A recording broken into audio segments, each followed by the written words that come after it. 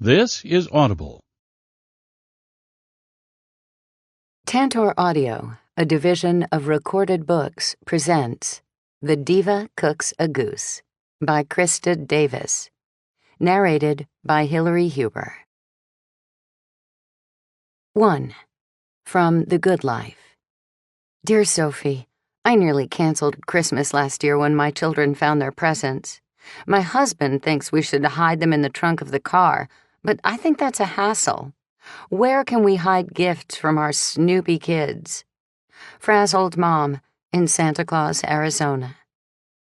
Dear Frazzled Mom, car theft is rampant during the holidays, so don't leave gifts in the car. Hiding them in almost plain sight is best. Consider the laundry basket with piles of blankets on top.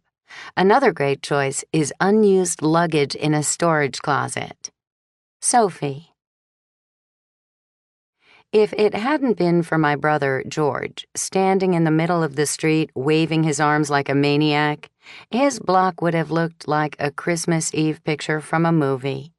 Strands of Christmas lights sparkled in trees, wound around porches, and traced roof lines. Light snow had begun to dance in the air, teasing that children might rise to a blanket of white on Christmas morning. But the harsh blue of a police car's strobe light zapped an eerie glow over the crowd of people milling on lawns and in the street. "Pull over there." Detective Wolf Fleischman, who sat next to me in my car, pointed to the right, next to the Grinch snow globe. The Grinch would have been hard to miss. Bigger than the people on the lawn, he bobbled inside a clear plastic orb, grinning evilly, and lit from below to show off fake swirling snow. The homeowners hadn't stopped there, though. 8 huge reindeer pulled Santa across the roof of the house, and a train set, big enough for a toddler to ride on, chugged on tracks through the front yard. My sister, Hannah, leaned forward in the back seat. "Thank goodness Mom and Dad are all right. I see them on George's front porch. When he called, I was afraid one of them had an attack or something." Hannah jumped from my car while it was still moving. Normally, I would have yelled at her, but I understood her anxiety. Our parents and brother, George, and his family, including his mother-in-law, had spent the evening at my house in Old Town Alexandria, enjoying our Christmas Eve tradition of feasting on Goose.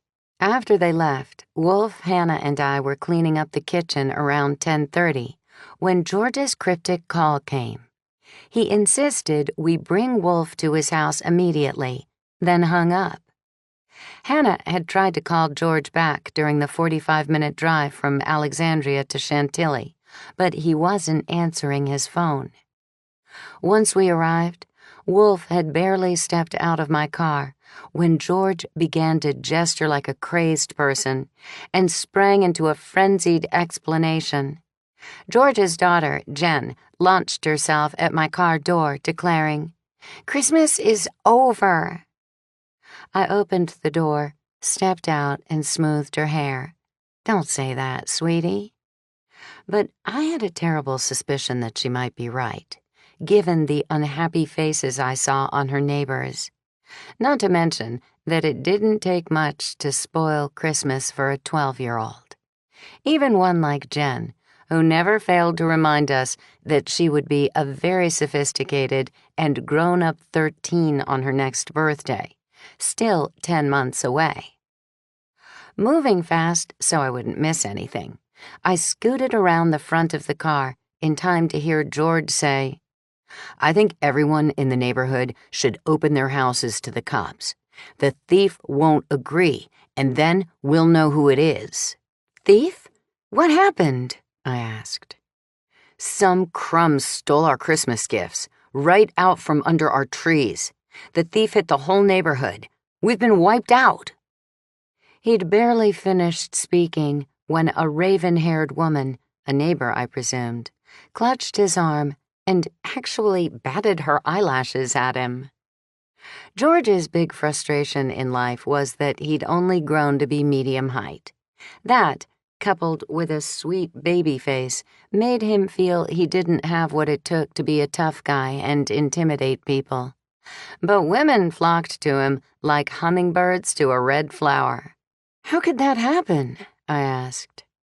George used his free hand to give the woman a reassuring pat on her shoulder, but cast an impatient look at me. "Apparently, he did it during the community party earlier today. People were either away visiting relatives or at the party. That's why I think it was an inside job. The thief had to know that everyone would be over at the community center.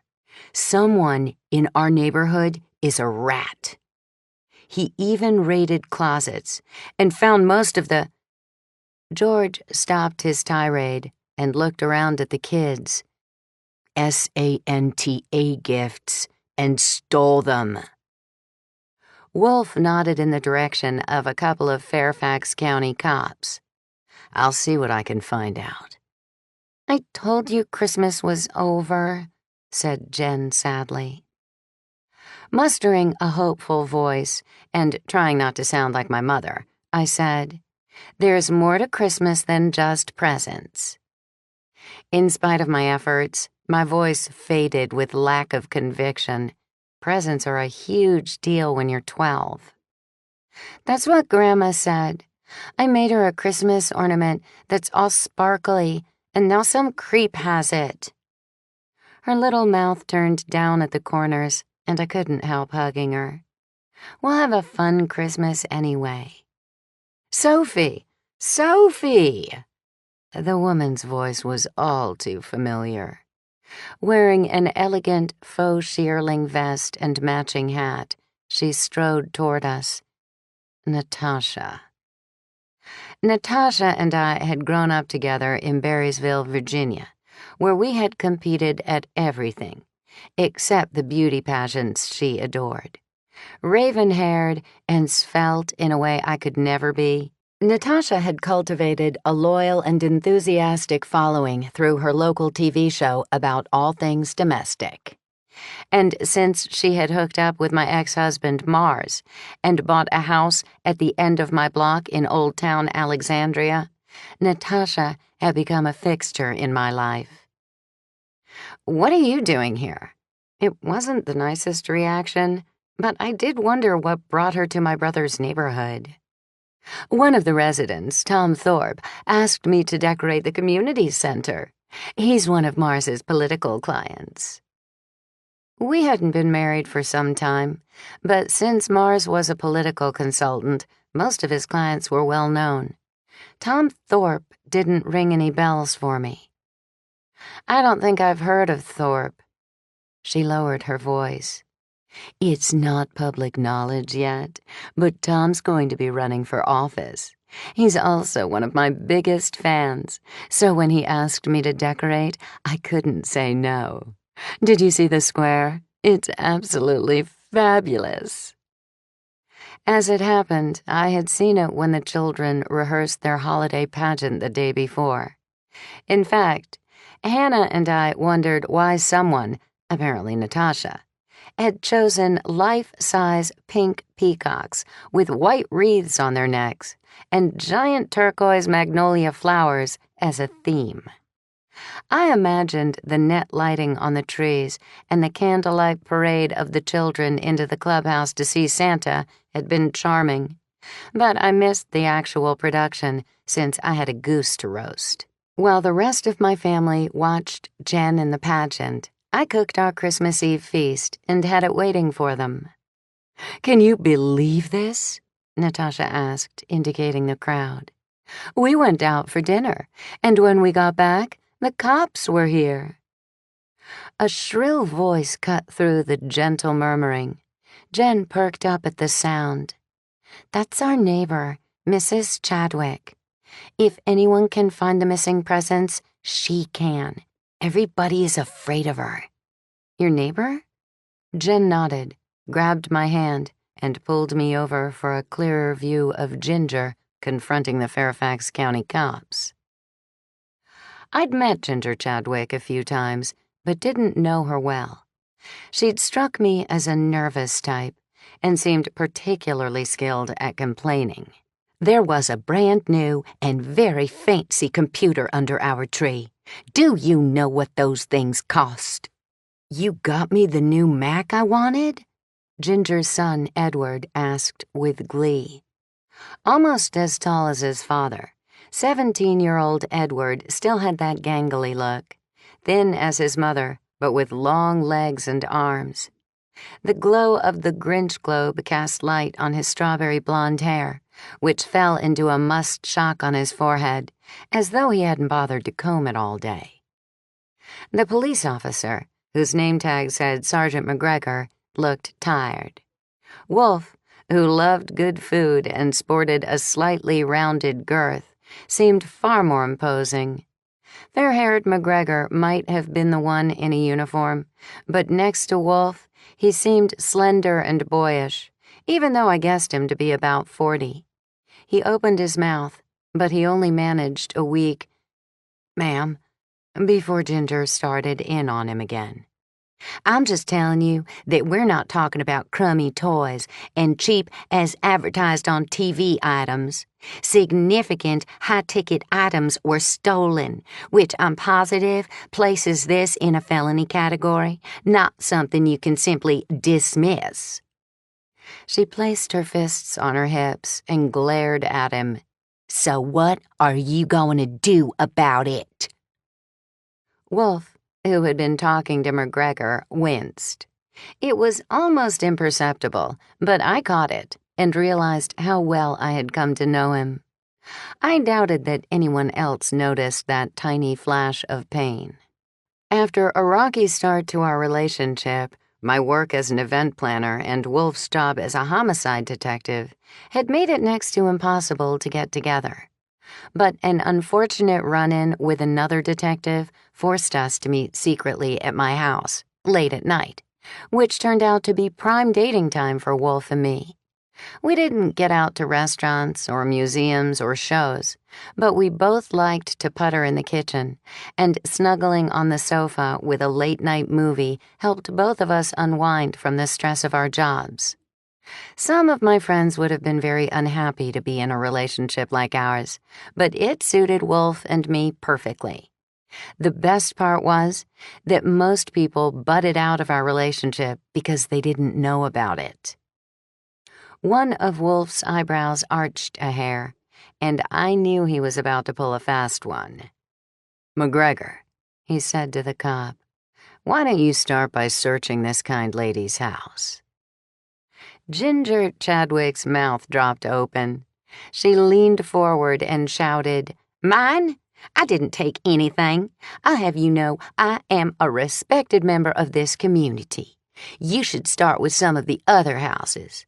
I happen to know that some of our neighbors have holiday guests and families with criminal pasts." A tall man with a rugged, square jaw and neatly trimmed silver hair that glowed under the sparkling Christmas lights glowered at Ginger and muttered, "Careful, Cruella. I wouldn't throw any stones if I were you." "Who's that?" I asked Jen. "Mr. Thorpe. That's his house with the Grinch and the train." Even though he towered over her, Ginger didn't back off. "Well, if Santa's boot happens to fit—" "Huh?" I looked to Jen. "Mr. Thorpe played Santa at the pageant today." McGregor stepped between them. "Which house is yours, ma'am?" Ginger's lips puckered with displeasure. She waved toward her house next to my brother's, and in the dim glow of festive lights, the long, lean silhouette of her son, Edward, was visible sprinting home. 2. From The Good Life. Dear Sophie, I love Christmas, the baking, the wrapping, the decorating. And then I see the tiny Christmas lights and everything sours. My husband and I have a cheer-killing fight every year about those tangled tools of torment. We put up a lot of lights and can't afford fancy reels for all of them. Any suggestions? Tangled up in Nantiglow, Pennsylvania. Dear Tangled Up, there's an easy and free way to keep those lights untangled. When taking them down, hold the non-plug end in the palm of your hand. Wrap the cord loosely around your hand until it begins to form a ball. Then slip it off and keep wrapping the lights around the ball. End with the plug on the outside so you can easily check to see if they still work the following year. They'll stay in a ball all summer and be ready to use next Christmas. Sophie. As though it were a party, the entire crowd shuffled across the street behind Ginger and the policeman. No snow globes or animated displays occupied Ginger's yard. 2-foot-tall lighted pine trees lined her sidewalk. Fancy topiary trees flanked the short stairs to the front porch, and lights glittered in heavy white pine swags on the railing. On the lawn in front of the railing, a family of life-size caroler dolls, dressed in Dickensian fashion, posed, mouths open, as though they were mid-song. I didn't see Scrooge, but Tiny Tim, leaning on his crutch, appeared to join in the silent song. Faux streetlights with flickering flames flanked the carolers.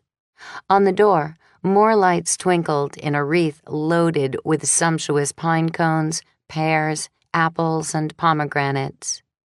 I'd seen the very same wreath at a florist shop in Old Town, but passed on it when I checked the price. Ginger had spent some major bucks on her Christmas decorations. Natasha leaned toward me. Nice, but uninspired, don't you think? Very Christmassy. I wanted to point out that it related to Christmas, unlike her pink peacocks. Magnolia leaves and flowers were a time-honored, elegant Christmas decoration in the South, but spraying them with turquoise glitter took them to a whole other level. In the spirit of this season, I bit my tongue and excused myself. I cut across the driveway to my brother George's house, where a Buick was backing into the street. My mother, Inga, and sister, Hannah, watched the goings-on from the porch. "Is that Dad's car?" I asked. "Lacey is beside herself that Jen won't have anything to open tomorrow morning. She's so distraught, poor dear, that Dad offered to drive her and Marnie around to see if they can find any open stores. It's a hopeless expedition, I fear. She and George bought Jen a new camera, and now it's gone." Poor Lacey. She and my brother George doted on Jen, their only child. Who wouldn't be distraught if Christmas was ruined for their children? "Along with the turkey for tomorrow," added Hannah. "The thief stole food, too?" It had to be more than one person to have taken so much. "They even snatched my sweet potato spectacular. I hope you have a lot of leftovers from the Goose dinner earlier tonight." Mom held her arms crossed against her chest, even though she wore a puffy down coat. She stretched her fingers toward me. "Let me see your left hand." I looked at my palm to see if it was dirty. "The other way," said Mom. I flipped it over, and she released a sigh big enough to have blown over the gigantic Grinch across the street. No ring. I was hoping one of my girls might receive an engagement ring for Christmas. Hannah snorted and laughed at me. "She must mean you, Sophie. I'm not seeing anyone." Just what I needed. Even the theft of Christmas gifts couldn't distract Mom from her quest to marry off her daughters. "I'm really very content with my life exactly as it is." It was the truth. After my divorce from Mars, I'd settled into a comfortable existence with loads of friends and a busy event planning career, not to mention writing my domestic diva advice column. Newspapers all over the country had picked it up, and to my complete surprise, an increasing number of readers wrote to me about their domestic problems. "I find that hard to believe," Mom protested.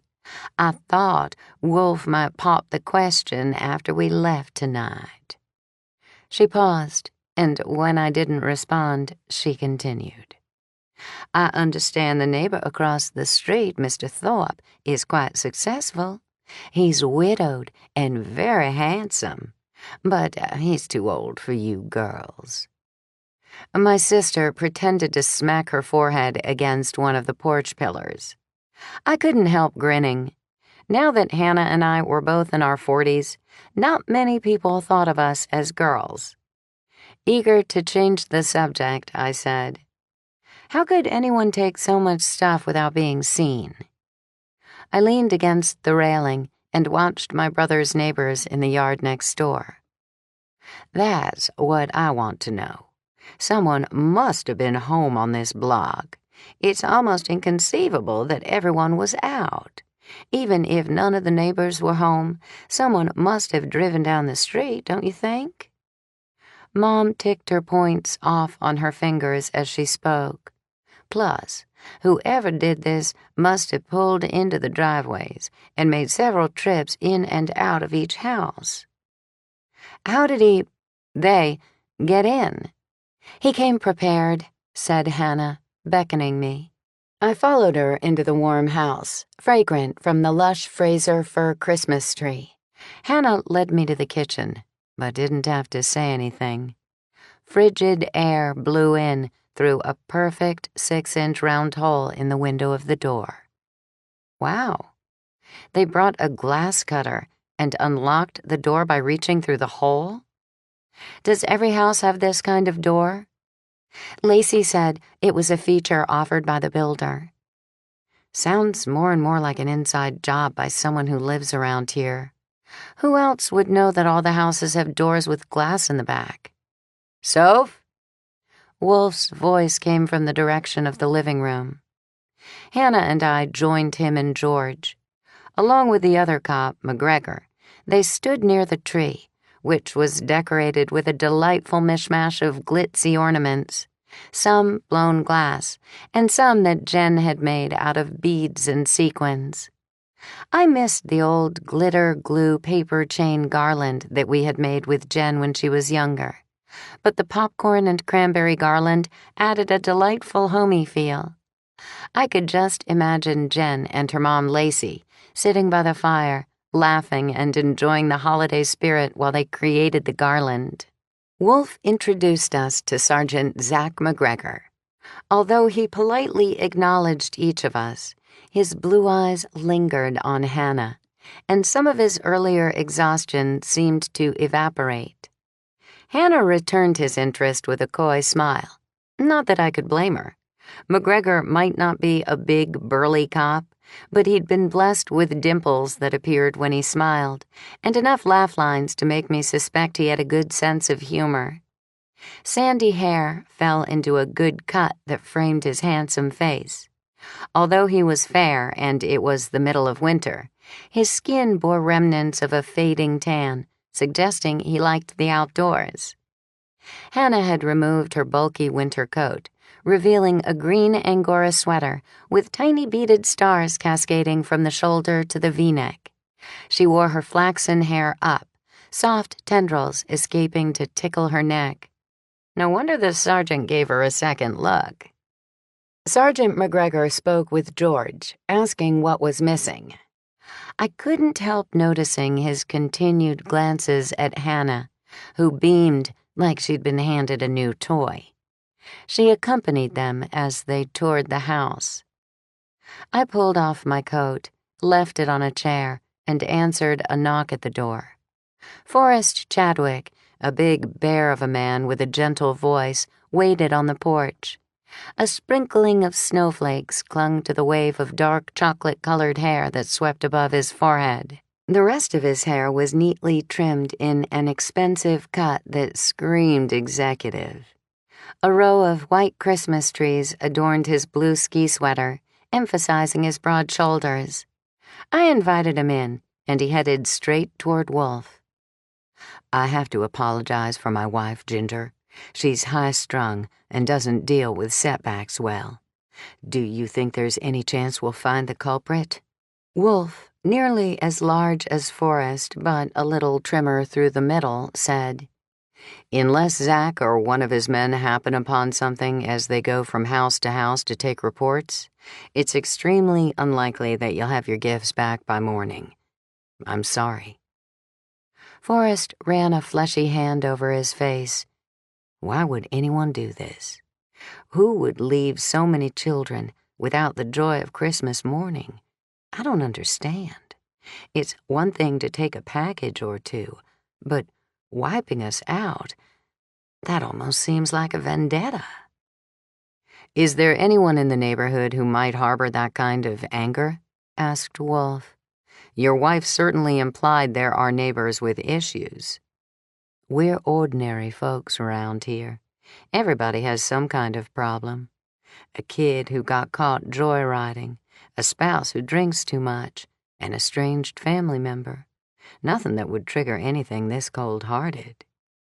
Is there anything we can do to help find the thief? A lot of our neighbors have little kids who won't understand why Santa didn't come." "What if everyone contributed a toy or two that their kids have outgrown?" I suggested. "We could collect them here, and the moms and dads could come by to select something." Forrest clapped me on the back.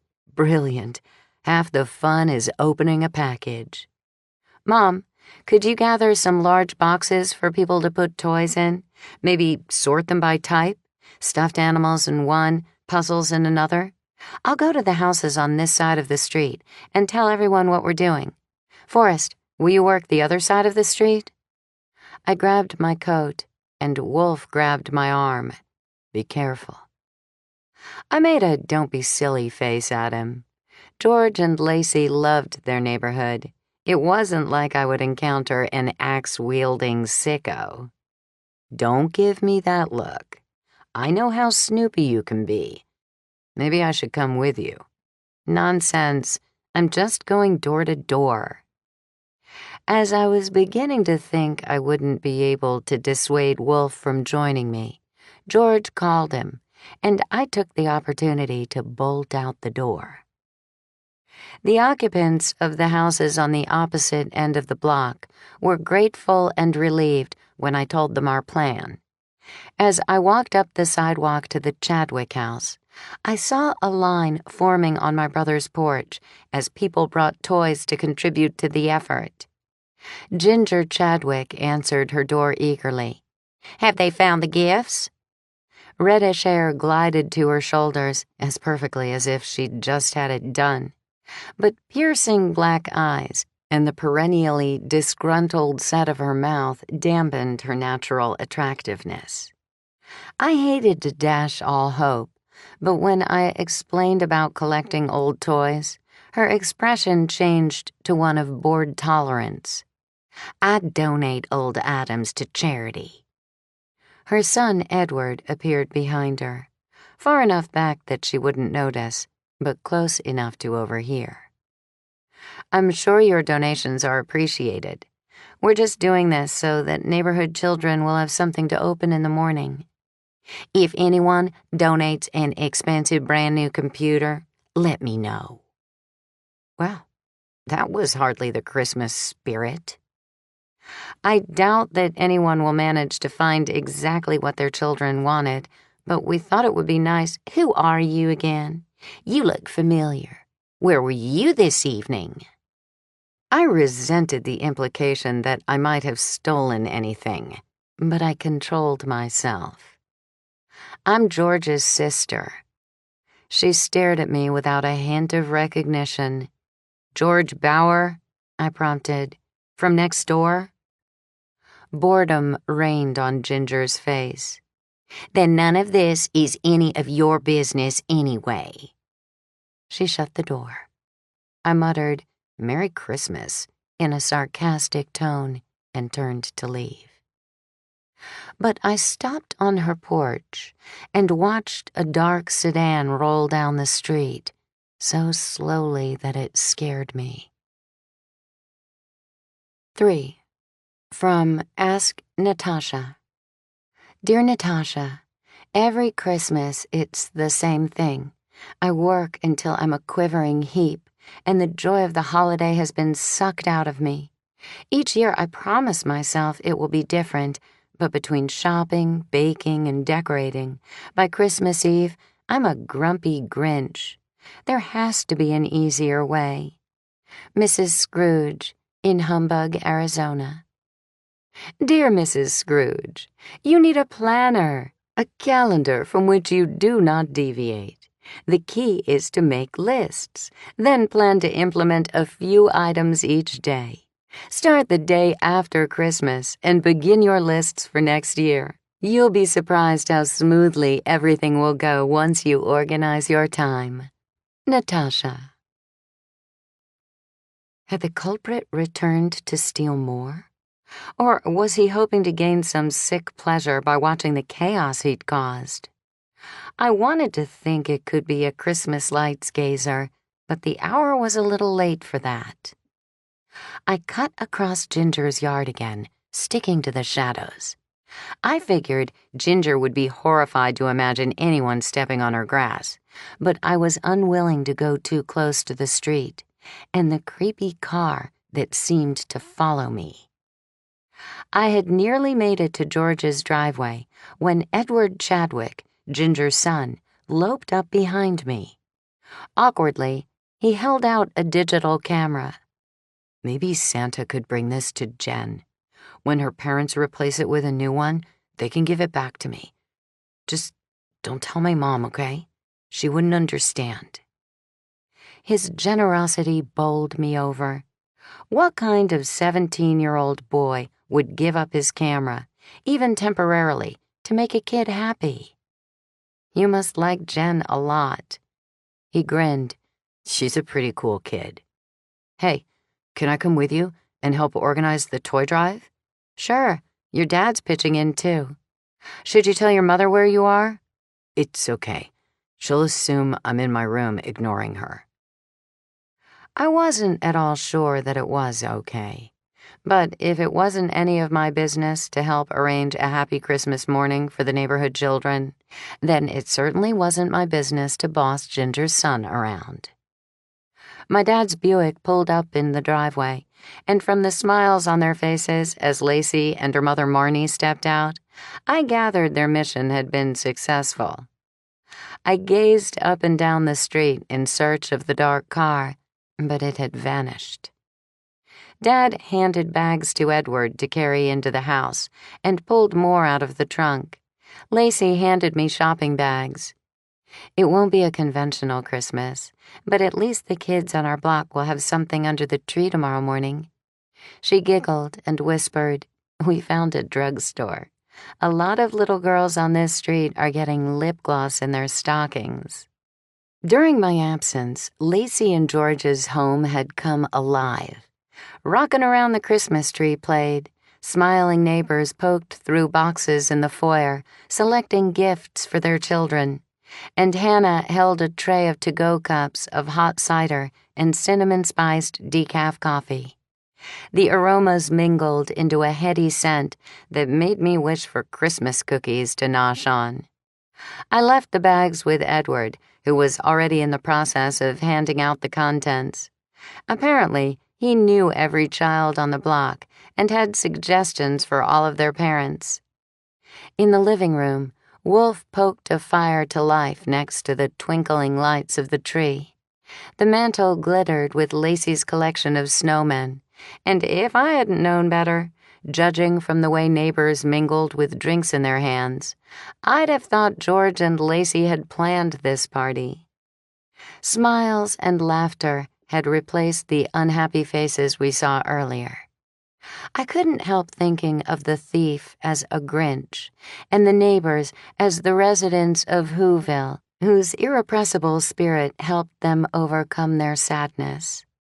The only problem was that I didn't think our Grinch would come sliding back to join in the merriment.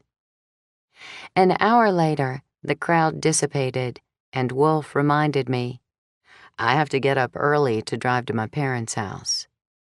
Bleary-eyed, I drove Hannah and Wolf back to Old Town through the snow that continued to fall. When we stepped out of the car, My street was deserted. In the wee hours of Christmas morning, my neighbors slept and traffic had vanished. The air held that special soundless quality that only accompanies snow. Wolf wrapped his arms around me, and freezing bits of ice melted on my flushed face as I turned it up to him. "Promise me you'll avoid Kenner while I'm away?" Like there was any comparison between my wolf and his counterpart, the dour detective Kenner. Kenner thought Wolf and I had broken up and had asked me out several times over the last few months. So far, I'd managed to dodge him. Being an event planner didn't lend itself to dating. I was out most nights working. "Don't tell me you're jealous," I teased.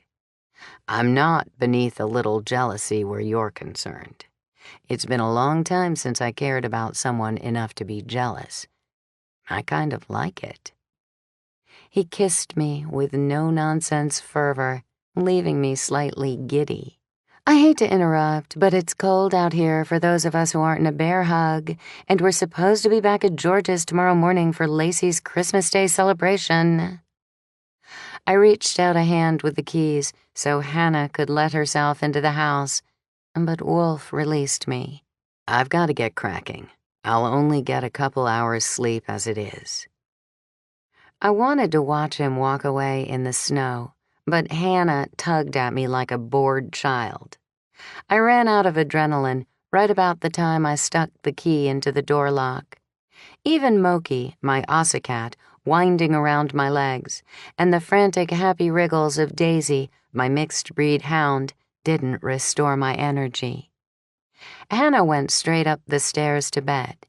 I tossed my coat over a kitchen chair, let Daisy out in the fenced backyard for a minute, and fed Moki.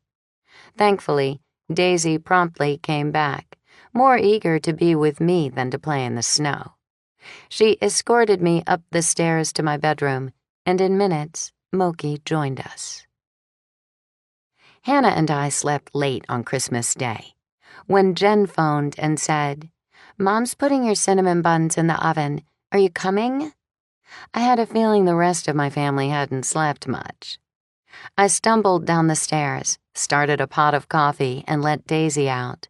Moki sat by his food dish, watching me expectantly, and Hannah staggered into the kitchen like the Bride of Frankenstein. "Ugh, I'm too old to stay up half the night." She rubbed her face and yawned. "I feel hungover, and there wasn't even any liquor, men, or general debauchery involved. Although that one cop was cute." I smiled at the memory of Wolf's kiss in the falling snow. "Too bad. I called dibs. He's mine." Hannah's face wrinkled up. "Not that one, the Zach cop." Her eyes finally opened to a normal width. "Oh, do you think he'll be there today? Do you have any cucumbers? I'm all puffy." "No cucumbers, sorry. And I doubt he'll come on Christmas Day. He probably has a police wife and 4 little police children at home." "Did Wolf tell you that?" I poured each of us a mug of steaming gingerbread-scented coffee. "No, but most people don't want to work on Christmas." Hannah slurped coffee and opened the door for Daisy, who shook snow off her dark coat, wagged her tail, and stared at Hannah hopefully. Hannah bent forward for a doggy kiss. In a sugary voice, she said, "Daisy, you have no idea how glad I am that I don't have to walk you in this weather." I thought we'd take her with us. If Jen's full of energy, she can walk Daisy in the snow. I felt a little bit guilty for leaving Moki home alone, but then, sometimes, I thought he enjoyed a quiet day by himself, and he surely wouldn't like the snow. The phone rang again, and the two of us looked at each other. "Mom?" I asked. "I bet it's Lacey. You know how uptight she is." I finally answered and gave Hannah a thumbs up. Lacey launched into a frenzied explanation of the fact that the thief took food, as though I hadn't been at her house last night. I promised to bring food with me and handed Hannah the phone, in spite of the fact that she waved her hands no. An hour later, we'd packed the car with food, frozen, fresh, and leftover, and Daisy, Hannah, and I were on our way back to Chantilly. Hannah applied makeup as I drove, and Daisy, who stood in the back of the SUV, hung her head over the console between the front seats. "Do you think this is too sappy if Cop Zach happens by?" I gathered she meant her outfit, a red turtleneck topped by a midnight blue sweater, on which Santa and his reindeer streaked across a sky. You never know what a guy will like. Jen will adore it, though. I don't need to impress Jen. Daisy! I tried to keep my eyes on the road, but prepared to pull over. What's wrong? She licked my blush. That can't be good for her. Her? This stuff costs a fortune. I ignored my sister and focused on the road, slick with melting snow. The brief howl of a siren bleated behind me, and a flashing light reflected in my rearview mirror. Oh, crud.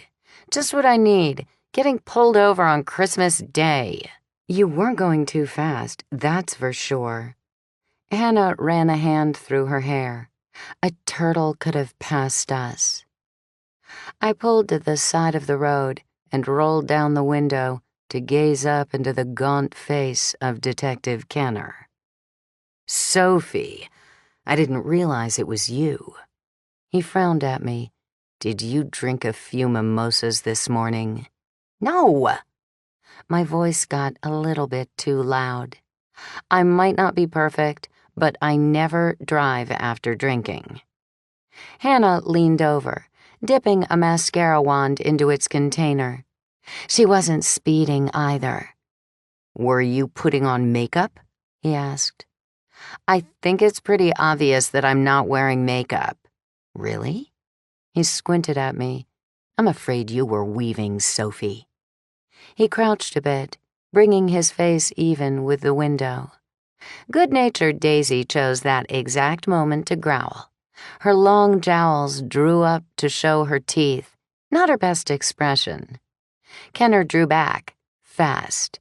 Impressive guard dog you have there. What is she? Some kind of hound? Hound mix. I wasn't about to tell him she was really a sweetheart. Kenner bounced a fist off the car door. Then you two have a Merry Christmas, and try not to weave anymore, Sophie. Hannah and I wished him a Merry Christmas, and I pulled back onto the roadway before he returned to his car. Is that the cop who is jealous of Wolf? Apparently. I find it hard to believe that he's smitten with me. Me too. But he must be. You know he pulled you over on purpose when you hadn't done anything wrong. Not much to look at with those sunken cheeks. Hannah reached back to stroke Daisy. Good girl for growling. Is that him following us?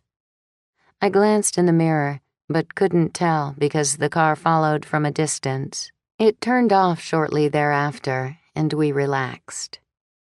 Although the main highways had been cleaned, as we neared George's neighborhood, I slowed to a crawl since the snow removal trucks hadn't been through yet. It made for a sparkling winter wonderland effect. The huge Grinch still bobbled inside his bubble, and kids dodged around it, throwing snowballs at each other. I pulled into George's driveway to leave the street clear in case the county truck came through to clean it. Jen bounced over to the car immediately, snow crystals clinging to her jacket, evidence that she hadn't managed to avoid all the snowballs pelted her way. Her cheeks glowed from the fresh, cold air, and I was thrilled to see her happy. The Grinch who tried to ruin Christmas hadn't succeeded. She opened the back hatch, and Daisy leaped out. They chased each other until Jen caught Daisy, and they fell, rolling on the fluffy white ground. The door to George's house opened. My dad, Paul, still sprightly and good-looking for a retiree, hurried to the car with George. "Thank goodness you're here. I thought Lacey, her mother, and your mom might start a war over food. You have no idea how close we came to eating omelets for Christmas." I wouldn't have minded omelets, actually, and wondered how pleased he would be to find that I'd brought bratwurst and pork chops from my freezer. The leftover goose from the night before wouldn't be enough to feed everyone. Dad and Jen, her dark hair shining in the sun that made a brief appearance, carried bags and boxes into the house. I pulled the Christmas presents I'd planned to give my family out of the car and asked George, "How did it go this morning?" "Terrific. The kids have some weird toys, and the snow helped. Tom Thorpe, who lives across the street, played Santa yesterday at the community party, and he still had the suit. He put it on early this morning and went to all the houses with little kids and shook sleigh bells. There are a few who are convinced Santa was here. Then Edward organized a neighborhood snowball fight. It actually turned out to be a fun holiday for the kids." "Tom sounds like a good egg. Is that the guy Mom likes?" asked Hannah. "What is it with her? She's determined to find someone for him. Honestly, it's embarrassing the way she tries to matchmake for everyone." George shook his head and led the way up his walk. I deposited packages under the tree and ventured, with some trepidation, into the kitchen. The heavenly scent of cinnamon and yeast bread lingered in the air. I helped myself to a bun with sugary cream cheese icing and realized that Dad hadn't been kidding about the tension in the kitchen. Strands of hair frizzled around Lacey's forehead, and her face flushed redder than the velvet bow on the wreath over the kitchen sink. Unlike Jen's pink cheeks, I had a bad feeling the mothers were the cause of Lacey's flushed and disheveled appearance. My brother had married a beauty. Petite and always pulled together, Lacey was a bit of a control freak. More than a bit, really. She made lists for everything. A list of contents was taped to her freezer. A corkboard hung in the kitchen with lists for groceries, chores that needed attention, and a gigantic calendar Lacey had made on her computer, with color-coded information about their activities. At the moment, she stood in front of the stove, holding a list of some sort in trembling hands. Her sister, Shauna, almost 10 years younger, sat at the kitchen table, calmly applying blood-red nail polish, evidently oblivious to Lacey's distress. I knew Shauna from The Laughing Hound, a restaurant near my house where she waitressed. Every bit as beautiful as Lacey, Shauna wore her lustrous brown tresses longer and dieted constantly in a never-ending battle with extra pounds. Mom's eyes twinkled as she admired Shauna's manicure. "Shauna's expecting an engagement ring tomorrow." Great. Not that I wasn't happy for her, but my mother would take every possible opportunity to remind me. "I thought he would give it to me last night." Shauna blew on her nails. Wouldn't that have been romantic? An engagement ring on Christmas Eve? But he didn't. So I think he's waiting for his mother's big Boxing Day party tomorrow. You won't believe what she has planned. I don't want to give away any surprises, but it's going to be sweet.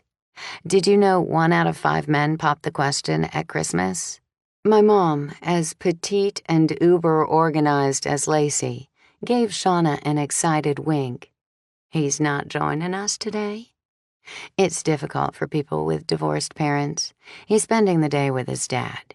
He's genuinely relieved that his mother finally met someone, so she won't be alone today. Shauna slapped a hand over her mouth and turned her eyes to her mother, Marnie. An awkward silence fell over us. Lacey had warned me that this would be Marnie's first Christmas apart from their dad. Mom came to the rescue by changing the subject. "I hope you brought cranberries, Sophie. It's just not Christmas without cranberries." "You're not serving pumpkin pie, are you?" asked Marnie. Lacey gulped and mashed her eyes shut. When she opened them, she snapped, "This Christmas, you just have to eat whatever is served." She ripped her list into tiny shreds. "It's not like I didn't plan a nice dinner." "I just don't want to see pumpkin pie is all. For the rest of my life, I'll associate it with the day your father left." From the way Lacey's hands clenched the shredded list, I knew I had to find a way to get the moms out of the kitchen. Fast. "Mom," I said casually, as if I hadn't noticed anything wrong. "Hannah was wondering if she's dressed right in case that cop Zach comes by today. Did you find out if he's single?" It was cruel of me to sick her on Hannah, but there was no gift, other than an engagement announcement, I could have given my mother that would bring her more pleasure than the notion that Hannah might be attracted to someone. Amazement flashed over Mom's face, and she bolted from the kitchen, still wearing an apron. Marnie was a little tougher since I didn't know her well. A perfectionist like Lacey, she stood in front of Lacey's pantry, scowling. "What an odd assortment of staples you have. If you recall, I offered to buy you a freezer. If you'd taken me up on it, we wouldn't be in this mess." I munched on the sweet bun, laden with heady cinnamon and nutmeg, and eyed Marnie, wondering what would prompt her to abandon the kitchen. A little bit taller than Lacey, Marnie kept in good shape. She didn't have a runner's leanness, though. I would bet on aerobics, yoga, or one of those women-only exercise clubs. She wore a sweater vest featuring polar bears with three-dimensional mufflers embellished with tiny bells. I wasn't sure about the connection to the holiday, but one thing seemed clear to me. She'd worn it for Jen. "George told me Jen had a great Christmas morning," I said. "I'm so glad. But she seemed very flushed and wet from the snow when I came in. You don't think she's coming down with anything, do you?" Alarm registered on Lacey's face, and for a moment I thought my plan to clear the kitchen might have backfired. Fortunately, Marnie proved to be the devoted grandmother I'd suspected. "I'll check on her, sweetheart." I grinned at Lacey as her mother rushed from the kitchen. Lacey scowled at me. "Is Jen really sick?" I shook my head. "No, but the cold air has pinked her cheeks nicely, just enough to distract a doting grandmother. So what can I do to help?" Lacey looked around her nearly vacant kitchen and then stared at me, speechless. For a moment, I thought she might burst into tears. "I have to learn how to do that." She blinked hard before moving into boss mode. By the time our mothers reappeared, potatoes cooked in a huge pot, the remaining meat had been picked off the goose, a green bean casserole baked in the oven, and a pot of red cabbage with heavenly roasted chestnuts cooked on the stove.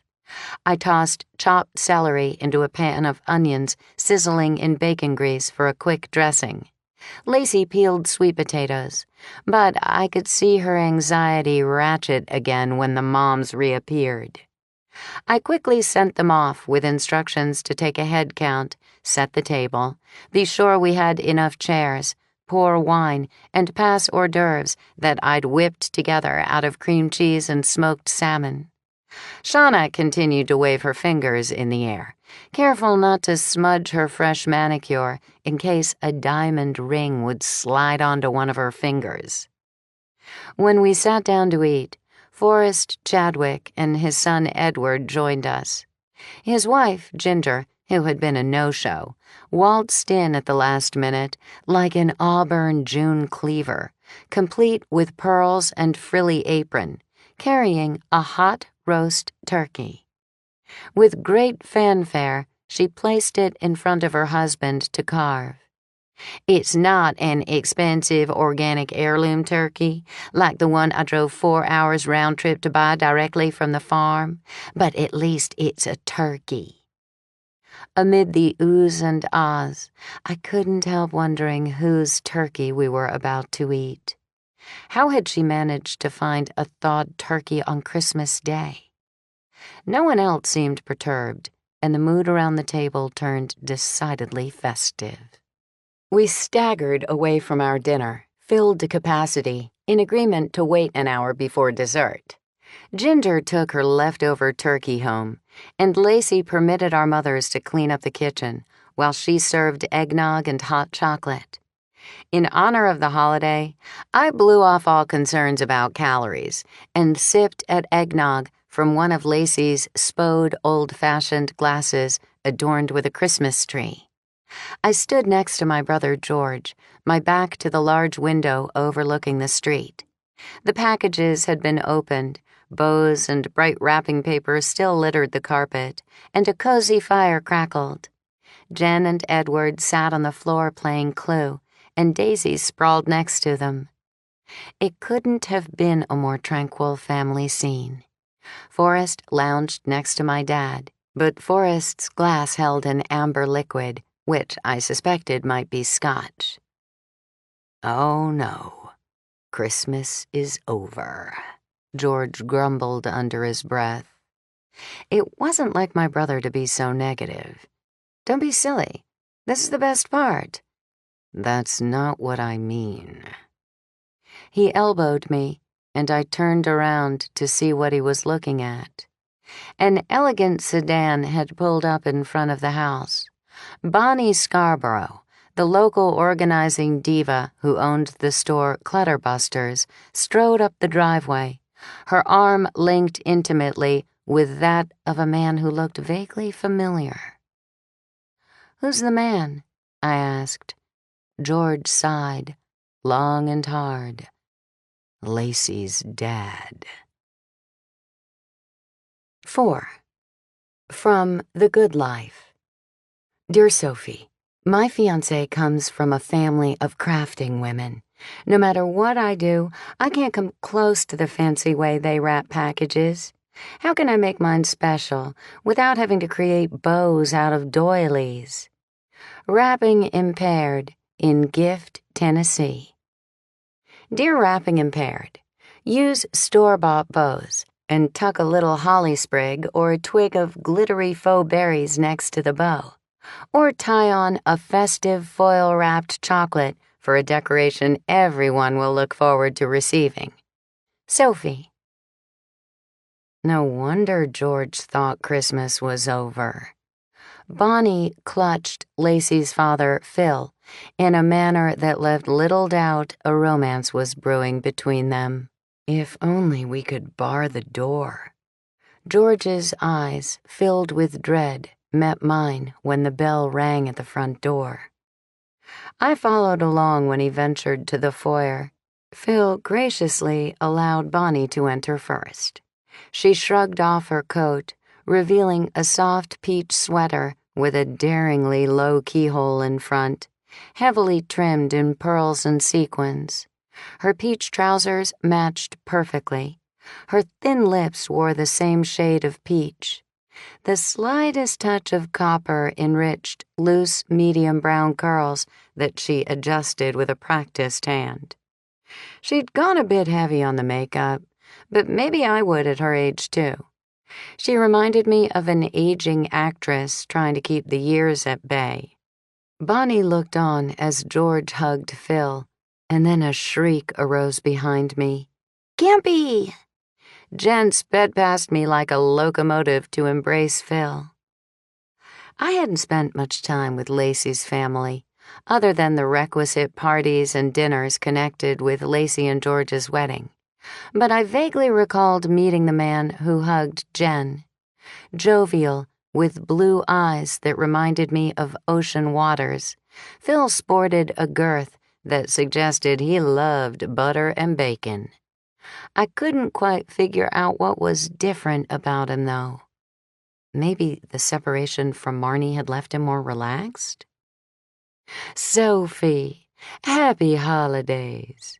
Bonnie hugged me. What luck running into you. I've been wanting to talk to you about a business proposition I have. But then, behind me, Marnie said, Phil's here? I didn't hear another word Bonnie uttered, because my heart sank at the hope in Marnie's voice. I couldn't imagine what Phil was thinking when he grasped Bonnie's hand and entered the living room. Lacey, Shauna, and their mother Marnie appeared to be paralyzed. In shock, really. In a horrible silence that seemed to last far too long, Lacey lost her grip on a platter of cookies, and it crashed to the floor.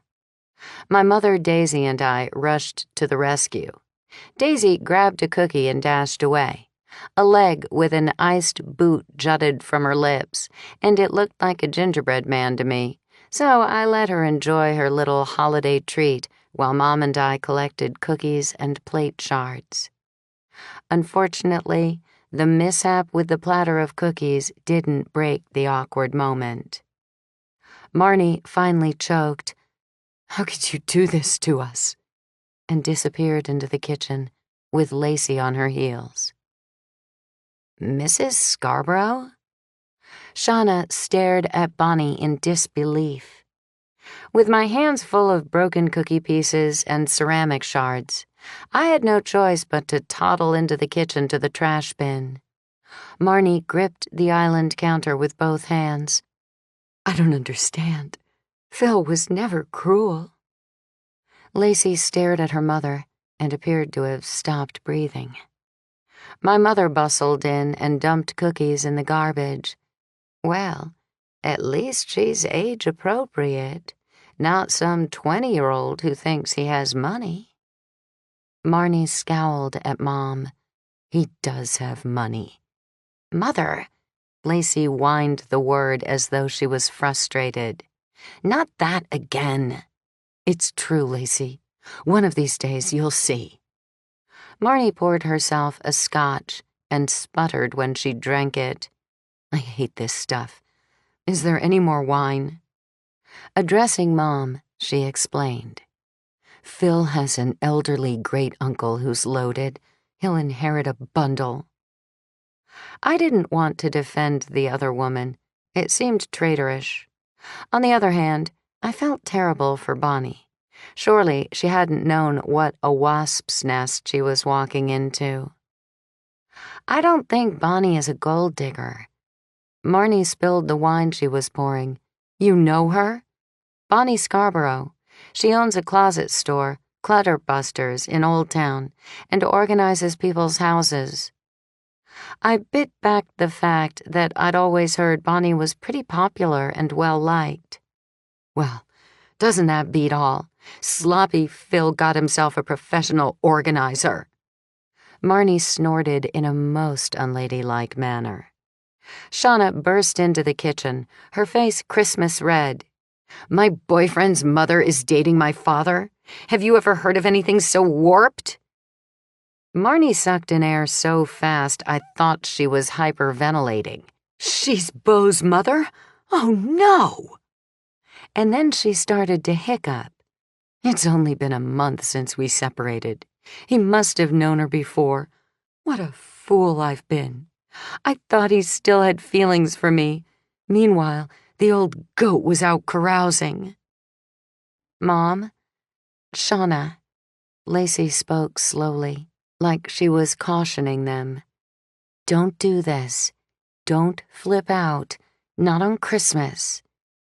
Flip out? I wondered if they were prone to displays of temper that I didn't know about. In any case, it seemed an appropriate time to leave Lacey alone with her mom and sister. I cocked my head at my mom and raised my eyebrows. Fortunately, she understood my message, and the two of us returned to the living room, where Jen ripped into a fancy package. The silver paper gleamed with a gold brocade-like pattern. The large bow had definitely been handmade of translucent, shimmering gold, and silver flowers glimmered around it. Any adult would have opened it delicately, loath to destroy the pretty wrapping. But Jen cast the fancy trappings on the floor and eagerly opened a box. "Oh, it's a doll." I hoped neither Phil nor Bonnie picked up the disappointment in her voice. With the exception of stuffed animals, Jen had lost interest in dolls around the age of 9. I leaned over her shoulder to see it and wondered what they'd been thinking.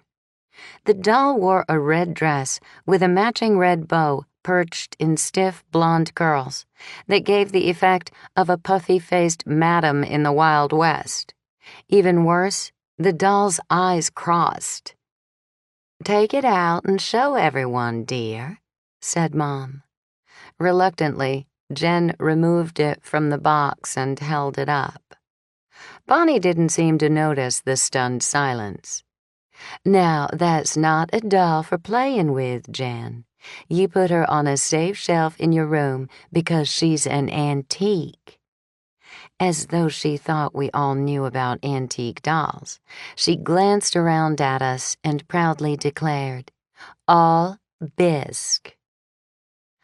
I could tell Jen was about as excited as I would have been to receive the ghastly doll as a gift, but she had the sense and manners to thank Bonnie and plant a big kiss on Phil's cheek. Bonnie made her way to me. What a nice child. Now, about that business proposition. In January, everything is about organizing. I was over at your website recently. You've done such a lovely job with it. And I thought, why don't Sophie and I make some organizing videos? She beamed at me.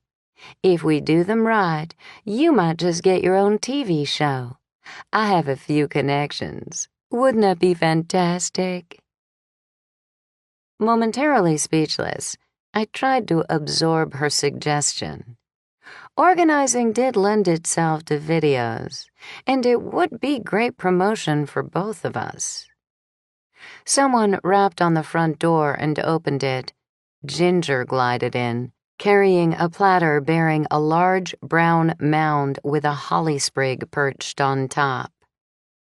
"My, doesn't that look delicious?" raved Bonnie. She placed her hand on my arm and whispered, "Think about it and get back to me." "Steamed plum pudding, just like the Cratchits ate," declared Ginger.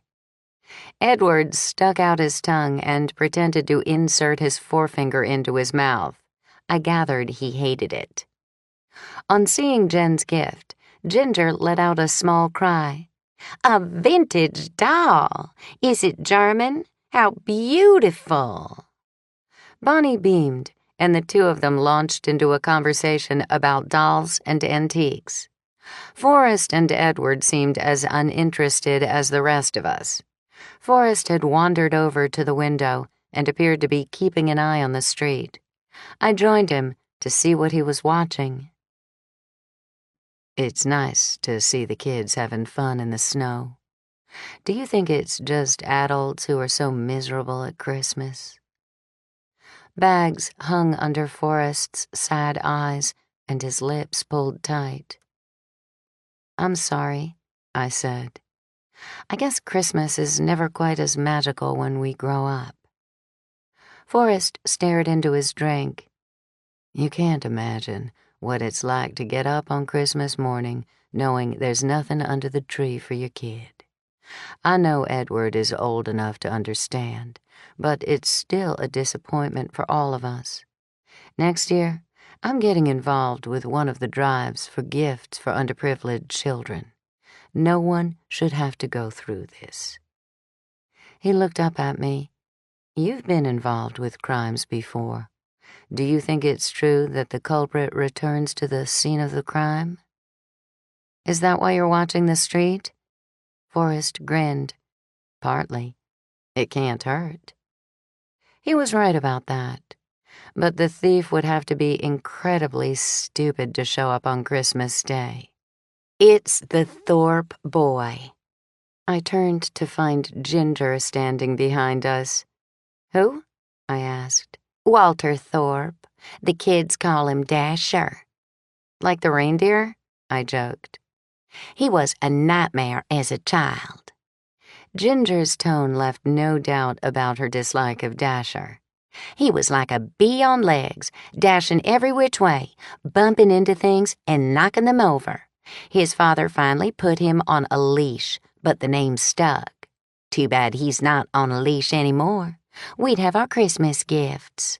An angry tinge laced Forrest's tone when he said, "Why can't you ever give anyone a break? The kid made a mistake. That doesn't mean he's responsible for every crime forever after."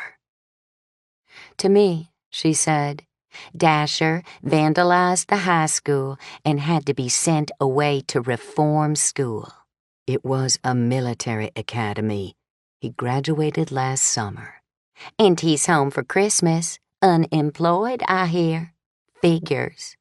What would you expect from a child whose father has the garish taste to blow up a Grinch big enough to be seen from planes landing at Dulles Airport?" "At least he came home for the holidays," Forrest snarled. Clearly in the middle of a private squabble between Forrest and Ginger that I didn't understand, my skin crawled and I wanted to slink away. Thankfully, Marnie finally made an appearance. She wore enough makeup to cover an 8-day crying jag. Holding her head high, she announced, "Dessert is now served. Please come and help yourselves." Someone had changed the tablecloth to a bright red weave with green trim. Highly polished red and green apples formed a pyramid on a silver platter in the center of the table. A stack of elegant, spode Christmas tree dessert plates waited for use, next to red and green napkins, folded on the diagonal and layered decoratively, so they overlapped. A bowl of vanilla sauce sat next to Ginger's steamed pudding. Cookies of all shapes and types nearly overflowed on their platters, and at the far end of the table was a glamorous red velvet cake. A piece had already been cut, showing off the red cake inside. The 12-year-old sophisticate's eyes nearly bugged out. She and Edward wasted no time loading plates and popping cookies into their mouths. A hopeful Daisy followed them, wagging her tail and waiting for crumbs to fall. I held my breath as Phil and Bonnie approached the dining room where Marnie stood. Cool and distant, Marnie said, "Hello, Philip. How nice that you could bring your little friend." I thought Bonnie might lash out, but she said calmly, "So nice to meet you, Marnie. Are you responsible for the lovely centerpiece?" "Lacey made it, inspired by Natasha's show." Bonnie acted like she was chatting with a new friend, not the woman whose husband she was dating. "Natasha is so talented. No wonder she has such a loyal following." She helped herself to a thumbprint cookie. "I so envy you living in Old Town." Ginger glanced over her shoulder and whispered, "I've looked at a house for sale 1 block away from Natasha's house. Some old professor died, so they have to sell it. It's overpriced if you ask me, but it's my dream house. I'm hoping Forrest might get a promotion so we can swing it." "I know that house. It's gorgeous. Well, I'm the envious one if you can afford that place." Shauna sidled up next to Bonnie and helped herself to a generous piece of red velvet cake. "Do you need a hand with anything for your party tomorrow, Bonnie?" I squelched a snort. Would Shauna be more helpful to her potential future mother-in-law than she had been to her sister? Bonnie flashed a broad smile at Shauna. "You're an honored guest. You don't have to do a thing but show up in a pretty outfit. I'm just so pleased that you and Beau will be there." Marnie shifted from one foot to the other, and what I thought was meant as a smile wrinkled her lips like she'd licked a lemon. Who could blame her? Clearly, she hadn't anticipated attending a party for her daughter in which her husband would be the date of the hostess. The doorbell rang, and even though it wasn't my home, to be helpful, I answered the door. A young woman with a ring hanging in her nose and wild hair the color of coal said, "I was told my dad might be here." I didn't think so, but before I could say anything, she cried, "Daddy!" and launched herself at Forrest. "Pumpkin, you came." He embraced her in his arms like he might never let go.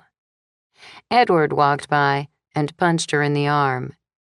"When do you get so tall, Rugrat?" she asked. "Emma?" Ginger held her dessert plate in one hand and a cup of coffee in the other. "How nice of you to join us after all." She regarded Emma stiffly. "Honestly, I hate these modern fashions. You look positively pregnant. Maybe we can go shopping at the sales tomorrow and get you something a little nicer."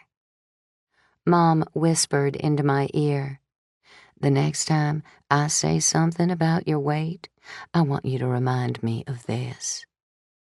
I was glad Mom realized how awful Ginger was being to her daughter, but Emma did look pregnant. "Shopping for little teeny clothes might be more appropriate, Mom." "You mean?" Forrest beamed and hugged his daughter again. But a shadow crossed over Ginger's face. "I know you like to torture me, Emma. Never mind all the things I've done for you, beginning with hours of painful labor, but that's not funny." Emma placed a proud hand on the top of her tummy. "I'm not joking." Ginger sat down and primly sipped coffee. "At least tell me that you have a husband and a job." Emma borrowed her dad's fork and took a big bite of the slice of red velvet cake on his plate. Her mouth full, she said, "We're selling our art at craft shows." "We? My sister found a guy who didn't dump her after the first date?" "Edward!" Sitting so straight it made my back hurt, Ginger daintily ate a bite of her steamed pudding. Forrest raised his eyebrows in fatherly alarm. "Emma," he said gently, "you're not traveling around to craft shows with some stranger." "Of course not. It's Dasher." Ginger's plate of steamed pudding tumbled to her lap, and she grabbed her throat. 5. From Ask Natasha. Dear Natasha, I'm so inept at decorating for the holidays that my friends make fun of me. I can't afford life-size Santas, animated figures, or a forest of poinsettias, and small decorations just go unnoticed. Any easy decorating suggestions that won't leave me broke? No partridges in Pear Tree, Tennessee. Dear No Partridges, do you have pears? Fruit makes beautiful Christmas decor, especially pomegranates and rosy pears nestled among pine greens. If that's not your style, pop colorful Christmas candies into glass bowls and use them to decorate. Or take a walk to collect pine cones and nuts, spray paint them gold or silver, and cluster them in glass bowls and vases for an understated, elegant look. Natasha.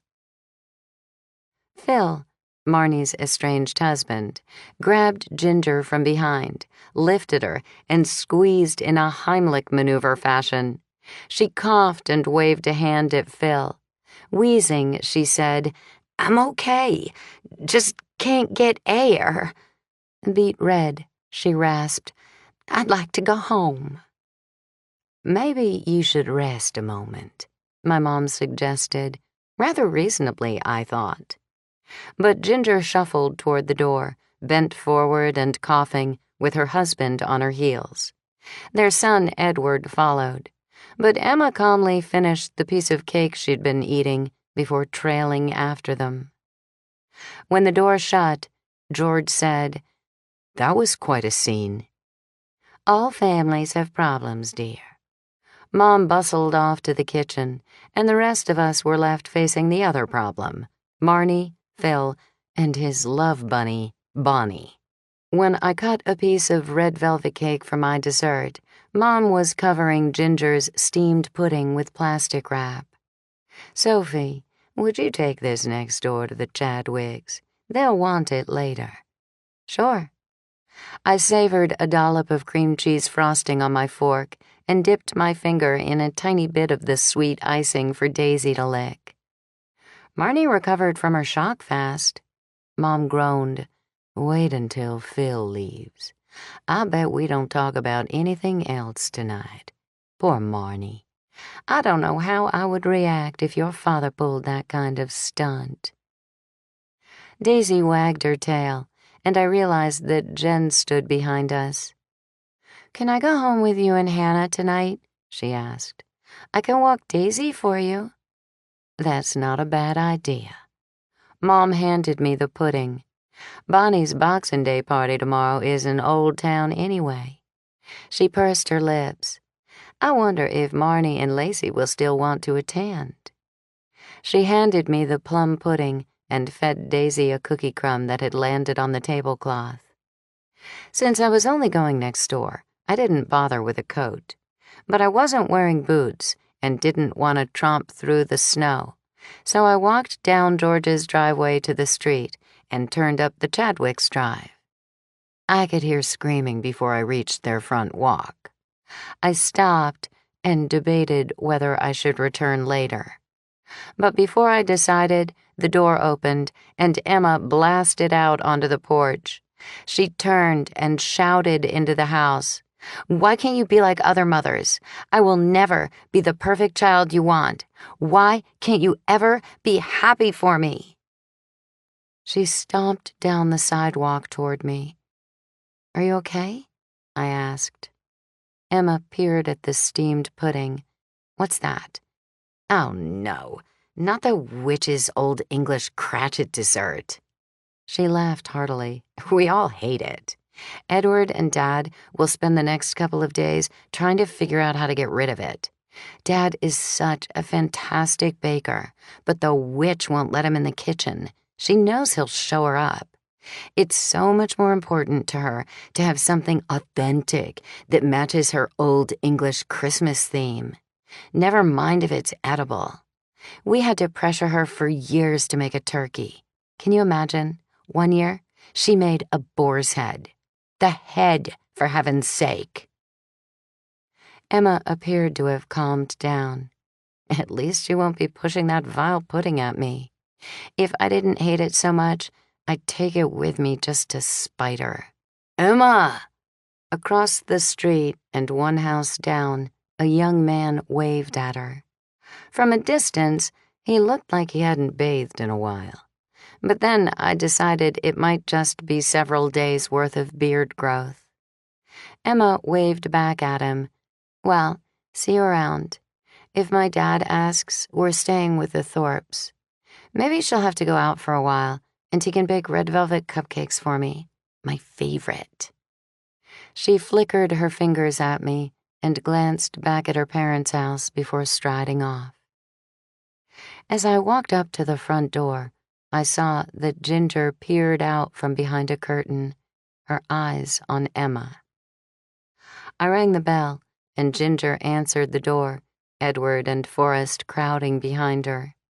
Their crestfallen expressions told me they'd hoped Emma had returned. I held out the pudding to Ginger, who took it and coolly thanked me. The stress of the family turbulence showed on Edward and Forrest, but Ginger had composed herself, and if I hadn't seen and heard it, I would never have guessed she had just had a screaming match with her daughter. An hour later, we had packed Jen's outfit for the party the next day and loaded the car with an odd assortment of leftovers. Hannah, Jen, Daisy, and I drove away, looking forward to a fun night of movies and girl talk. I didn't envy my parents or Lacey and George. Marnie was sure to be obsessed with Phil and his new relationship with Bonnie. The next day, instead of hitting post-Christmas sales, Hannah, Jen, and I took a long winter walk with Daisy. Then we enjoyed a leisurely brunch of crab meat quiche at home before dressing for Bonnie's Boxing Day party and strolling down to the Laughing Hound. My friend Bernie ran the chic restaurant for an absentee owner and had turned the place into one of Old Town's most popular dining spots. Bernie greeted us at the door, his sandy hair tousled as usual, and his British accent charming. "Merry Christmas, Bower ladies." He hugged each of us. "Bonnie booked the conservatory room for the party. You know the way, don't you, Sophie?" I assumed he meant the dining room with a glass roof and wall that overlooked a garden. I nodded, but he was already greeting more guests, so I motioned for Hannah and Jen to follow me.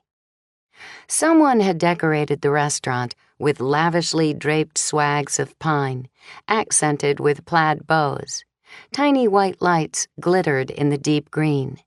It was tasteful and festive until we stepped into the conservatory room, where someone had gone wild with candy.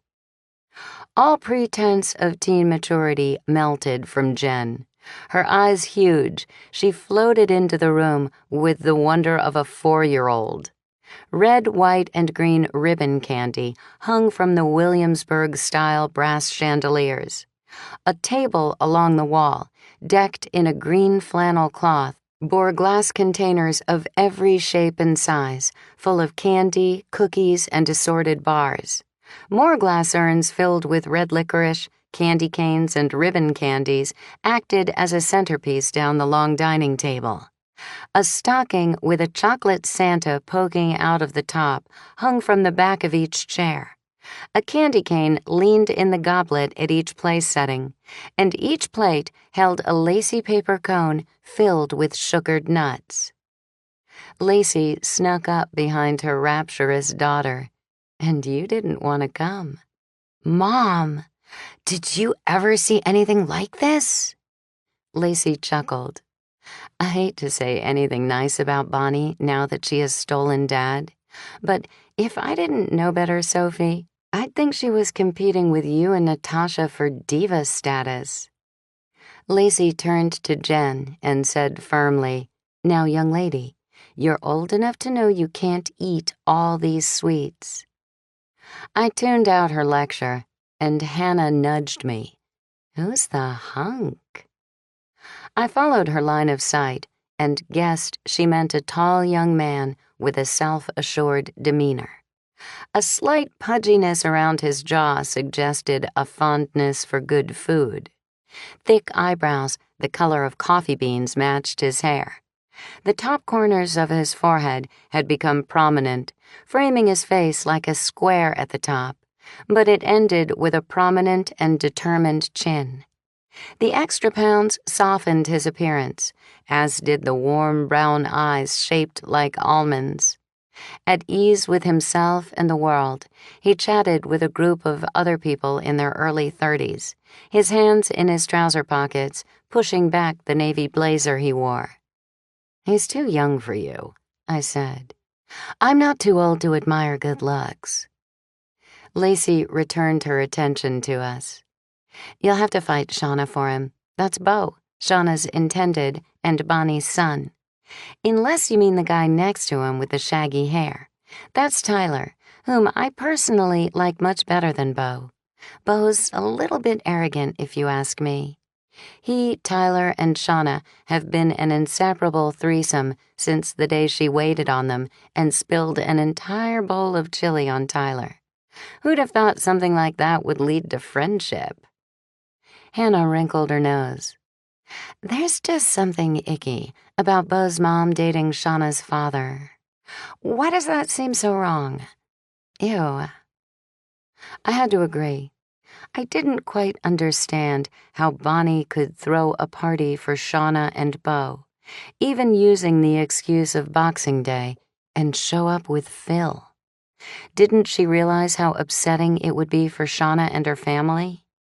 I glanced around for Marnie and spotted her outside in the cold without a coat, standing on the shoveled walk in the middle of a dead winter garden blanketed with snow. Even from a distance, her makeup looked perfect, but she couldn't conceal her bloodshot eyes.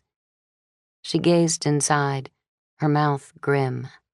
I supposed she'd had no choice about coming. After all, Shauna expected to be making the big announcement about her engagement, which made it all the more cruel. Couldn't Bonnie have waited a week before revealing her new relationship with Marnie's husband?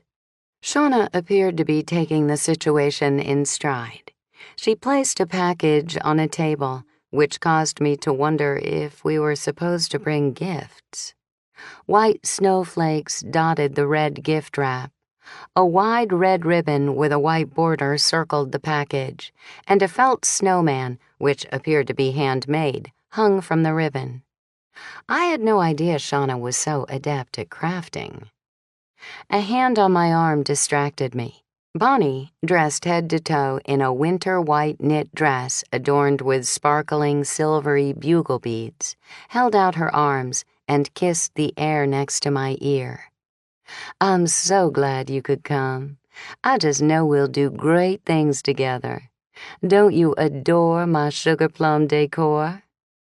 Sugar plum?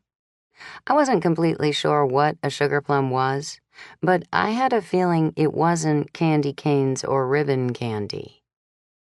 When did you find the time to do it? Phil and I came over early this morning with my assistant, Tyler. She glanced around. Have you met my son, the lawyer? He's here somewhere. Why don't you drop around my place this evening for cocktails?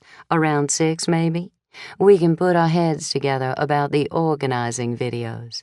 I have some great ideas. My parents chose that moment to join us and gush about Bonnie's candy theme. Bonnie beamed. I love throwing parties. I hope Sophie will bring you to my Old Lang Syne auction. An auction? Is it in Old Town? Asked Mom. Sophie didn't mention a thing. My father had momentarily forgotten all about the sweets and listened in. The only people I knew who liked auctions more than me were my parents. Bonnie was in her element as she explained about the auction. When I opened my shop, I realized that we all acquire new things at Christmas, but few of us clear out the old items.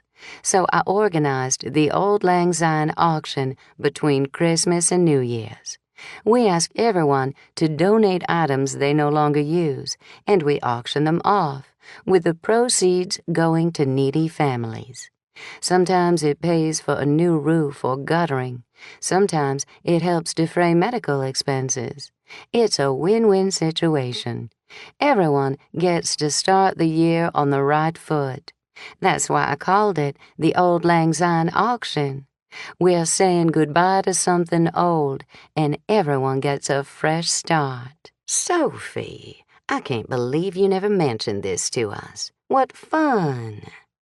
My mom shook her head in mock dismay. And for a good cause, too, said Dad.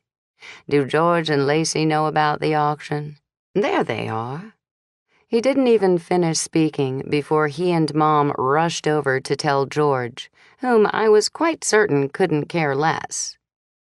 I love your parents' enthusiasm. They're just the kind of bidders we need.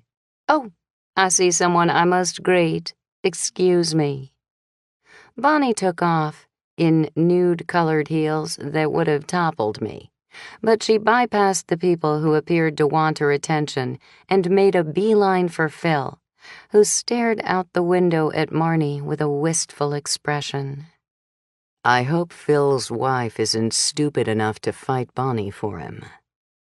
The man next to me sipped from a glass of wine, then held out his hand. Tom Thorpe. I'm George Bauer's sister, Sophie. Are you the neighbor who played Santa for the kids? It was the least I could do. I still can't believe that anyone could be so mean to little children that he would steal their toys. He didn't look like Santa Claus. Although his hair had gone silver, he wore it short, which emphasized his masculine bone structure. He also maintained an athletic physique and needed a big pillow to achieve Santa's girth. His dark eyes glinted with mirth. No wonder my mother found him appealing. My wife and I started that tradition when our sons were young. I just kept it up through the years. Honestly, I think I get as much out of it as the little ones do. You're married? You'd better tell my mom. I pointed in her direction. She's determined to find someone for you. He laughed aloud, with genuine joy. The effervescent Inga. She's delightful. I look forward to meeting the woman she comes up with. I've been a widower for many years. Finally, someone who wasn't annoyed by my mother's constant matchmaking. I'm sorry about your wife. He took a deep breath. You never quite get over losing a spouse. But my sons Tyler and Walter are adults now, old enough to be getting married themselves. In fact, I'm going to be a grandpa in the spring. He hoisted his glass in a toast to someone across the room. Forrest and Ginger's daughter, Emma, toasted back, but her wineglass appeared to contain milk or eggnog. Without her mother present, Emma was all smiles. I guessed the young man beside her, with the modern messy top haircut, was Dasher. The sides were cut short, but some kind of pomade helped it stand up on top.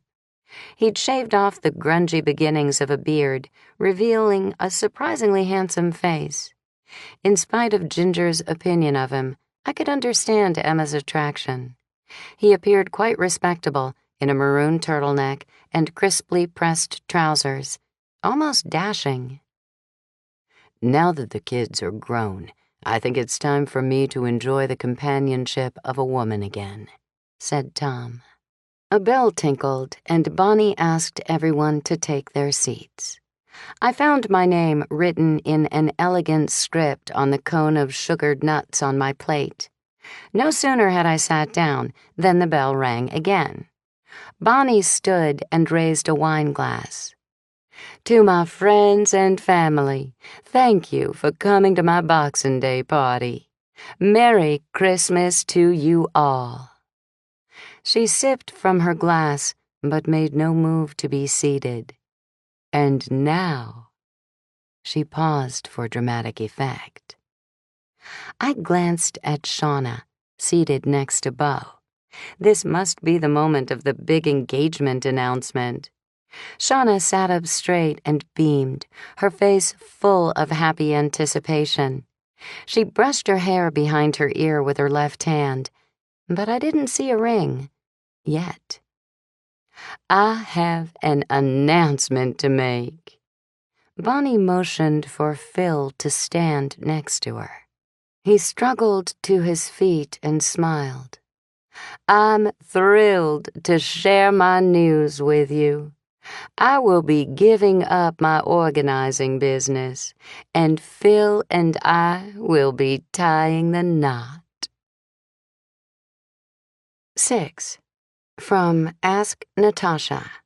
Dear Natasha, I loathe Boxing Day because it signals the end of Christmas and the beginning of Christmas cleanup. Where do I begin? Vexed in Vixen, Louisiana. Dear Vexed, take a cue from the British and the origins of Boxing Day. The servants worked on Christmas and had the following day off. Their employers used that day to box up items to give to the poor. Natasha. In the moment of stunned silence that followed, I thought Phil seemed as surprised as everyone else. I looked around for Marnie, who stared at Phil, who was still as a stone statue. Amid the smattering of applause that broke the painful silence, Shauna burst into tears and ran from the table. Lacey and Marnie followed her, and though I couldn't hear what was being said, after a brief exchange with Bonnie, Phil, who no longer smiled, followed his wife and daughters. "Mom!" Bo rose from his seat and glared at her. "Oh dear, I thought Shauna would be happy for her father." Bonnie didn't look too contrite when she sat down. Bo took off after Shauna while his mother addressed her guests, but no one in particular. "I feel just terrible. Who would have thought an adult would react like that?" Hannah poked me. "Should we go to help? We're on their side, right?" I didn't know what we were expected to do. Most of the guests appeared uncomfortable. Bonnie had already moved on and was proudly showing off a diamond ring on her left hand. In the end, it was my brother who initiated the mass exodus of the Bauer family.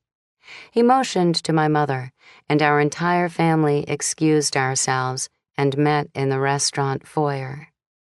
Jen immediately located her mother and aunt in the large bar area a few steps down. Shauna stood by the oversized fireplace, wiping tears from her face while Bo comforted her. Lacey and her parents clustered nearby. Before anyone could stop her, Jen rushed down the stairs to her mom. Like bewildered baby ducks, we trailed after George into the bar lounge. Bernie stopped me and asked, "What happened?" When I explained, he appeared puzzled. "That doesn't sound like Bonnie. She's always so considerate." "Exactly. It's totally out of character for her," I said. Mom leaned into our conversation and whispered, "Did it occur to you that she may have done it on purpose to help Bo save face?" "What?" Hannah wedged between Mom and me. "That makes no sense at all. People do a lot of things for their kids. Maybe Bo isn't ready to pop the question, and Bonnie wanted to provide another reason to celebrate." "But Bonnie is already wearing a ring," I whispered. "It couldn't have come as a last-minute thing." "Good point," exclaimed Hannah. And then, as though we had planned it, our little group turned and watched Phil, Marnie, and Lacey. Deep in conversation, no one bothered to lower their voices, and they were plenty agitated. "You have your nerve, waltzing into Christmas with a fiancé on your arm." Marnie's jaw twitched in anger. "As I recall, you're the one who threw me out into the cold. What did you expect me to do? No loving wife, no family. Did you think I'd sit on the stoop and cry?" "It's not like you to be so hurtful. Is this what that woman brings out in you?" In retrospect, I see that it may not have been the best idea to bring her to Lacey's house yesterday. "And just whose idea was that?" Phil clenched his fist. "There's no point in blaming anyone. What's done is done." "Just as I suspected. You're blindly going along with anything she says. Don't you see? She's trying to drive a wedge between us." "That's not fair. Bonnie is a fine woman. You'd like her if you had met under other circumstances." "Wake up, Phil. She could have waited a few days instead of ruining Christmas for our whole family. She invited us to this nightmare of a Boxing Day party, and I could have met her then instead of under the worst possible circumstances." "I'm not going to argue about this with you," said Phil. "We're separated.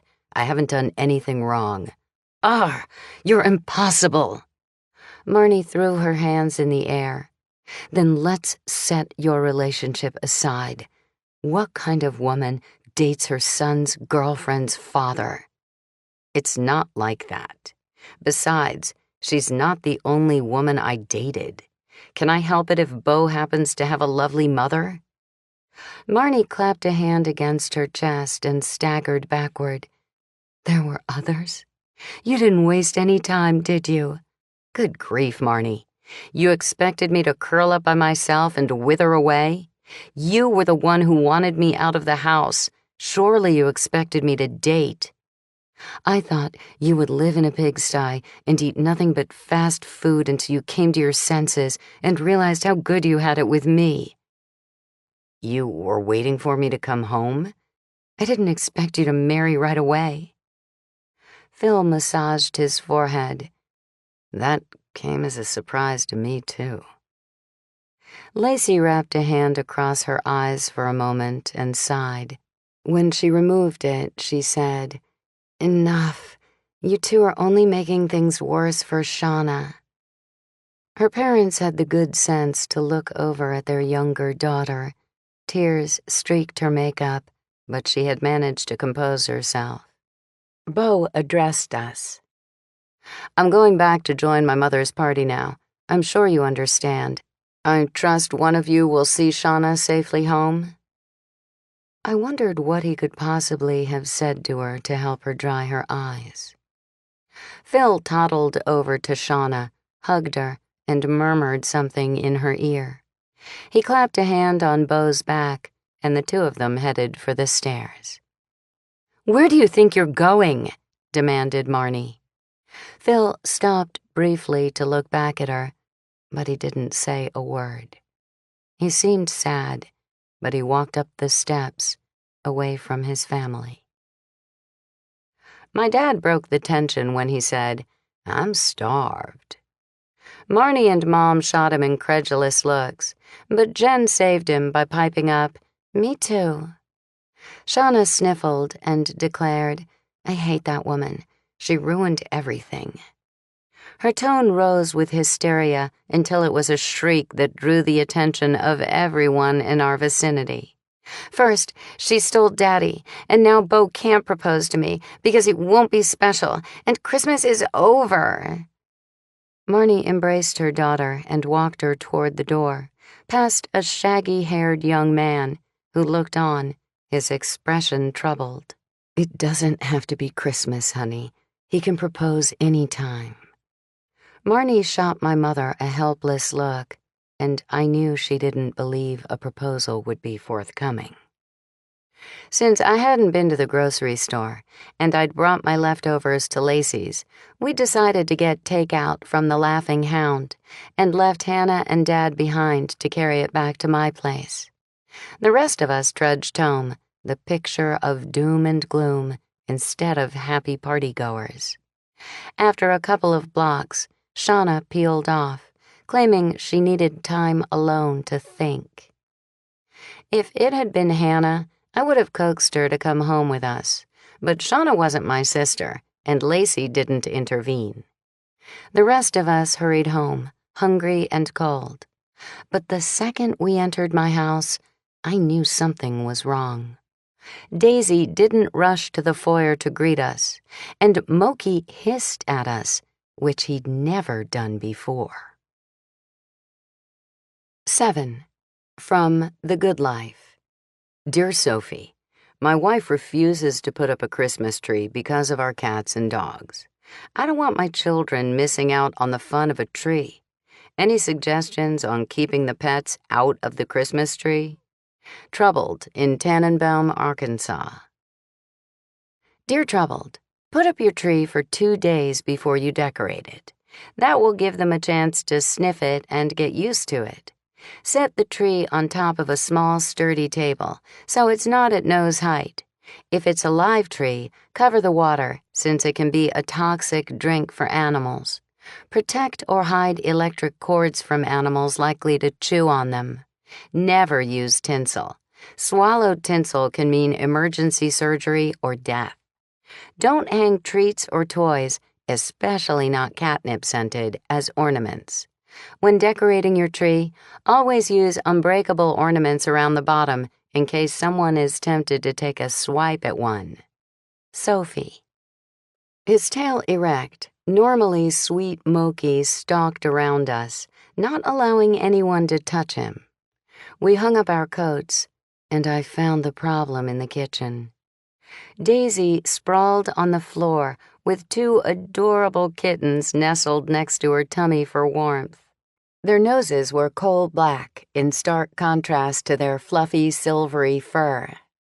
It almost appeared as though they wore grayish masks.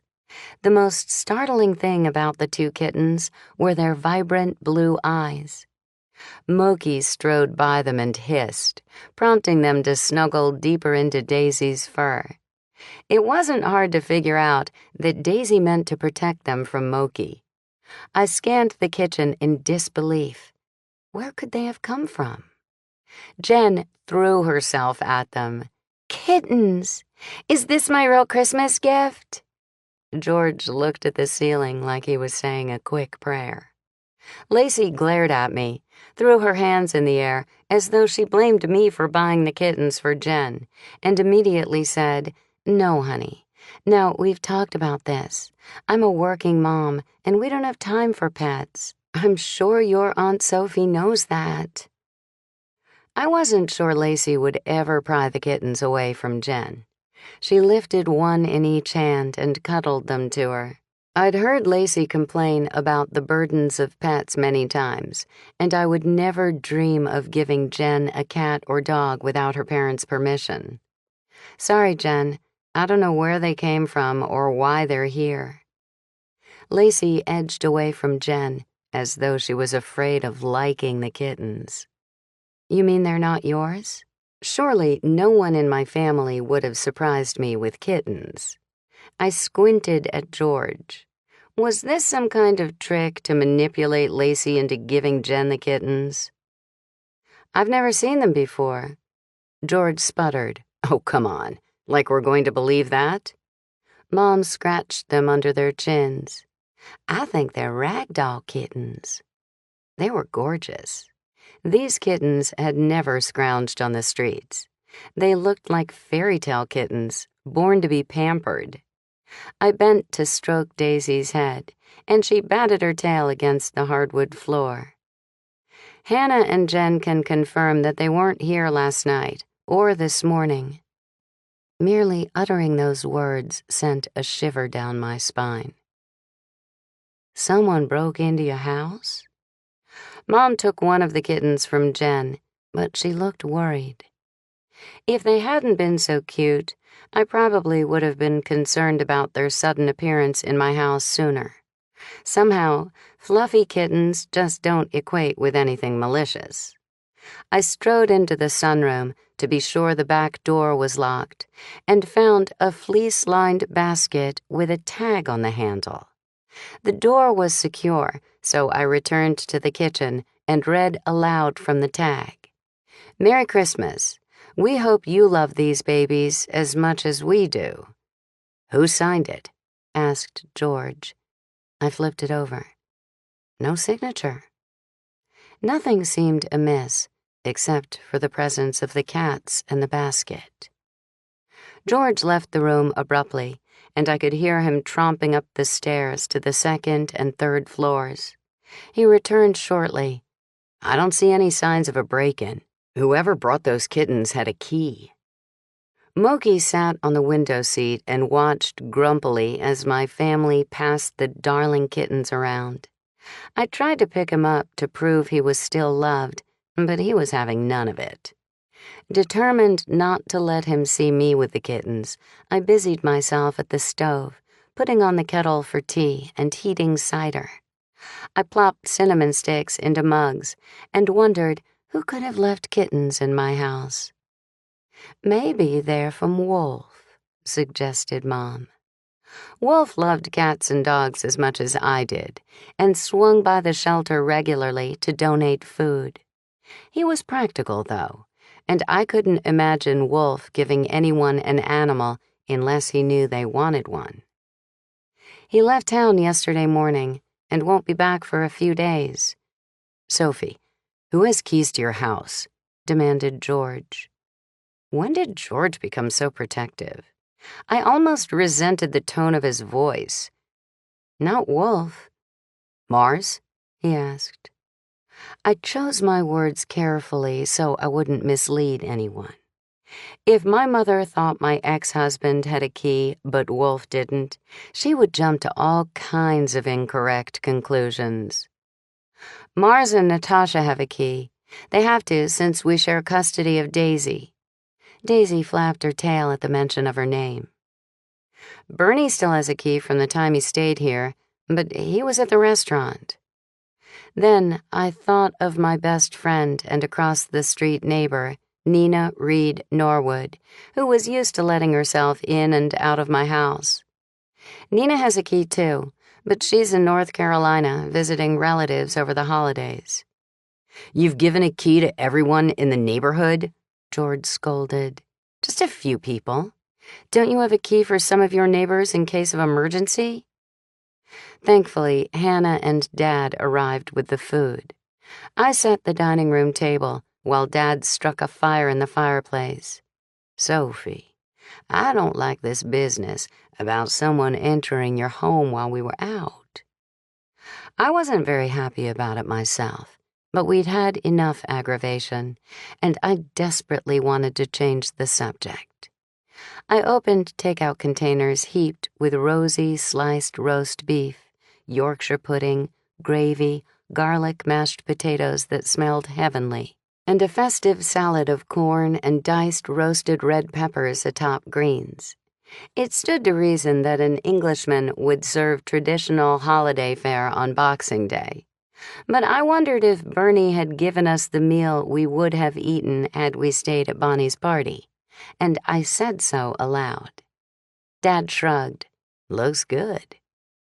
The last container brought a smile to my face, since I didn't think Chinese eggplant with spicy curry was a British Boxing Day tradition. Bernie threw that in because he knew how much I liked it. Our noisy bunch finally sat down to eat. Daisy planted herself at my feet, and Moki paced in the foyer where he could watch us and the invading kittens. Lacey tried to convince Jen to put the kitten down during dinner, but Jen wasn't letting go. A compromise was reached when Marnie, who held the other kitten, suggested they were so small they would be very happy in Marnie's and Jen's laps. That appeared to satisfy everyone, except Lacey. "Since the kittens are so mysterious, I think we should call them Agatha and Edgar," said Marnie. "Mother, please, no names," cried Lacey. "Dear heaven, what have you done?" Dad asked innocently, "What's the problem?" George cut a piece of roast beef on his plate. "Once you name them, you're stuck with them." "I think they should be Alice and Jasper," said Jen. Mom smiled at her only grandchild. "Those are charming names, sweetheart." George flashed Mom a look. "Don't get excited. They're from her favorite movie, and they're vampires." "Vampires? I never let my children watch movies about vampires." Hannah laughed aloud. So sad, but true. We had to sneak to see them. We were all chuckling when the knocker on my front door sounded. I rose and opened it to Shauna, whose face was stained from tears. I showed her into the dining room. "What's wrong, honey?" asked Marnie. "Did something else happen?" "Since I knew Beau was at the restaurant, I walked by his apartment and let myself in." "Shauna, you didn't!" It was Lacey who scolded her sister. Marnie didn't seem at all disturbed by Shauna's behavior and waited to hear more. "I have a key, Lacey. It's not like I was breaking in." "Then why bother doing it? You were up to no good and you know it." Lacey shook a finger at Jen. "Don't ever do that. It's wrong. Do you understand?" "In November, I accidentally found an engagement ring in Beau's sock drawer." Marnie looked so sad for her daughter that I thought she might start crying. "And now it's gone." 8. From Ask Natasha. Dear Natasha, every year I say I'm going to get a jump start on Christmas so I won't be so far behind and have too much to do. Is it tacky to put up the tree before Thanksgiving? Pooped in Pilgrim, Texas. Dear Pooped, the time to start is the day after Christmas. The very first thing to do on Boxing Day is start your shopping list for next Christmas and take advantage of the sales. If you follow my plan for organizing throughout the year, you'll have plenty of time to put up your tree after Thanksgiving. Natasha. "Gone?" said Marnie. "Did you search thoroughly?" "Mom," protested Lacey, "you two are the worst examples for Jen." It was my mom who weighed in with a less agitated voice. He could have had it with him today. Maybe he meant to pop the big question, but his mother's announcement got in the way. "Do you really think so?" Color returned to Shauna's complexion. "Ugh." She moaned and clapped her hands to her face. "I shouldn't have run out. I bet he was going to propose right after Bonnie's announcement. What a fool I was." She took a seat, reached for the potatoes, and heaped them on her plate. "That's a relief. I'm meeting him later today. I bet he'll propose then. It won't be the same as if he'd proposed at the party, but the important thing is to get that ring on my finger so we can plan a June wedding." Marnie's spirits didn't appear to improve, and I had a feeling she wasn't buying that explanation. I had doubts, too. Somehow, I didn't think Shauna found the ring accidentally in the first place. She and Marnie didn't seem to have any qualms about snooping. I couldn't point fingers, though, since I came from a family of snoopers. "Wonderful." Mom winked at Shauna. "As I recall, Lacey and George wanted to buy a few Christmas gifts to make up for the ones that were stolen. I thought Grandpa and Jan might walk Daisy while the rest of us get groceries. Then we can have a cozy dinner here tonight." "Fine by me, but I have a meeting at 6. Under the circumstances, I didn't think I should reveal that it was with Bonnie. "I need to do a little shopping, too. I'd like to go to the mall with the kids," said Marnie. "You don't mind if I skip the grocery expedition, do you?" No one said anything in response, so I guessed that Mom and Hannah were stuck with the grocery run. Hannah would be less than thrilled about that. 5 o'clock rolled around before I knew it, and truth be told, I was delighted to stroll with Dad, Jen, and Daisy, at least for the first leg of their walk.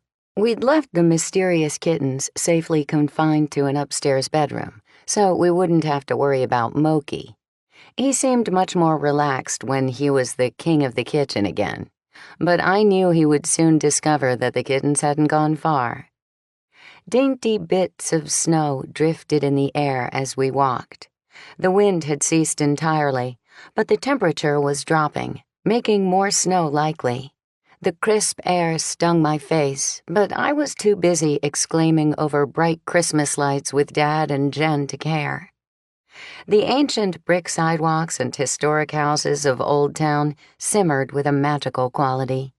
Candles burned in nearly every window, especially in the high dormer windows in attic rooms.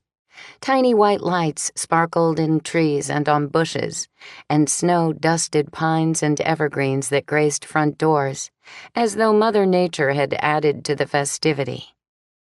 I was sorry to have to leave my family and miss the boats on the Potomac that had been strung with Christmas lights, but I dutifully peeled off and headed east toward Bonnie's house. I had walked only 1 block when I spied a strikingly familiar figure. Wrapped in a leather bomber jacket with a muffler around his neck and wearing a bulky Elmer Fudd-type hat, George's neighbor, Forrest Chadwick, stood outside an empty storefront. "Well, hello," I said. "What are you doing in Old Town?" Forrest blinked a couple of times. I thought perhaps he didn't recognize me away from George's house. "Sophie Winston, George's sister. We ate Christmas dinner together yesterday." "Of course. I'm sorry. I was deep in thought, elsewhere. You know?" I understood completely. He glanced up and down the street. Pretty quiet out tonight. I guess people are still celebrating the holidays, and it is cold out." He didn't reply, and a horrible, awkward moment passed. I finally blurted out, "Any word on the Christmas gift thief?" "They're still looking for him. Them. Whoever. I don't think they have the first clue, but that doesn't stop Ginger from calling the police every couple of hours to pester them." He forced a smile. "I'd better not hold you up. It's freezing out here." I said goodbye and continued on my way, but when I reached the end of the block, I glanced back. Forrest hadn't moved on. He still stood in front of the building where I'd first seen him. I wondered if he was waiting for someone. I walked on another 2 blocks to Bonnie's house. One of the older homes like mine, it sported a historic plaque by the door. I could have picked it out simply by virtue of the holiday decor. Bonnie had been in candy mode with her Christmas decorations this year. Like her sugar plum decor at the party, she'd attached ribbon candies to the wreaths on her doors and windows.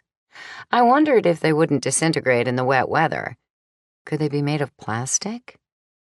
Faux candles flickered in each window in true old-town style. I rang the bell and waited. The scent of wood burning in a fireplace drifted to me, and I longed to head home to my own cozy fireplace. A bit impatient, I rang the bell again and leaned sideways to peer inside her front window. Artfully swagged drapes prohibited me from seeing inside. I stepped back and looked up at her house. Maybe with the party and the brouhaha over Phil and Shauna, she'd forgotten our appointment? Or maybe I was now persona non grata because my family had marched out of her party?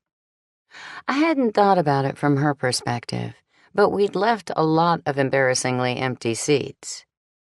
I sighed, and the mist from my breath drifted like a little cloud in the cold air.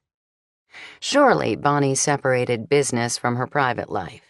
Besides, even if she was angry with me or my family for making a scene, wouldn't she come to the door and tell me that she no longer had any interest in working with me? Everything I knew about her indicated that she was as sweet as the candy she used in her decorations. I couldn't imagine her snubbing me. As I looked up toward the second floor of her house, I saw smoke coming from a chimney, a good clue that she was home. I rang her doorbell again, though I felt a bit guilty for ringing it a 3rd time. She still didn't answer. Although I was sorely tempted to give up and go home, I thought about the fact that she lived alone like I did. Well, when Phil wasn't there with her, and that she might need help. I stood on her stoop and debated. Caution won out, and I tried the handle on the front door. It didn't budge. I checked around the side of her house to see if there was an alley that would provide access to the rear. I found a cute cranberry red gate, higher than I was tall, with an arched top and a pineapple, the symbol of hospitality, carved into the wood. The gate swung open easily, and in moments I stood in her fenced backyard, where someone had converted what had most likely been a screened porch into a cozy room with paned windows all around, making it look like a cottage. A fire blazed in a corner fireplace, and wrapping paper was strewn across the coffee table and the floor. She must be home. I leaned closer to the glass for a better look and rapped on it, in case she was close by and could hear.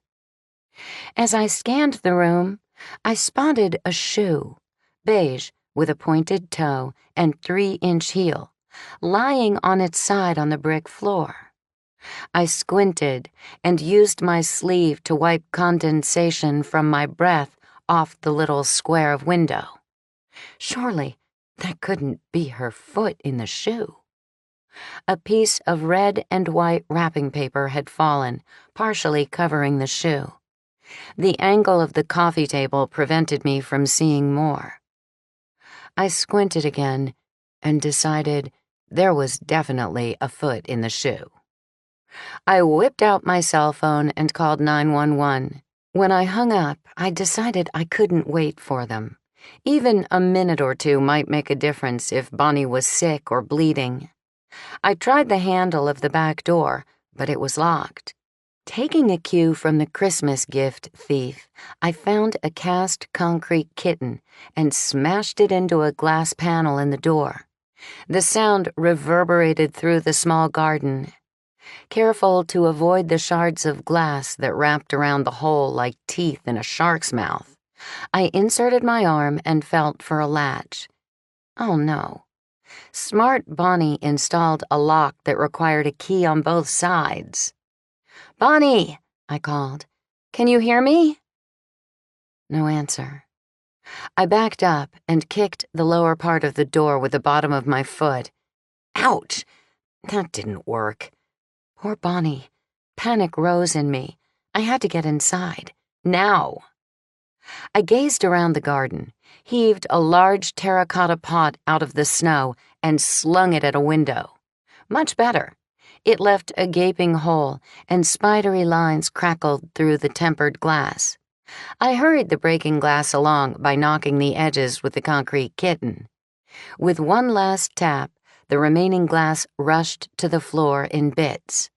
The window panes proved to be ornamental and gave easily when I yanked them. I was able to step inside, glass crunching under my feet, freezing air gushing in through the huge opening. The faint smell of bleach mingled with pine and the smoky scent of fire. I rushed toward the shoe I'd seen and found Bonnie sprawled on the floor between the sofa and the coffee table.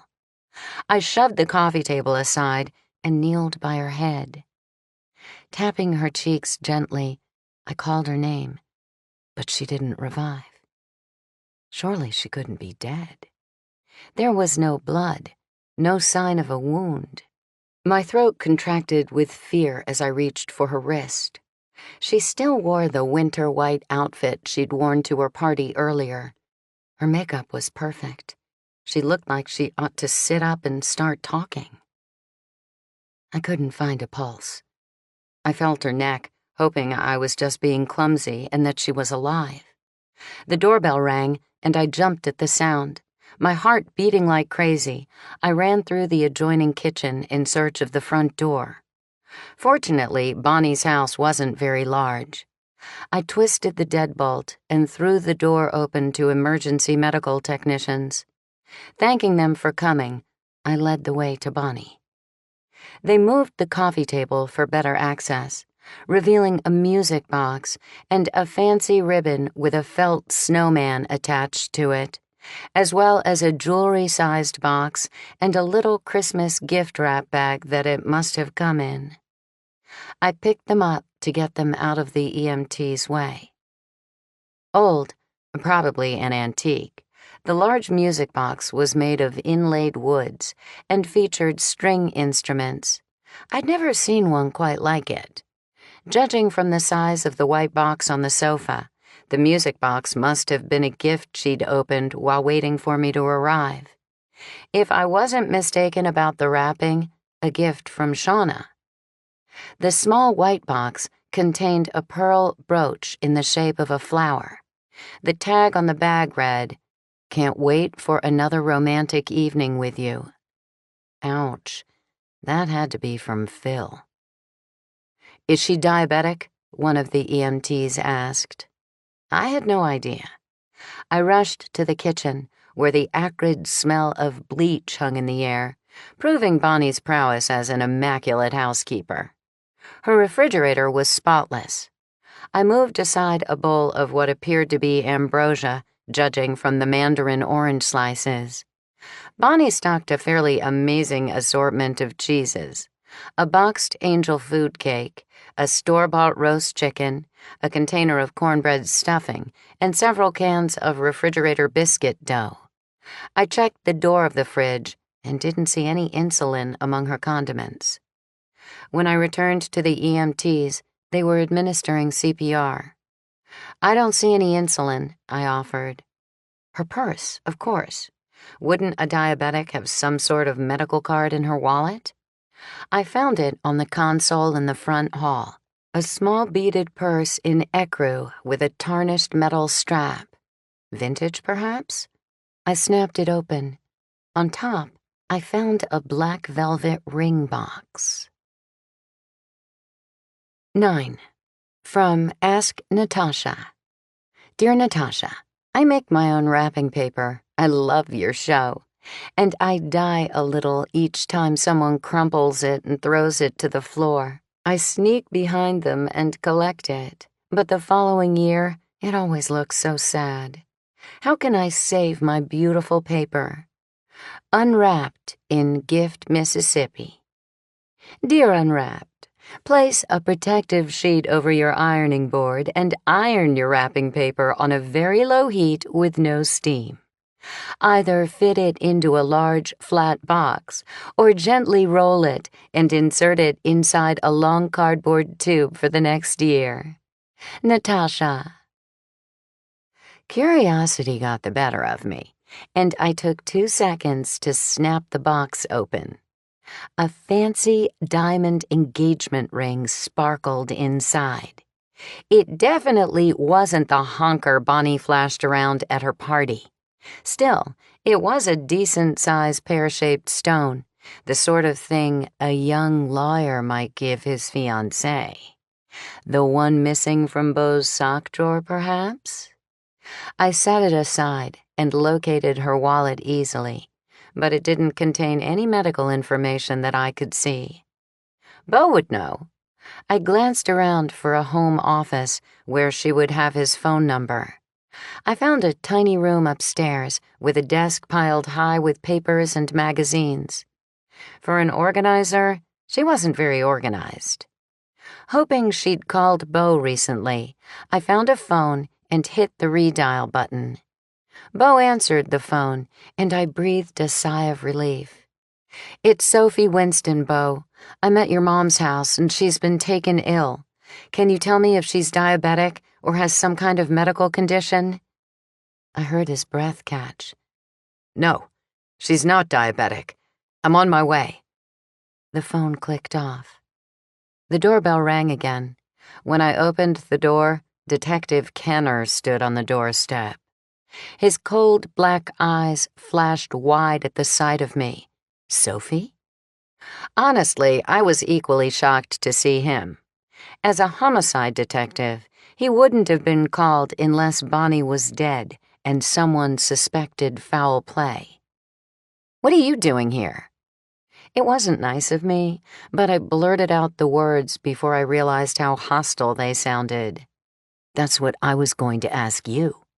We were called to the scene of a suspicious death. We? A woman trotted up the steps behind him and nodded at me before she passed. The medical examiner and me. That was fast. Granted, I'd been racing around in a panicked search for insulin, but Kenner's presence meant the EMTs must have called in right away. We happened to be at the police station when the call came in. At least he hadn't accused me of murder yet, as was his habit. I braced myself, though.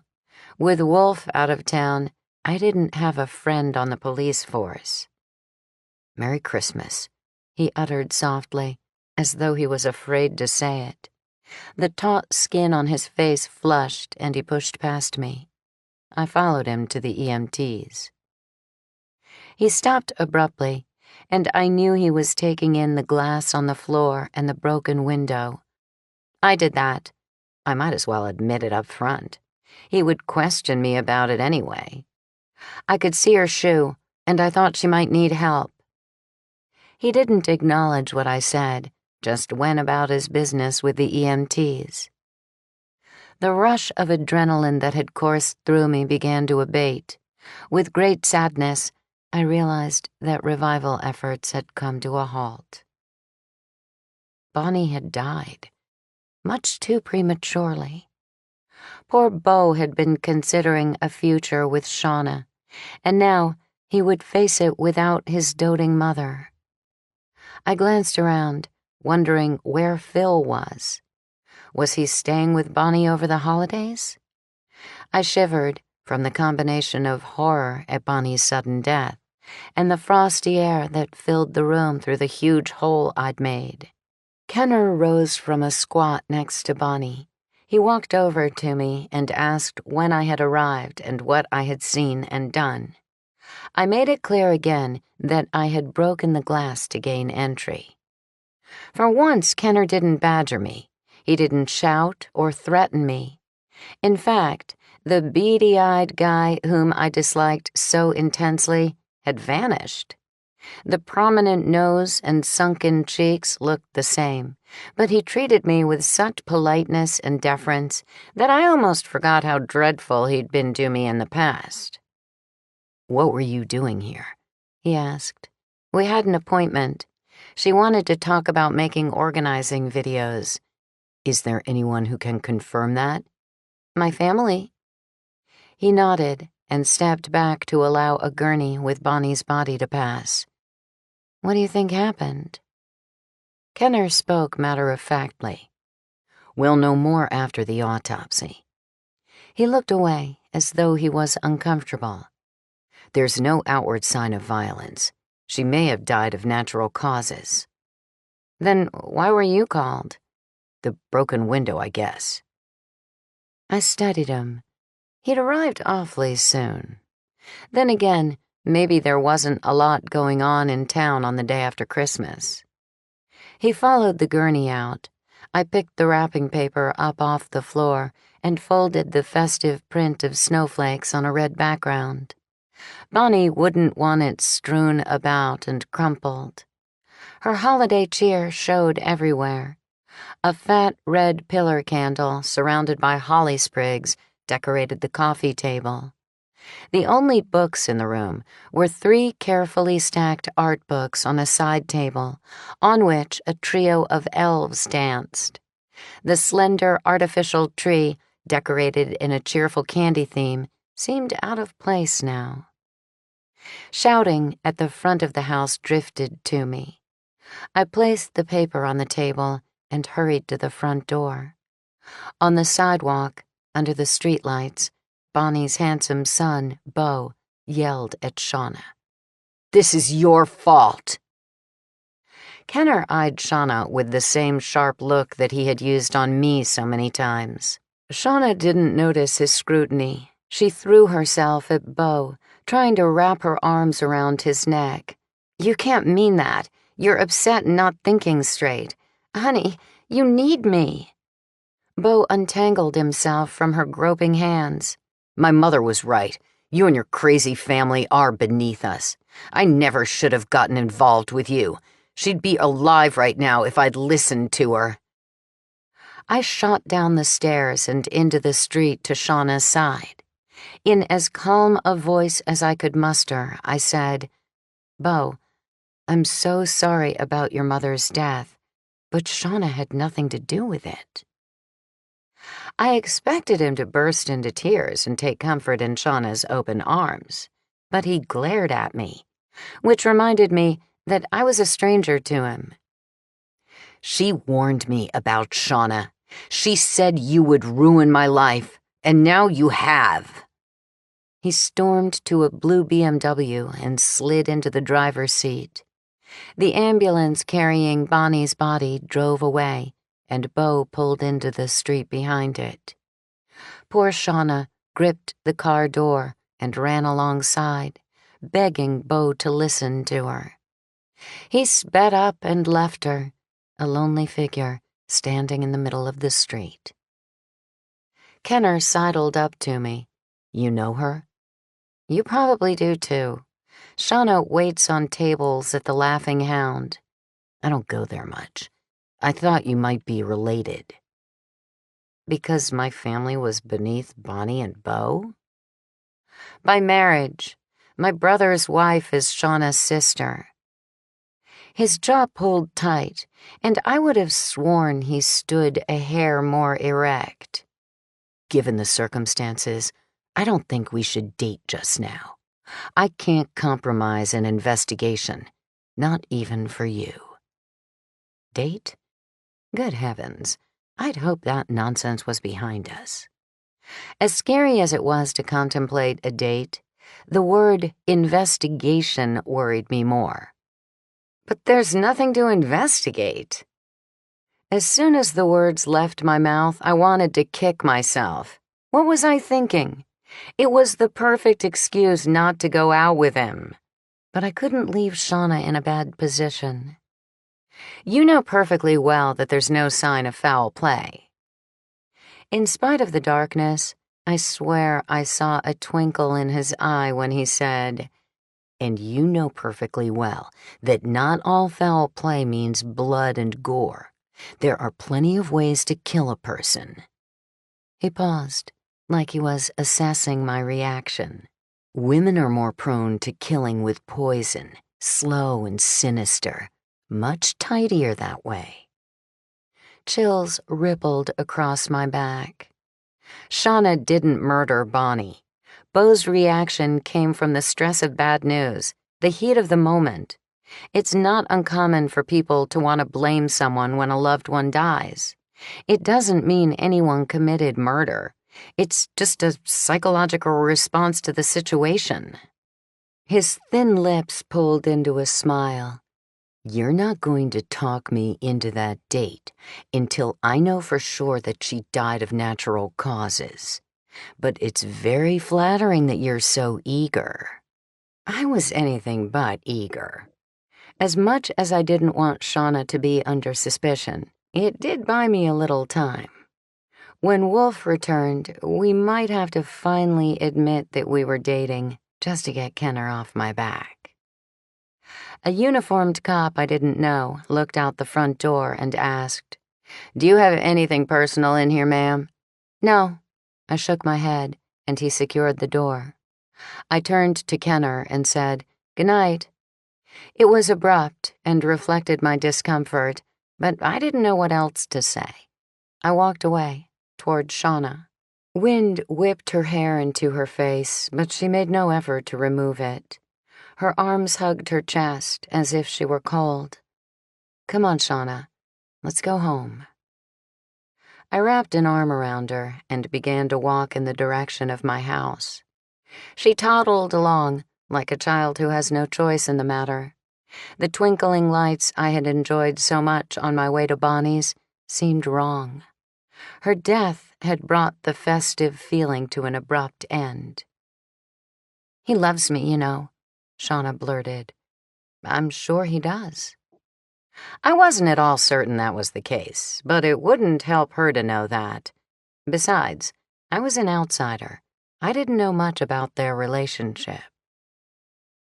"Do you think we're not good enough for them? It's not like they're rolling in dough, or they arrived on the Mayflower." She sniffed. "Don't be silly. Beau is lucky to have you." I couldn't help suspecting that Bonnie had indeed said something about Shauna's unworthiness to Beau. It came out of his mouth in the heat of the moment, not like a lie that he had to make up first. But if Shauna and her family weren't good enough for Beau, then why was Shauna's father good enough for Bonnie? I opened the gate to the service alley that ran alongside my home. Through the window in the door, my kitchen looked warm and welcoming. I ushered Shauna inside. With a whimper, she hustled to Lacey for a hug. "Sophie," cried my mom, "thank goodness you're here. I was getting so worried about you, but your brother and father insisted I shouldn't interrupt your meeting by calling you on the cell phone. Have you had dinner? I hope you don't mind that we went ahead and ate." She bustled by me and whispered, "I had to do something to distract everyone." I shrugged off my coat and tossed it over the back of a chair. Lacey held her sister, her eyes closed and her face wrinkled like she was trying not to sob. She seemed to be having trouble composing herself. "I guess you've already heard the bad news," I said. Lacey whirled toward me and hissed, "Not so loud. We don't want Jen to know Mom is missing." 10. From The Good Life. Dear Sophie, Christmas decorations have become a nightmarish chore. Digging through all the boxes in search of things I can't find drives me batty. Other than hiring someone else to do it, fat chance. Is there a way to make it easier? Grumpy in Garland, Nebraska. Dear Grumpy, instead of tossing things into a box, take a cue from professional movers and box your Christmas decorations by room. Place all mantle items in the same box or boxes. Put the kitchen towels, pot holders, cookie containers, and decorations in another box. That way it's fast to put everything away, and when you take it all out, everything you need will be together. Sophie. Shauna shrieked, "Mom's missing?" My mother grimaced, "Shh, Jen's in the next room." To me, she said, "Thank goodness for those kittens. George took them into the family room to distract Jen." "I thought Marnie went shopping with you," I said to Lacey. "When we got to the mall, she said she'd meet us back here." Lacey tucked an errant lock of hair behind her ear. I thought she was planning to meet my dad and didn't want us to know about it, but I called him and he hasn't seen her." Shauna collapsed into a chair by the fire. "Not Mom, too," she moaned. She jumped up, grabbed Lacey by the arms, and shook her. "It's all Dad's fault. Where is he? He killed them both and ruined my life." "Killed? No one said Mom was dead. What are you talking about?" Lacey's scared eyes never wavered from her sister's face. "I don't mean with an axe. He left Mom and broke her heart. Then he toyed with Bonnie, and she couldn't take it and died." "Bonnie's dead?" Shauna launched into an explanation that bordered on hysteria, ending with, "And now Beau despises me and blames me, for his mother's death." Lacey swallowed hard. "Then why do you think Mom is dead?" "She's not here. There isn't any other logical explanation." "Well, I can't find Wolf's cell number anywhere." Hannah marched into the kitchen carrying Moki. The second she saw me, she did an about face to leave. "Hold it. Why do you want to call Wolf?" Had everyone in my house lost their minds?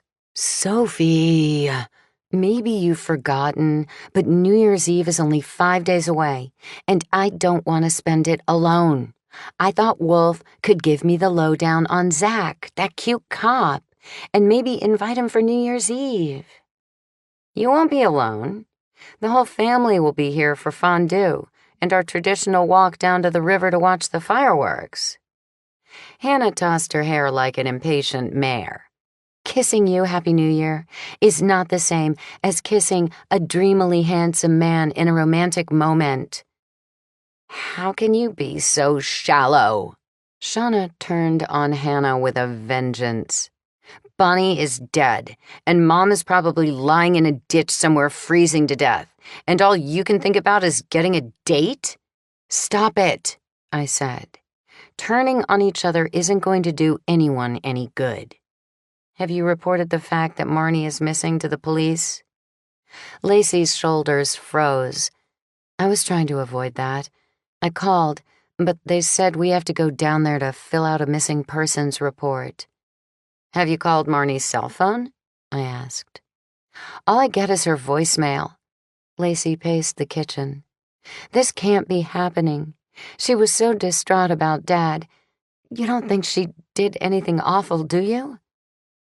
"Like murder Bonnie?" muttered Hannah. I thought Mom's angry stare might burn a hole right into Hannah's forehead, but I noticed that George stifled a laugh.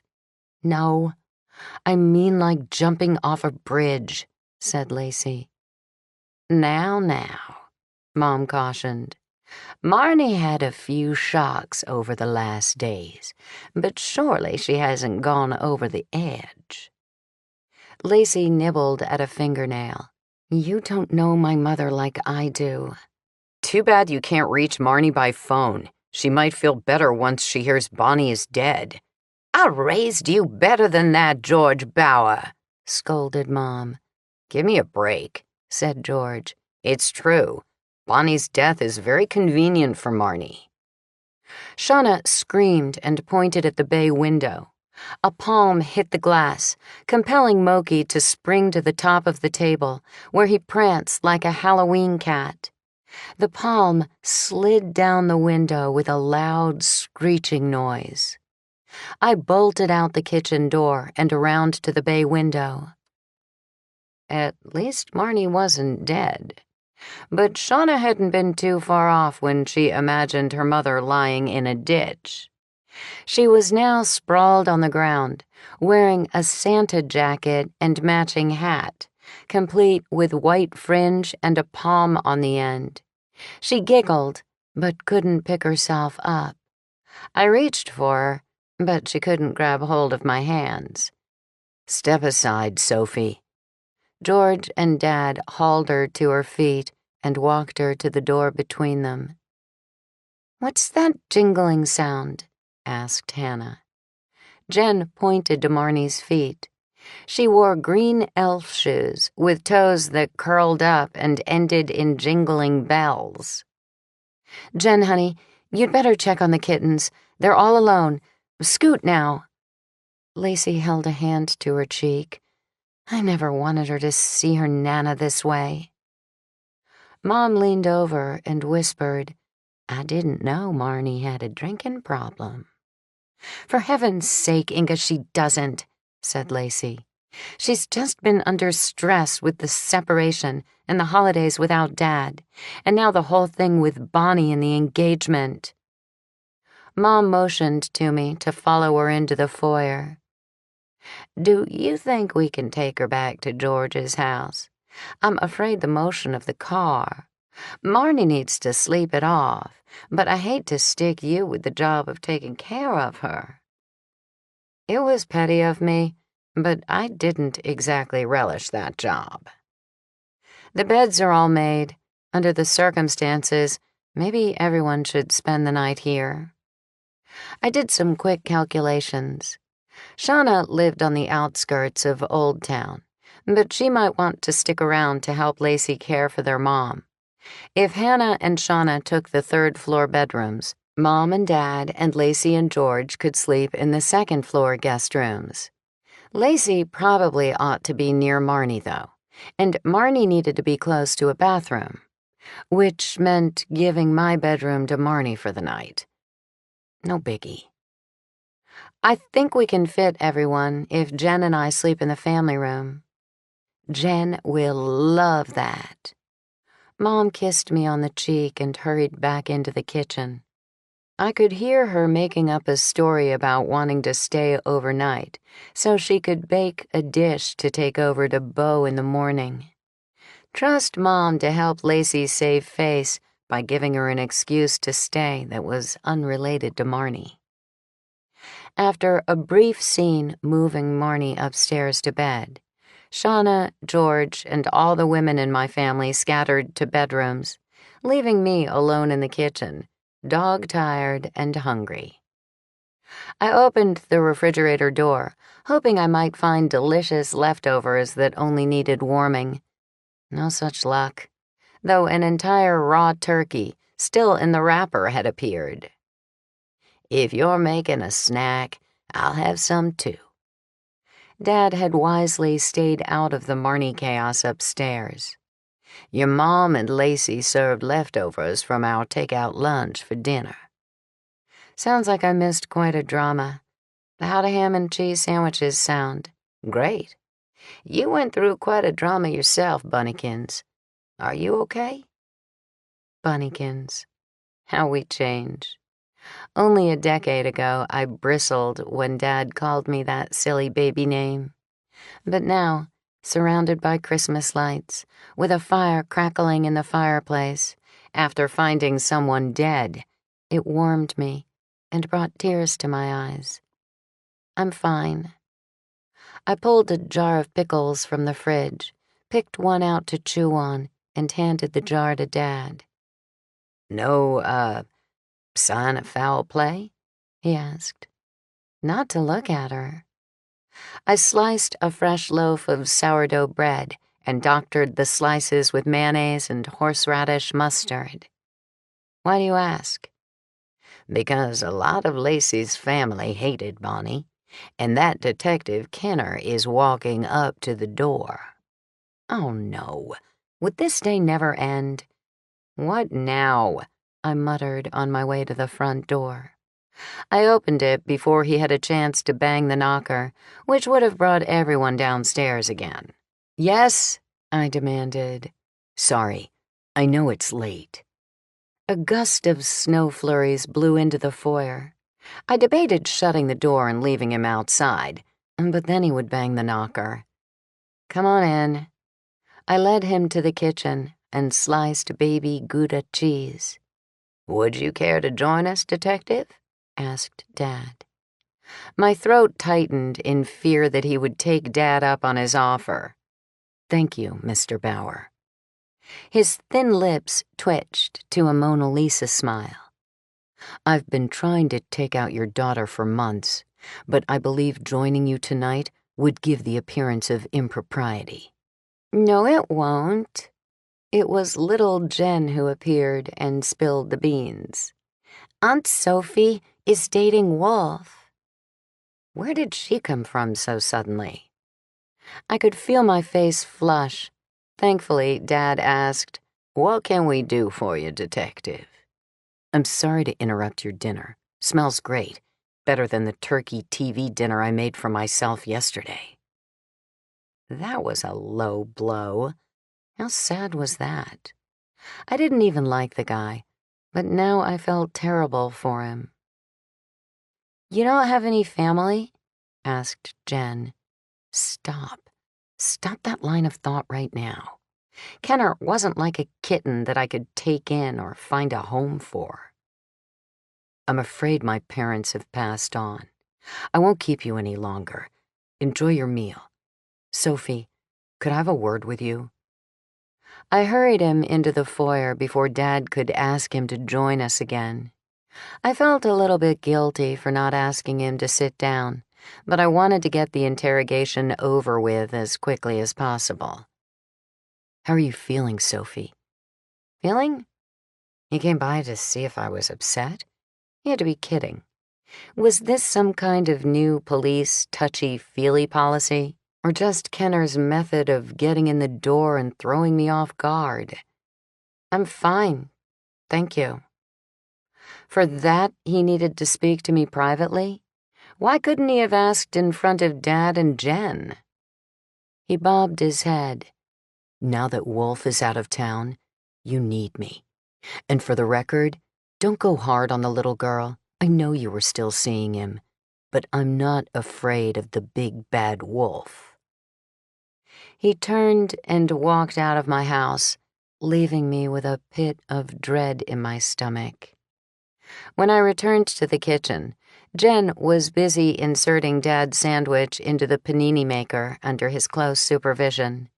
The two of them laughed about something, but Jen stopped giggling when she saw me. "Sophie, please don't be mad at me." Mad at Jen? I couldn't imagine that. "What is it, honey? Did something break?" "I want to sleep upstairs with Hannah tonight." "Okay." I tried to smile reassuringly, though I was surprised that Jen was turning down the chance to watch TV until the wee hours in the family room. "See, if I sleep with Hannah, Alice and Jasper can sleep with us." Dumped for kittens. I laughed aloud. I can't blame you one bit. Though I did suspect that George and Lacey were going to have a devil of a time getting her to leave Alice and Jasper behind when they went home. Satisfied, she bounded out of the kitchen, leaving Dad and me to enjoy our snack. Although my mother would be horrified, I stacked the dirty dishes in the sink when Dad bade me good night. The day's events had taken their toll on me, and all I wanted to do was crawl into bed, or at least stretch out on the sofa in the family room. Moki and Daisy snuggled up with me, and I fell dead asleep until 2 in the morning. When I woke, Moki and Daisy were gone, and I could hear someone crying in the kitchen. 11. From The Good Life. Dear Sophie, my husband thinks we should leave the Christmas tree up and just scoot it into the basement and cover it with a drop cloth. I have a feeling that's a very bad idea. Please side with me. Apprehensive, in Evergreen, Louisiana. Dear Apprehensive, I've heard this advice before, and I disagree. Scooting a Christmas tree is sure to result in broken ornaments. It's not easy to move a tree through a doorway. Even if you take off the ornaments, do you have enough space to devote to the tree all year? And how much will you enjoy the decorative spider webs when you take it out again? You win, Apprehensive. Sophie. My hand was on the kitchen light switch when Lacey's teary voice said, "Please don't turn on the lights." In the near darkness, I could make out a shape in a chair by the dying embers of the fire. Daisy sat before Lacey, her head in Lacey's lap. How about the Christmas lights? I turned on the little white lights in the pine greenery. That's nice, she sniffled. Are you okay? Oh, Sophie, I wanted to have the Christmas I've always dreamed of, with all the relatives in good cheer, the house beautifully decorated, fabulous food, with us all singing Christmas carols, not stolen gifts, a cobbled-together dinner, a father announcing his engagement to his mistress, a drunk mother, and certainly no deaths. I poured eggnog into glasses embellished with white snowflakes and added generous dollops of coffee, liquor, and rum. Everyone has a family, Lacey, and there are no perfect families. Everything that happened was outside of your control. You know the worst part? I cringed. The falling down drunk mother? She exhaled, her breath ragged from crying. Bonnie is dead, and that's horrible. Just the worst possible thing that could happen. Yet, there's this teeny part of me that's relieved, because she's not a threat to my parents' relationship anymore. I'm so ashamed. I handed Lacey an eggnog and sat down in the chair on the other side of the fireplace. Don't you think that's only natural? Bonnie brought major problems and heartache to your family. I still feel guilty. What a heartless person I must be. You can't beat yourself up over it. How could you possibly have embraced Bonnie, given what she did? Bonnie brought your antipathy on her through her actions. You're not actually glad that she died. You just wanted her out of the way. You wanted to protect the people you love. Lacey sniffled, but sounded a little stronger when she asked, "Do you think your mother will ever agree to letting me host Christmas again?" I leaned in her direction. As long as you promise Jen will be there, Mom will agree to anything. Even in the low light, I saw her smile. Besides, the holidays aren't over yet. Jen wanted to go ice skating, and we have New Year's Eve to look forward to. There are plenty of days of fun ahead of us. I thought Lacey felt a little bit better when we shuffled off to bed, but it was very likely that the liqueur in her drink had simply tired her. On the morning of December 27th, I woke to my parents whispering, "We have to wake her. It's the police, for pity's sake. Sophie was some sort of a witness or something, wasn't she? Maybe we could ask him to come back later." They tiptoed out, but I could hear their muffled conversation in the kitchen. I groaned and sat up, rubbing my eyes. That stupid Kenner. Did he think he'd get breakfast if he dropped by in the morning to ask how I was feeling again? I flung on a ginormous red bathrobe made of fleece and tromped into the kitchen. "Where is he?" Mom pointed. "In the living room." The hardwood floors were cold on my bare feet, but I marched into my living room, prepared to tell Kenner off. Except he wasn't there.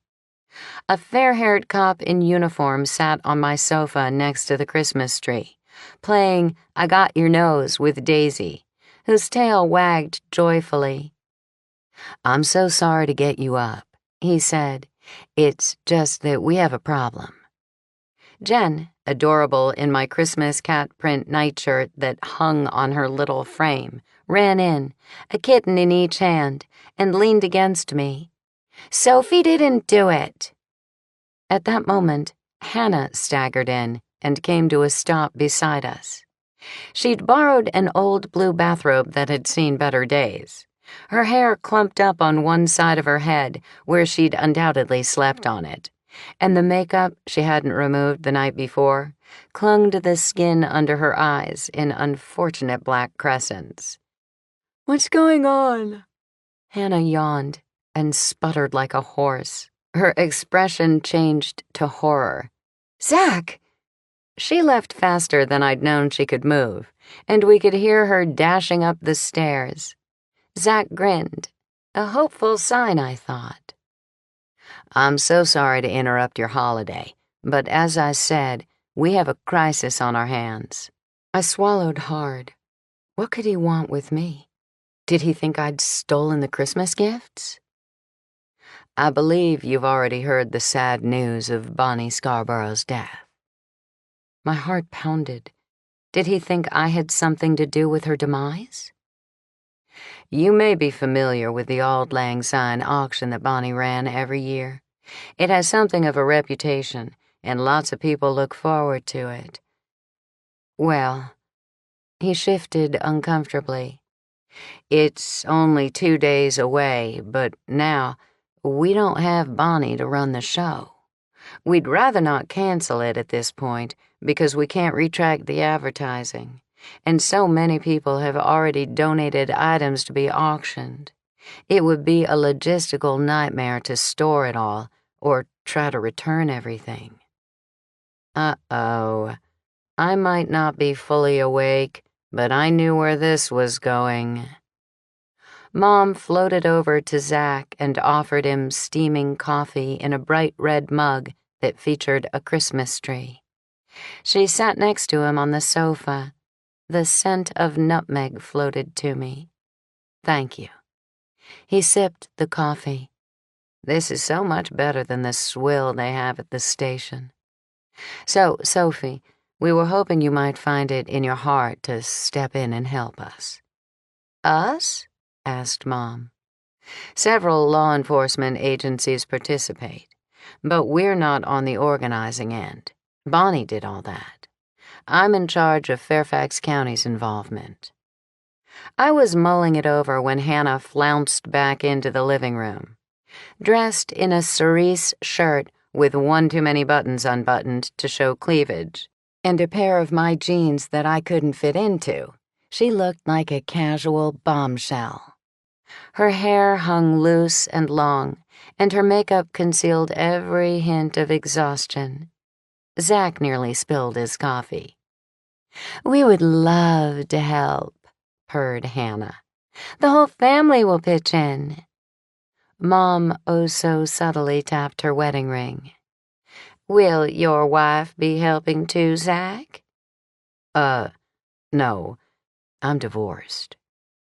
I thought Mom and Hannah might swoon and break into applause. They controlled themselves, though, and immediately invited him to breakfast. Zach appeared to thrive on their attention. Walking between Mom and Hannah, he was ushered into the kitchen. Dad placed a hand on my shoulder. "I'm proud of you, Bunnykins. Sounds like a lot of people depend on the proceeds from that auction. It would be a shame if they had to cancel it." I wanted to point out that I hadn't agreed. It was Hannah who volunteered us all. But the truth was that I would have done it anyway. Bonnie's auction benefited needy people. After the chaos of our holiday, it would do us good to help those less fortunate. Our turkey and gifts might have been stolen, but they weren't things we couldn't replace or do without.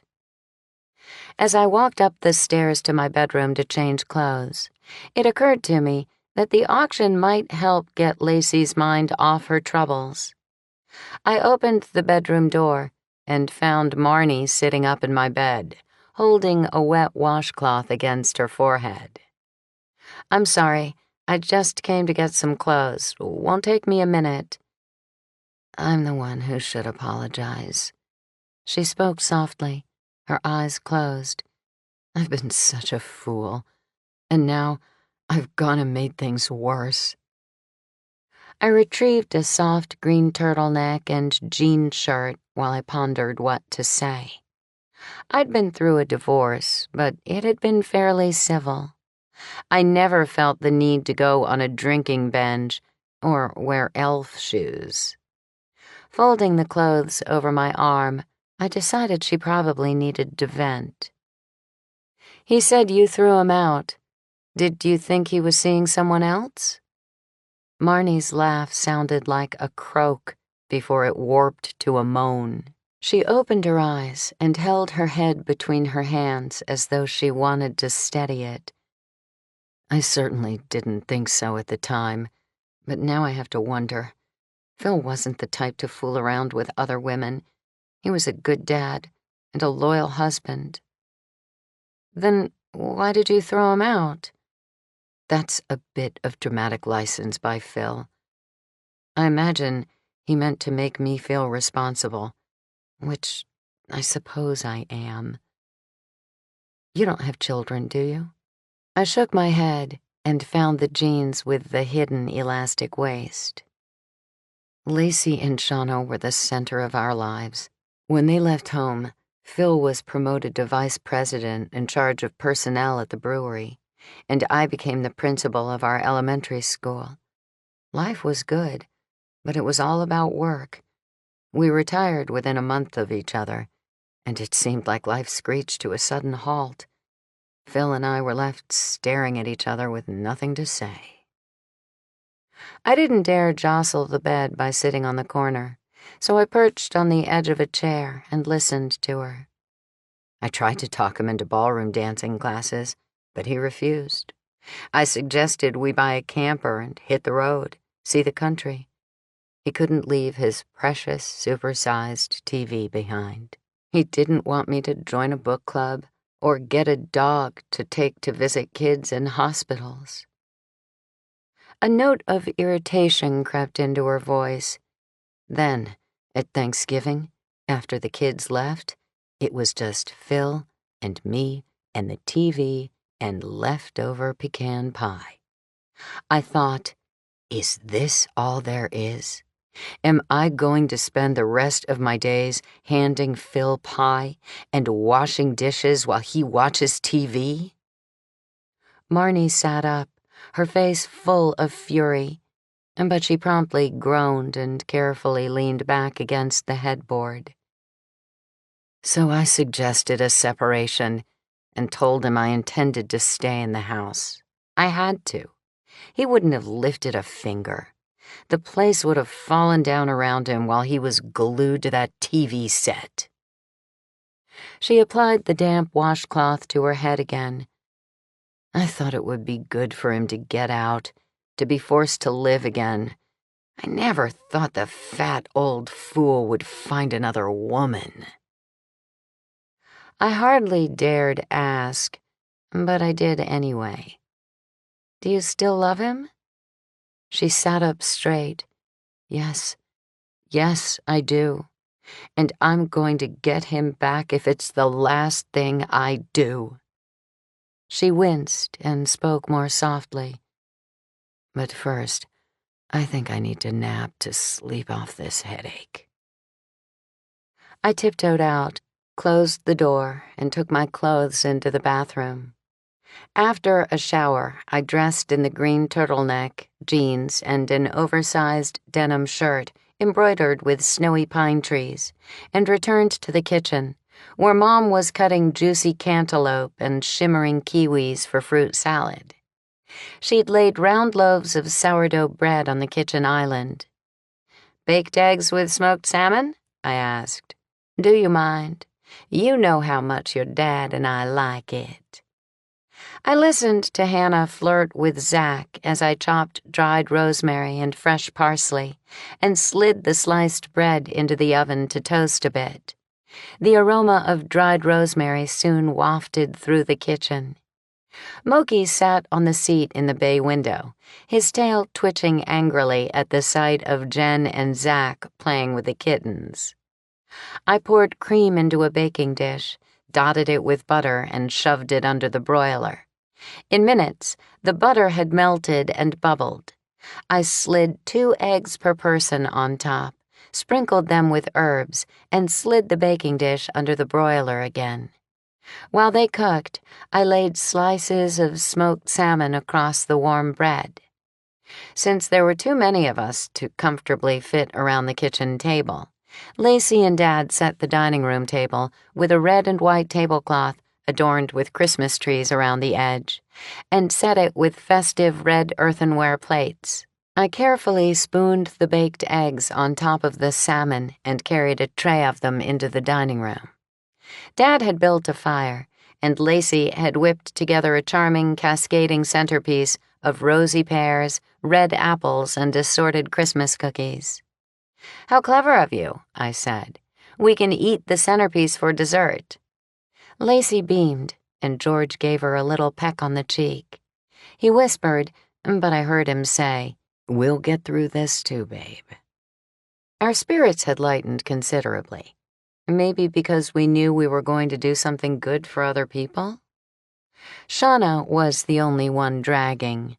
Hollow-eyed from a sleepless night, her shoulders sagged, and she looked so morose I feared she might burst into tears. Apparently, Bo still wasn't taking her calls. Mom and Lacey convinced Shauna that the trick would be to bake something to bring to him. After breakfast, the 3 of them set to work making a chicken cheese casserole and a streusel cake. I used Daisy as an excuse to get out of the house and away from the chaos in my kitchen. I slipped into a down jacket and clipped Daisy's leash onto her harness. We left by the kitchen door and found the street to be eerily quiet. Leftover snowflakes still floated in the air, which added to the Christmas charm of the historic houses. Daisy happily trotted ahead of me, sniffing every gate and lamppost. Meanwhile, I wondered how I could obtain more information on Bonnie's death. Wolf had always kept quiet about details, but my friends Humphrey and Nina had connections and dug up the best information. They were away for the holidays, though, and I was on my own. Daisy turned the corner, and I followed, deep in thought. She paused to smell an urn that contained lighted branches, and I realized that we stood exactly where I had seen Forrest the day before. I peered into the store window but couldn't see much. Just a dark, empty storefront. A for rent sign rested in the window. I gazed around. There wasn't much to see. Forrest must have been meeting someone. Why else would he dally in front of an empty building? There was no good reason to stroll over to Bonnie's house, but Daisy kept walking like she had a destination. She finally stopped to sniff around an adorable display of a green-clad Santa's elf peering into a red sleigh. I was so absorbed in my thoughts about Bonnie that it took me a few seconds to register that the darling elf who perched on the sleigh was wearing high heels. Suddenly, I had a feeling I knew where Marnie's path had taken her the night before. Hoping no one noticed, I slid the shoes off the elf's feet, promising him I would return his shoes the first chance I got. Bonnie's house was only a block away. I tried to convince myself that we were headed in that direction by Daisy's choice. Right. I could blame it on Daisy, but I was the one itching to see what was going on. In the overcast haze of snow-laden skies, so many lights glowed in the windows of Bonnie's house that it stood out from its neighbors long before we neared it. Figures hurried in and out like busy giant ants. Police cars crowded the street, and a terrible suspicion sent a shiver creeping up my back. The autopsy must have revealed that Bonnie had been murdered. Daisy pulled at the leash. Every dog owner in the neighborhood had used walking as an excuse to linger outside Bonnie's house and be nosy. I'm ashamed to say that I readily joined them. Polite sniffing ensued as Daisy greeted the other dogs, and I brazenly listened to the gossip. The son is devastated. Did you hear she was planning to remarry? At her age. Her killer broke into the house through a window in the back. This used to be such a safe neighborhood. Excuse me. I addressed the woman who spoke last. I broke the window to get in when she didn't answer the door. I don't think you have to worry about your safety or the neighborhood. As though rehearsed, everyone took a step away from me. They're saying she was murdered, said the woman. Well, I didn't do it. I just found her. A man holding the leash of a Rhodesian Ridgeback laughed with too much joy given the situation. Too bad you didn't do her in. You'd have been a heroine. What an awful thing to say. A woman snatched her chihuahua off the sidewalk and into her arms, as though she was afraid the laughing man would harm it. Bonnie was warm and generous, and about the sweetest person I know. Then you didn't know the real Bonnie Scarborough. The man's Rhodesian Ridgeback snuffled Daisy's muzzle. A whole lot of people are going to sleep better now that she's gone. I'm not surprised that someone finally knocked her off. She was bound to torture the wrong person someday. Torture? Said someone in the crowd. I'm confused. Are you saying Bonnie hurt people or blackmailed them? Blackmail is a strong word, and it implies financial gain. Manipulation was more Bonnie's style. She got people to do her bidding, but they rarely realized she had manipulated them into it. Not until it was too late. I left the crowd to their speculation and turned to leave. But before I'd taken 2 steps, a hand gently touched my elbow. How are you, Sophie? The muted lighting didn't do anything kind to Kenner's sharp features. It was a simple question, the same one that every polite person asked but didn't really want answered. Yet there was something about the way he looked at me that creeped me out. I was about to respond when a person in a large, unwieldy suit and a gas mask appeared on Bonnie's front stoop. Is that a hazardous materials unit combing the house? 12. From Ask Natasha. Dear Natasha, I love the holidays, but my townhouse doesn't have a basement, attic, or garage. Where do I store all my decorations? Kitty, in Ragland, Alabama. Dear Kitty, make your own storage boxes and hide them in plain sight. Wrap boxes and lids in fabric or paper that coordinate with your decor. Store your holiday decorations inside and slide onto a shelf until next year. Natasha. Kenner squirmed like he didn't want to confirm anything. Are you experiencing any upper respiratory problems? No. I said it cautiously, taking a long breath. No coughing, wheezing, difficulty swallowing or inhaling? What's going on, Kenner? Don't worry. I feel okay so far, too. So far? Was he kidding? If my health is at risk, I think I have a right to know what you've discovered. He chewed his lip. Her upper respiratory tract swelled shut. That's why the EMTs gave up on CPR so fast. At first blush, they thought the swelling was from an allergy, but now they think she inhaled some kind of chemical. She died from some kind of weird chemical leak in her home? That's what they're trying to rule out. I swallowed as a test. Was my throat sore? Do you feel anything? What about the EMTs? So far, everyone is fine. It's just that you were the first one on the scene. He left the implication hanging, but I knew what he was getting at. If there was toxic air in the house, I would have inhaled more than any of the responders. What do they think it is? Should I be worried? I don't know much yet, but I'll keep you apprised.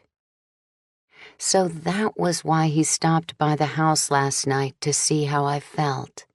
He really wanted to know if I was having any adverse reactions. Thanks, Kenner.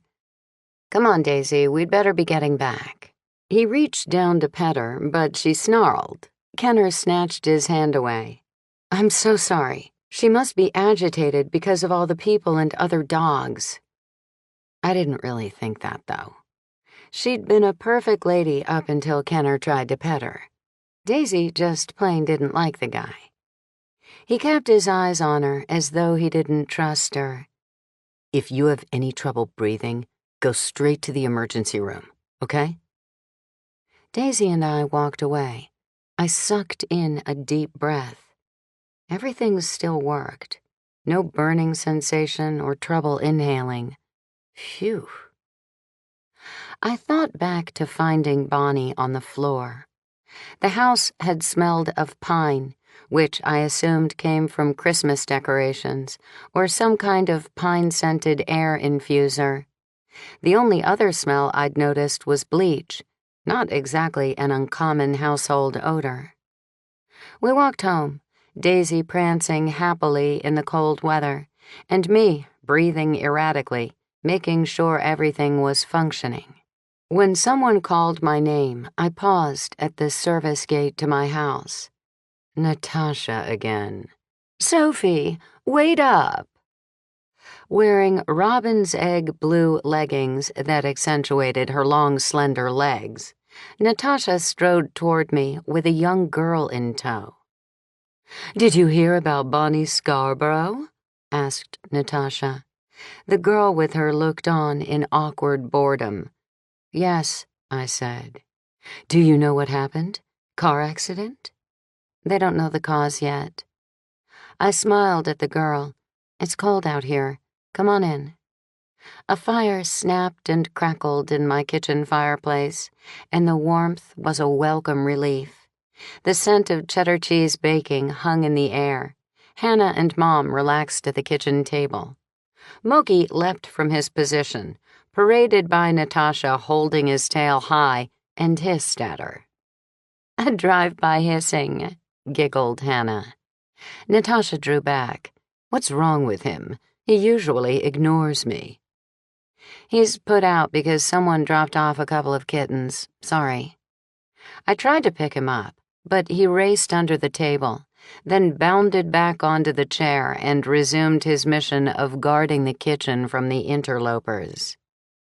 He's a cat. They're cats. Why wouldn't they like each other? Natasha sounded puzzled. It's a territorial thing. How would you feel if another woman moved into your house? Natasha stiffened at the thought. Don't be silly. Surely you're not comparing me to an animal. I let it go. Natasha wouldn't appreciate cats or dogs until she finally loved one. Besides, if I really had a mind to compare her to an animal, it wouldn't be to a sweet feline or canine. They're absolutely adorable, said Mom. It's the most peculiar thing the way they showed up. I think they're purebred rag dolls. Rag dolls? Natasha looked at Mom quizzically. A lovely breed of cat, They're gorgeous and known for their loving and easygoing personalities. "Can I see them?" asked the girl with Natasha. Natasha introduced the girl with her as Vegas. My mother recoiled at the name, but recovered quickly. "Vegas is my cousin. Second cousin, we think," said Natasha. "She and her father are spending the holidays with us.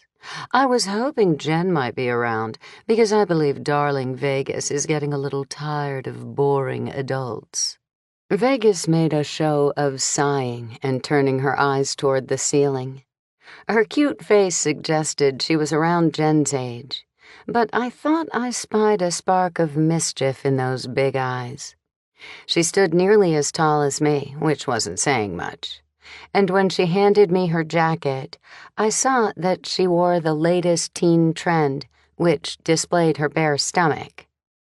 Mom took her to the family room to meet Jen, who was watching a movie with my dad and the kittens. Mookie perched on a chair by the fireplace, near the passage that led to the family room, ready to pounce should a kitten dare show its face. I hung all the coats in the bathroom so the dusting of snow could melt onto tile, and when I returned, Shauna sat in the other chair by the fire, her teeth chattering.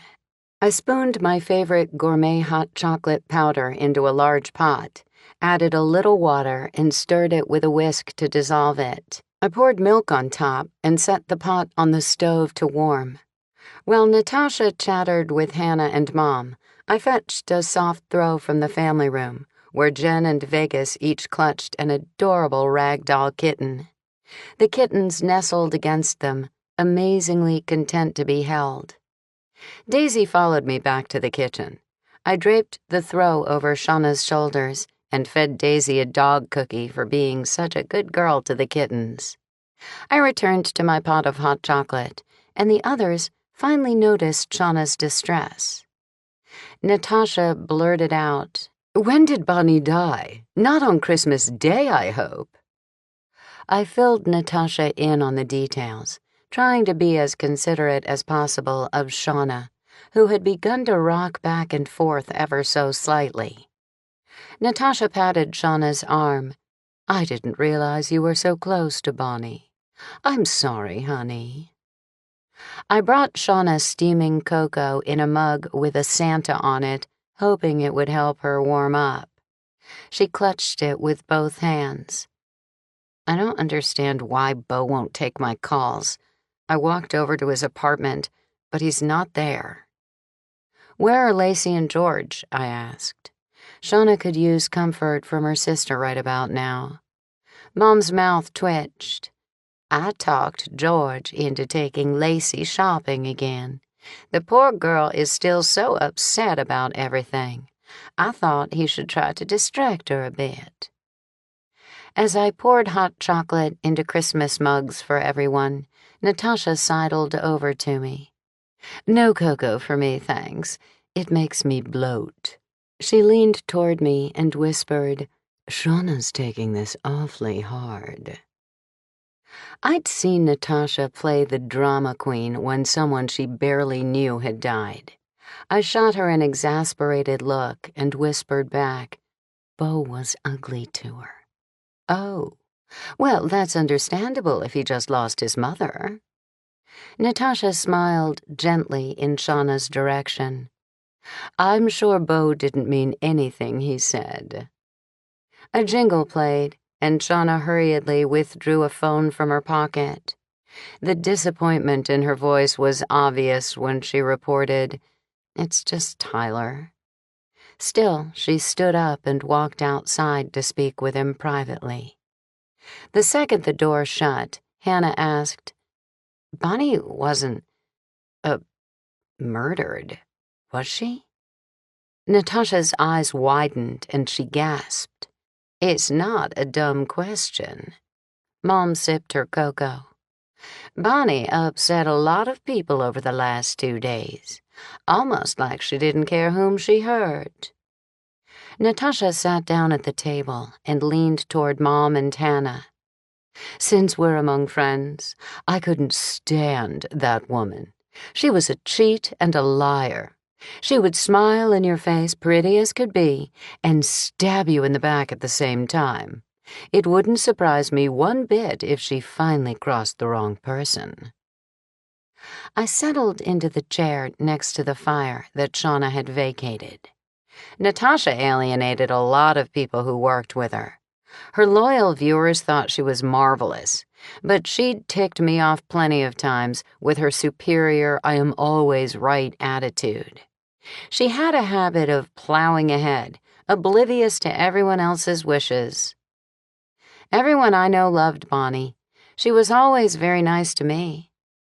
Natasha glanced through the door window at Shauna, who didn't seem to mind the cold. Bonnie wanted to be me. I bit my upper lip to keep from laughing. Would my mother and sister, who adored Natasha, finally see her true colors? She found out I was doing a series of shows on organizing and wanted me to feature her. When I refused, she had the nerve to contact my videographer about shooting organizing videos to put online. Rumor has it that she lined up someone else with an audience to help her. Woe be to that person. Bonnie would have climbed on her back to get where she wanted to be, and then push her under. Trust me. I didn't feel quite so much like laughing anymore. Surely I hadn't been so wrong about Bonnie. But too much of Natasha's rumor rang true. I should have given more thought to Bonnie's motivation for wanting to make the videos with me, but I hadn't had any reason to be suspicious of her. Shauna burst back inside. Snow covered the throw on her shoulders. She whipped it off, paying no attention to the watery mess that landed on the floor. Her malaise had vanished. She stood in front of the fire and rubbed her hands together. Man, but it's cold out. Tyler is coming over to pick me up, and we're going to find Beau. I'm sure he's at a complete loss. There will be so much to do. He'll need me. I'll show him that I'm good enough for him. Very gently, Mom said, "Go easy on him, Shauna. Remember, he lost his mom." "Oh, sure, Inga." She flashed a happy smile at Mom. "But he'll have to pick out a casket, find a burial plot, write an obituary, notify relatives, all things I can do for him." I understood Mom's concern. Shauna looked all too pleased at the prospect of such dreaded and sad tasks. "Tyler will be here any minute. Do you have a bathroom on this floor, Sophie? I must look a mess." I walked Shauna to the foyer and pointed out the powder room, neatly tucked under the stairs. When I returned to the kitchen, Natasha had changed the subject to herself, as usual. "Didn't you adore the pink peacocks I used?" George's neighbor, Ginger Chadwick, headed up the committee. She wanted so badly to build the decor around a Dickens Christmas theme, but that's been done to death. Pink and turquoise are the new red and green, you know. They're so much fresher, don't you think?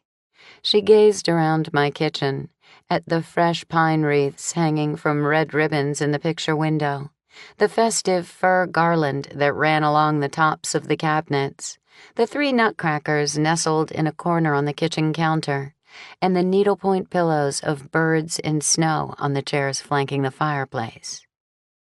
"You really ought to choose a theme to bring everything together, Sophie." Turning to my mother and Hannah, Natasha added, "I did a show on this very topic. Pine, berries, apples, and angels are so passé. Imagine how much fun it would be to bring turquoise Christmas decor into this kitchen." The picture of Mars's Aunt Fay that hung near the fireplace swung to a slant. There were those, namely Mars's mother, June, who thought her sister's spirit resided in my kitchen. We hadn't let Natasha in on that little detail, but her own mother, an ardent believer in the paranormal, had announced that she felt a ghost in my kitchen. Natasha eyed the picture of Fay. "It seems like that happens every time I'm here. You really ought to secure it better." I had some choice words for Natasha, given her criticism of my holiday decor, but the door knocker sounded. I hurried to the front door, Daisy loping along, and opened it to a young man whom I had seen at Bonnie's party the day before. "I'm here to pick up Shauna." Close to 6 feet tall, he wore his plain brown hair in a shaggy style, and his ready smile reminded me of someone. Certainly not as polished as Beau, but he had a comfortable, casual charm. I invited him in and showed him to the kitchen. Daisy sniffed him cautiously from behind. Natasha sprang from her chair. "Tyler, I didn't know Shauna was talking about you." She planted a kiss on his cheek, but Tyler cringed as though embarrassed by it. "I gather you know each other?" I asked. As though I was too dumb to live, Natasha sighed and explained, "His father is Tom Thorpe. Of course, George's handsome neighbor across the street," said Mom. "You have your father's smile." Hannah emitted a little snort.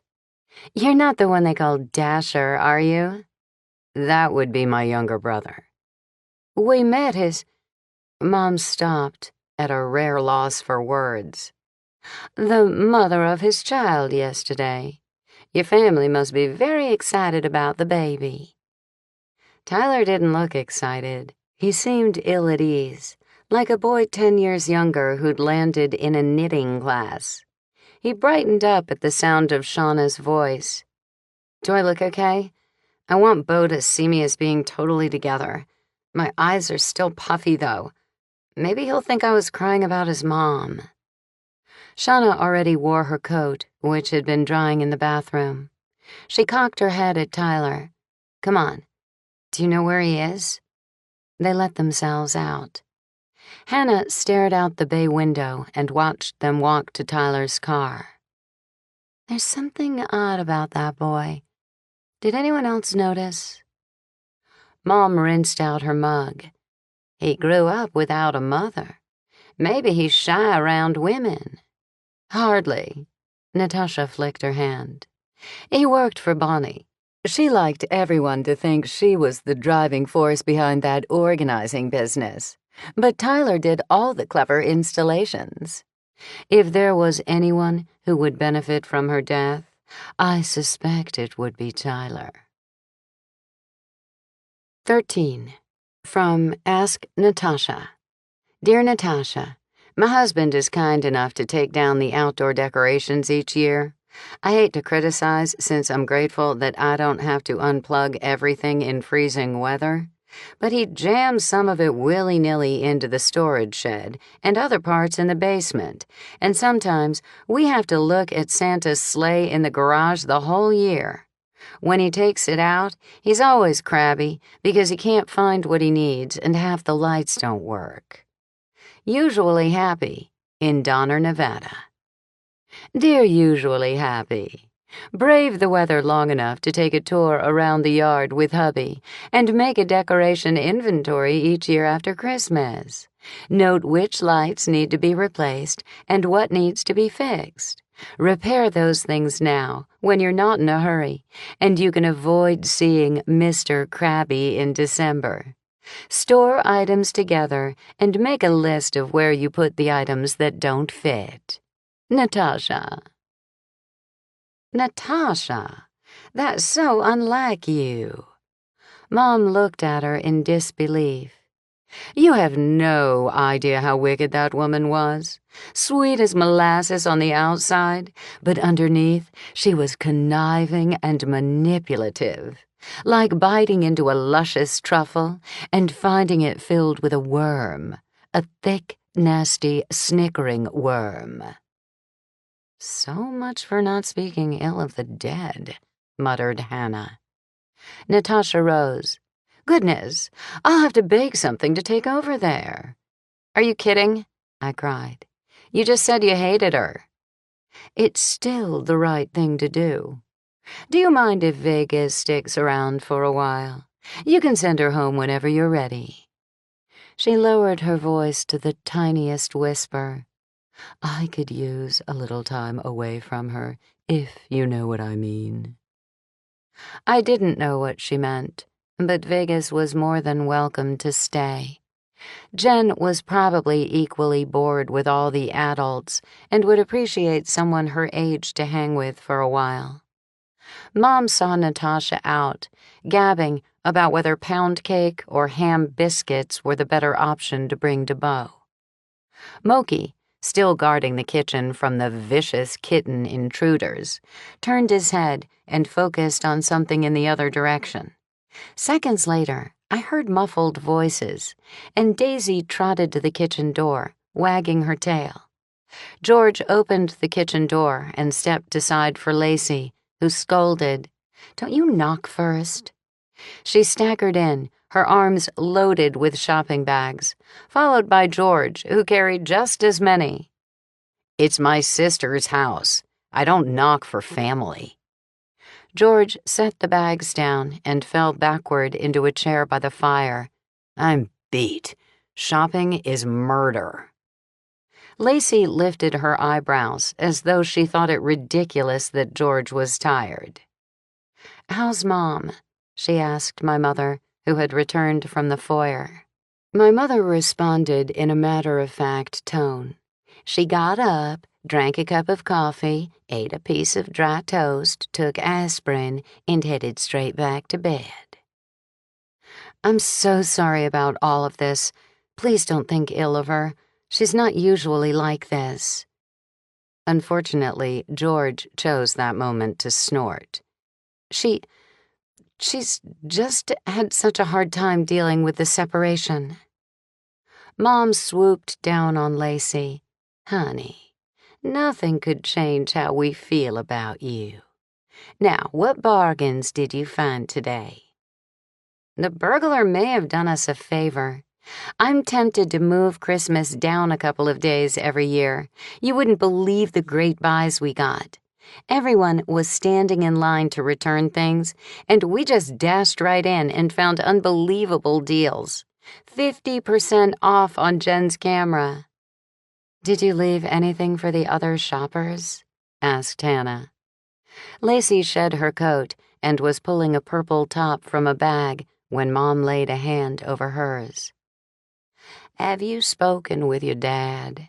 Bonnie's death must have come as a big shock." Apparently, it was the wrong thing to ask.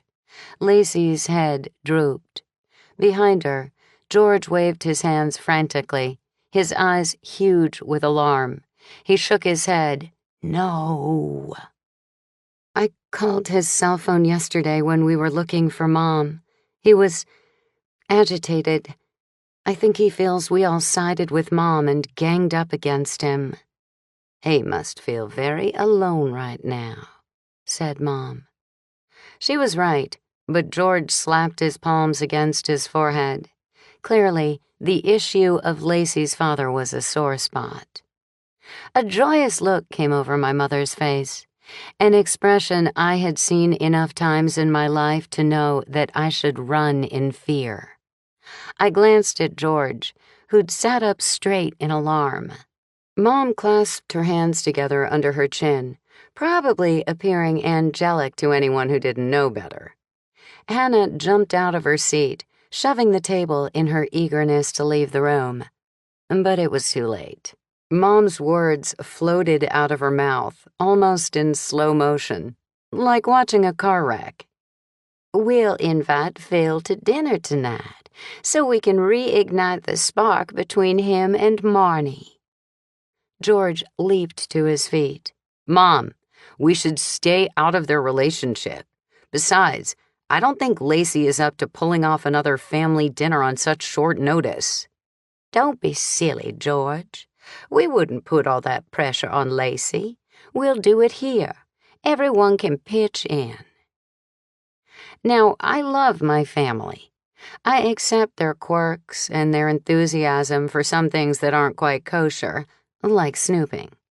Sometimes, though, they had higher expectations of me than I was willing to embrace.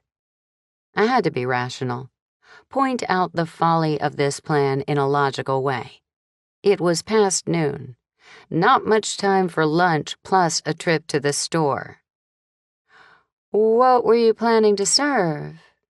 I asked it as sweetly as I could.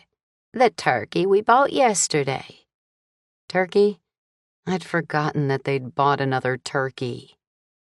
Mom acted like it was the most natural thing in the world. "Hannah and your dad love turkey sandwiches so much, and it's just not the same with deli meat." I happened to be a fan of turkey leftovers myself. "Did you get ingredients for stuffing?" "Of course." Lacey burst into tears. "I feel like this is all my fault. I tried so hard, but nothing turned out right," she blubbered. "That's not true." Mom flashed her an indulgent smile. "Your red velvet cake was the best I've ever tasted." Lacey sniffled. "It was good, wasn't it? But look." She held up her palms. "My hands are permanently pink from the red food coloring." I took a closer look.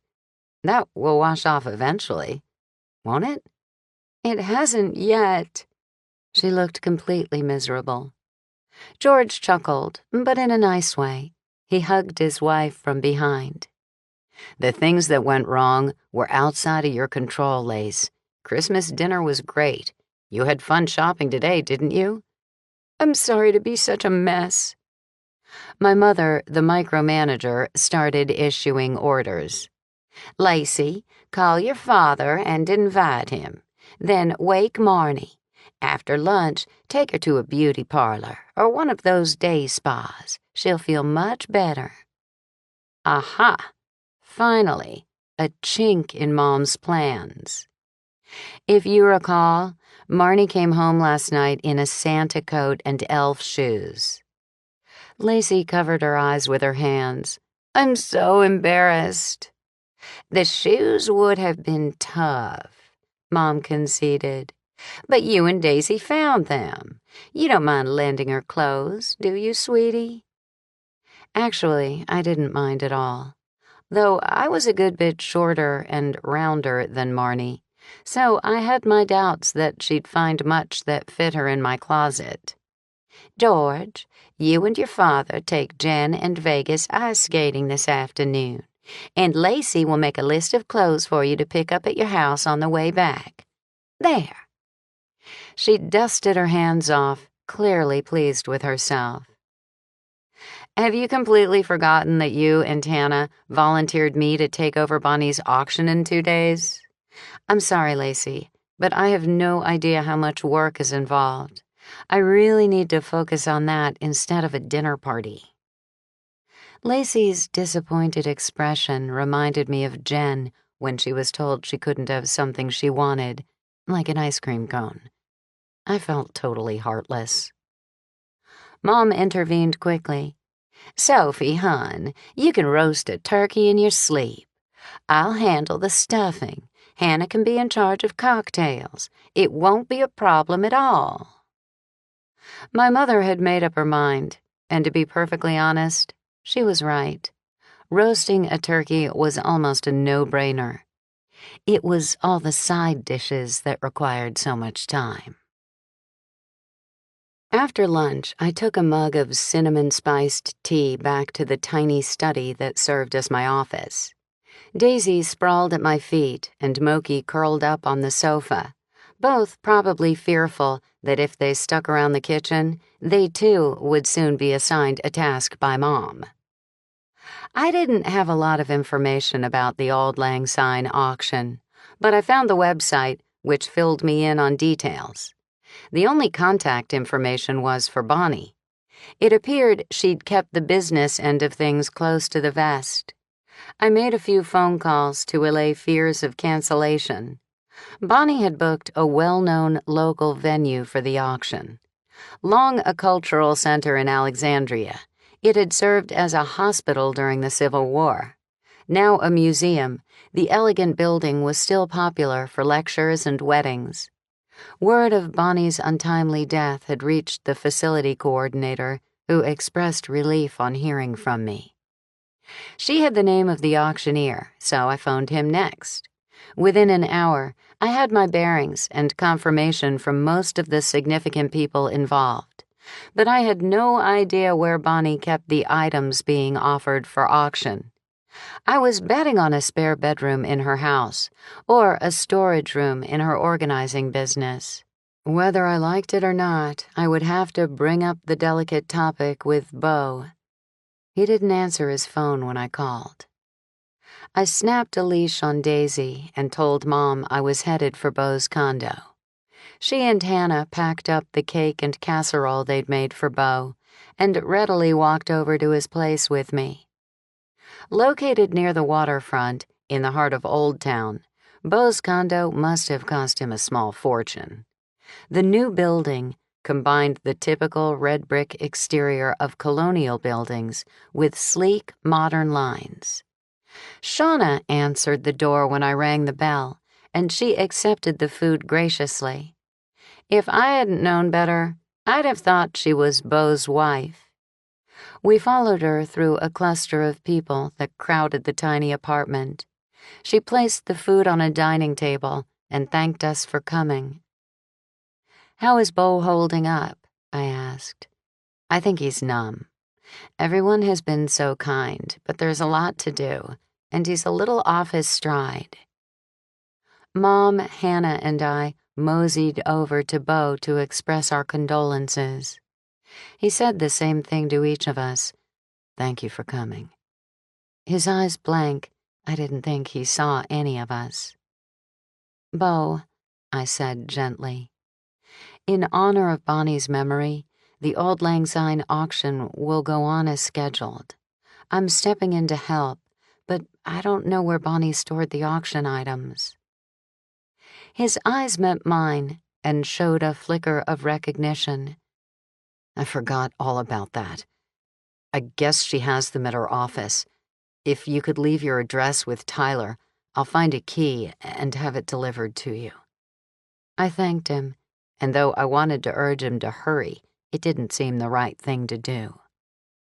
I wrote my address on a slip of paper and handed it to Tyler, who hovered at the dining table, helping himself to the vast assortment of foods Bonnie's friends had brought.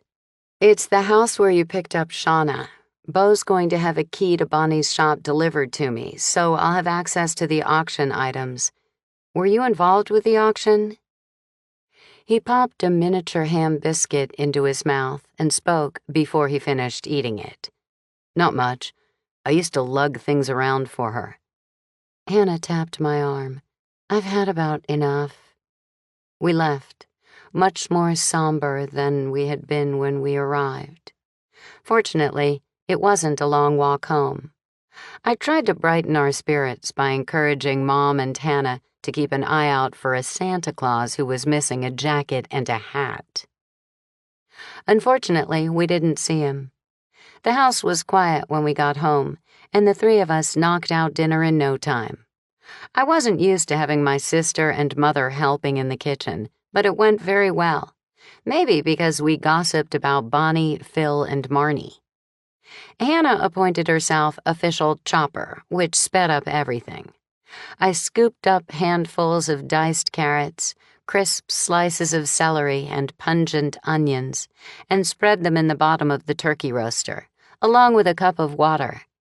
After I rubbed the turkey skin with sea salt, the turkey went on the rack breast side down and into a 425-degree oven. Done with my share of the cooking, I pulled out a couple of homemade frozen pie crusts from the freezer and let them come to room temperature while I mixed the fillings for First Murder Bourbon Pecan Pie.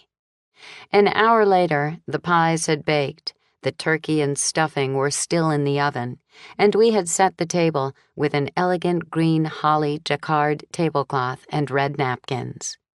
Lacey and Marnie returned first, looking well-rested and pampered. The rest of the crew, including Phil, arrived shortly thereafter. We sat down to dinner in the dining room, with almost everyone in good spirits. Lacey was a bit miffed that Shauna hadn't shown up, but the point was to throw Phil and Marnie together, so Shauna's absence didn't make much difference. As we began eating, the knocker on the door sounded, and Jen jumped from her chair. "I'll get it." Alice clung to her shoulder, no doubt purring. Jen returned with Detective Kenner. I wasn't sure if my mother remembered him, so I made quick introductions. Kenner interrupted me. "I'm sorry. I'm not here for social reasons. I have a warrant for the arrest of Shauna Lane for the murder of Bonnie Scarborough." 14. From The Good Life. Dear Sophie, I love to send home leftovers with my guests. Some of them live a good distance away, so I don't like to use plates or pricey containers that I'll never get back. Any suggestions? Noelle, in Holiday Hills, Illinois. Dear Noelle, I'm fond of using disposable aluminum baking tins available at the grocery store. They usually come in sets of 3. Pie and cake pans are great for holding the equivalent of another dinner, and the deep loaf pans work well for larger amounts. Cover with aluminum foil or plastic wrap and secure with a rubber band. Too utilitarian? Pop a ribbon around it or a bow on the top. Sophie. Lacey shrieked and placed her hands over her mouth like a tent. Marnie's perfectly coiffed head rolled back, and her entire body slumped lifelessly in her chair. I ran to her side and tapped her cheeks. Phil bolted to his feet. "Let me see that." Kenner willingly handed him the warrant in his hand. "Is Shauna here?" I shook my head. "We don't know where she is." I almost asked if he had tried Beau's condo, but thought better of giving Kenner any leads. "There must be a mistake," Lacey cried. Clutching Alice and Jasper, a bewildered Jen ran to her mother's side and leaned against her. But Lacey bounded to her feet and dashed to the kitchen, Jen on her heels. From the look on Kenner's face, I gathered he thought Shauna might be there. He whirled and followed Lacey. I left Marnie to my dad and hurried to the kitchen. A horrified Lacey clutched Jen to her, much like Jen held on to the precious kittens. In her other hand, Lacey held a cell phone. Kenner's eyes reduced to evil slits. "Mind if I look around?" Ouch. About the last thing I wanted was Kenner poking through my house, or even knowing the layout for that matter. Actually, I do mind. I tried to sound like I knew what I was talking about. "Shauna is not here. Unless that warrant of yours gives you the right to search my house, I'm afraid I have to ask you to leave." His expression morphed to the angry Kenner I had known in the past. "Harboring a criminal is a crime, you know. You don't want to go to jail with Shauna, do you?" Lacey clapped her hands over Jen's ears. "My sister is not a criminal." "Your sister," he sneered, "is a diabolical, devious murderess. So clever that she almost got away with it. I've never seen anything so nefarious." "Nefarious?" sputtered Lacey. "Are you sure we're talking about the same Shauna? My sister is a kind, generous person, anything but nefarious." I couldn't help thinking of Shauna's surreptitious trips through Beau's dresser in search of a certain diamond ring. Maybe Lacey didn't want to see her sister's less becoming side? "I don't understand," I said. "You told me Bonnie died from a chemical she inhaled. Has that changed?" "Only in that it wasn't accidental." "What? What was it? Should I be checked out?" "If you haven't felt any ill effects by now, you're in the clear." Lacey's cell phone jingled. Grandma got run over by a reindeer. Her cheeks blazed Christmas red when she answered. After listening for a moment, she said, "I'm sorry, I can't talk right now. The police are here to arrest my sister for murder." Kenner's eyes blazed, and he lunged for Lacey's phone. She snapped it shut and slid it into her pocket. "One more thing I don't believe you have a warrant for." The old Kenner appeared to be back, angrier than ever. "The next warrant will be for you, for helping a killer escape." Jen burst into tears. "I think you've done enough damage here." With icy politeness, I showed him the front door. A gust of frigid air blew in when I opened it. Kenner turned to me. "I'm sorry to ruin your holiday, but there's no doubt that Shauna murdered Bonnie." "There was a time when you were equally convinced that I killed someone," I spat back. He shook his head. "This is different. She planned ahead. This was no heat-of-the-moment crime of anger. She wanted to be rid of Beau's mother, and she went to great lengths to accomplish her mission." With a last glance at me, he strode off into the night. In spite of the cold, I watched him walk along the sidewalk amid the magical Christmas lights, a lonely, bitter man who probably didn't even notice the gaiety of the season around him. When I returned to the kitchen, Jen had stopped crying, and my entire family clustered together, praising Lacey for warning Shauna. "So that was Shauna who called you just now, right?" I asked. Lacey nodded, pushed a button on her cell phone, and lifted it to her ear. George squeezed Lacey's shoulder affectionately. "You bet it was. Do I have a clever wife or what?" "I don't want them to arrest Mommy," protested Jen. George cupped her cheek. "Don't worry. That was just an idle threat." Lacey snapped her phone shut. "Rats! Shauna's not answering." "Do you think she ditched the phone?" asked Hannah. "That's what I would do. Plant it in bushes where it couldn't be easily seen, just to mislead the authorities if they used the ping to track me." Lacey tried calling again. "I bet that's exactly what she did." She looked to George. "What do we do now? Shauna needs help. It's cold and dark, and she can't go home or to Beau's." George gazed around at us and sucked in a deep breath of air. "Okay, here's the plan. Mom, Marnie, and Lacey are going to take Jen home." "No," wailed Jen. "Honey, don't you think we should be there waiting for Shauna?" said Lacey. Jen snuffled and wiped her nose with the back of her wrist. "I guess so." George continued. "Dad and I will take my car. Phil will drive his, and we'll check out logical places where Shauna might go. Soph, do you think you could call Wolf?" "He's in Maine with his parents and sister. What can he do?" "He could make some phone calls. We need to know what's going on," said Dad. I sighed, but Lacey's and Jen's distraught faces tugged at my heart. "I'll do my best." Hannah flicked her hair over her shoulder. "I could call Zach. Maybe he could help." Sarcasm dripped from George's tone when he said, "Gee, thanks. Don't put yourself out, Hannah. Actually, I was hoping you and Sophie could take Daisy and set out on foot. I know it's cold out, but Shauna might be wandering the streets right now, wondering where to go." I nodded. "I bet she's afraid to take her car. The police probably know her license number." "Is everyone's mission clear?" asked Dad. "Give me 5 minutes to wrap up the turkey," said Mom. "I'll slice off a nice chunk to leave for you girls. Such a shame our lovely meal was ruined. It can't be helped, I suppose."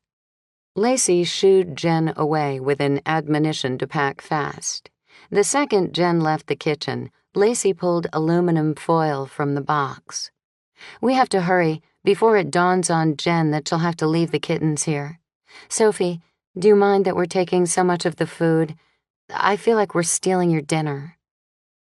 In a normal family, mere knowledge that the police were hunting a family member might spoil appetites. I'd learned long ago that my family could eat their way through any crisis. "Don't be silly. You'll have a house full of people to feed as soon as they find Shauna." Phil, Dad, and George pulled on heavy jackets and took off. I wondered exactly what we were supposed to do with Shauna once we found her. A major chink in the big plan. I never would have believed that the women in my family could vacate a kitchen in 5 minutes, but they did. Amid protests from Jen about leaving Alice and Jasper, they shuffled out to the car and were gone in a flash, leaving Hannah and me to phone Wolf and Zach. I could do little more than leave a message for Wolf on his cell phone, a very apologetic message for bothering him during his holiday. I collected Alice and Jasper and was shutting the doors to the study so they would be safe from Moki during our absence when Hannah bounded in. "Zach is going to make some calls and meet me at the Laughing Hound." "Terrific. If Bernie is there, see if he knows anything. He always has the latest news."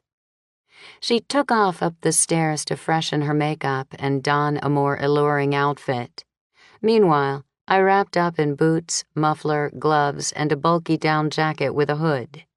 I jammed the elf shoes into my pocket in case we went in that direction. Daisy hated wearing a coat. I hoped that her long fur would keep her warm enough. With a sigh, I slipped a harness over her head and clicked her leash onto the loop. She waited at the front door, wagging her tail at the notion of an adventure in the dark. We stepped out into a starless night. A cruel wind blew. I wrapped the muffler up around my mouth, but Daisy seemed to thrive on the cold weather and pranced merrily under the glittering holiday lights. She led the way, her long-haired tail like a happy plume in the breeze. She paused occasionally to investigate an interesting scent, giving me the opportunity to gaze around in case Shauna was hiding somewhere in the shadows. Several blocks later, Daisy turned down a street full of storefronts and offices. At the end of the block, in the show window of the building second from the corner, hard candies hung from ribbons in empty closet setups. A fancy script in the shape of a half-moon arc announced Clutterbusters, Bonnie's organizing business. What would happen to her shop now? Would Bo want to leave his lawyer job and take over Bonnie's business, or work with Tyler? Maybe Tyler could buy out Bo. Was Shauna organized like Lacey?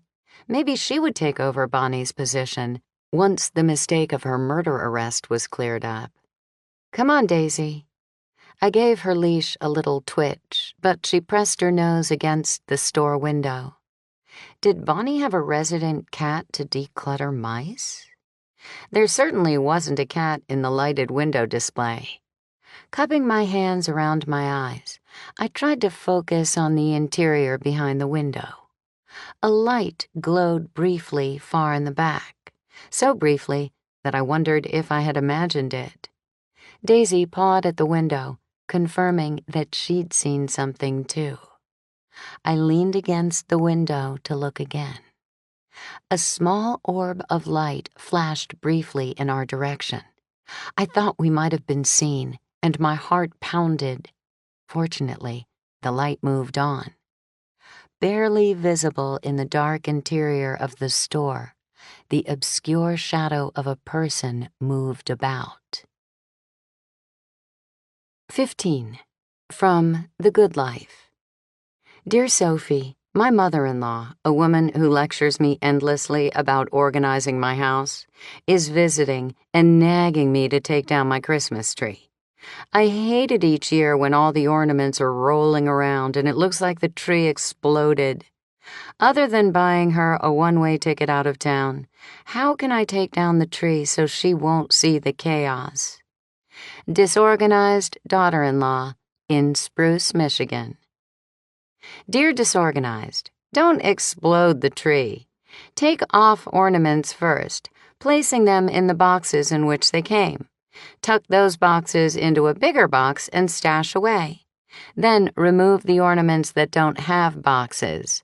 Wine boxes are excellent for storing them. Next, tackle the garlands and finally the lights. If you take the tree down one step at a time, nothing will explode into a mess. Sophie. I patted Daisy and praised her for seeing the intruder. For a long moment, I debated calling the police. I loathed the idea of another encounter with Kenner. Anyone creeping around with a flashlight had to be up to no good, though. In case the intruder happened to look toward the street, I thought it prudent to move to the corner before I phoned 911. While I waited for the police to arrive, Daisy and I peeked into the alley behind the stores. Tiny mounds of previously cleared snow gleamed against the darkness.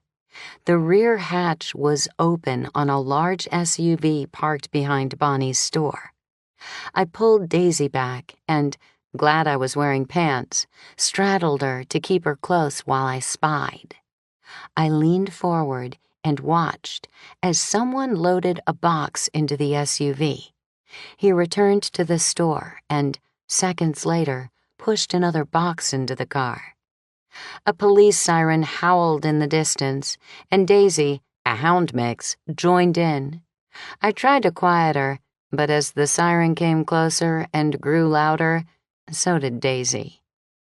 The dark figure in the alley slammed the SUV hatch shut, hopped into the car, and spun his tires in his eagerness to depart. He drove out in the other direction without his lights on, so I never got a good look at the driver or the license plate. Daisy and I returned to the front of the store, and the police car came to a halt. A young officer stepped out, and I explained what had happened. He tried the front door, then walked around to the rear entrance. Daisy and I accompanied him. I expected to find a broken lock or window, but everything appeared intact. The officer waved a strong flashlight beam over the rear of the building. "I don't see any sign of breaking and entering, do you?" I had to admit that I didn't. He pulled a cloth from his pocket and tested the doorknob. "If someone was in there, either he had a key or he's an ace locksmith. This door is locked tight." "May I borrow your flashlight?" "Sure." He handed it to me, and I trained it on the paved alley. "There. See? Right there." I let the light play along the surface of the road. "Those are the marks his tires made when he left so fast." The young officer seemed doubtful. "We'll have to locate the owners. They'll know if anything has been stolen." I'd seen the guy carrying boxes out. What more did he need? It was a bit peculiar to imagine that a talented locksmith chose the day after Bonnie died to rip her off. Though he could have seen her obituary in the paper and jumped at the opportunity. "You can probably cut through a lot of effort by calling Detective Kenner." "Kenner? He's in homicide. Is he a friend of yours or something?" "The owner of the store, or maybe the half-owner, I don't know, died yesterday. Kenner is," I sought an appropriate phrase, "on the case." The officer jumped back and studied the ground. "Are you kidding? This could all be a crime scene." His voice rose to a shrill pitch. "You couldn't have mentioned this before? We've probably contaminated something." Waving his arm, he motioned for me to follow him out of the alley. When we reached the sidewalk, he strode away from me, but I could hear him calling the dispatcher. When he returned, he said, "Who burglarizes a store after Christmas? They didn't get enough gifts, so they thought they'd just help themselves to more?" He wrinkled his nose. "A closet store? What would anyone want in a closet store? I understand breaking into a jewelry store, not that I condone it, but this is nuts. Who steals coat hangers?" It was a rhetorical question, confirmed by the fact that he kept muttering about it until Kenner arrived.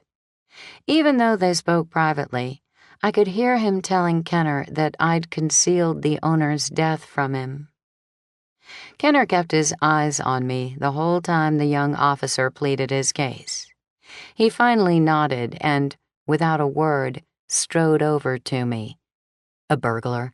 That was the best you could do? Huh? I beg your pardon? It's fairly obvious you made up this burglar so you'd have a reason to see me again. Why, you obnoxious, conceited, pompous blowhard. Daisy punctuated my ire with a vicious growl, and I took that opportunity to turn on my heel and walk away, hoping I hadn't just made him so angry that he would turn into the old monster Kenner I'd known before. Sophie, Kenner said gently, you don't have to be embarrassed by your desire. Desire? Ugh. At that very moment, the only desire I had was to go home and snuggle up in a warm house without Kenner. I kept walking and made no sign that I'd heard him. If he needed information, well, much as I hated to admit it, he knew where he could find me. Besides, I'd told that whiny young officer everything I saw. It was their turn to pick up the ball and run with it. It grated on me that Kenner managed to twist my report of a crime into an attempt at an assignation. One thing was certain, I wouldn't be calling the police for anything until Wolf returned. I didn't need Kenner hanging around, imagining I had designs on him. Every inch of me longed to go home, to get out of the lousy weather, to finally eat dinner and snuggle up with a warm drink by a blazing fire. I couldn't, though. I couldn't do that to Lacey and Jen, who loved Shauna so dearly. I could, however, stroll by the Laughing Hound to see if Bernie or Hannah would take pity on me and bring a hot chocolate out to the sidewalk. I steered Daisy in that direction, pondering where I would go if I were Shauna. She would expect the police at her apartment. She could hide at Beau's condo, but if the police thought she murdered Bonnie, Beau surely knew about their theory. He'd already tried to blame Bonnie's death on Shauna. Could he have changed his mind about that and be protecting her now? Where would I go under those circumstances?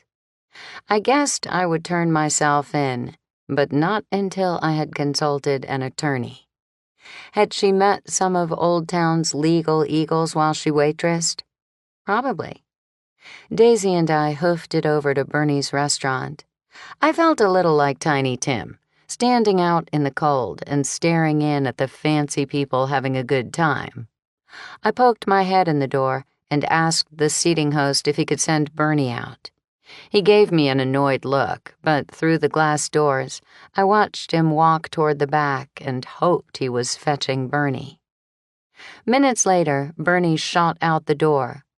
"Why aren't you coming inside?" Daisy pawed at him, her head down. "Oh." He squatted to rub her head. "Your sister is here with a good-looking guy. Bring Daisy round to the garden gate. I'll get a jacket."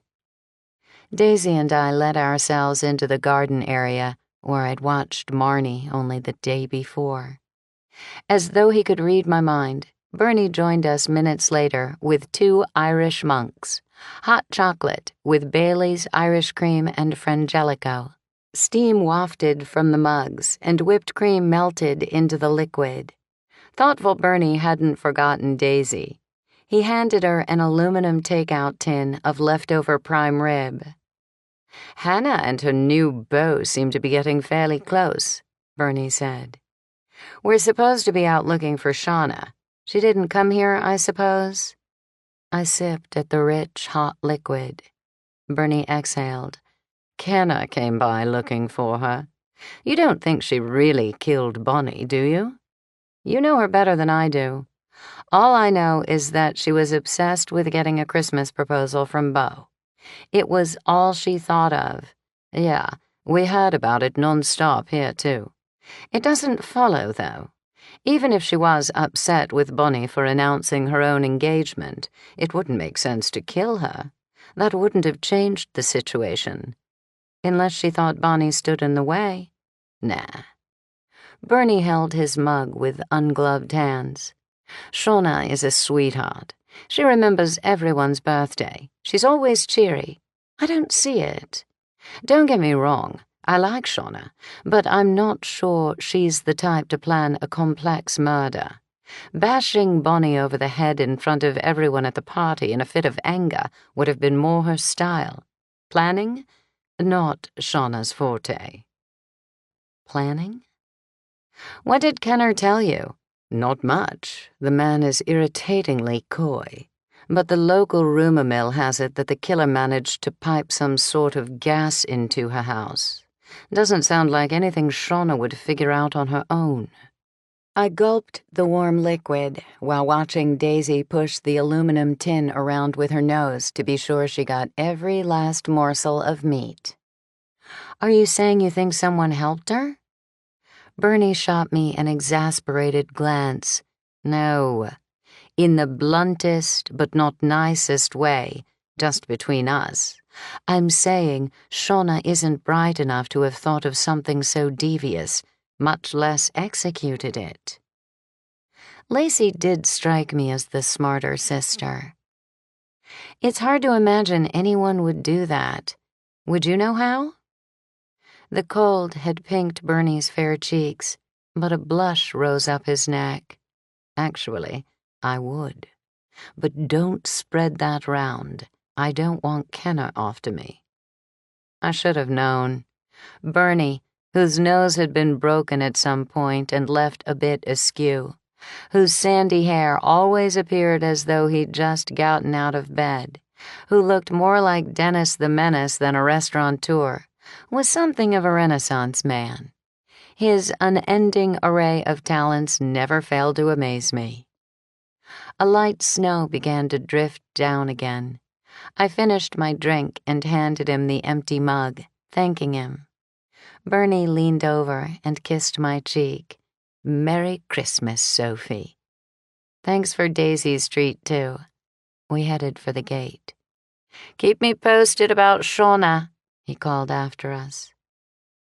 As we walked away, snow floated around us, lights twinkled, and brisk air nipped at my warm cheeks. I decided to head home, yet felt a little bit guilty about that decision. I wanted to think about what Bernie had told me, and I clearly wasn't doing Shauna any good by wandering aimlessly. The short walk would have been completely romantic if the specter of Shauna's imminent arrest hadn't overshadowed the holiday joy. Daisy and I walked up to my front door.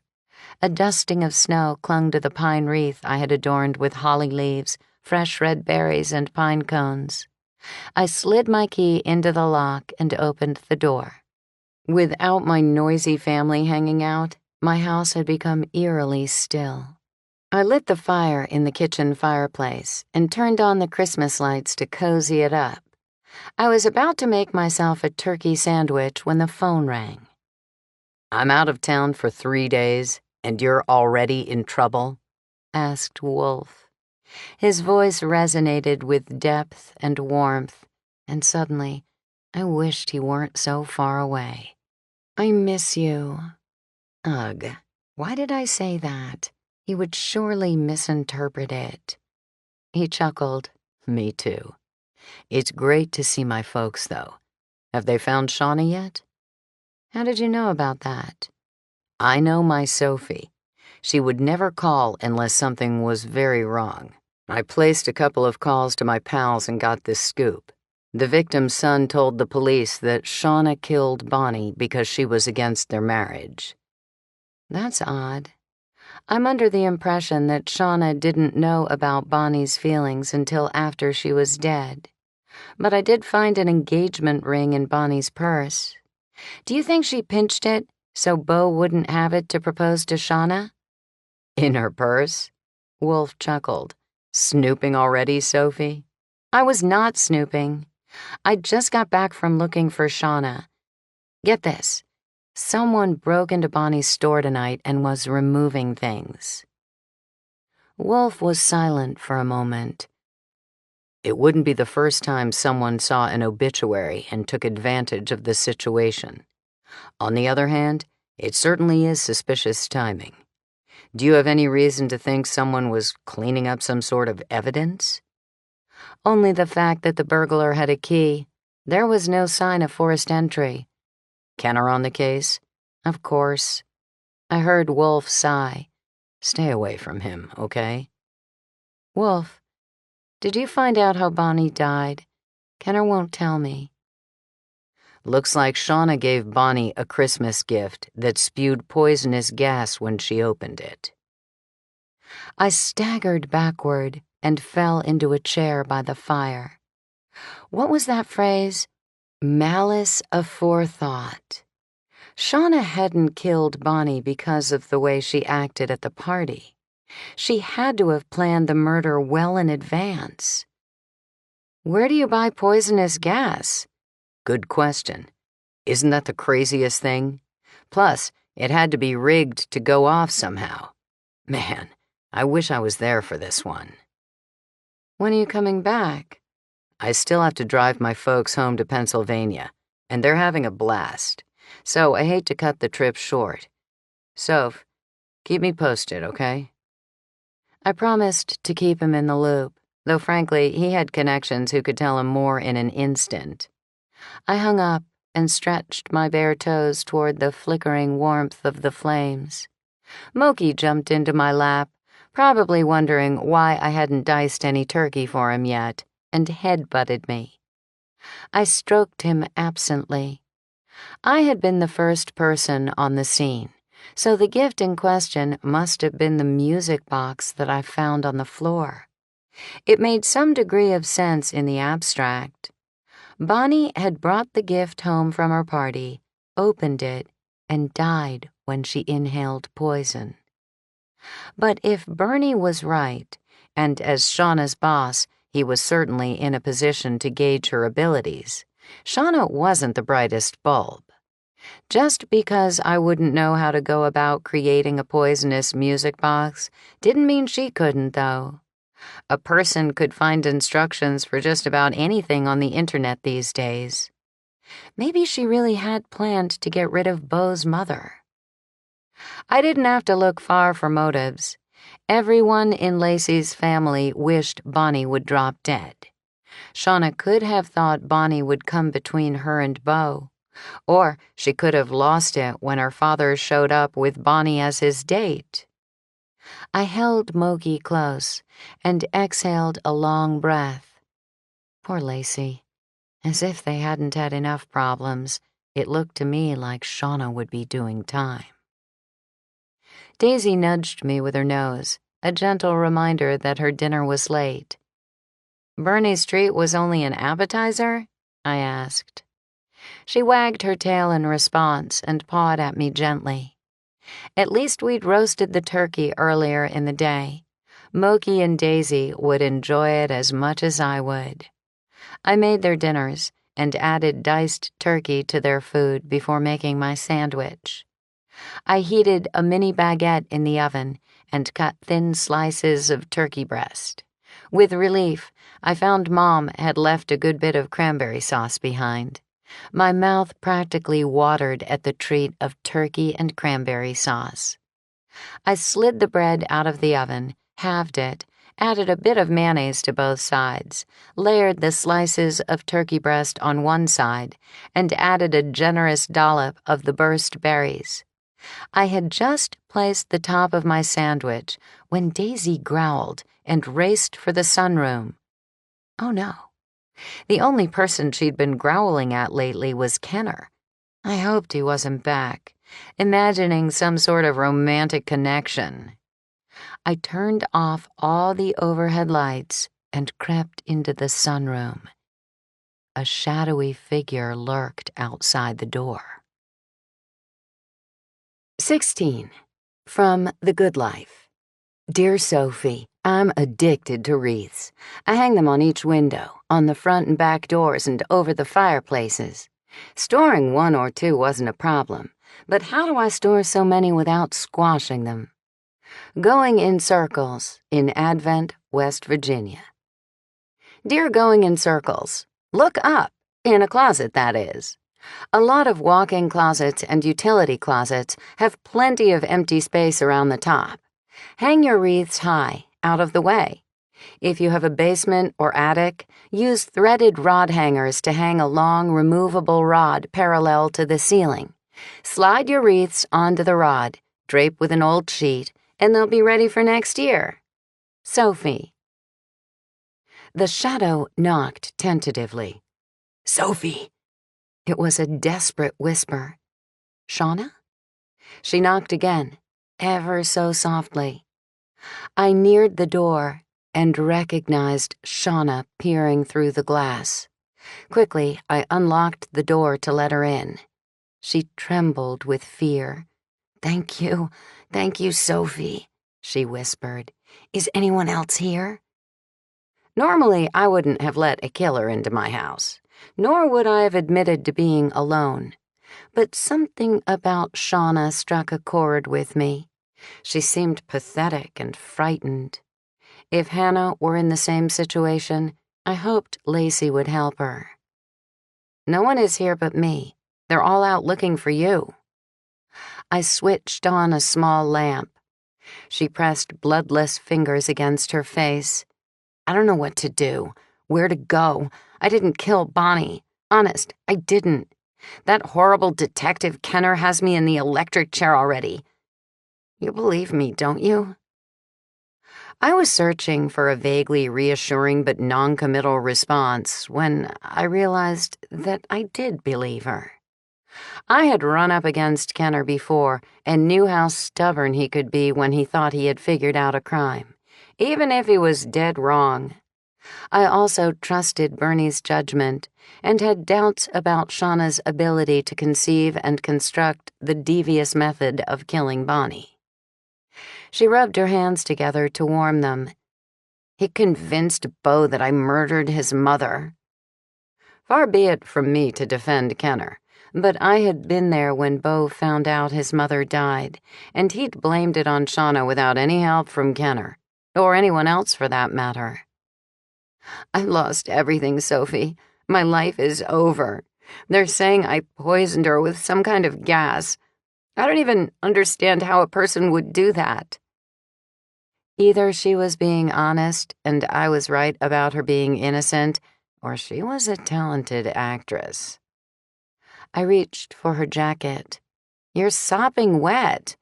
I've been out in the snow, dodging through alleys. Go upstairs and take a hot shower.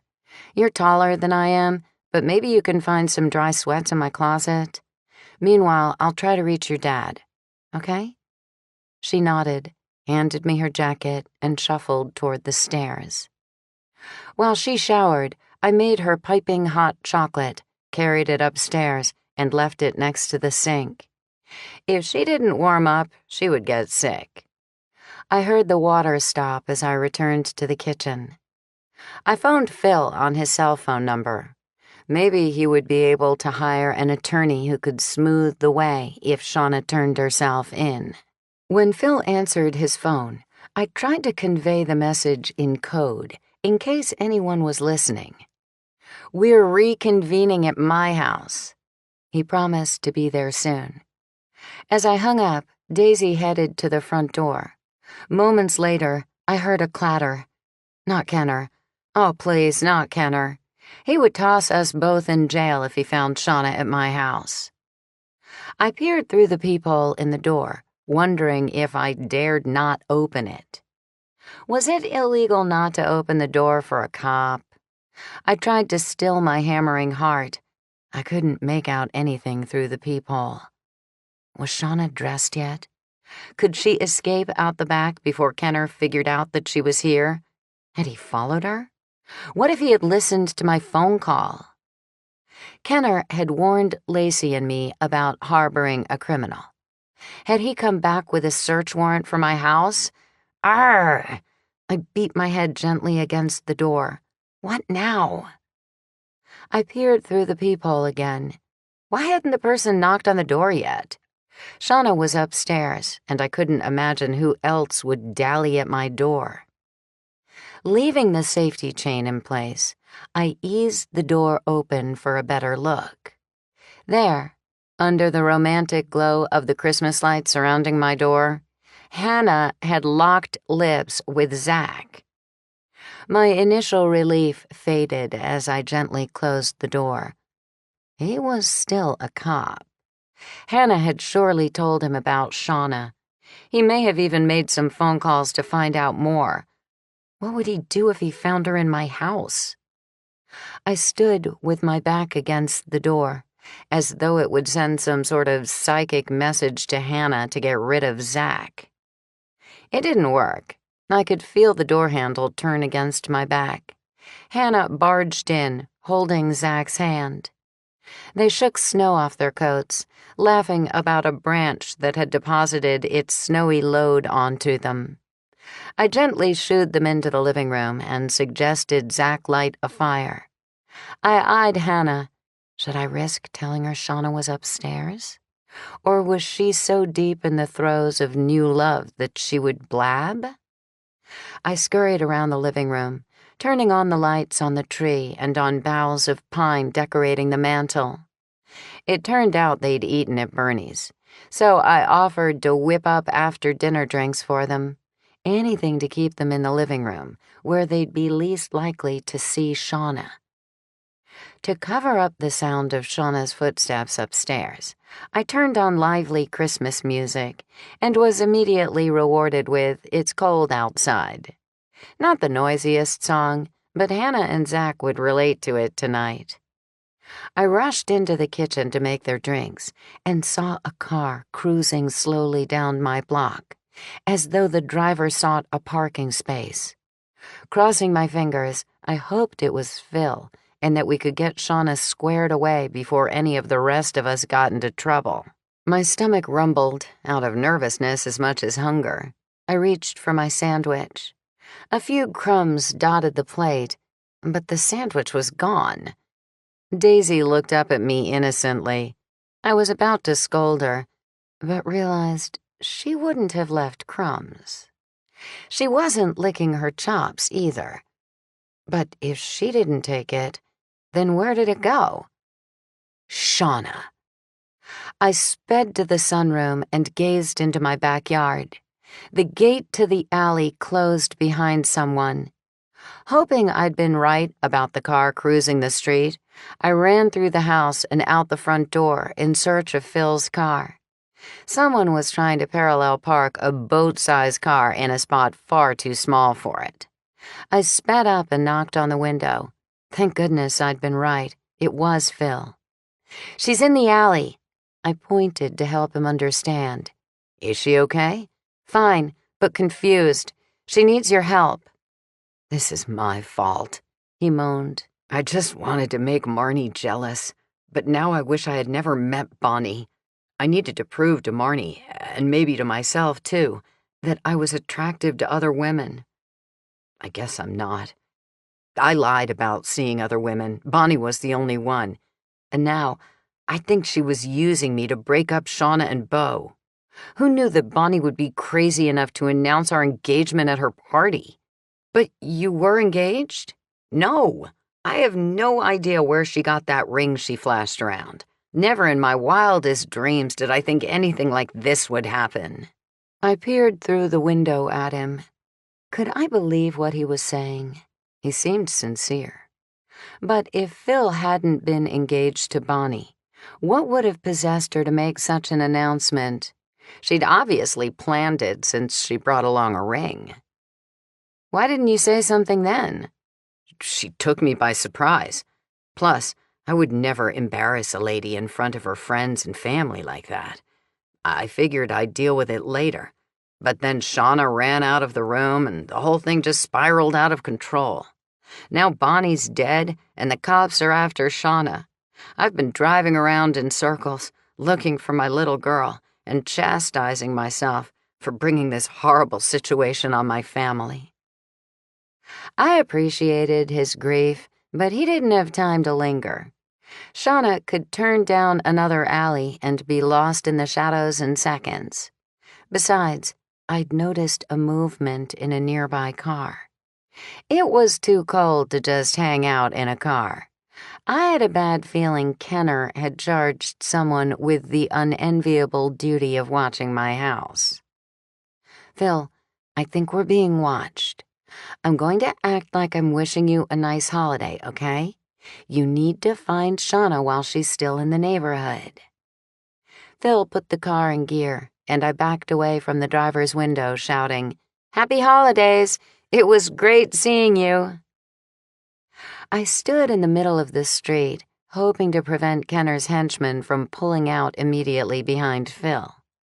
Fortunately, there wasn't much traffic, but the cold had permeated my turtleneck and snow collected on my shoulders and head. I shook it off and used the motion as a pretense to get a better look at the person in the other car. To my complete surprise, Kenner sat behind the wheel watching me.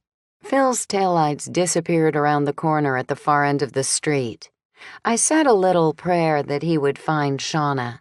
I couldn't imagine being alone on the streets on a frigid night like this. Although I thought I would drop any second from the cold, I decided I'd better stall Kenner. I rushed over to his car, and he rolled down the window. "Awfully cold to sit out here," I said. "Are you inviting me in?" "Look, Kenner, Shauna is not in my house. You can sit here all night and freeze your nose off for all I care." He held out a hand. "I swung by to bring you this." 17. From The Good Life.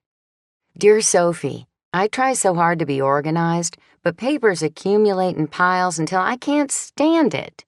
What's worse, then I can't find the things I need, like bills that have to be paid. Overpapered, in Piper, California. Dear Overpapered, buy a shredder and a basket. The key is to place them where you open your mail. If you stand at the kitchen counter, find a spot for them in the kitchen. Don't put the paper down once it's in your hands. If it's trash, shred it. If it's important, put it in the basket. Be sure to clean out the basket regularly so you won't overlook those bills. Sophie. Guilt saddled me for a moment, but only a moment. There was no doubt he'd been spying on my house. "What's that?" "The key to Bonnie's office.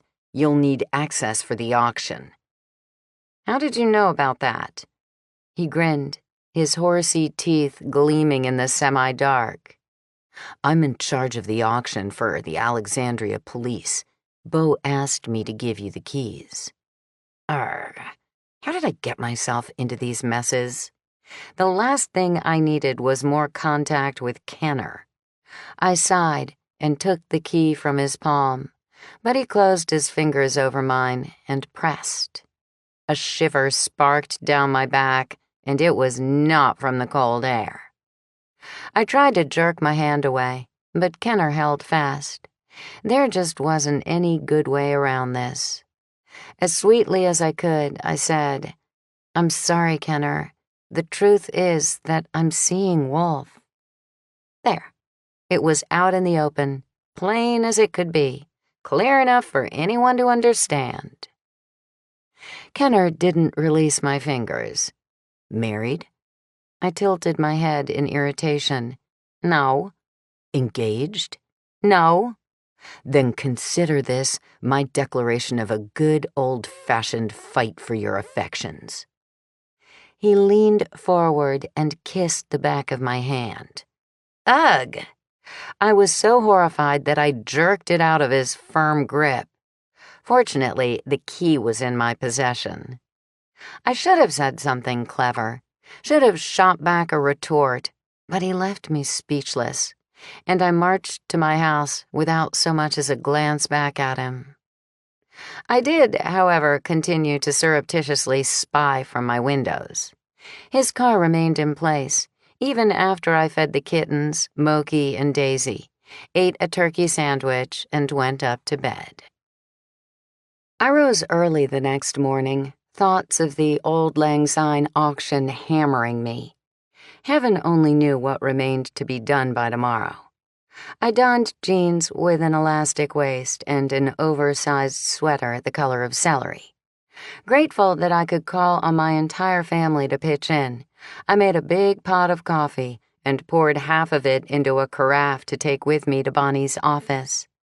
Moki rubbed against me, reminding me that the kittens needed to be fed.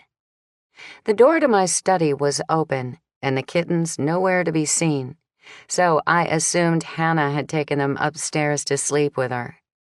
Life had been so crazy after Bonnie's murder that I hadn't given the kittens much thought. Who would have left them here? They were adorable, but Moki had first dibs, and he clearly didn't care for them in his territory. After he ate, Moki curled up on the window seat in the kitchen. I slid Daisy's harness over her head, bundled up, and left Moki and Hannah to doze. The hazy clouds had lifted, and for the first time in days, the sun glistened on ice crystals and sparkling decorations. The brisk air felt good against my face. Daisy trotted with her tail high, and I felt like I could think clearly. I unlocked the front door of Clutterbusters. It was eerily silent, and the far corners seemed dark and sinister. I didn't let Daisy loose until I'd located light switches. The shop came alive when overhead lights beamed. I snapped off Daisy's leash and locked the front door, so no one would catch us unaware if we were in the back. Daisy explored eagerly, and after a brief look around at the many closet and storage displays, I wandered to the office in the back, set down the coffee on a chair, took off my jacket and muffler, and stared at the desk of a dead woman. It was a frightening mess. Heaps of paper threatened to tumble off. Bits of wrapping paper and craft projects clung precariously to stacks of boxes and organizing folders. Boxes upon boxes lined the walls, 2 and 3 deep in places. The organizing diva had been a sham. Maybe Natasha and the man with the Rhodesian ridgeback had been right about her. She presented a sweet, organized image to the public, but underneath lurked someone entirely different. Thankful that I didn't have to clean up the mess on her desk, I set about exploring the little rooms in the back, in search of anything auction-related. A storeroom in the back overflowed with boxes, so much so that I couldn't reach the light switch. I opened an unsealed box and found a small table and a footstool. They had to be auction items. I groaned aloud at the thought of having to go through every single box. If I had been running the show, I would have kept a list of donated items. Surely she must have kept some kind of log. I drifted back to Bonnie's office and stared at her overburdened desk. With enormous dread at the prospect of having to dig through that pile, I plopped into her desk chair. The sharp corner of something dug into my hip. I reached back and pulled out a receipt book. I held my breath when I opened it. Bingo! The names and addresses of donors, along with itemizations of what they donated. I sang aloud, "Hallelujah!" Now that I had a clue about the donations, what I needed was a team of Santa's elves to help me find it all and cart it over to the auction site. I pulled out my cell phone and called George's house. He answered his phone with a gruff, "Yeah?" "Very nice. Is that how we answer the phone now?" "Come on, Soph. We're in total chaos here. What do you want?" "What happened? What are you talking about?" "Hannah didn't tell you? I just got off the phone with her. Know any good lawyers? Shauna and Phil are both in jail." 18. From Ask Natasha. Dear Natasha, my husband keeps everything that is remotely computer-related. We have 7 boxes of disks that no longer work in today's computers. We have boxes of cords, plugs, scanning items, memory devices, until I want to scream. Not to mention all the old computers and keyboards. Hubby is convinced that they will all be worth something someday. How do I get rid of them? One computer woman in North Pole, Idaho.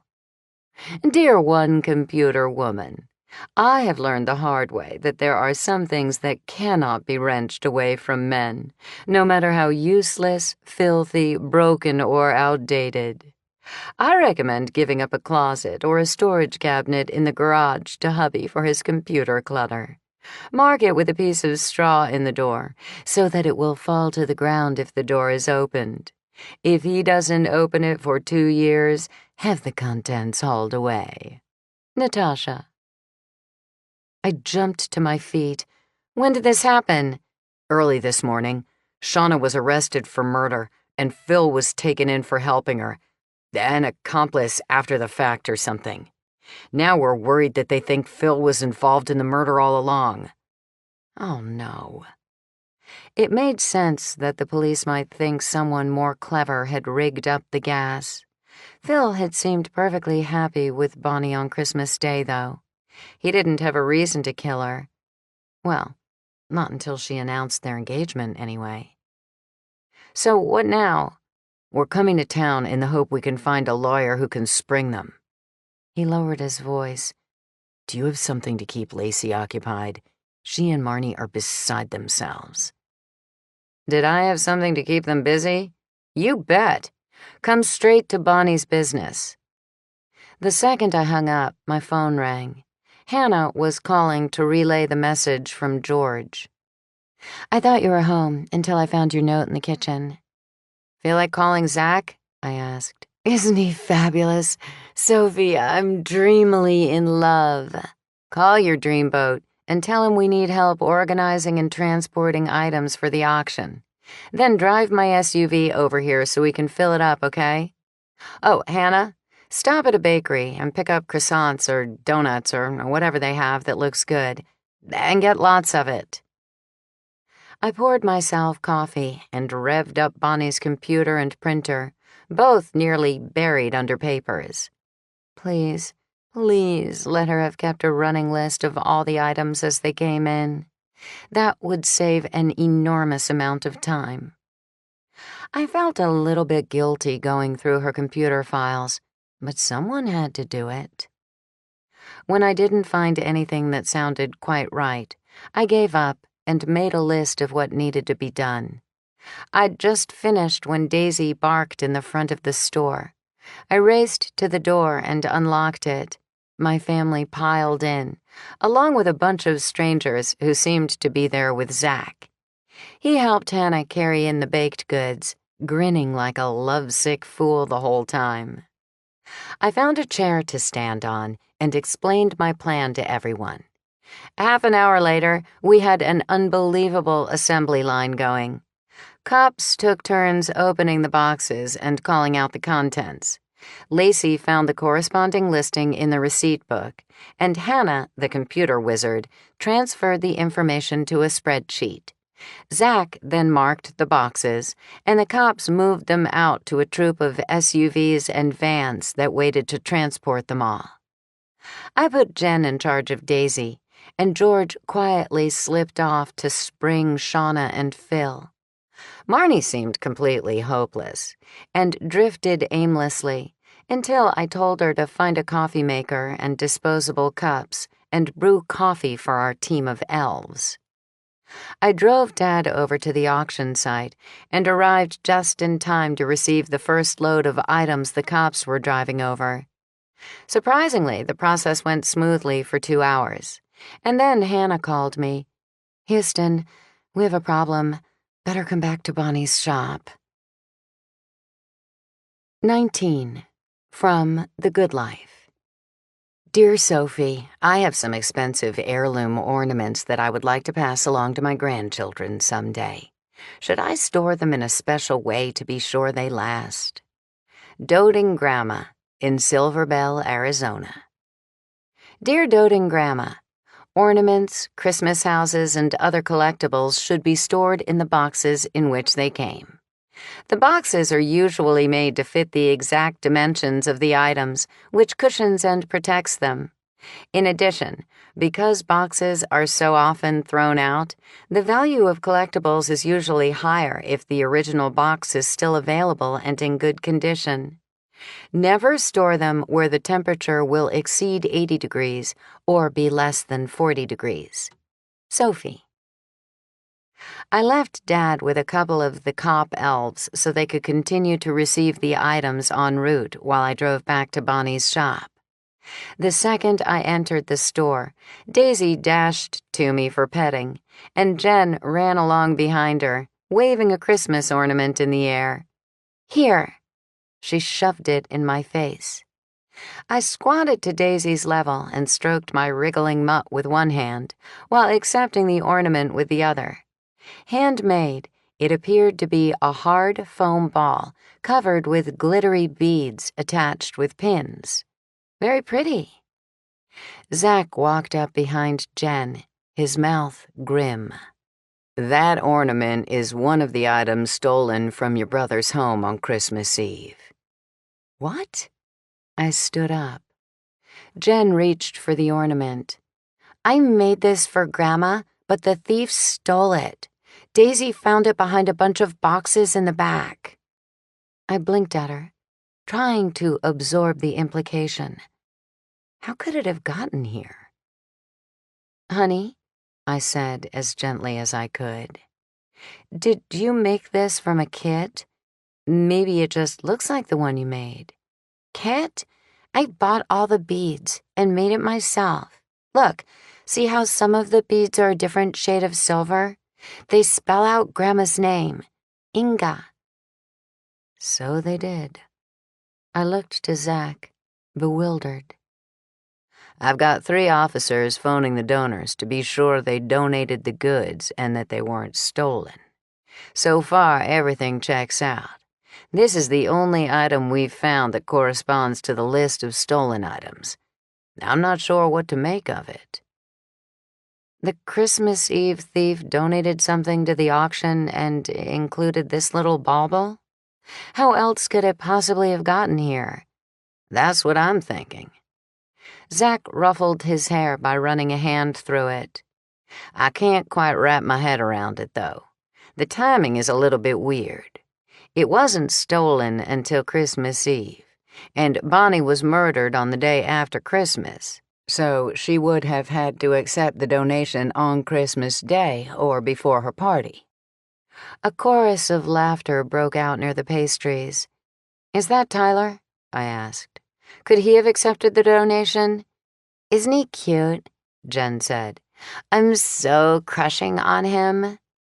Zach shot me a look of amusement. He is very cute, I assured her. And he was. The shaggy hair in need of a good cut made him seem boyish and far younger than his years. He told me the police called him about a break-in here last night. Zach massaged his eyes. Says nothing is missing. I bristled a little. I'm the one who reported it. I saw someone loading a car in the back. No question about it. Zach's concerned cop expression returned. But there was no sign of a break-in, right? Could you have confused this building with one of the other stores that back to the alley? They look a lot alike in the rear. I suppose so, but I don't think so. I thought back. No, I'm certain of it. I looked through the show window right there and could see someone moving around in the back with a flashlight. Hey, Tyler, Zach called. Tyler ambled over, and Jen blushed. I think my Aunt Shauna should be in love with you instead of Bo. Tyler laughed aloud. You tell her that. Okay, as soon as Dad springs her from the slammer. Tyler's expression changed fast. Slammer? Shauna and Phil were arrested early this morning. My brother is trying to get them out of jail, I explained. No! Tyler shouted it so loud that everyone turned to look. Not Shauna. I'm sorry. I have to go. Maybe I can help. Just a couple quick things before you leave. Zach issued that very polite request in a no-nonsense voice. There were a lot of boxes when we arrived today. How did you know nothing was missing?" Tyler seemed taken aback. "Nothing had been moved. I didn't do an inventory, if that's what you mean. Everything was exactly as I last saw it." "And there was no sign of a forced entry?" Zach asked. Tyler's mouth pulled to the side. "I checked my coat at Bonnie's party. You were there," he said, pointing at me. "Stupidly, I left my keys in the pocket, and when the coat was returned to me, the keys were gone. Initially, I thought I'd just misplaced them, but now it seems apparent that someone took them on purpose." Tyler jingled coins in his pocket. Zach fixed him with a cold stare. "Did you accept any donations to the auction?" "Sure," Tyler shrugged. "I brought them to Bonnie." "Did you receive any between Christmas Eve and the time of Bonnie's death?" "No, the shop was closed. If that's all, I'd like to go see what I can do to help Shauna." Zach flicked his hand in approval, but seemed deep in thought. Tyler hurried out as Hannah floated toward us. She slid an arm around Zach's waist, and they grinned at each other in that giddy new love sort of way. "You look so serious," she said. He couldn't stop the silly grin. "I was just thinking that it has to be more than coincidence that Bonnie was murdered and someone stole the key to get into her office." He glanced around. "Do you suppose they got what they wanted?" I drifted over to the coffee and pastries, poured a cup of Java, and selected a croissant. I bit into it. Something didn't seem quite right. It made sense that the killer might have stolen the key to Bonnie's office, killed her to silence her, then paid a nighttime visit to the office to find whatever she possessed that troubled the killer. If that desk was any indication, though, he might not have found an incriminating document, if that was what he was looking for. If viewed from that perspective, Shauna might be off the hook. I doubted Bonnie had anything Shauna needed back. Instinctively, I glanced at the door from which Tyler had left. Had Shauna been involved with Tyler at some point? Did she have something to hide? He certainly had been eager to help her. "Last box," called Lacey, which caused whooping and high-fiving in the back. She ambled toward me and poured herself a cup of coffee. "I know you needed help to do all this, but it couldn't have come at a better time. I would have worried about Shauna and Dad nonstop." "Have you heard anything?" I was almost afraid to ask. She shook her head. "I'm going to call George now." She pulled out her cell phone and dialed. I debated walking away to give her privacy, but I wanted to know what was going on. Unfortunately, I didn't get much from her side of the conversation. When she hung up, she said, "He'll meet us at Bernie's in an hour." "What about Shauna and Phil?" She swallowed hard. "He didn't say." She stared into her coffee cup for a moment. "Sometimes I get upset with George because he keeps things from me. The truth is that he knows me really well and tries to protect me. He knows how agitated I can get, so I try to see his no news as good news." Couples have odd rituals, and Lacey and George were no exception. I would have interpreted his lack of information as some kind of silly power play, but the women in Lacey's family were capable of overreacting, so maybe George had learned this as a coping mechanism. 1 hour? We'd better wrap up here." I thanked all my helper elves, especially the police, and trusted Hannah and Zach to lock up. I collected Daisy and Jen, deposited Daisy at my house, and headed back to the auction site to pick up Dad. He and his helpers had done an admirable job of arranging all the items on tables around the room for viewing before the auction. By the time we arrived at the Laughing Hound, it was well past anyone's idea of lunchtime and heading toward mid-afternoon. I apologized to Bernie for our slightly grubby appearance, but in his typical easygoing way, he didn't seem to care. We'd just been seated when George and Phil walked in. A cheer rose from our table, and a few chairs landed on their backs in the big scramble to embrace Phil. Lacey, Marnie, and Jen beamed, and for a few minutes it looked as if they would never let him go. Eventually, we made room for Phil to join us at the table, between Lacey and Jen. When he sat down, Shauna's absence became horribly overwhelming. George spoke, and everyone stopped talking to listen. Shauna's attorney did his best, but they see Shauna as a flight risk because they caught her with Phil, and they're convinced Phil was going to transport her out of state. I glanced over at Phil, who lifted his brows and made a face. Phil hasn't been charged with murder. Yet, continued George. He's not completely off the hook, though. Here's what we know. The deadly gas was inside a music box, which Shauna gave Bonnie as a gift. There's not much doubt about that. Shauna admits giving it to her, and her name was on the gift tag. Lacey frowned at him. I love my sister, but she nearly flunked high school chemistry. Even if she meant to kill Bonnie, which I don't think was the case, where would she get deadly gas? George sighed. We have it in our house. 20. From The Good Life Online. Sophie's tip. Don't forget to remove batteries from animated decorations, candles, and Christmas toys before storing them. Batteries can corrode, damaging the items permanently. Lacey's eyes sprang wide. Impossible! George nodded. I'm willing to bet we all do.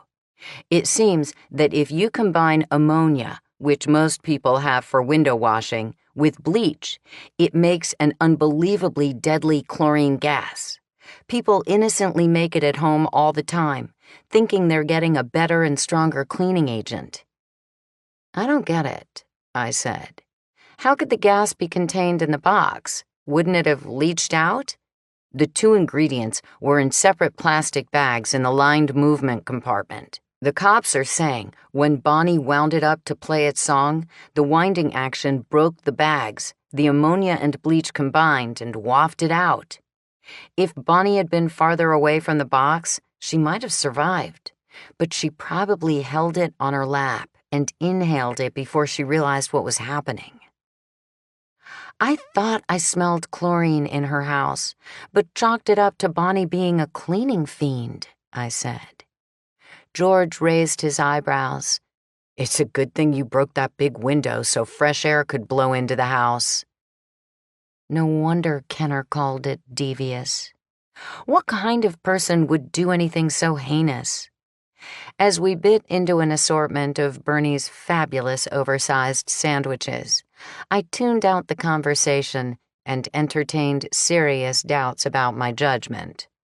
I thought Bonnie was lovely, but she'd pulled a fast one on Phil with that engagement business. Beau had said Bonnie thought Shauna and her family were beneath them. Had she tried to break them up? Had she stolen Beau's engagement ring and ruined his proposal by making her own announcement of an engagement? What a contrast to the thoughtful, caring person who came up with the Auld Lang Syne auction. Had I misjudged Shauna too? The police had to be wrong. I didn't know her all that well, but I never would have expected her to be capable of such a clever murder. The killer didn't need to be at the scene of the crime, and the murder weapon, the gas, would have dissipated into thin air before the police arrived. I bit into my veggie surprise sandwich. Creamy avocado contrasted with the fresh crispness of julienned cucumber.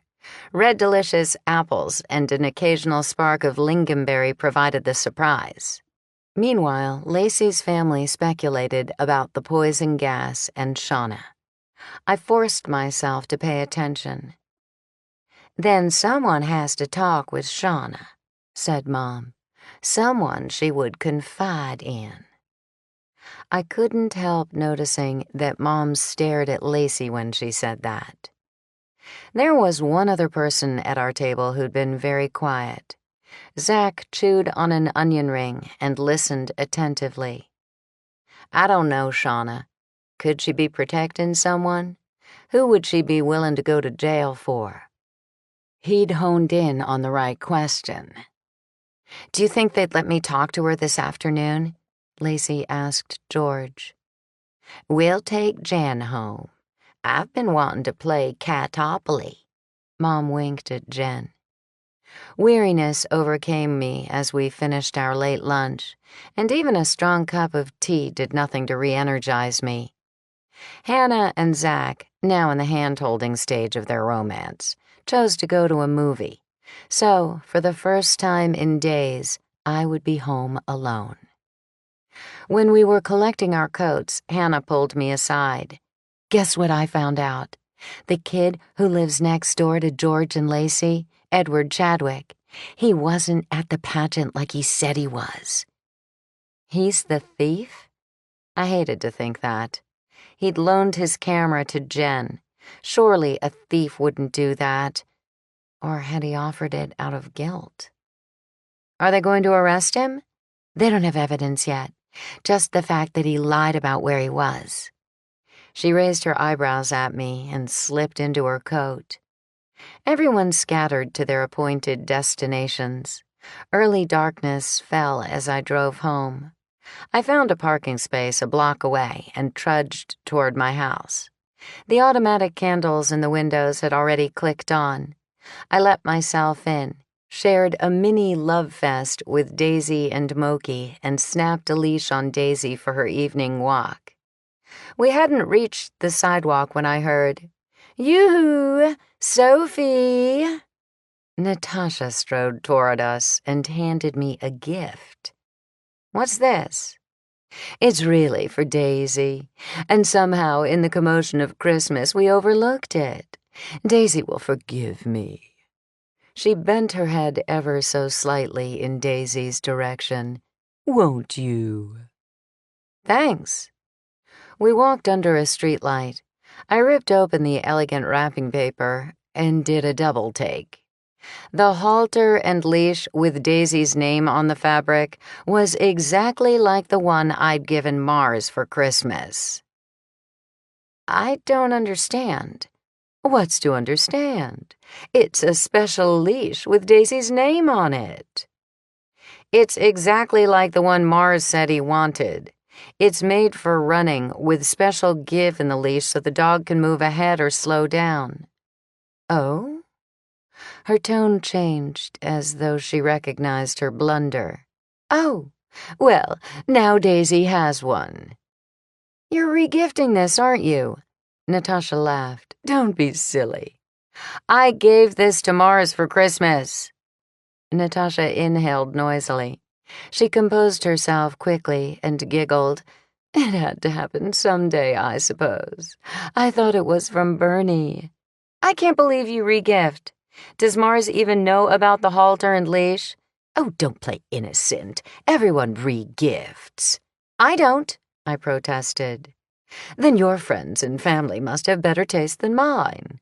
I can't have all that stuff cluttering up the house. You just keep the halter at your place, okay? I wanted to shove it into her face and demand she take it home to Mars, but I had a bad feeling it might land in the trash. It would be better if I handed it to him personally.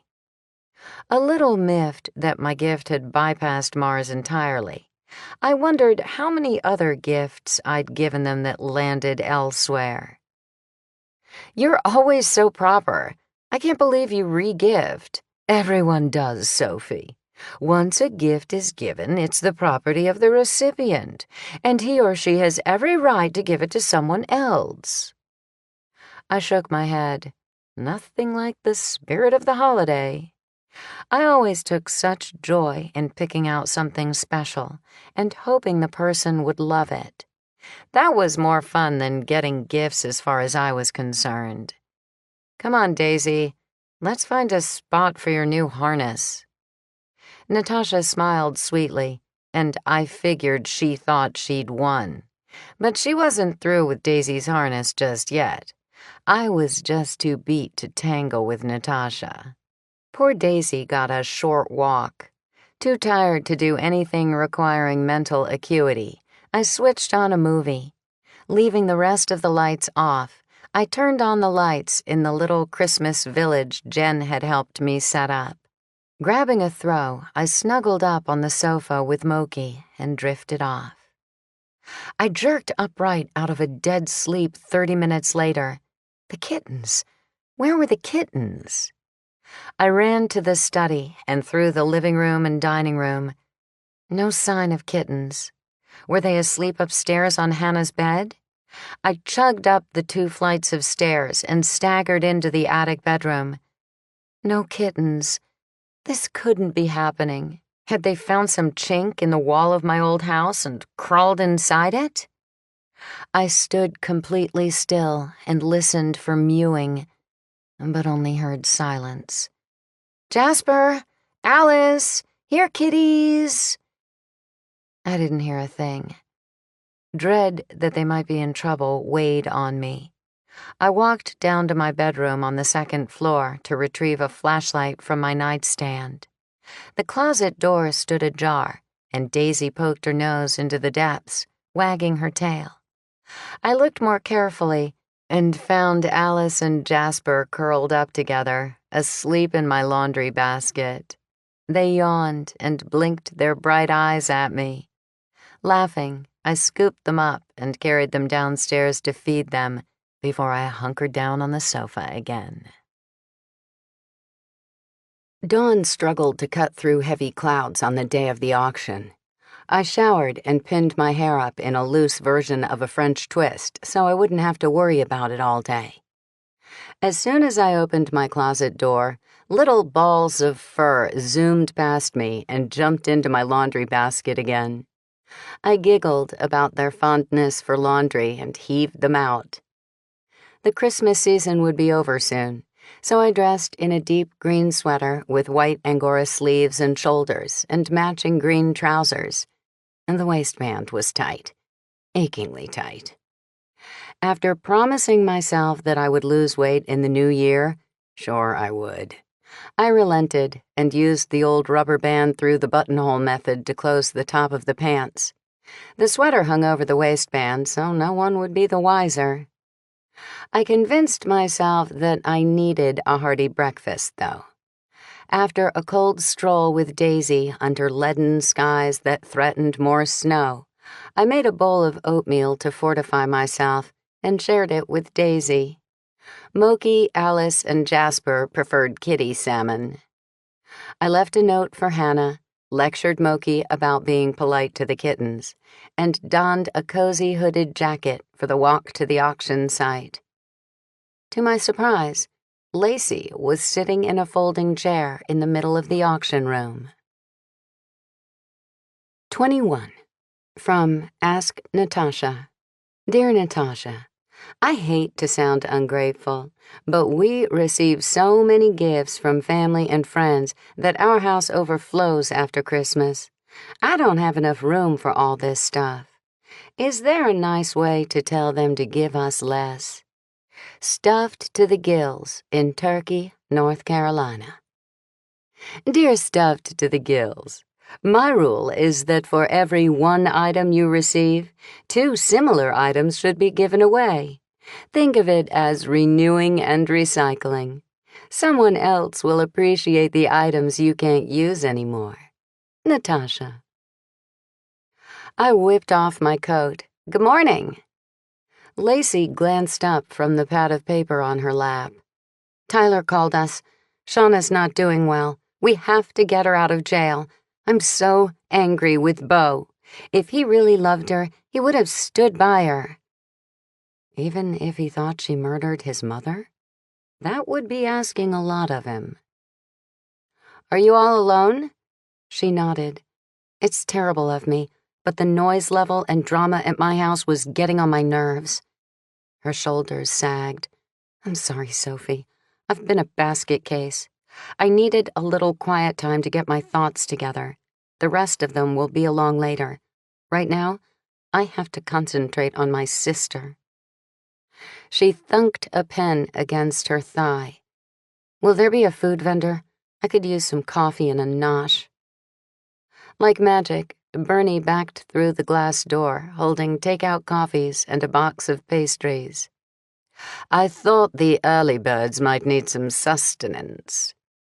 Lacey jumped from her chair and cleared a spot for him. You're an angel. Now if you could just wave your magic wand and spring Shauna.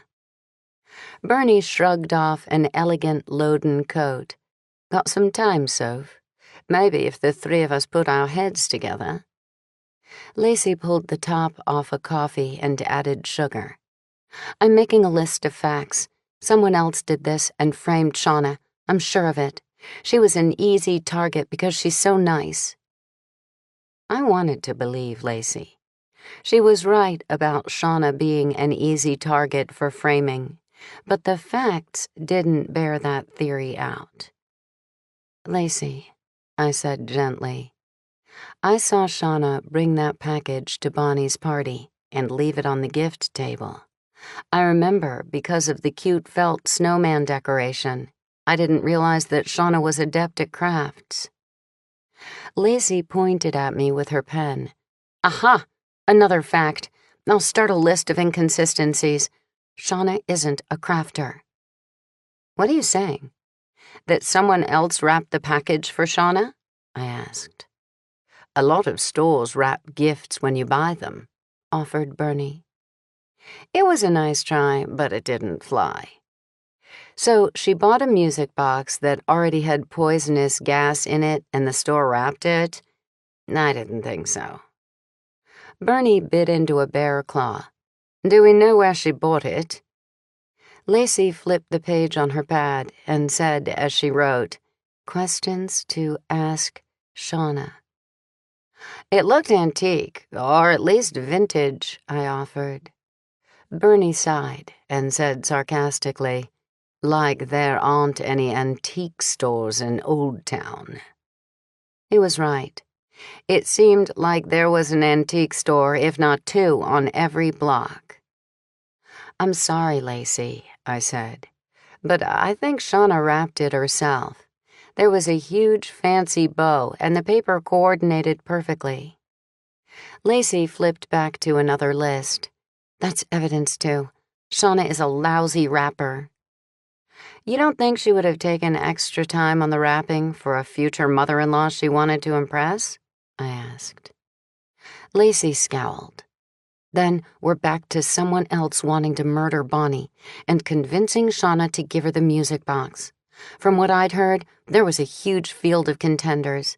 Bonnie wasn't the sweet, thoughtful person she pretended to be. At that moment, the food vendor arrived to set up, and our little discussion came to an abrupt end. People began to straggle in to view the items before the auction. I'd been to the auction in prior years, but I suspected that news of Bonnie's demise had brought more people than ever. I saw my family arrive and gave them a quick wave, but didn't have time to chat. Tom Thorpe glad-handed his way through the crowd, with Dasher and a very pregnant Emma following along. Tom extended a hand to me. Thank you so much for pulling off my sister-in-law's auction. The whole family is grateful. We were shocked by her sudden death. Bonnie was your sister-in-law? My late wife's sister. She was such a help to us when my wife died. The boys were small, and I had trouble coping. We're all devastated by her death. Uh-huh. So Tyler was Bonnie's nephew. Not that it mattered, but it did make sense that he worked for his aunt. I smiled at Emma. You look positively radiant. She did, too. Her hair was still wild, but she'd removed the ring from her nose. She wore a chic new maternity outfit, and she played with a couple of elegant gold bracelets dotted with what appeared to be diamonds. Thanks. The witch will be here today. and I want her to see that we're doing great. If she ever wants to see her grandchild, she needs to accept us. I've done everything I can. I gave her a beautiful Christmas gift." Dasher interrupted her. "That nearly bankrupted us." She gave him a friendly shove. "I knew she would adore it. Haven't you ever done that? Spent more than you should have on a special gift? It was my way of trying to reconcile with her." Tom hugged her. "Your mother is a difficult woman." To me, he said, "You should have seen the fight she had with Natasha over the Christmas decorations for our community center and the Christmas pageant. Like two cats in an alley." I hoped Ginger would come around and be the mom Emma so desperately wanted. They moved on to talk with Mars and Natasha, and it was time for me to open the auction. I thanked everyone for coming and gave a tribute to Bonnie for her generosity over the years. The audience was an odd mixture of people who didn't seem to care and others who dabbed at their eyes when Bonnie was mentioned. The auctioneer had a lively style and got the crowd going with a few deals that were so incredible I wished I could bid. Kenner had shown up, not a huge surprise. He kept an eye on me that made me uneasy. I tried to put him out of my mind, which wasn't hard since I had a lot to do.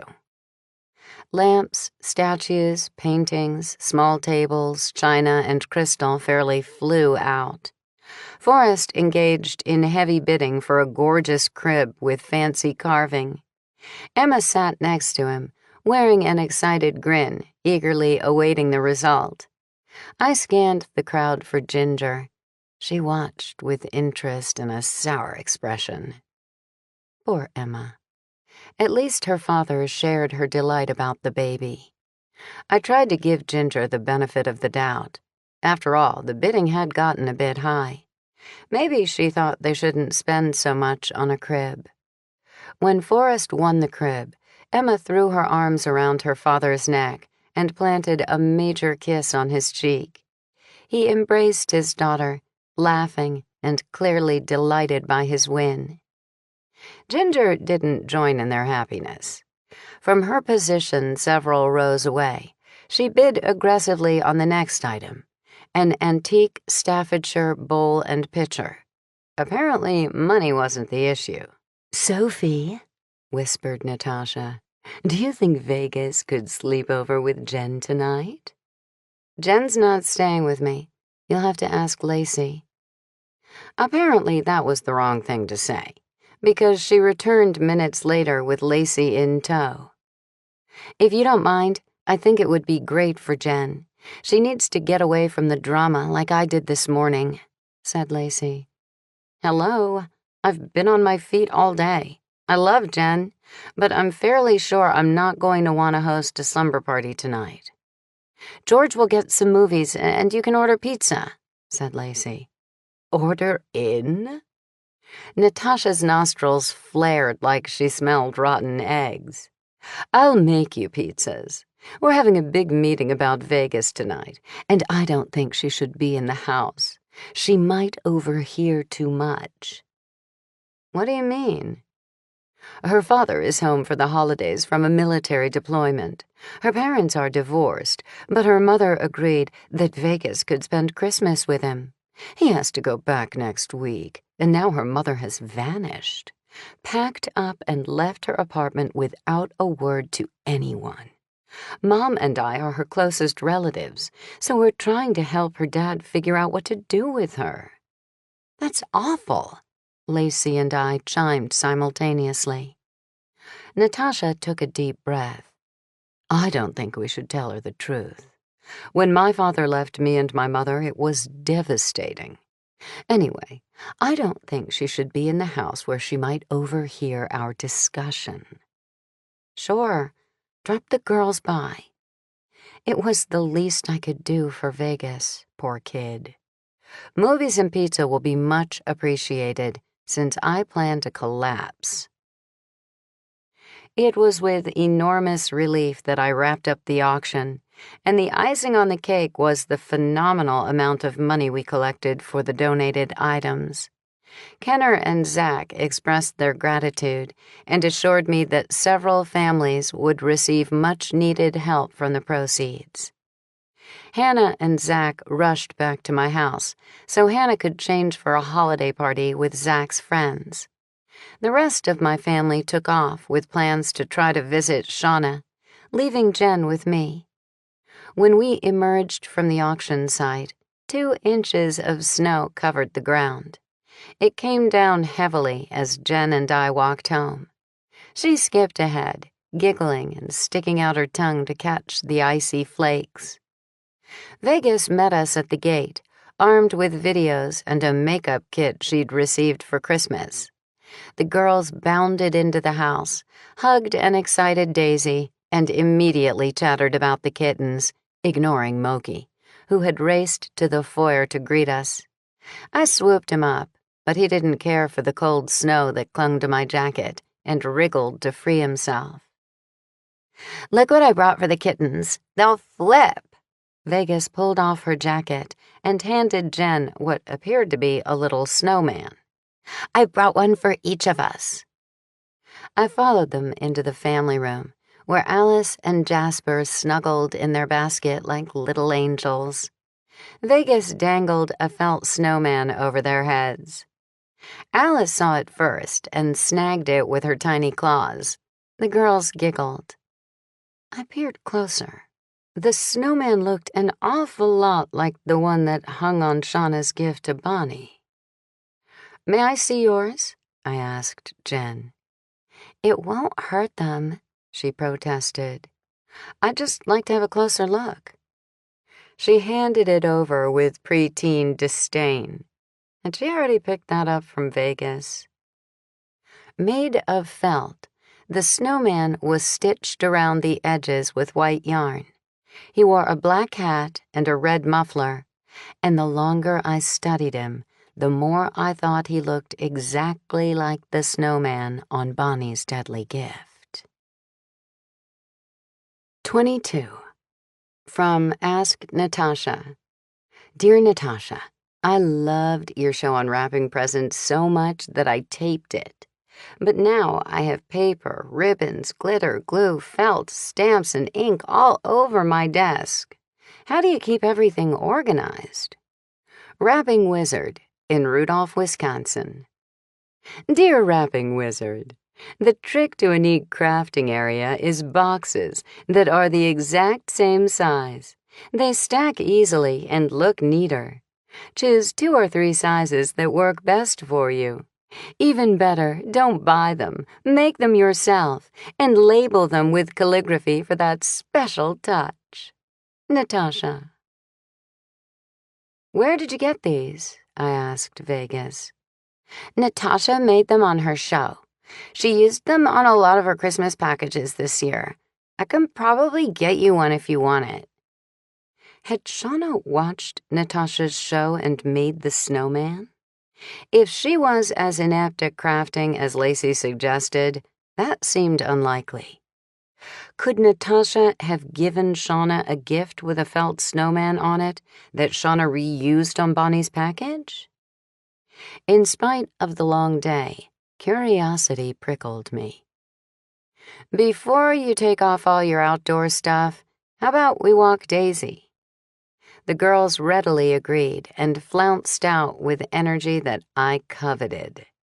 By the time I reached the front door, Jen held Daisy's leash and was racing around my teensy front yard with her. Vegas fell to her knees and began rolling a ball for a snowman.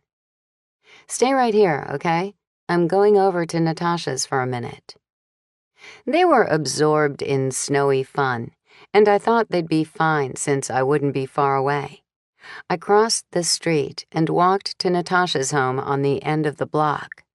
She'd hung teal lights on the railing of the stairs that led to the entrance of her home.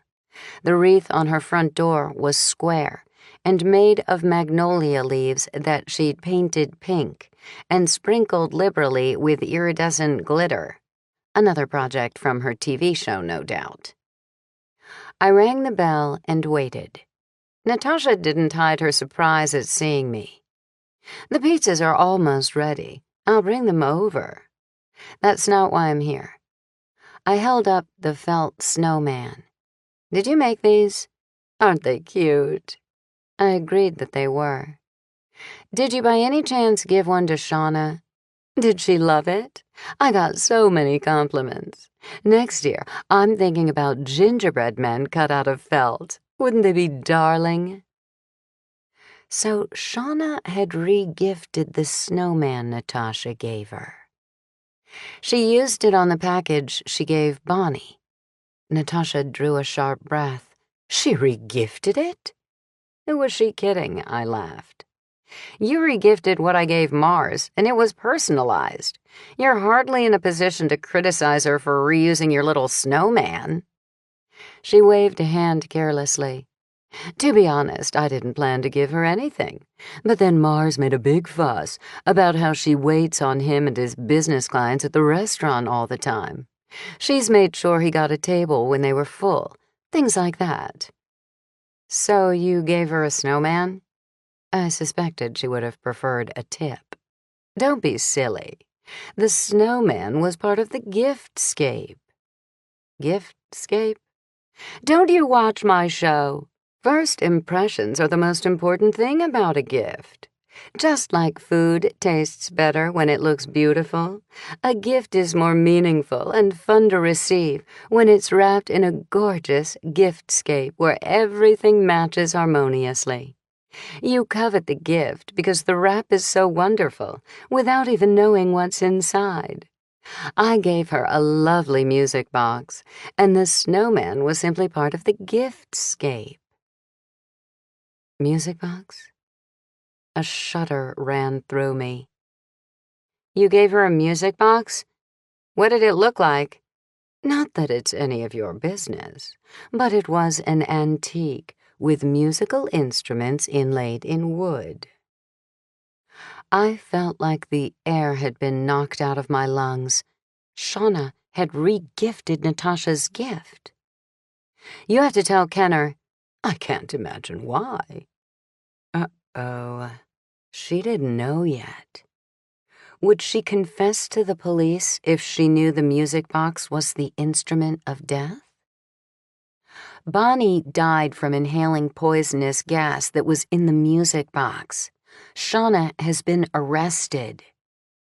Natasha stiffened, and I could see her going pale under her perfect makeup. She lifted a trembling hand and braced herself on the doorframe. Ginger! What? Natasha gulped air, and for a moment I thought she might collapse. Ginger Chadwick gave it to me. I thought it was an apology for the spat we had over decorating the community center. She was determined to use an old English Dickens theme. She must have meant to kill me. I blinked at her. Let me get this straight. Ginger Chadwick gave you the music box. You re-gifted it to Shauna, and Shauna re-gifted it to Bonnie. I guess so. Anyone along the line could have rigged it with the gas. And who knew where Ginger got it?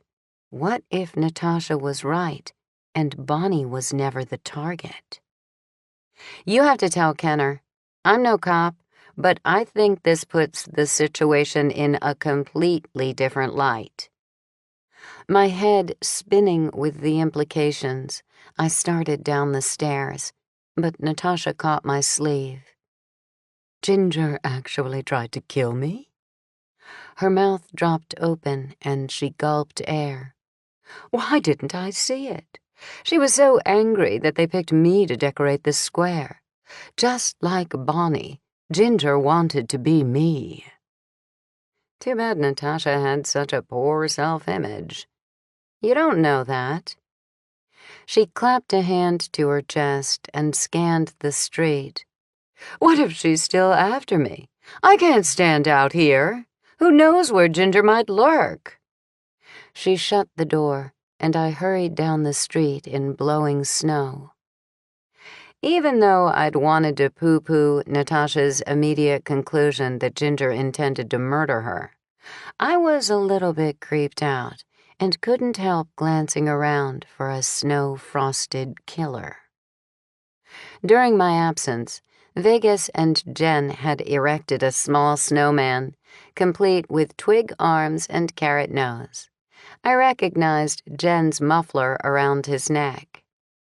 The perfect symbol, considering that an innocent snowman might have led to the very information we needed to spring Shauna. I praised their project and dashed into the house with them right behind me. Since they were so full of energy, I asked them to put our wet duds in the bathroom, and I sped to my study to phone George.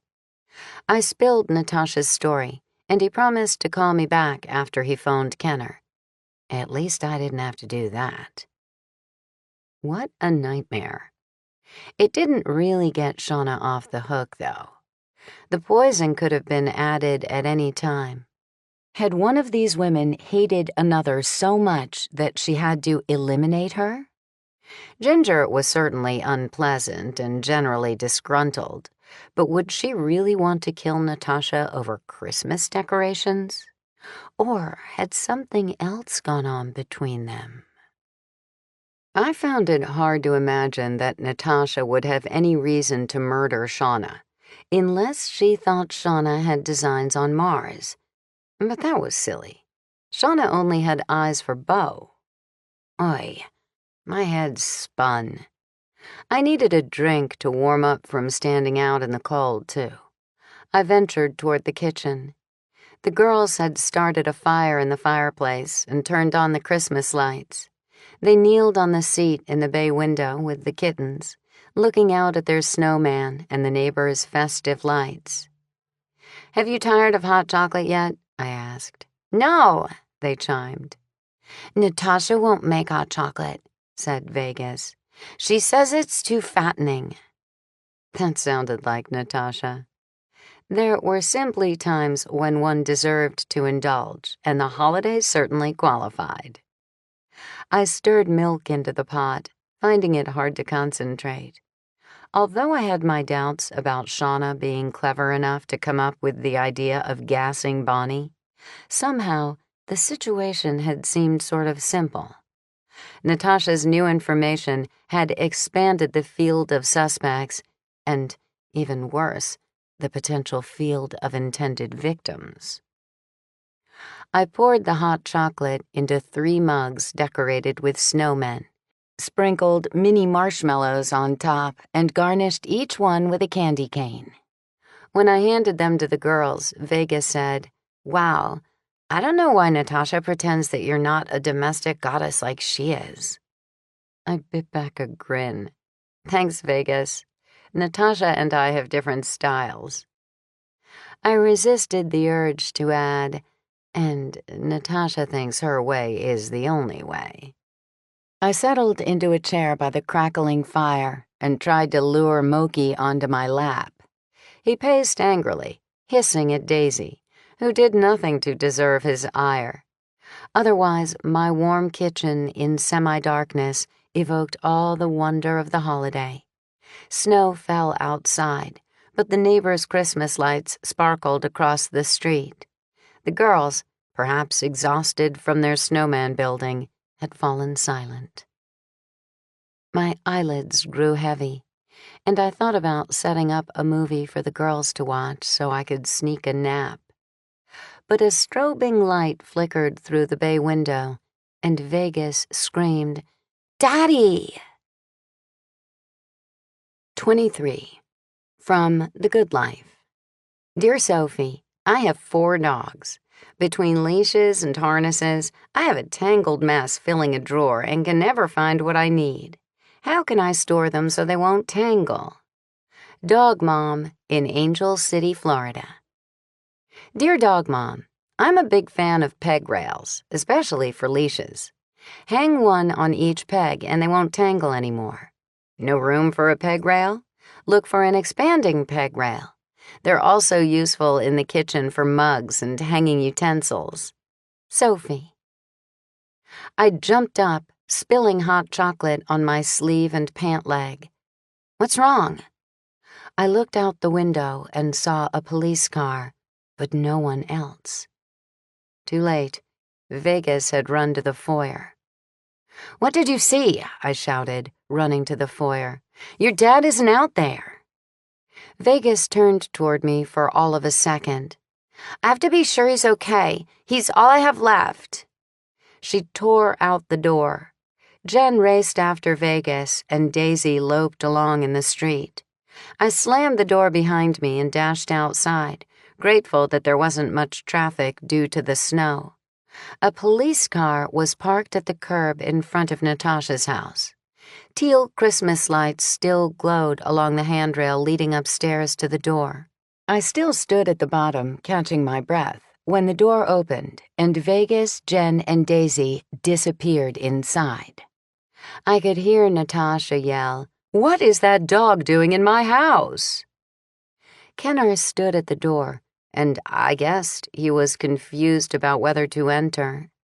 As far as I could tell, Natasha had chased after the girls and Daisy. The girls would be fine, but I didn't want Natasha to be unkind to Daisy. I rushed up the stairs, panting, past Kenner, and paused in the foyer, trying to hear where they'd all gone. It wasn't hard to figure out.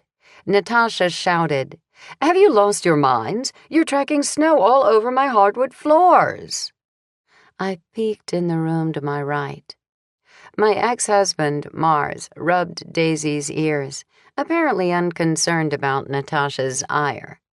Vegas clung to a younger man with a military haircut, who seemed extremely uncomfortable, and Jen looked on, cringing. Still ranting, Natasha stormed toward me, fussing about the melting ice on the floor. She didn't get far, though. Kenner blocked the doorway to the foyer. He flashed his badge, which I thought unnecessary, but given Natasha's state of mind, maybe he thought it would lend an official tone to his visit. "I'd like to have a word with you," he said to Natasha. "I have to get a mop," she growled. "What's going on?" asked Mars. Kenner ignored him. "Is there some place we could speak privately?" "Excuse me, I have to mop the floor." Natasha brushed past Kenner, and his face turned the shade of a candied apple. His nostrils flared, and he waited, as frozen and motionless as the snowman the girls built. "Won't you have a seat?" asked Mars, ever the diplomatic political consultant. Natasha swept back into the room. "The dog is not allowed in my living room." I thought Kenner might explode. Cleaning is not my favorite thing. In fact, it's pretty much at the bottom of the list. But there are times when you have to do what's right. "Let me do that for you," I said gently, taking the mop. Natasha held fast, and for one long, painful moment, we all stared at her in silence. "Is there some place we could speak privately?" Kenner asked again. It sounded like he was gritting his teeth when he spoke. Natasha let loose of the mop. "What on earth for? Mars, get that dog out of my living room." I swished the mop a bit to satisfy Natasha. "Ma'am, I am here on official police business. You don't seem to understand that."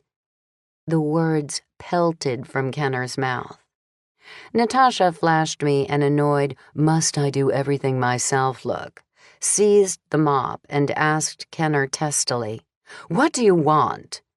"Did you give Shauna Lane a gift recently?" "Yes." "What was the nature of the gift?" Natasha continued mopping and glared at me. "It was a music box that Ginger Chadwick gave me, evidently intending to kill me." "Natasha," cautioned Mars. "Excuse me, I have to wring out the mop." She left the room and returned shortly. "Mars, what is it about 'the dog is not allowed in my living room' that you're finding so difficult to comprehend?" She mopped her way to Daisy's feet. Kenner turned to me, eyes wide, cheeks gaunt, complexion purple. He swung back toward Natasha and barked, "Sit down!" Natasha plunked onto the sofa next to Mars, and Jen scrambled in my direction. I placed a reassuring hand on her shoulder. "Are you saying that this Ginger Chadwick intended to kill you?" asked Kenner. "That's exactly what I'm saying." "Oh, good heavens, Natasha," grumbled Mars. "Has she made threats?" asked Kenner. "I thought policemen were supposed to be bright. Isn't it obvious?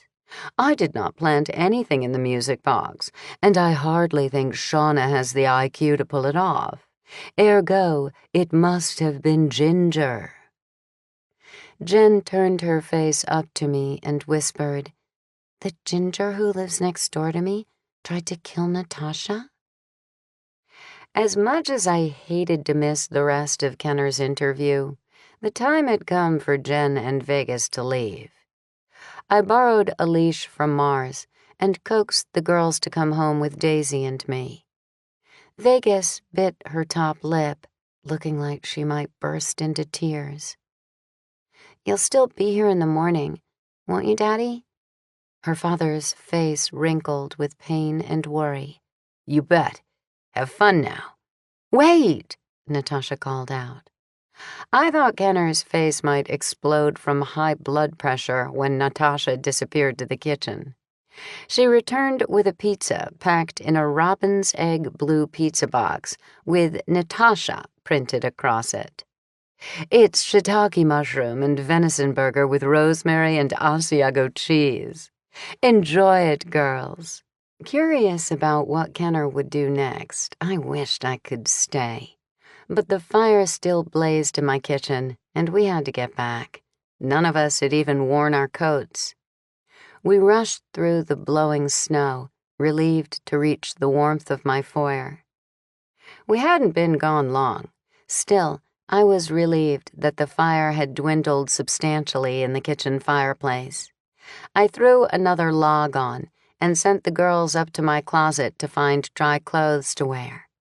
They sprang up the stairs, gossiping about Natasha and murder, with Alice and Jasper racing ahead of them and Moki stalking the kittens from behind. I set the table with a bright red and white tablecloth and washed crisp romaine lettuce for a salad. The tiredness I'd felt earlier had vanished, probably from the cold snow, or the scene between Kenner and Natasha. I chopped crunchy pecans to throw in the salad, along with apples and celery, and whisked together a vinaigrette with apple cider vinegar. I was cutting the pizza when the girls pranced into the kitchen, decked out in evening clothes. They'd hit Vegas's new makeup kit and my closet, and somewhere they'd even found 2 boas that they threw around with pomp. Jen turned on funky Christmas music, and the 2 of them paraded like they were models on a runway with all the enthusiasm of almost 13-year-olds. After dinner, they pulled out the sofa in the family room, fetched fresh sheets and down comforters, and settled in to watch movies. They changed into jammies, but still wore their boas and flicked them around. I ought to have gone up to bed, but some sense of duty compelled me to curl up under a throw in a big chair with my feet propped up on a hassock. When I woke up a few hours later, the girls were asleep, looking as angelic as the kittens that nestled by their feet. I switched off the TV and the Christmas lights and dragged upstairs to my bed. Daisy and Moki joined me, ready to settle down. In the morning, the girls were still asleep when I tiptoed downstairs to make coffee. While it brewed, I threw on a winter coat and took Daisy outside at the exact time that Natasha marched along the sidewalk. Snowplows had worked their magic during the night, but I noted that I needed to shovel the snow from the sidewalk in front of my house. She thrust a foil-covered dish in my hands. "This is for Vegas. The girls will need a decent breakfast." I almost laughed at her feeble attempt at a slight. "I baked extra in case your family is still around. Make no mistake, however, that I'm furious with you for reporting me to the police. I thought we were friends. We were, in a weird way. I did no such thing. Please, Sophie. I tell you about the music box, and less than an hour later a cop shows up to grill me. I'm not stupid. That last part was debatable. I did not call the police. In fact, if you paid any attention to me, you'd know that I loathe Kenner and wouldn't call him except under the most dire circumstances. I did, however, call George and Lacey because it puts Shauna's case in a new light. Honestly, I can't imagine who would have thought she was smart enough to create a poison gas in the first place. Of course, that just makes me appear to be the guilty one, since I have skills and could have pulled it off. She scowled at me. How do you get me mixed up in these things? Me? I had nothing to do with it. If you hadn't regifted the music box, you wouldn't be in this pickle. I'd be dead. She placed 3 fingertips on her forehead like a drama queen. Thank goodness I regifted it. It could have been me who inhaled the poison instead of Bonnie. She removed her hand from her face and cast her gaze toward my house. I was saved for a reason. Give me a break. Because everybody wants to be you? Face it, Sophie, they do. Bonnie and Ginger would love to be domestic divas like me. But I was saved because of Vegas. Mars and I have no choice. We have to take her in when her dad returns to the military. My knees nearly buckled. No one I knew was less nurturing or maternal than Natasha. She's going to live with you? Can you believe it? The child has nowhere else to go. And you know Mars, he's a sucker for anyone in need. Oh, Sophie, what have we done? I know nothing about children. I pitied Vegas. Life with a perfectionist like Natasha wouldn't be easy. All I could do was try to reassure her. You're doing a generous and wonderful thing. Besides, Vegas isn't a baby. I swallowed the rest of my thought. She's almost a teenager. Babies were probably easier than teens. Send her home after breakfast, okay? Does this mean I need to schedule play dates? It was a rhetorical question, muttered as she walked away. I watched her, proud she was going to care for Vegas, but worried too, since Natasha never thought about anyone but herself. I carried the breakfast into my kitchen, where Vegas was pouring herself a mug of coffee. Jen looked on, and I had a bad feeling she was experiencing extreme peer pressure to be mature. Would you prefer tea or hot chocolate? I asked. I adore coffee, said Vegas. To help Jen save face, I zapped a little milk in the microwave. I'm having cafe au lait, so much more decadent than plain old coffee. Before they could object, I diluted their coffees with generous quantities of hot milk and suggested they add sugar. Hannah stumbled in wearing a bathrobe. Jen and Vegas tittered and whispered to each other. When Hannah sat at the table nursing a mug of coffee, Jen cried, "Oh, Zach!"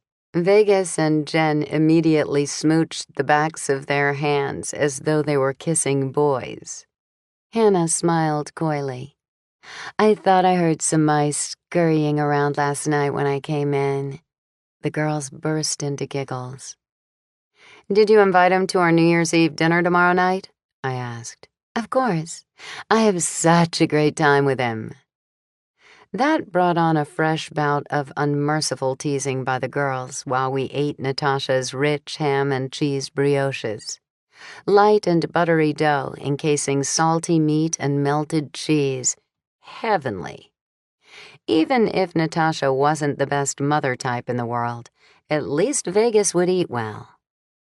After breakfast, Vegas walked home, and Jen, Hannah, and I drove to George's house so we could return Jen to her parents. When we arrived, except for the fact that the sun shone, the scene was so reminiscent of Christmas Eve that Hannah and I simultaneously chanted, "Déjà vu!" Neighbors mingled on their lawns and spilled into the road. I pulled into a spot behind a parked police car. Jen jumped out and ran to Lacey, George, Phil, and my dad, who stood in George's driveway with Tom Thorpe. They all held steaming mugs. Hannah and I joined them. "What's going on?" I asked. "Not another theft?" "It's Kenner," said George. "We think he's here to talk to Ginger about trying to poison Natasha." "Great news for us." Phil lifted his mug like he was toasting Ginger. "They're more likely to let Shauna out of jail if they suspect Ginger." "I feel terrible." Tom held his warm mug in both hands. "I was the one who suggested they work together on the Christmas decorations. Who would have thought someone would commit murder over something like that? And it was our Bonnie who died as a result. I'll never forgive myself." "Where's Mom?" asked Hannah. Lacey's mouth twisted in disapproval. "Babysitting my mother. We don't want her out here. There's no telling what she might say to Kenner." "Why is everyone standing around outside?" I asked. "It's not like you can hear what's going on between Ginger and Kenner." George snorted. "Are you kidding? The meanest woman in the neighborhood accused of murder? This is high drama for our street." Their patience paid off. The door to Ginger's house flew open. Kenner marched out, pale as the snow dusting the trees, and Ginger's husband, Forrest, ran after him, shouting, "It's a lie. I'm telling you, my wife is lying." 24. From The Good Life. Dear Sophie, I'm pregnant, and my mother-in-law has already told me that I can't put up a tree next year because of the baby. I think that's ridiculous, but she insists the tree will fall on him. What do other people do? Expecting, in North Star, Michigan. Dear Expecting, congratulations. Don't worry about your mother-in-law's predictions. Protect the baby and the tree by placing the tree inside a baby or dog playpen. Sophie. A titter spread through the little crowd. Kenner stopped in front of Tom Thorpe. "I need to speak to your son, the one they called Dasher. Has Ginger made allegations against him again? She has a vendetta against my boy, especially now that he's going to be the father of her grandchild. She'd like nothing more than to saddle some kind of blame on him." Kenner appeared unmoved. "I need to speak with him and Emma." Tom shook his head. "They left." "Left?" sputtered Kenner. "For where?" "They sell their artwork and crafts at fairs. I think they were headed south, to Florida." "You see?" Forrest Chadwick preened. "Maybe now you'll believe me. I told you they weren't here. I wouldn't be so pleased if I were you. An abrupt departure can be a sign of guilt," sneered Kenner. Forrest's Adam's apple bobbed. "My daughter is not a killer." Emma? Why did Kenner suspect her? "But your wife is?" asked Kenner. The spunk left Forrest's voice. "I didn't say that, and you know it." "Emma couldn't kill anybody," protested Jen. "She's too nice. She always comes outside to protect us when the school bully walks by on his way home. And when her dad bakes cookies and cupcakes, she shares them with the neighborhood kids." The hint of a smile grazed Kenner's lips. "Kid, there's no such thing as someone too nice to murder." Forrest's son, Edward, lingered near the side of the house, looking gawky and uncomfortable. Moving slowly, so Kenner might not notice me, I strolled over to him and asked softly, How are you holding up? Things have been better. I think I just sent my mom to jail. Poor kid. What happened? He plowed the snow on the ground with the toe of his shoe. You remember Christmas Eve? I went to the pageant with my parents so Mom wouldn't make a big fuss. But when we got there, I doubled back and ran home because my girlfriend was coming over. I tried to suppress a grin. It was hard to imagine this gangly young fellow being romantic. We were upstairs in my room when we heard someone enter the house. So you saw the Christmas gift thief? Not exactly. See, at first, Emma didn't think she would make it home for Christmas. So a couple weeks ago, she sent a big box of gifts to Mr. Thorpe. I guess she was afraid Mom would throw them all out if she sent them to us. So Mr. Thorpe brought over our presents. Talk about a scene.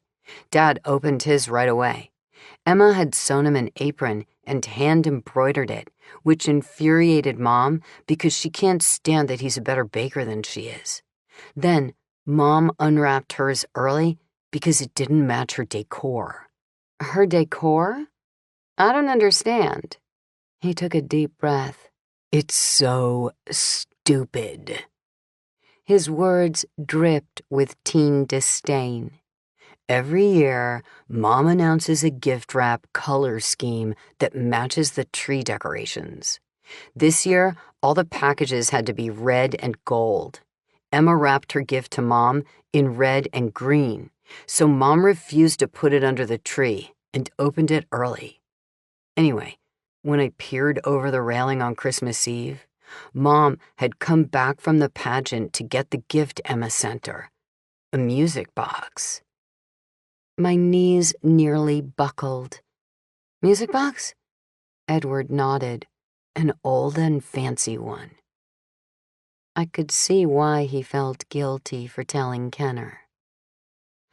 Did you see your mom putting anything into the music box? He seemed relieved for a second.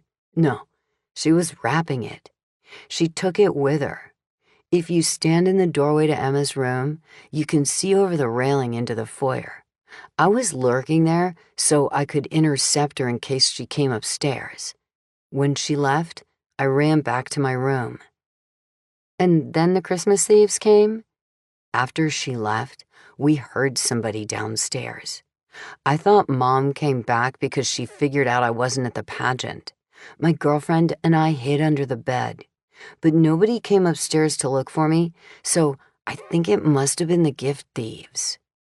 He averted his gaze and held his head down as though in shame. My girlfriend should have left right after we heard the thieves leave, but we kind of got caught up in saying goodbye. And before I knew it, my folks came home. Then things got worse when Mom called the cops. So you were necking with your girlfriend? A flush as bright as Rudolph's nose flooded his face. When the cops went to your house that night, you ran home ahead of them. I left my question open-ended. Yeah, my girlfriend was still hiding in my bedroom, and I had to get her out the back door before the cops and my mom found her. Can you imagine the kind of scene my mom would make? She threw Emma out of the house because of the ring in her nose. I didn't want her to do that to me. Where would I go? Edward had been living under more stress than any teen deserved. I felt guilty for prying, but told myself it might be cathartic for him to talk about his feelings. Your dad said your mom was lying. He looked at me incredulously. We're all lying. Don't you get it? Every single one of us is lying about something. I don't know what the truth is anymore. Mom told the cop that Emma and Dasher were trying to kill her. But as awful as Mom's been to them, Emma would never murder anybody. She won't even use a fly swatter. She catches wasps and takes them outside. Dad told the cop that Emma and Dasher left yesterday, but they didn't. When the cops got here, Dad snuck out the back way and went over to the Thorpes to tell them to leave. He wiped his eyes. I hope Emma gets away, and they figure out who wanted to kill Mom before they catch up to Emma.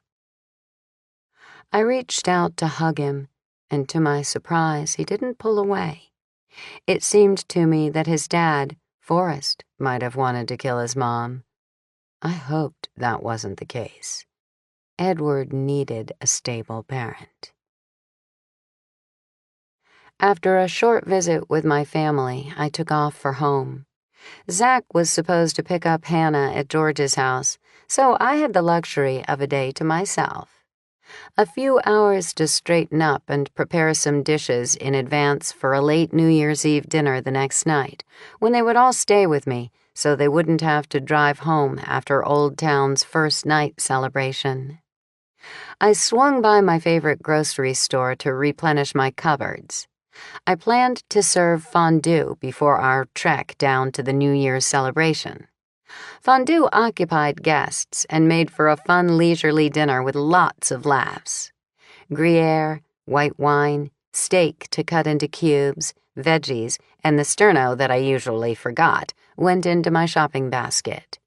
I stopped in front of the cat food section. I'd been so absorbed in Bonnie's murder that I'd forgotten about Jasper and Alice. It was odd that no one had taken credit for giving them to me.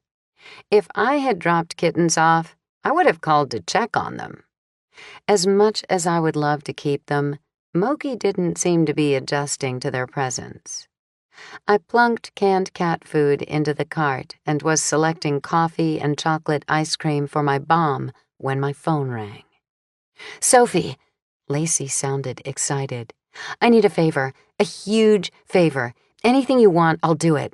I promise." Why did I suddenly find it difficult to swallow? "In light of the new information about Ginger, Emma, and Dasher, the police are letting Shauna out on bond." That's great news. It was. Unless they expected me to put up money for her bond. There's a teeny provision, though. She can't leave Alexandria. "Isn't her apartment in Alexandria?" I asked, afraid I knew what was coming. "Just across the line in Arlington, actually. Could she stay with you? Please?" What could I say? I didn't really mind. And if the shoes were on my feet, I'd be forever grateful if someone did the same for Hannah. It would be cruel to leave Shauna in jail. "Sure. Should I pick her up?" Lacey squealed and then said, No. We'll arrange everything and bring her over." She clicked off, and I hurried through the grocery store, picking up extra supplies in case the whole family descended upon me a day early. The car loaded with groceries, I drove home, past a Santa Claus who'd lost his hat. I pulled over and got out to have a closer look. Sure enough, someone had also removed his jacket. When Daisy and I walked tonight, we would have to bring Santa's clothes back. Next to him, Mrs. Claus had also been stripped of a few items. Her white locks were missing, as was her skirt. I grimaced. Looked like Marnie wasn't the only one out pilfering Santa's threads. The owner of the cute Claus display must be irate. I took note of my location and walked to the nearby intersection.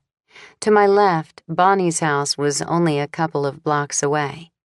Immediately to my right, and 2 doors down, was the empty building where I'd run into Forrest the day Bonnie died. The fact that Forrest and Marnie had both been in the vicinity of Bonnie's house around the time of her death seemed significant. But I couldn't tie the facts together in a way that made sense. They could have been there at different times, though I'd thought Forrest might be waiting for someone. Had he planned to meet Marnie? Oh, I did not want to go there. Surely there wasn't an affair brewing between the two of them. Marnie had acted devastated by Phil's attraction to Bonnie. Could her odd behavior have been due to guilt over an affair with Forrest? What if he had tampered with the music box to kill Ginger so he could be with Marnie? It was the perfect setup. He could have ditched the deadly music box before the police came, and they never would have known the source of the poison gas. The mere thought made my head spin. Ha! I looked up to find Forrest standing next to me and shrieked like I'd seen a killer. "Oh, I'm so sorry. You surprised me. We have to stop meeting this way." It was a joke, of course. Or was it? Could he mean it in a threatening way? He carried a bulging, environmentally friendly grocery bag. Biting the tip of the finger of a glove on the free hand, he pulled off his glove, unwound the muffler from his neck, and casually stuffed it on top of the bag, as if he wanted to hide the groceries that peeked out of it.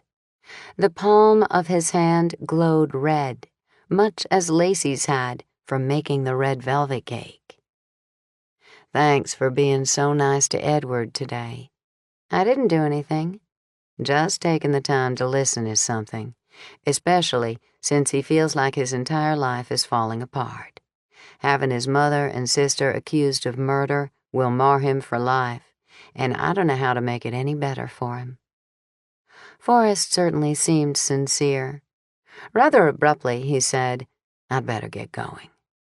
He crossed the street, going back the way he came, away from the building where I'd seen him before. That man was hiding something. I just hoped it wasn't murder. I returned to my car and drove to the intersection where I'd spoken with Forrest.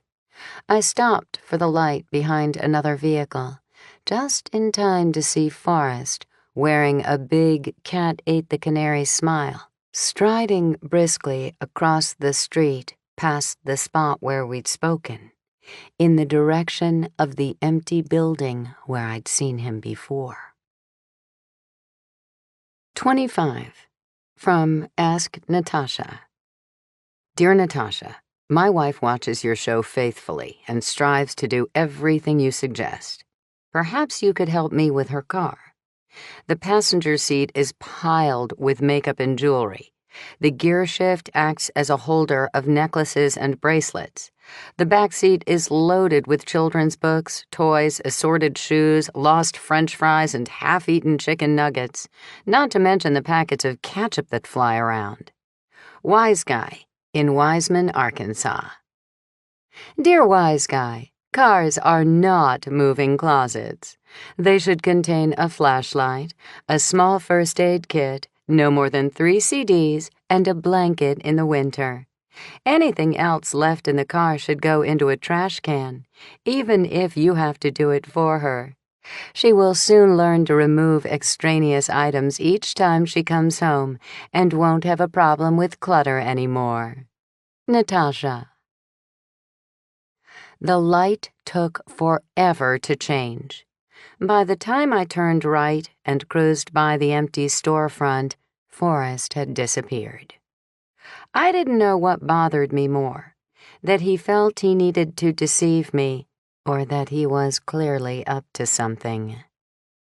I drove home and unloaded groceries, promising Daisy we would go for a walk very soon. I had to get my New Year's bomb started first. A Bauer family favorite, the bomb featured a frozen raspberry interior covered with layers of coffee ice cream and chocolate ice cream.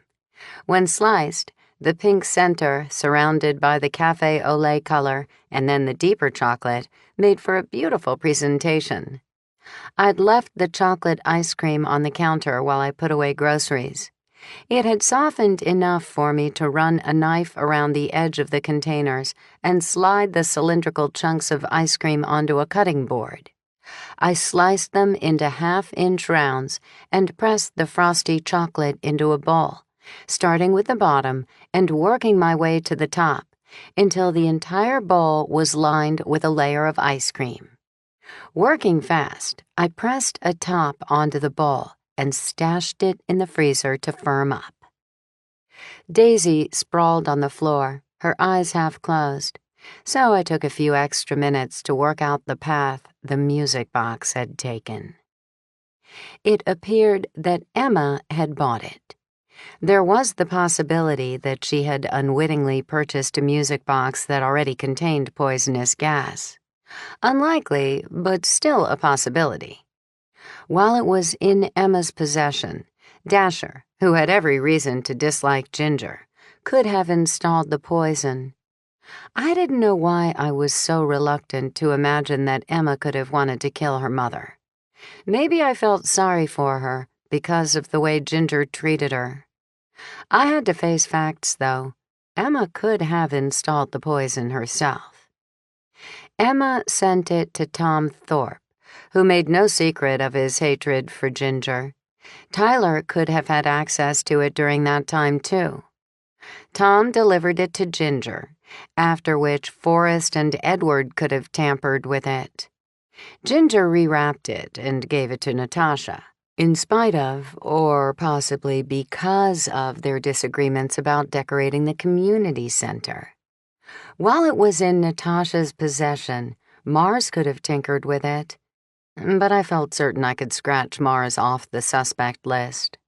I knew my ex-husband well enough to know he couldn't hammer a nail in the wall, much less set up poisonous gas inside a music box.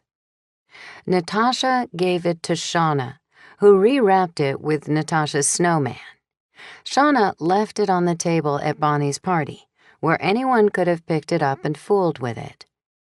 Actually, wasn't that when Marnie went missing? Soft mewing complaints attracted my attention. I followed the sound into the sunroom and caught Moki in the act of carrying Jasper. Just like a mother cat, Moki held Jasper by the scruff of fur on his neck and was depositing the kitten in the basket in which they'd arrived.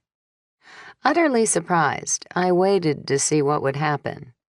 Moki scampered away and returned with Alice, whom he also placed in the basket.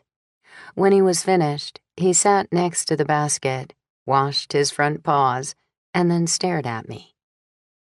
I wished I could see inside his little cat head to know what he was thinking. I had the notion he thought he'd packed up his cat company and it was time for them to go home. In any event, I didn't think I should leave him alone with them. I took the basket to the sofa in my den and left the kittens there, safely behind closed doors. Moki rubbed against my ankles. I picked him up, and for the first time in days, he head-butted me and purred. I wished our music box problems could be solved as easily. I fed Moki some leftover turkey and put on my coat. Grumbling about the number of people who could have arranged for the poison in the music box, I grabbed the Santa hat and jacket that Marnie had worn, latched a leash to Daisy's harness, and struck out for the Santa and Mrs. Claus who were missing clothing. We had just crossed the street that ran along the side of my house when I pulled Daisy to a halt. No doubt about it, Ginger Chadwick was driving her vanilla latte-colored Cadillac along my street at a snail's pace. I didn't think she noticed me, even though she leaned forward and appeared to be scoping out the area. She'd mentioned an interest in a house for sale in Natasha's neighborhood. Had she turned her attention to moving in order to get her mind off her other troubles? I gave the leash a little tug, and Daisy gladly resumed forward movement with occasional stops for particularly enticing scents. To an outsider, the Chadwick family seemed to have everything. Forrest was employed and, from the look of things, made a considerable income. They lived in a nice house and neighborhood, yet trouble clearly brewed under the surface. Edward was a sweet kid, but saddled with the burden of hiding everyday activities from his mother so he wouldn't incur her wrath. Forrest didn't agree with his wife's tough-love attitude toward their daughter, and Emma suffered from her mother's contempt. And then there were Forrest's mysterious, repeated appearances in Old Town. Daisy and I reached Santa and Mrs. Claus. I stepped behind a small red sleigh. The Santas and their sleigh were neatly displayed in the curve of elegant stairs that led to the front door of a historic townhouse. Working fast, I stuffed Santa's arms into the sleeves of the jacket, pulling it up over his shoulders, and buttoned it. I slid the belt around his middle and fastened it, glancing at the window of the house in the hope no one would catch me. So far, so good. I jammed the hat on Santa's head and had a feeling that it ought to be secured with a pin or something, but I hadn't come prepared. I hoped a strong wind wouldn't carry it away. Poor Mrs. Claus still wore exposed bloomers since her skirt had disappeared, and underneath her hat, her cloth face was bald as it could be. At least this time around, I didn't think Marnie had anything to do with the missing clothing. I thought I heard footsteps inside the house. Quick, Daisy. We ran for the corner and turned right without looking back. Breathing hard, I paused and leaned against the brick wall of a building. Daisy wagged her tail, and when I bent to pet her, she licked the tip of my nose. I slid down the wall a bit and hugged her. When I stood, she tugged me along the street and stopped in front of the empty building where I'd seen Forrest the night of Bonnie's death. The early dusk of winter had begun to descend on Old Town. I peered through the plate glass storefront but couldn't see much. Daisy's ears perked up, though, and I listened. Was that laughter? Hurrying, Daisy and I jaywalked across the street. From our new vantage point, I had a better view of the second and third floors of the old building. In the semi-darkness, white woodwork glowed against the red brick walls. The glass panes shimmered almost black, so the flash of a light inside was shockingly obvious. My breath caught in my throat, and I waited for another sign that someone was on the second floor. I was about to give up when I saw it. This time more than a flash, one window glowed with a warm light, steady and continuous, and then the light clicked off. I continued watching, thinking about Forrest and Marnie. I pulled out my cell phone and called George's house. My mom answered the phone and launched into an excited discourse about Shauna. "Mom," I interrupted, "is Marnie there?" A moment of silence followed on her end. "What do you want from Marnie?" "Nothing. I just want to know if she's there." More silence. "I don't understand you, Sophie, but I'm sure you have your reasons. Dad and Phil and I are here with Jen. We're playing Catopoly. Santa brought it to Jen for Christmas.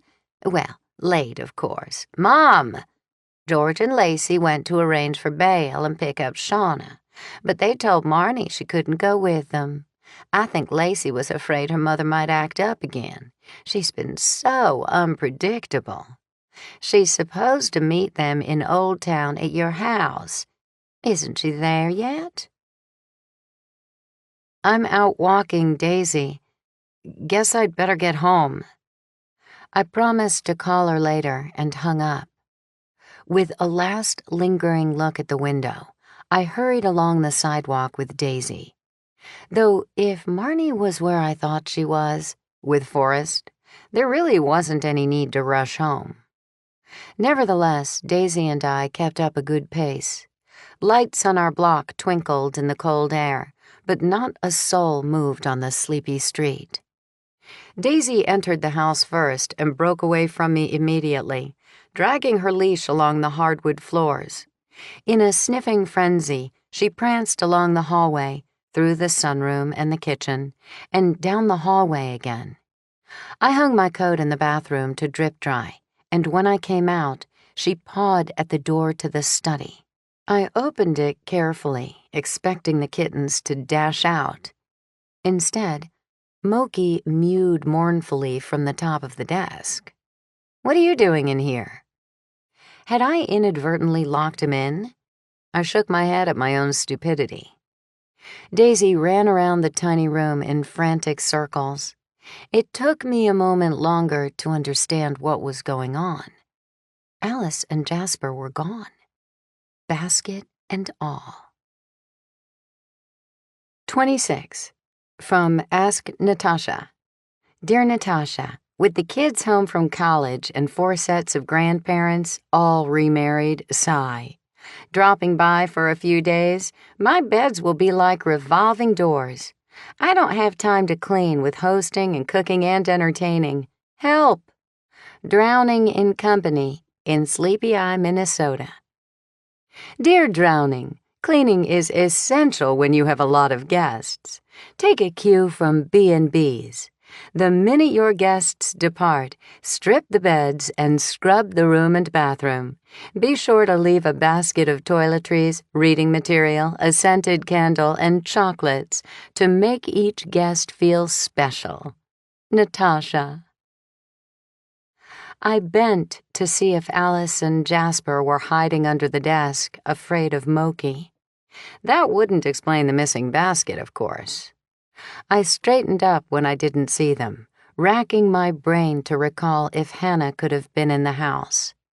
By then, Daisy had moved on to the sunroom. She waited impatiently by the door that led outside. I opened it, and she bounded out. I didn't bother with a coat and followed her into the frozen lawn of the backyard. I shivered and rubbed my arms, but Daisy ignored the cold, intent on her mission. Her nose to the ground, she followed a straight line to the back gate. My heart sank. Unless I misunderstood her cues, someone had stolen Alice and Jasper.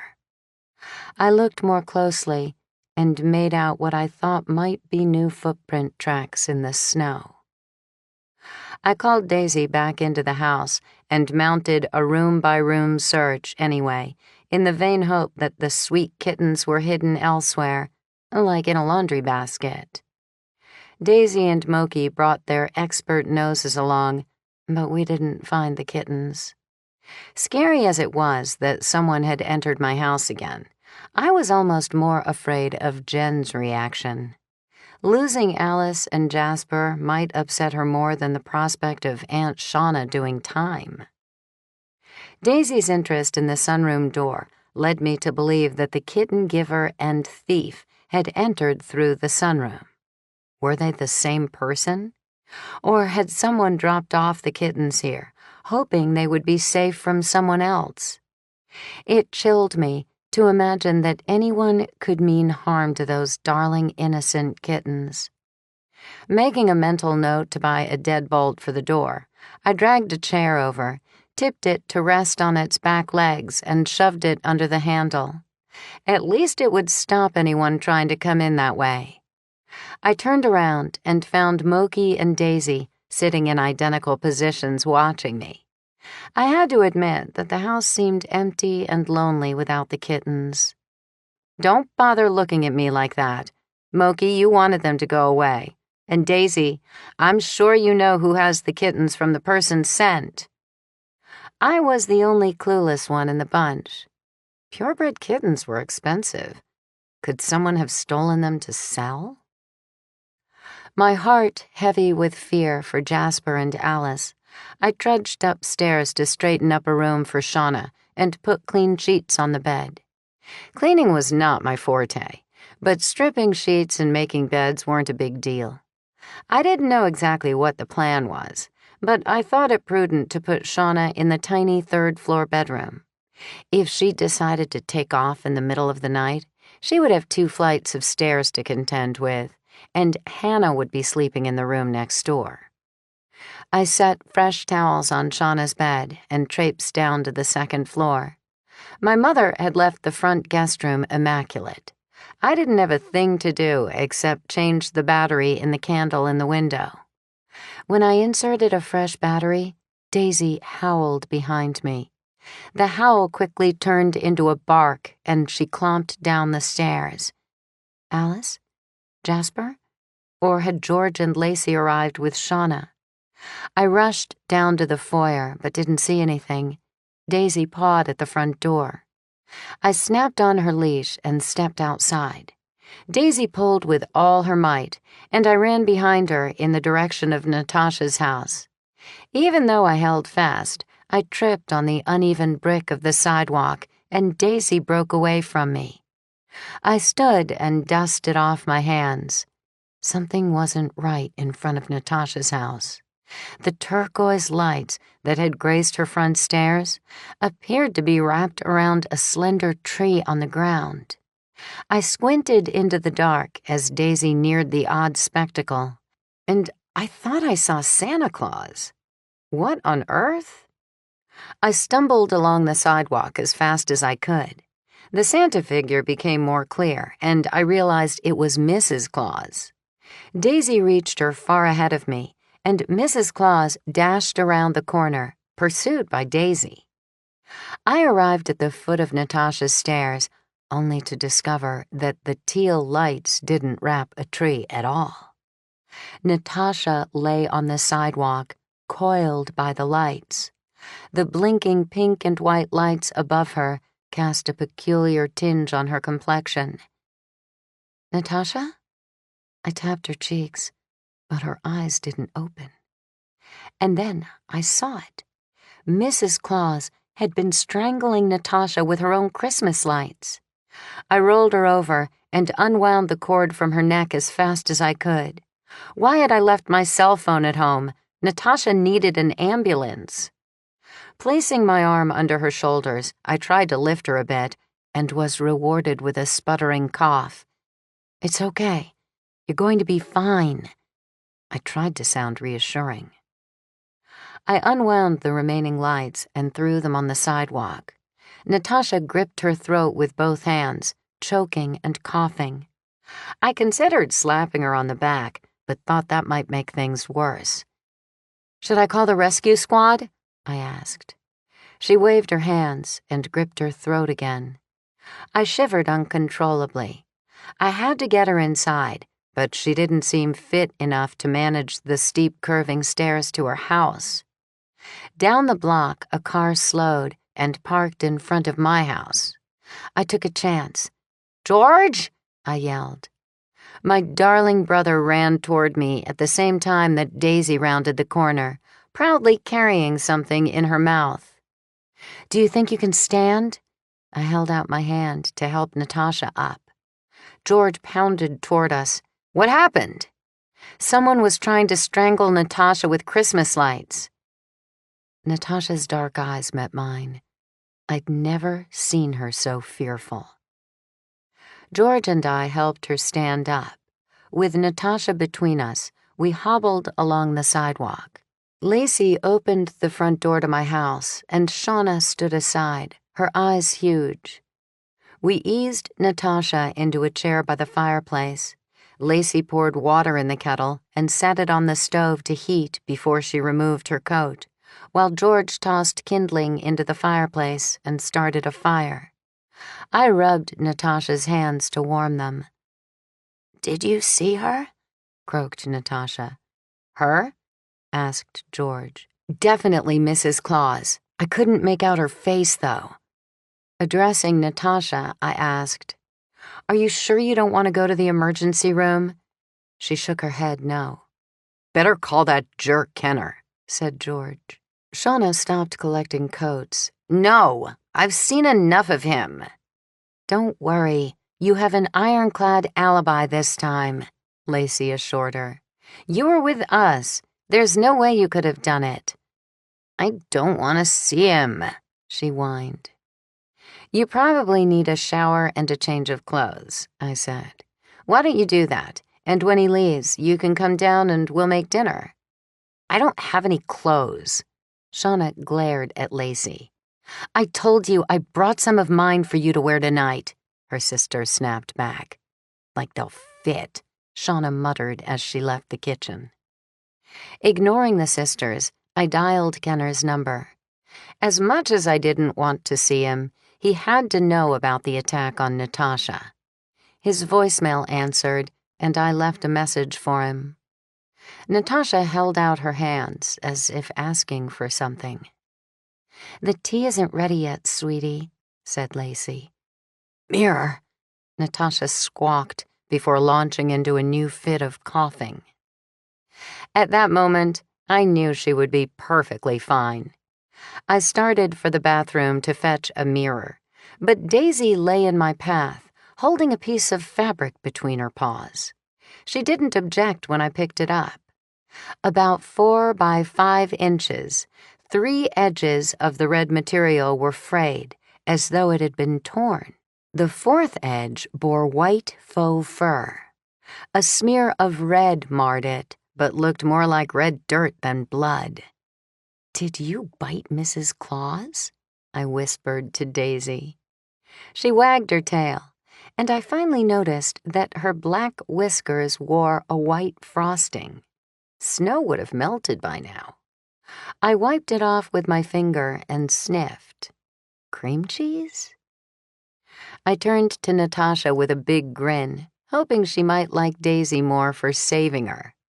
"Looks like Daisy caught up to your Mrs. Claus." I handed her the swatch of material. She fingered it and pronounced in a froggy voice, "Cheap fabric. Sleeve?" That was my guess.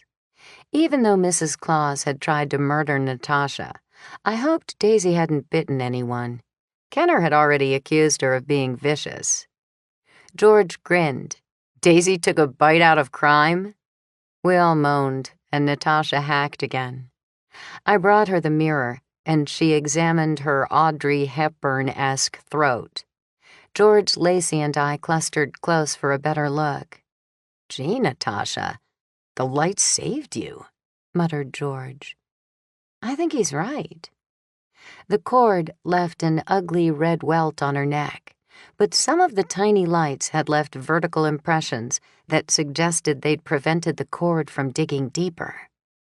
The kettle screamed, and Lacey hurried to make tea. I retrieved rubbing alcohol and cotton puffs and handed them to Natasha, not daring to apply the stinging solution myself. Moki looked on in the classic pose of an Egyptian cat. "No hissing at her today?" I asked. He must have realized something was amiss.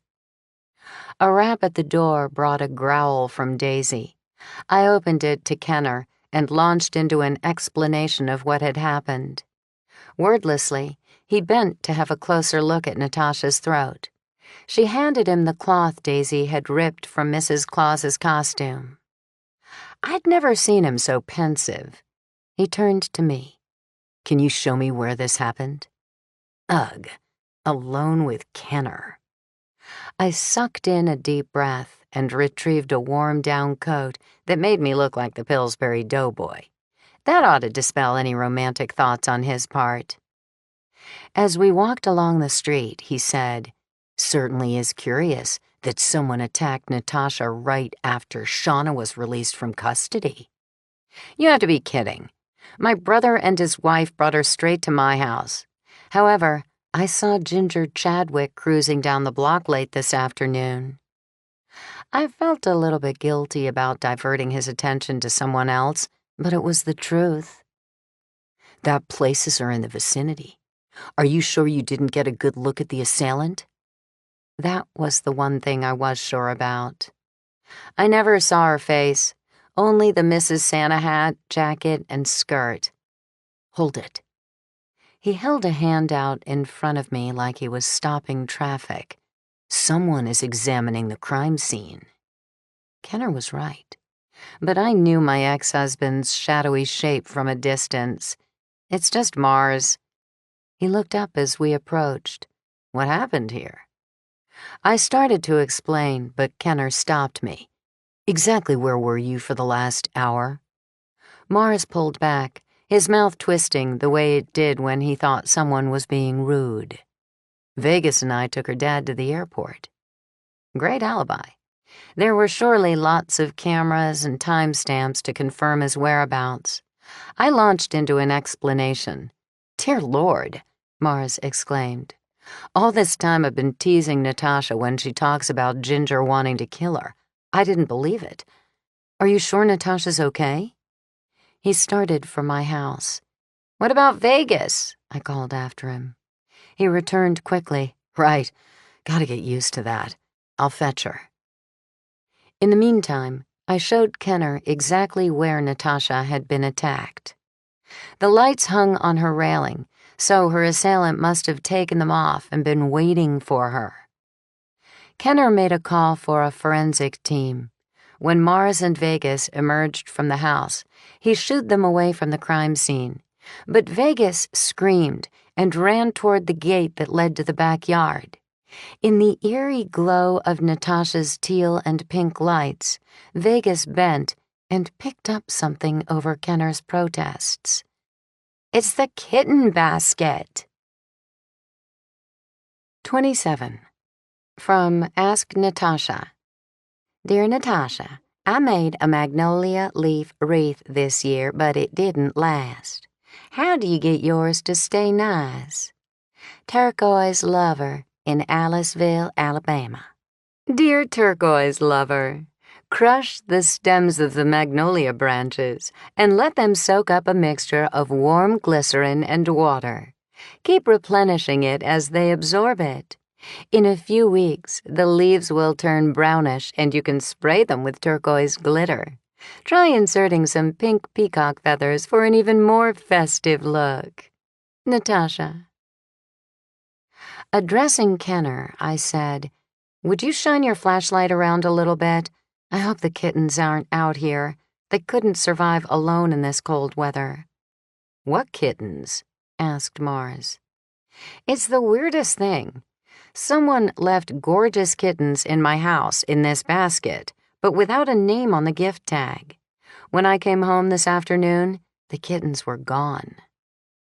Vegas disappeared through the gate. Unless Natasha had decorated the backyard with lights, I didn't think she'd see much there. She returned in seconds. "It's too dark, but we have to look for Alice and Jasper. How did they get out here?" Mars herded her down the street toward my house. "First, we have to check on Natasha." Vegas had said what I was thinking. I trailed after her and Mars, peering at houses in the darkness, hoping I would see those adorable kitten faces. Nothing about the kittens made any sense to me. Why had someone left them anonymously to begin with? And why had someone taken them? Had Natasha's assailant taken the kittens from my house? That would mean someone had stolen a key to my house. Or it was someone I knew. Someone who had a key.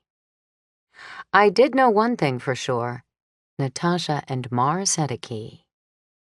Mars acted the duly concerned lover when he saw Natasha, kissing her forehead and checking out her neck. But I barged into the kitchen and folded my arms across my chest. When Mars had finished his soothing coos, I demanded, "What exactly might you happen to know about a couple of ragdoll kittens?" Natasha touched her throat and whispered, "Can't talk." "Hogwash," said George. "She just told us how she had walked out of her house and down the front steps when someone bashed her over the head from behind." Speaking in a weak voice, Natasha said pathetically, "I passed out." "When Mrs. Claus tried to strangle her," added George. "The next thing I saw was Sophie." She lowered her head and sipped at a cup of hot tea. Mixed emotions assaulted me. Natasha had been through a terrible attack, yet I couldn't shake the feeling that she knew something about the mysterious kittens. It seemed like more than a coincidence that the kitten's basket lay near her gate. To my surprise, it was Lacey who brought the subject back to the cats. "I thought it was quiet around here. Where are Alice and Jasper?" "I don't know.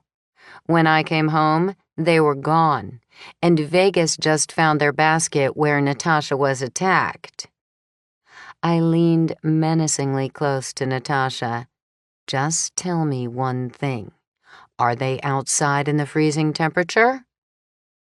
Natasha glanced around as if she was looking for a friendly face, someone to defend her. She must not have found one, because she whispered, "It wasn't my fault. I dropped the basket when I fell to the ground." Dinner would have to wait. I bolted from the kitchen and collected flashlights.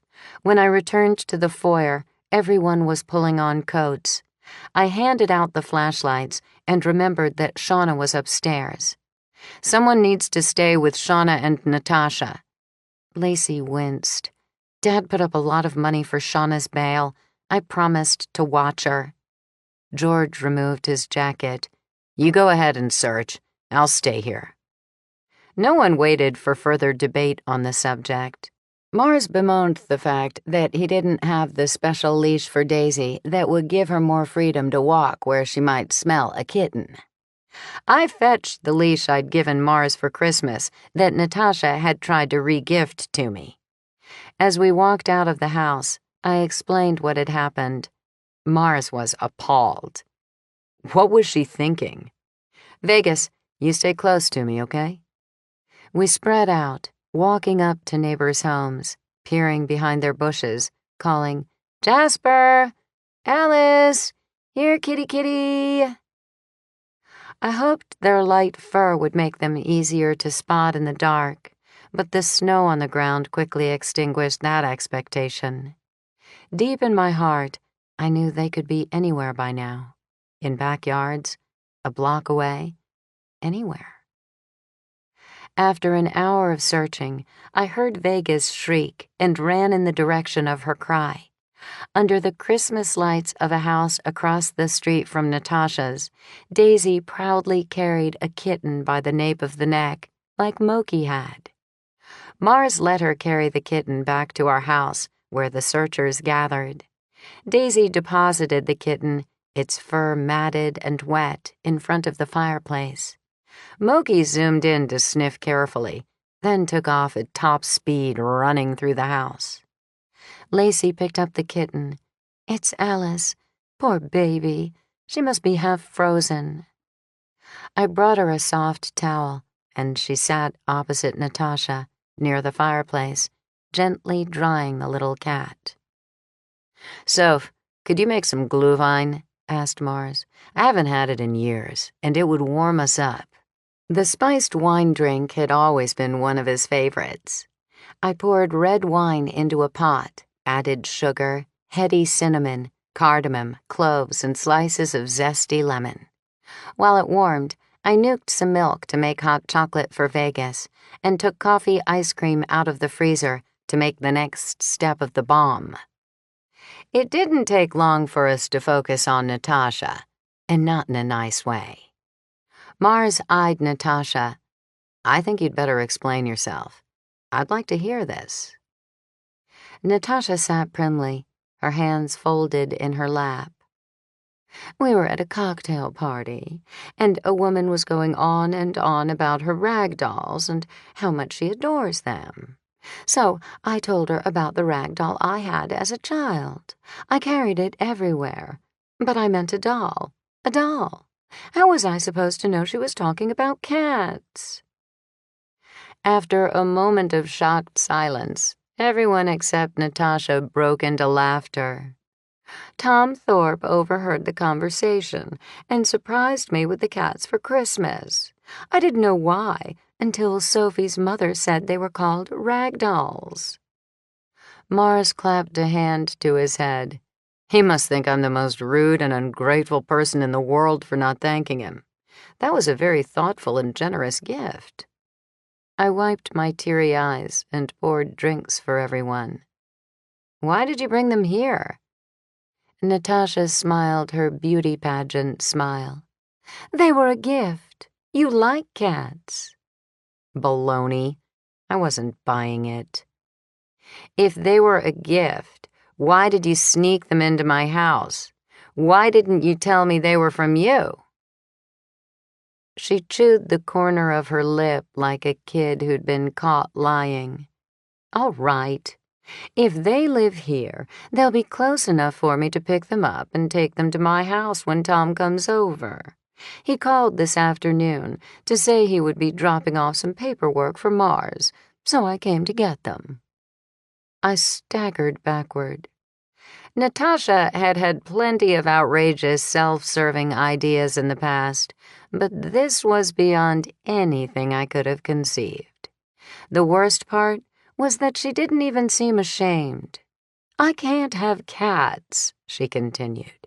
"It's bad enough having to lock Daisy in a room every other week. There's still fur everywhere."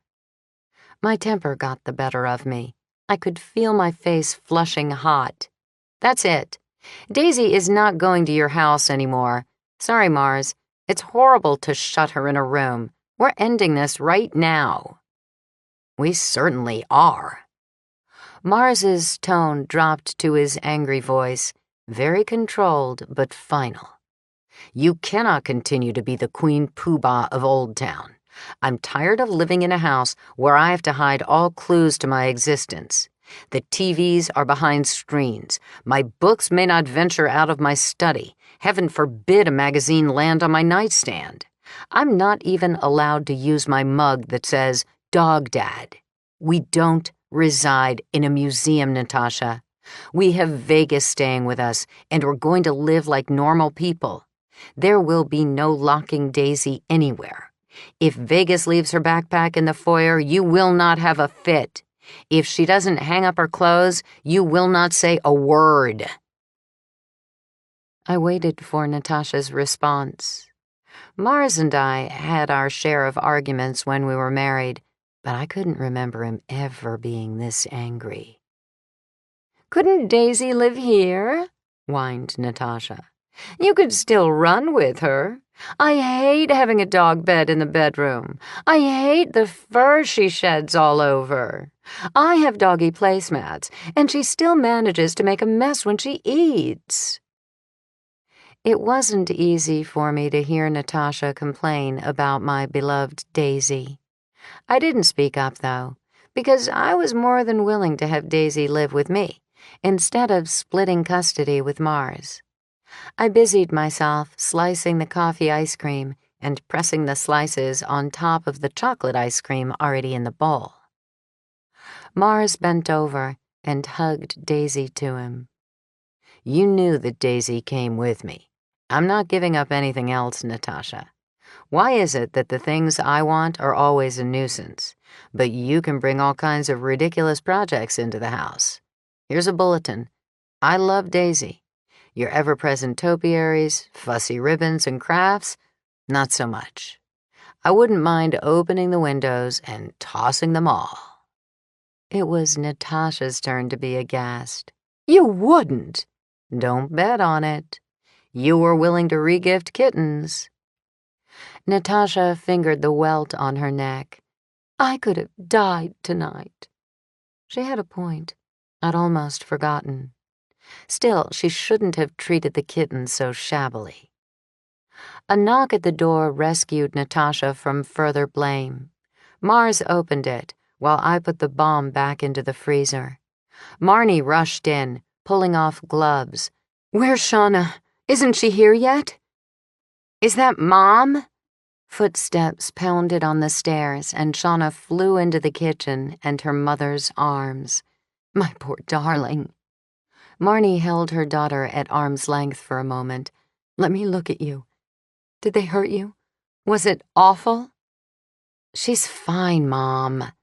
Lacey sounded weary. No small surprise, given the events of the holiday. Lacey gazed around. "Where did Vegas go?" I peeked into the family room and found her sitting in the dark, except for the lighted Christmas village. "Why so glum?" "I'm worried about what will happen to Alice and Jasper. They're just like me," said Vegas. "Nobody wants them." Ouch.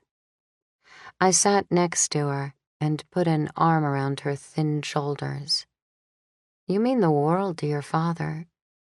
My mom ran off again. "She's done that before?" Vegas nodded. "They think I don't know, but I'm not a kid. Her phone has been disconnected." "Well, honey, we don't really know what happened. Maybe she couldn't pay the phone bill." "She sent me to spend the holidays with my dad to get rid of me. I'm sure that's not true. Whatever is going on with her, I bet she loves you a lot. I'm in the way. That's what's going on with her. I'm like these kittens that no one wants. Jasper will probably die out in the cold tonight. That could be me. Did you know that Natasha's dad left her when she was younger than you? Really? Really? She had her mom, though, just like you have your dad. He'll come home to be with you as soon as he can. In the meantime, you'll like Mars. He's a lot of fun. And Daisy will stay with you every other week. She leaned against me, and I gave her a reassuring hug. There are so many people who care about you. Don't you ever think no one wants you. What about Jasper? From the doorway, Lacey said, "Instead of a big dinner, why don't we make sandwiches? That way we can take turns going out to look for Jasper. Come on." In the kitchen, she handed Alice to Vegas. Alice already looked like a different cat. Her fur had dried and fluffed up, and she watched us with curious, bright blue eyes. George, Mars, and Vegas took the first shift searching for Jasper, while Lacey and I prepared our sandwich extravaganza. When we set the potential sandwich ingredients on the island counter, turkey, ham, brie, sharp white cheddar, mayonnaise, butter, mustard, horseradish, cranberries, lettuce, whole wheat bread, and Kaiser rolls, I began to think a formal dinner might have been easier. As it turned out, though, everyone was psyched to make a sandwich with their favorites. The panini maker went into overtime business, but I had little to do other than set out trays of my homemade Christmas cookies. While Lacey served the glühwein, I spent a few minutes making the raspberry center of the bomb. Golden egg yolks went into the bowl of my KitchenAid mixer and spun until they were thick and lemon in color. Meanwhile, frozen raspberries thawed in a pot on the stove with sugar melting into them. They bubbled, and I checked the temperature several times to be sure they were hot enough to cook any salmonella in the egg yolks. Moving fast, I added the raspberries to the spinning egg yolks. When they were fully mixed, I left them to cool and joined the sandwich crowd around the kitchen table. I felt a little bit guilty that Jasper and his whereabouts dominated the conversation when someone had made an attempt on Natasha's life. She seemed perplexed that she wasn't the center of attention. Before I left to search for Jasper again, I stirred Chambour into the cool raspberry mixture, blended it with rich whipped cream, and poured it into the empty center of the bomb. When it was in the freezer, we donned our coats, leaving George to watch Shauna, Marnie, and Natasha while we ventured outside in search of Jasper. I planned to look in Natasha's backyard, but had a hunch Kenner wouldn't allow it. To bypass a confrontation, I intended to walk around to the back of the house and enter through the alley. When I walked past the front of Natasha's house, I saw Kenner wielding a weapon that I recognized. 28. From Ask Natasha. Dear Natasha, every year I think I'm organized because I toss wrapping paper, gift bags, and ribbons into big bags. Of course, I paw through them during the year to steal bows, tissue paper, and solid color gift bags. Then, when Christmas rolls around again, it's a mess. There has to be a better way. Fit to be Tied, in Ribbon, Virginia. Dear Fit to be Tied, every home should have a wrapping center.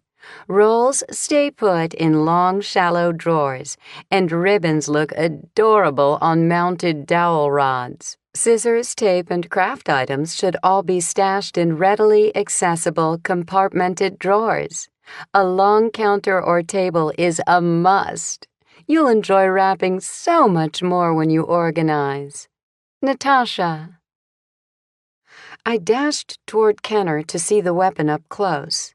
He grinned at me, as though he thought I was eager to see him. Trying not to meet his gaze, I focused on the crutch he held. Is this from the crime scene? Do you recognize it? He asked. It's sort of peculiar. It would seem that way out of context, but I'd seen it in a Christmas display. It's Tiny Tim's crutch. That's why there's a metal stake on the end, to secure it in the ground. I bet Mrs. Santa hit Natasha over the head with it. Kenner stroked his mouth and chin. Tiny Tim, huh? He held it vertically, life-size and pretty realistic. The only place I've seen Tiny Tim this season is on Ginger Chadwick's lawn. I was glad he figured it out and that I wouldn't have to rat on her. She must have dropped it when Daisy chased her. Better watch that dog. She has vicious tendencies. She does not. She's mostly hound, and she's as sweet a dog as you'll find anywhere. She loves everyone. Apparently not me or Ginger Chadwick. So he thought Ginger had attacked Natasha. If they could tie her to the poison in the music box, she would be arrested, and we would all breathe easier. Kenner turned to speak to another cop, and I took that opportunity to slip around the corner and down to the alley that ran behind Natasha's house. I spent the next half hour creeping through the withered remnants of Natasha's garden. Bare rose bushes and twisting vines waited for spring, but no kitten hid among them. Cold air pierced my trousers, and my thighs felt leaden. Poor little Jasper. I left and walked slowly through the alley to the other end of the block, flashing my light in all possible crevices. I hoped Daisy would find him, because I was having no luck at all. I rounded the corner and walked home. Orbs of flashlight beams skittered along my block like fireflies in the summer. I met up with Vegas, Daisy, and Mars. If you're Jasper, where would you go? Asked Vegas. Good question. I think I'd huddle under a porch, out of the wind. That's what Mars said. Daisy didn't smell him anywhere? I asked. Mars handed me the leash. I hate to give up on the little fellow, but I think I'd better get Vegas and Natasha home. It's getting late. Whoa, how paternal. I wasn't used to Mars thinking along those lines. He sounded like my dad. But you'll keep looking, won't you? Begged Vegas. I promised I would. Daisy and I watched them walk to my front door to collect Natasha. An hour later, my fingers grew stiff in spite of my gloves, and even Daisy had lost the spring in her step. I returned to my house and the warmth of my kitchen to thaw. George, Marnie, and Shauna had very kindly cleaned up the kitchen. Lacey stood in front of the fire, holding her hands out to warm them. Shauna has been telling us about her adventures in incarceration, said George, eliciting a dirty glare from Lacey. I dropped my jacket and gloves on a chair and joined Lacey in front of the fire. There was something that had been bugging me. I turned my back to the fire and faced Shauna. Didn't you tell the police that you regifted the music box? Shauna gulped. I did, but not at first, and by the time I did, they didn't believe me. See, when I first decided to give the box to Bonnie, I couldn't admit to Beau that I regifted it. What would he have thought? He loved his mother so much, and I wanted to give her something special. She lowered her gaze in shame. I told him I found it at an antique store just off King Street. Marnie rubbed her daughter's arm. You know better than to regift, but under the circumstances, I think anyone would have done the same. Bonnie was hard to please, wasn't she? Shauna raised her voice in her own defense. I'd bought her something else, fuzzy sock-like booties, and put them in a Christmas bag. But Natasha has divine taste, and the music box and wrapping were so beautiful. Bonnie loved antiques, and I don't know a thing about them, but I know when something is pretty and special. So when the police asked me where I got it, I stuck with that story. I didn't want Bo to know the truth, and I thought it would be better to be consistent. Later, when I told the cops that Natasha had given me the box, Bo said I was lying. I guess it wasn't until my lawyer said other people were confirming Natasha's involvement that they checked it out. I left the warmth of the fire to take the last container of ice cream from the freezer to thaw enough to slice it. "Natasha is such a celebrity, too," said Marnie. "Saying she gave you an expensive gift was like saying a movie star gave it to you. No wonder they didn't believe you." That figured. But if the gas was already present, why didn't it kill Shauna? "Didn't you play the music?" I turned the little handle, but it seemed sort of stuck, and I didn't want to mess it up since it looked like an antique. Besides, I didn't have it very long. I barely had time to rewrap it, though I thought I did a good job of using Natasha's fancy gift wrap. It all sounded plausible to me. I sliced the ice cream and pressed it across the top of the bomb, which would actually be the bottom of the bomb when I turned it out onto a serving dish. Shauna had been desperate for Bonnie's approval and a marriage proposal from Bo.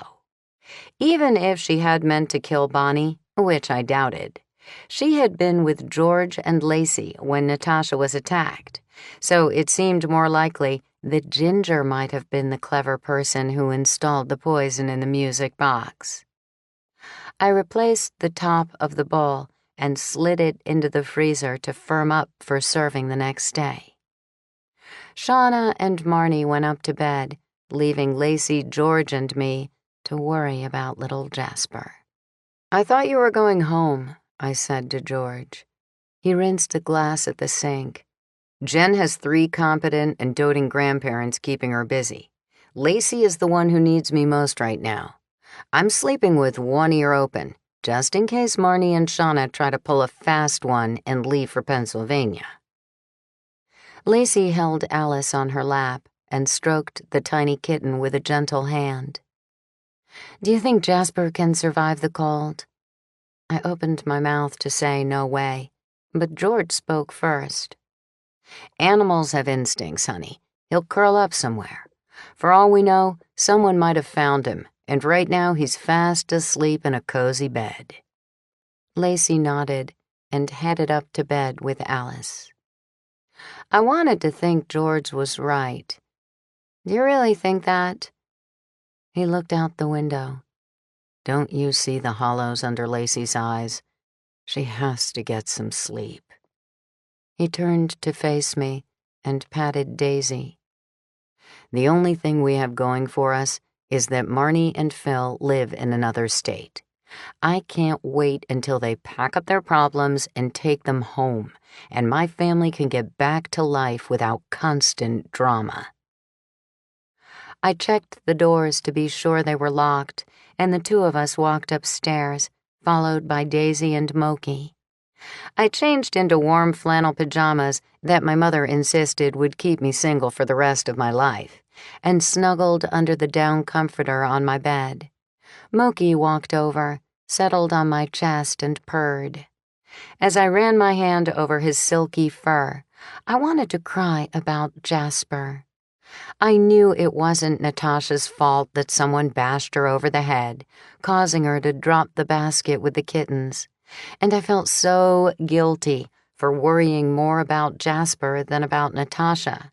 But she was probably in her bed, all toasty, and poor little Jasper might not survive the night. If she hadn't been so fur-phobic and hadn't carried the kittens back and forth, Jasper wouldn't be out in the freezing cold. Moki had enough petting and stretched out near my feet. For 1 hour, I tossed and turned. If there was anything I hated, it was being totally exhausted and unable to sleep. I finally gave up when I heard the front door shut. Hannah must have come home. Daisy bounded down the stairs ahead of Moki and me. But when we reached the foyer, there was no sign of Hannah. We walked through the dark kitchen and the sunroom, but I didn't see anyone. What if Marnie and Shauna had slipped past George? I dashed up the stairs to the room I'd prepared for Shauna. Opening the door ever so quietly, I peered inside. A lump lay in the middle of the bed. That was an old trick. Every kid in the world knew to plump up pillows so it looked like someone was in the bed. I tiptoed in for a closer look. Shauna slept, emitting tiny little snores. So why had I heard the front door shut? I returned to the foyer and opened the door to look outside. Lacey scurried up to the door, holding her coat closed against the blustery weather. The wind blew wild snowflakes inside, prompting me to shut the door quickly behind her. Smiling, she unfastened her coat and revealed Jasper. I can't believe it. I went out to look for him again, and when I called his name, he came running up to me. Tears rolled down her face. "You knew I would be looking for you, didn't you, Jasper?" Daisy wagged her tail in approval, but Moki hissed and shot up the stairs.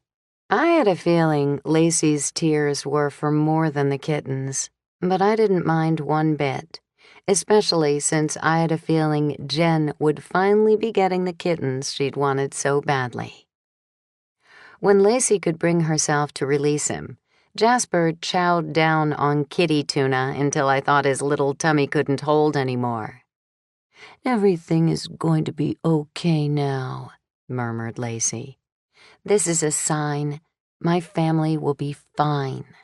I'd never heard Lacey talk about signs. She always had her lists and seemed so no-nonsense. Maybe she had another side that she didn't show as often. The kitchen door banged open and Hannah burst in, bringing a cold gust with her. "It's horrible out there." Lacey shielded little Jasper with her hands. "Is it?" said Hannah. "I hadn't noticed." She dropped her coat on a chair and floated to the fridge. "White wine, anyone?" Lacey's eyes met mine and we giggled. There was no denying the dreaminess of a new infatuation. "Actually," said Lacey, "I'd like more of the glühwein if there's any left." "I missed that," cried Hannah.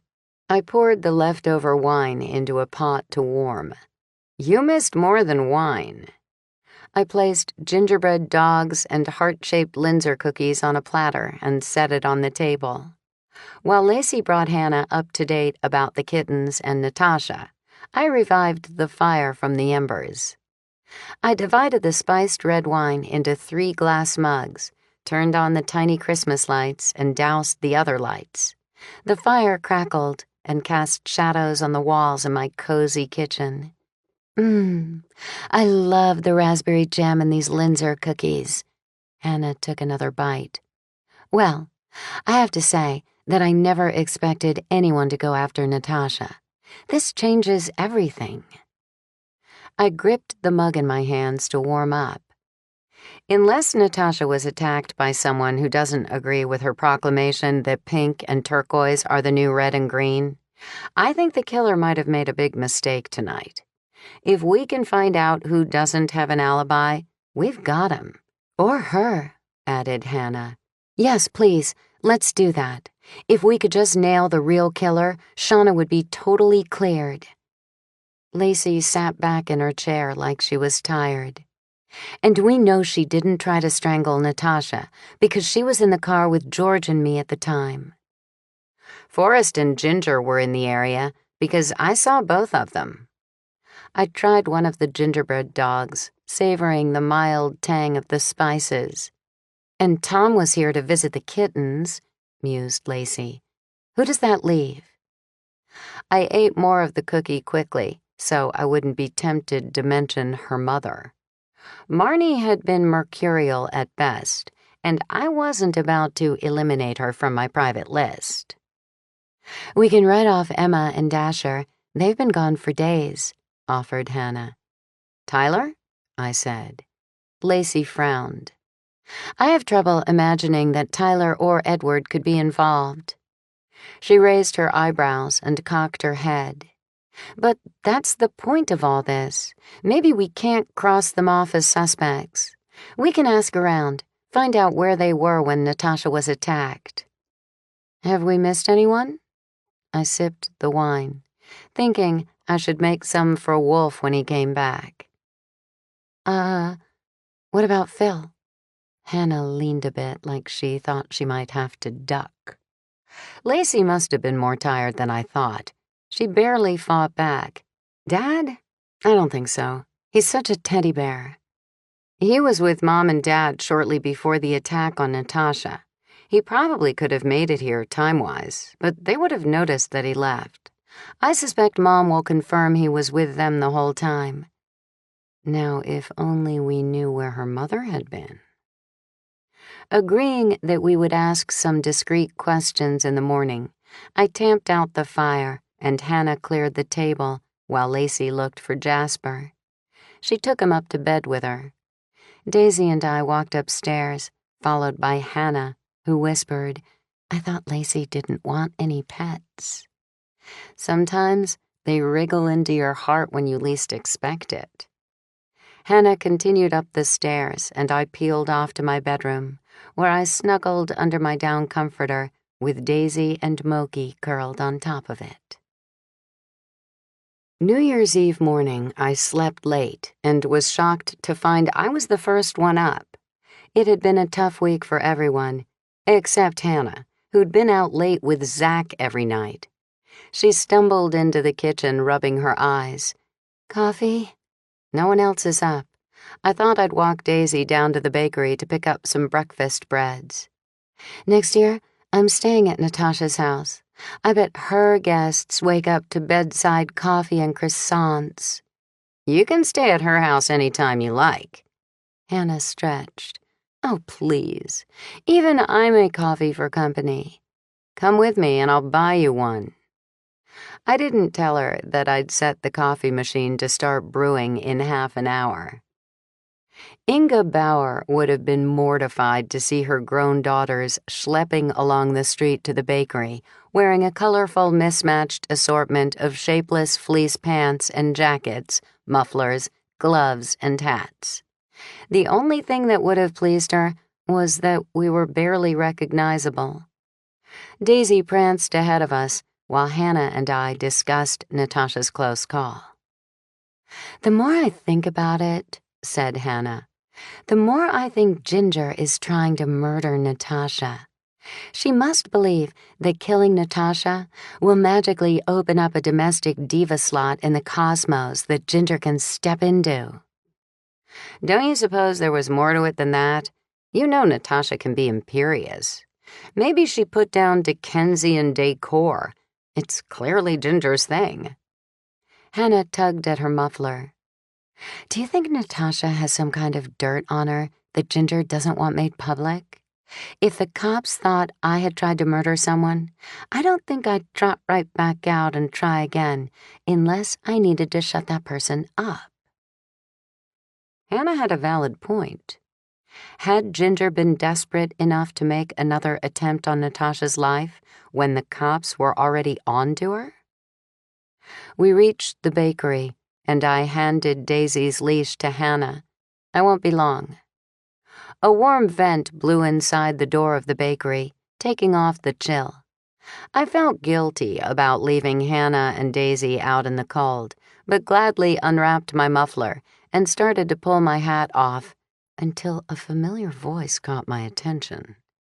Not 4 feet away, standing with his back to me, Forrest Chadwick peered into the bakery case. It wasn't exactly the crack of dawn, but certainly early enough for me to wonder why he was in Old Town. Why wasn't he at work? I pulled my hat down, whirled around, and wrapped the muffler up over my nose. I dashed outside and tugged Hannah and Daisy across the street, where I hoped we could observe him without being noticed. Forrest is there. The story of seeing him in Old Town in front of that empty building spilled out of me. I bet he's buying breakfast for Marnie. Hannah peered at me over the fuzzy edge of her muffler. Being in a bakery doesn't mean anything, Sophie. Besides, Marnie is probably still at your house, fast asleep. There he is! We watched as he passed us on the other side of the street. He has 3 giant coffees and a huge box of baked goods. Hannah crept forward. What are you waiting for? Let's follow him. 29. From Ask Natasha. Dear Natasha, every day I waste time hunting for keys. We have 3 teenage drivers in the house, which means keys can be in purses, pockets, and under the bed. How do I prevent key mania? Dizzy in Dasher, Georgia. Dear Dizzy, keys should be left close to the entry and exit point. Make your own key holder to match your decor. It's so simple. Paint a board that can be mounted on the wall. Stencil names on it, or a morning glory vine or ivy. Screw cup hooks onto the board and you're done. The next one who does not return the keys to the assigned spot loses driving privileges for 3 days. That should solve your problem. Natasha. Exactly as I'd expected, Forrest hurried back to the empty building. He extracted a key from his pocket, let himself in, and disappeared inside. Hannah and I stared through the plate glass window, but the main floor remained dark and quiet. I know how to get to the bottom of this. Hannah squinted at the rental sign in the front window, pulled her cell phone out of her pocket, and pushed a few buttons. She exaggerated a Southern accent. Mary Smith here, darling. I am standing outside your adorable building on St. Asaph Street. I cringed, especially when she said, What? Well, isn't that a crying shame? The whole building? Upstairs, too? She hung up, clearly proud of herself. You know that realtor must have caller ID. It's my cell. For some odd reason, it always shows Virginia on caller ID. Besides, I got the scoop. The building has been rented by a Mr. Forrest Chadwick, who intends to open a bakery. What's more, he took the upper floors too, because he plans to live upstairs with his son. I sagged against the window. Did Ginger know? I couldn't imagine her being willing to live above a bakery. She'd mentioned wanting to move to Old Town, but she'd talked about a house near Natasha's. I guess Forrest was checking out the competition at the other bakery. Why wouldn't he have told me when I saw him here the other day? Why act so secretive? And why 3 coffees? Could we speculate about this back at the house by the fire? Hannah handed me the leash. This time, I'm going into the bakery to warm up. Once Hannah had purchased breakfast pastries, we hurried home. I confess, I was relieved to know that Forrest wasn't involved in anything devious. We walked into my kitchen to a chorus of complaints from George, Lacey, and Shauna. I opened the boxes and arranged pastries on a large white serving platter before taking off my coat. George and Shauna dug in immediately, glad to have a morning nosh with their coffees. Lacey worked at the stove. Just scrambling eggs, nothing fancy. I slid off my coat. Where's Marnie? George did not sound happy when he reported. She left, said she had an appointment. Hannah sidled over to me and whispered, Maybe you were right about Marnie and Forrest, but there were 3 cups of coffee. Who's the 3rd person? Surely they wouldn't include Edward yet? George eyed us with the wariness born of being the only brother of 2 sisters. What are you whispering about? I glanced at Lacey, not sure how she might take my theory about her mother. We saw Forrest buying 3 coffees and a host of pastries. Hannah made a call and discovered that he has rented a restaurant in Old Town to open a bakery, and he plans to live upstairs. Whoa. George swallowed a piece of chocolate croissant. They'll be selling their house then. I shot him a don't be dense look. Can you really see Ginger living in a walk-up over a bakery? Lacey spooned eggs onto a plate for George. I can't say I'm surprised. Forrest has been miserable in his job for years. I guess he finally reached a point where he decided to make a change. Good for him. Ugh. I hope Ginger doesn't keep the house. She's the scourge of the neighborhood. Having her next door without Forrest there to calm her would be a nightmare. George tasted his eggs. For his sake, I hope they're separating. Forrest has put up with Ginger far too long, said Lacey. George stopped eating and focused on Hannah. Hold it, Lace. There's more to this. Hannah and Sophie wouldn't bother whispering if there weren't. We think he's having an affair with Marnie, Hannah blurted out. The serving spoon in Lacey's hand clattered to the floor. You can't be serious. George laughed so hard he choked and had to drink juice to get his voice back. Marnie is too old for Forrest. He's not that desperate. Who would trade a wicked witch like Ginger for a nut like Marnie? Lacey glared at him until George muttered, Oh, come on, Lacey. Even you have to agree that Marnie is a little bit unusual. My mother is still very attractive and a sweet and loving person. Hannah frowned at me. She is a little bit old for Forrest. I guessed about 10 years difference. It wasn't inconceivable. Then where was she last night when you brought Shauna to my place? Lacey plunked the egg pan on the stove. What are you getting at? I'm just wondering where she was all afternoon yesterday. And where is she now? Shauna had been very quiet, but she finally murmured, Yeah. Why wasn't Mom here waiting for me? Lacey plopped into a chair and pulled her sweater tight as though she'd grown cold. I hope you're not suggesting she had anything to do with strangling Natasha. The thought had crossed my mind. She did show a tendency to undress Santa Claus and wear his clothes, and I'm fairly certain the killer wore Mrs. Claus's skirt yesterday. Oops, I probably shouldn't have said killer. You think Mom is a murderer? Lacey rose and paced the kitchen. How dare you? She was never around that music box. No way. Except maybe when we left Bonnie's party, and Marnie went shopping on her own and then got drunk. She could have returned to the restaurant and tampered with the gift. I thought you liked me, whined Lacey. Why are you doing this? I stroked her shoulder, but she brushed my hand away.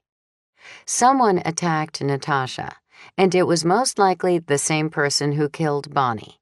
If we knew where Marnie was, we could eliminate her as a suspect. Lacey leaned against the counter, her hands on her hips. George groaned. Why don't you just ask her? Lacey headed for the phone, exactly as someone banged the knocker on the front door. Daisy followed me to the foyer, and I opened the door to find Tyler on the stoop. Hi. I heard Shauna might be here. I invited him in, and he followed me to the kitchen. When he saw Shauna, he said, You look pretty good for a jailbird. Want some breakfast? She asked. Just coffee. Forrest Chadwick brought us cupcakes yesterday, and I had a couple for breakfast. How do you feel? Great. Shauna poured him a mug of coffee, and I noticed that she didn't have to ask how he took it. Is it okay if we drink these in your sunroom, Sophie? She asked. Sure. I sat down next to Hannah and watched Tyler. From the adoring way he gazed at Shauna, I would have bet he didn't realize the rest of us were even present. Lacey hung up the phone. Your mom says my mom picked up Dad. The bad news is that neither she nor your father know where they went. I breathed easier. If Phil was with Marnie, she surely wasn't with Forrest. On the other hand, he had bought 3 coffees. Were they planning some sort of joint venture into baking? I didn't mean to accuse your mom of being a killer, Lacey. I apologized. I really thought she was having an affair. I hate this. Lacey poured more coffee for herself and joined us at the table. No one trusts anyone else. Shauna can't leave town. We're suspicious of our own relatives and neighbors. It's just awful. George yawned. Ginger blew her top at Natasha. That's a fact. She probably tried to poison her. When that didn't work, she took the crutch from Tiny Tim in her front yard and drove here to bash Natasha over the head with it. Sophie saw her driving down the block, so we know she was in the neighborhood. Case closed.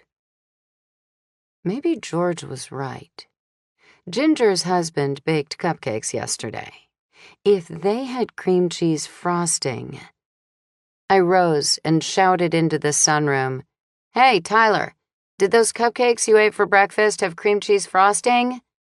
We all heard him yell, "Yes." That would account for the cream cheese on Daisy's whiskers when she tore away the Mrs. Claus sleeve during the attack on Natasha. Ginger must have gotten some on her sleeve, I speculated. She just didn't anticipate Daisy ripping the fabric and bringing us a clue. It all fits together, said George. Except for the cream cheese. Kenner knows all this, so they must be on the verge of arresting Ginger. Shauna dashed into the kitchen, Tyler on her heels. "Someone broke into Bonnie's shop last night. The police just called Tyler." "Again?" I asked. What did Bonnie hide there that someone wanted so badly? Tyler appeared dazed. He flicked a ring of keys in his hand. Wait a minute. Hadn't someone stolen his keys? I smiled at him. Car keys? Yeah. Shauna, maybe we should walk over there. Office keys on there too? I asked. He stopped flipping them. Yeah, all my keys. Hold it, said George. Sorry, Shauna, you're not going anywhere without Lacey or me. So come with. Shauna didn't seem perturbed by George's requirement. I, on the other hand, sat back and racked my brain. Tyler had come to my house only once before. He picked up Shauna and took her to find Beau the day after Bonnie's murder. Yet hadn't he claimed his keys had been stolen the day before at Bonnie's party? 30. From The Good Life. Dear Sophie, my girlfriend just paid a small fortune to have a fancy closet system installed. I'm as green as my Christmas tree with envy. How can I improve my closets on a shoestring budget? No golden rings in Golden Ring, Maryland. Dear No Golden Rings, there's one trick that will improve the appearance of any closet. Ditch the wire hangers and buy identical hangers for the whole closet. The uniform appearance makes all the difference. It won't cost a lot if you avoid designer hangers. Check box stores and discount chains for sturdy plastic hangers sold by the dozen. Sophie. I jumped up. I believe I could use a walk. Mostly, I wanted to find out more since I suspected Tyler had lied about his keys. We bundled up, shut the kittens safely in my den, left Moki to snooze in the rays of sun beaming into the sunroom, and ventured out into the frigid weather. Tyler and Shauna led the way, with Hannah, George, Lacey, and me trailing behind them. I brought Daisy along for the exercise. George crammed his hands into his pockets and hissed, "No way am I letting him take Shauna anywhere. Did you see his SUV? It's loaded with stuff, like he's ready to take off." Hannah giggled. He's so smitten with her. I think it's adorable. How well do you know him? I asked George. His dad, Tom, has lived in the house across the street from us for years. Tyler had an apartment somewhere, but when Tom sent Dasher away to military school, Tyler moved home. I think he lives in the basement or something. He's not as talkative as his brother. Lacey zipped the jacket of her collar higher. Or as rambunctious. You know how it is. Older kids try to take care of the younger ones. Dasher was just a baby when their mom died. Tom says Dasher doesn't remember her. I think that's so sad. But Tom is a doting dad, George added. He's tried hard to be mom and dad to those kids, went to their games, was involved in the PTA, always made a big deal out of Christmas. You saw their lawn with the ginormous Grinch and the train. He said Bonnie was a big help when his wife died, I offered. George's mouth skewed to the side. Tom was always very diplomatic. I got the impression he didn't like her, but he never said so. Hannah nudged me. Hey, your new boyfriend is here. Perish the thought. Kenner waited for us outside the front door to Bonnie's shop. While Tyler unlocked the door, Kenner nodded at us in a perfunctory greeting. I'm sorry, I'll have to ask you to remain outside. At least he was polite about it. We shivered and watched through the storefront window. When I saw Tyler shrug, I opened the door and stuck my head inside. Tyler, were you here after the auction? He thought for a moment. No. Addressing Kenner, I said, we were probably the last ones in the shop then. In fact, Hannah and Zach McGregor locked up. The old Kenner would have snarled at me and ignored the facts. This time, he shot an annoyed look at Tyler and motioned us inside. Don't touch anything. I should have waited by the door and allowed Hannah to check out the store, but restraint has never been my strong suit. Curious, I followed her to the rear of the shop. Shattered glass from the back window littered the floor. I pulled Daisy away so she wouldn't cut her paws.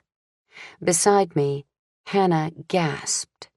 I swung around to face the storeroom where the auction items had been stored. Someone had ripped open the remaining boxes that contained closet and organizing materials. They'd been tossed aside in a haphazard mess. We left all this stuff boxed and neatly lined up against the back wall, said Hannah. While Kenner conferred with her, I snuck over to glance inside Bonnie's office. The pile of papers on her desk didn't appear disturbed. If the intruder had gone through them, a few sheets of paper would surely have slid off onto the floor, which clearly meant the person who broke in was looking for something sizable, something that would be in a box, not just a document. I edged back toward Hannah, Tyler, and Kenner and asked, "How did you find out about the break-in?"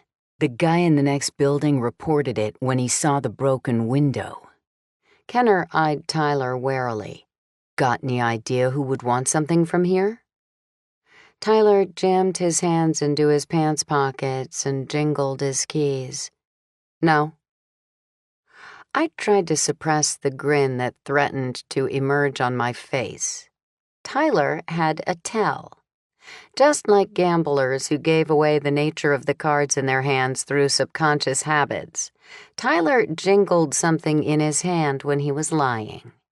He knew who might have broken into the store, but he clearly didn't intend to spill the information to Kenner. "There's not an alarm?" Kenner asked. Tyler's hands remained still. We didn't need one. Who's going to steal a closet rod? We're not like a regular store with a cash register or stuff thieves can pawn. Most of our clients don't even come here. We go to their homes because we have to see what kind of closet space they have to work with. So why the store? Asked Hannah. Wouldn't it have been cheaper to rent a warehouse outside the Beltway? Bonnie said the storefront gave us instant recognition and credibility, explained Tyler. She'd been right about that. It seemed like everyone in Old Town knew her. Bonnie Scarborough's Clutterbusters was the first name that came to mind for organizing. I was itching to ask what would happen to the business now that Bonnie was dead, but it seemed unkind and a bit presumptuous. However, I knew someone who could get information out of Tyler, and she happened to be staying at my house. She might even be able to weasel out the truth about the keys. If I was right, and he was lying about losing his keys, that meant he might have been the person I saw removing items from Bonnie's shop. On the walk home, I pondered the best way to convince Shauna to ask him questions. My ideas fizzled, though, when we walked into my kitchen. Shauna removed her coat and folded it over her arm. "Do you think it's too soon for me to call Beau? I was hoping he'd make the first move once I was released from jail, to apologize. Since I haven't heard from him, I thought—" Lacey shrieked. "No, honey, it's over with him. He accused you of murder and ditched you to rot in jail. He didn't make so much as a phone call to help you." She waggled her index finger at her sister. "That is not how someone acts when he loves you." "I wasn't asking you." Shauna tossed her coat at Lacey. "Come on, Tyler." He followed her to the sunroom. Lacey dropped the coat on a chair, added her own, and disappeared in their direction. I caught up with her in my family room, where she'd slipped off her shoes. She hovered just inside the doorway and held a finger over her mouth when she saw me. I should have been surprised that she would eavesdrop, but my entire family had already proven their inclination to spy, from my parents right down to Jen. "Your sister is right, Shauna." Tyler's voice came through loud and clear. Lacey flicked me on the arm, looking very satisfied. "I wanted to spare you this," he went on. "You had every right to be angry with Bonnie. She stole your engagement ring from Beau's dresser drawer so he wouldn't propose to you over Christmas." "How do you know that?" "She told me. I know a lot about Bonnie. Maybe too much. Bonnie helped Dasher and me so much when our mom died. She was really good to us, especially to Dasher. She was the closest thing to a mom that he had. But she wasn't the wonderful person everyone thought. Dad used to say she had two faces. She was kind and caring to your face, but manipulative and wicked behind your back. Dad always warned us to tread with caution around Bonnie. In public, he pretended to like her, but he loathed her duplicitous ways." It sounded like Tyler uttered a bitter laugh. "She used to come to jobs where I was working and snoop through people's private things to get dirt on them." "Why didn't you tell me this sooner?" He mumbled something I didn't understand. I gathered Lacey didn't either, because she made a fist and frowned. "What?" Shauna sounded astonished. He spoke louder. "Because I didn't want you to marry Beau." Shauna drew a ragged breath. "You don't think I'm good enough for him either? I thought we were friends." "I think you're too good for him. When Bonnie stole the engagement ring, I didn't rat on her because I wanted you and Beau to break up. That makes me as terrible as Bonnie, doesn't it?" Shauna's voice was barely audible when she said, "Oh, Tyler." Beau was a lot like his mom, and she wasn't always such a nice person. I was actually pretty relieved to find out that the killer was after Natasha. For a while there, I was afraid my dad might have killed Bonnie. The day of her party, she told him he would have to buy the business from her because she was going to get her own domestic diva business going with videos and books. I've never seen him so angry. He's the one who gave her the money to start Clutterbusters, and I did all the work. "What's going to happen with it now?" "Good girl, Shauna. I didn't have to feed her my questions." From the uncertain lilt in his voice, I could imagine him shrugging again. It's what I do. I don't want to fight Beau for it. He's going to need a job too, and he might just push me out. Why would Beau need a job? He works for that fancy law firm. Oh, we clutter busted his boss's house. Beau only got that job because Bonnie found out his boss had a girlfriend on the side. Now that Bonnie's gone, I guess they'll dump him fast. But Beau must know the dirt on his boss. Won't that prevent them from firing him? Beau never knew Bonnie did that. She swore me to secrecy because she wanted Beau to think he'd gotten the job on his own. It's not much of a confidence builder to know that your mom basically blackmailed someone into hiring you. I can't believe you never told me this stuff. You wouldn't have believed me. Bonnie fooled everyone. They thought she was so nice and sweet. You did too. But all the while, she was calculating and tricky. When we heard shuffling in the sunroom, Lacey and I made a mad dash for the kitchen. Of course, she left her shoes behind. I pointed to her stockinged feet and chuckled. By the time Shauna stomped into the kitchen, I'd grabbed the kettle to fill it with water, and Lacey had picked up a section of newspaper. George and Hannah shook their heads at us like we were out of our minds. That was classy. Mom's going to hear about this, threatened Shauna. Lacey lowered the newspaper. Oh, I'm so scared. If Mom had been here, she'd have listened too. She jumped up, scampered over to Shauna, and threw her arms around her. You and Dad had a very close call. Can you imagine what it would have been like being part of that family? The Bowers might eavesdrop and be generally nosy, and Inga might think she's Cupid's emissary, but Beau and Bonnie would have been a nightmare. What? Cried Hannah. What did we miss? I set the kettle on the stove. Apparently Bonnie used people. Seems she was rather two-faced and very accomplished at it. Don't let Zach hear you say that. Hannah threw her hands up. Nothing makes him matter. We heard some people bad-mouthing Bonnie at the auction, and he told them off. I'm beginning to think it might be true. I searched a high cabinet for my fondue pots. This isn't the first time I've heard she might have an ugly side. George snorted. Rumors. Can you reach that? I asked him. If they're only rumors, how come I saw an engagement ring in her purse? I think Tyler's right. She stole it and was hiding it from Beau. And we did find Jen's Christmas present to Mom in her shop. Even Zach can't deny that. Shauna sank into a fireside chair like she'd lost all the strength in her legs. George handed me the fondue pots. Where's Tyler? He's in Sophie's den calling his dad. Using both hands, Shauna shoved her hair out of her face, looking young and vulnerable.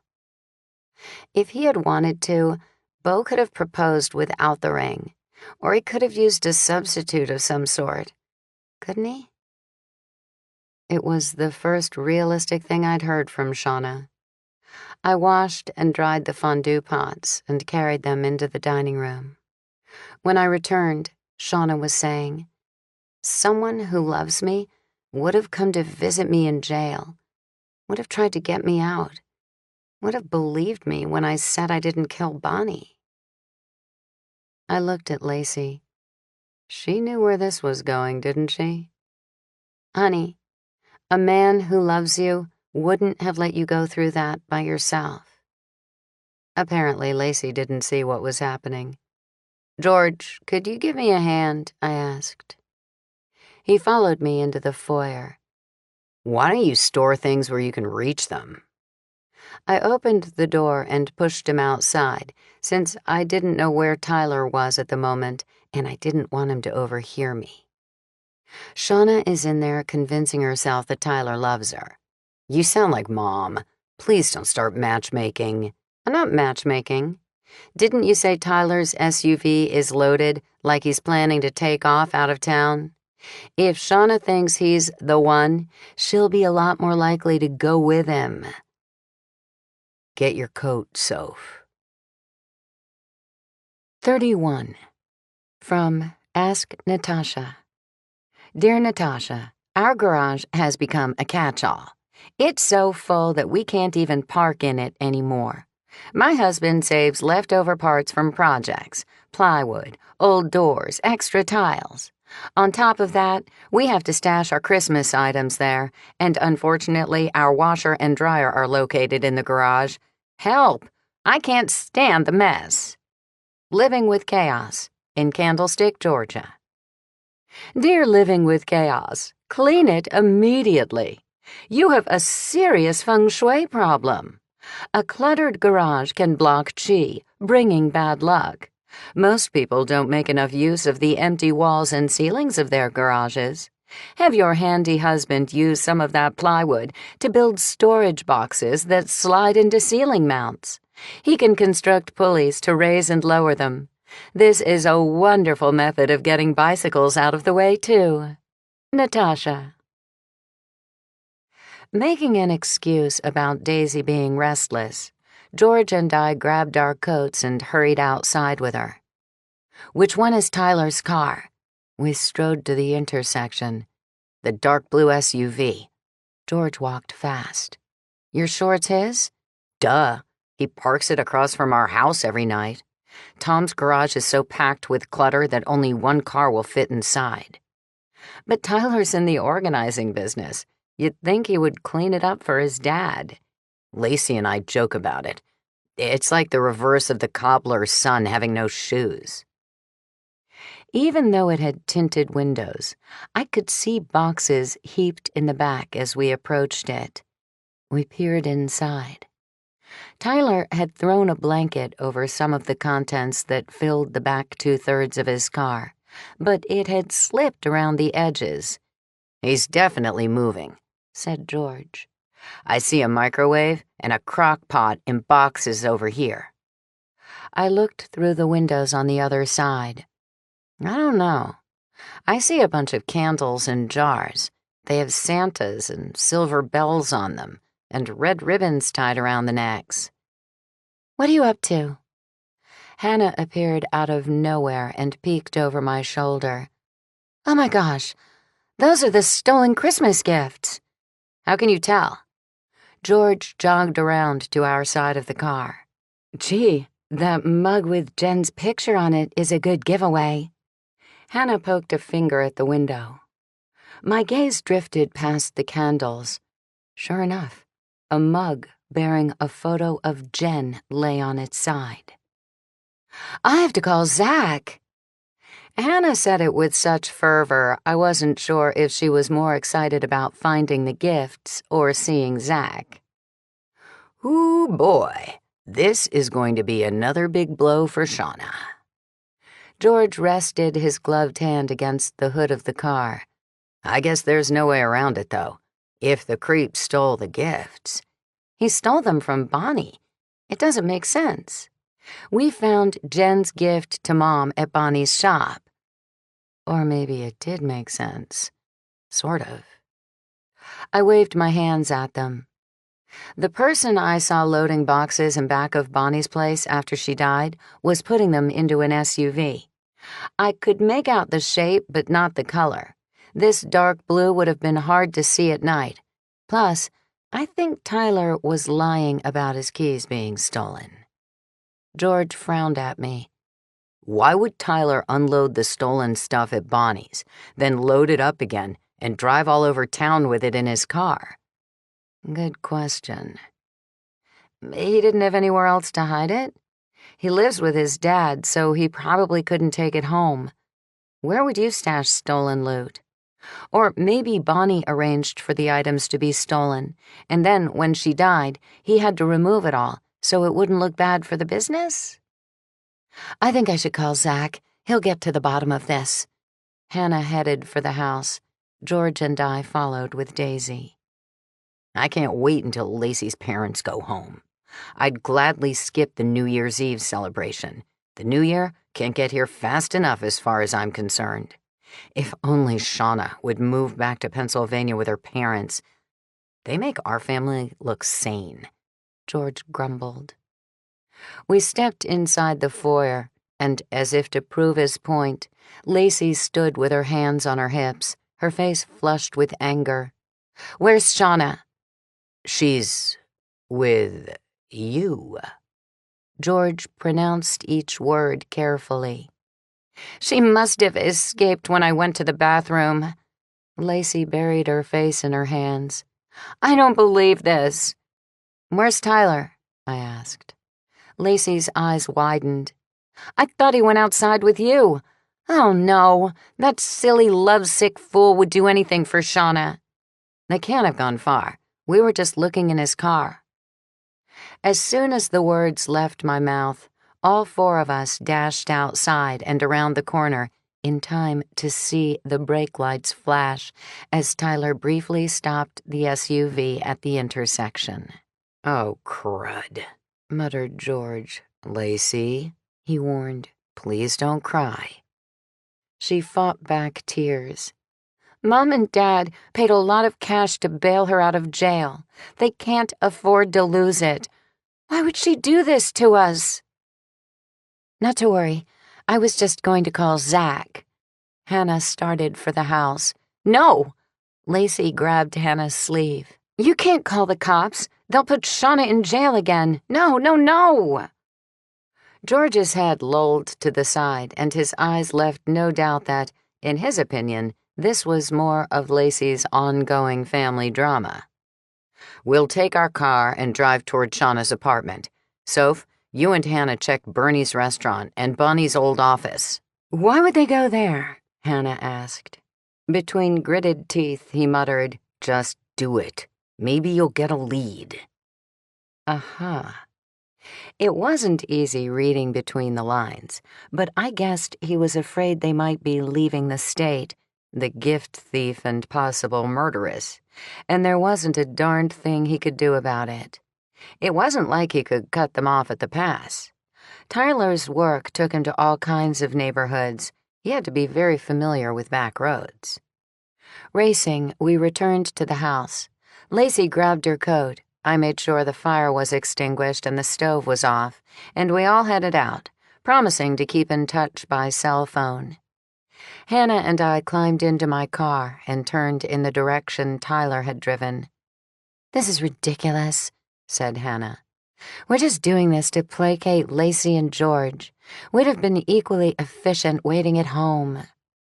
I agreed. There are some things we just do for each other. Surely you don't want to sit in the kitchen with a hysterical Lacey and just hope Shauna returns. What a nightmare. You know calling Zach is the right thing to do. What if they're just innocently getting lunch? I pulled into the alley behind Bonnie's shop. Hannah snorted. "You are so naive. I could use some lunch, though. That wasn't much of a breakfast." "Is that Tom Thorpe?" asked Hannah. "For an older guy, he's really not too bad looking."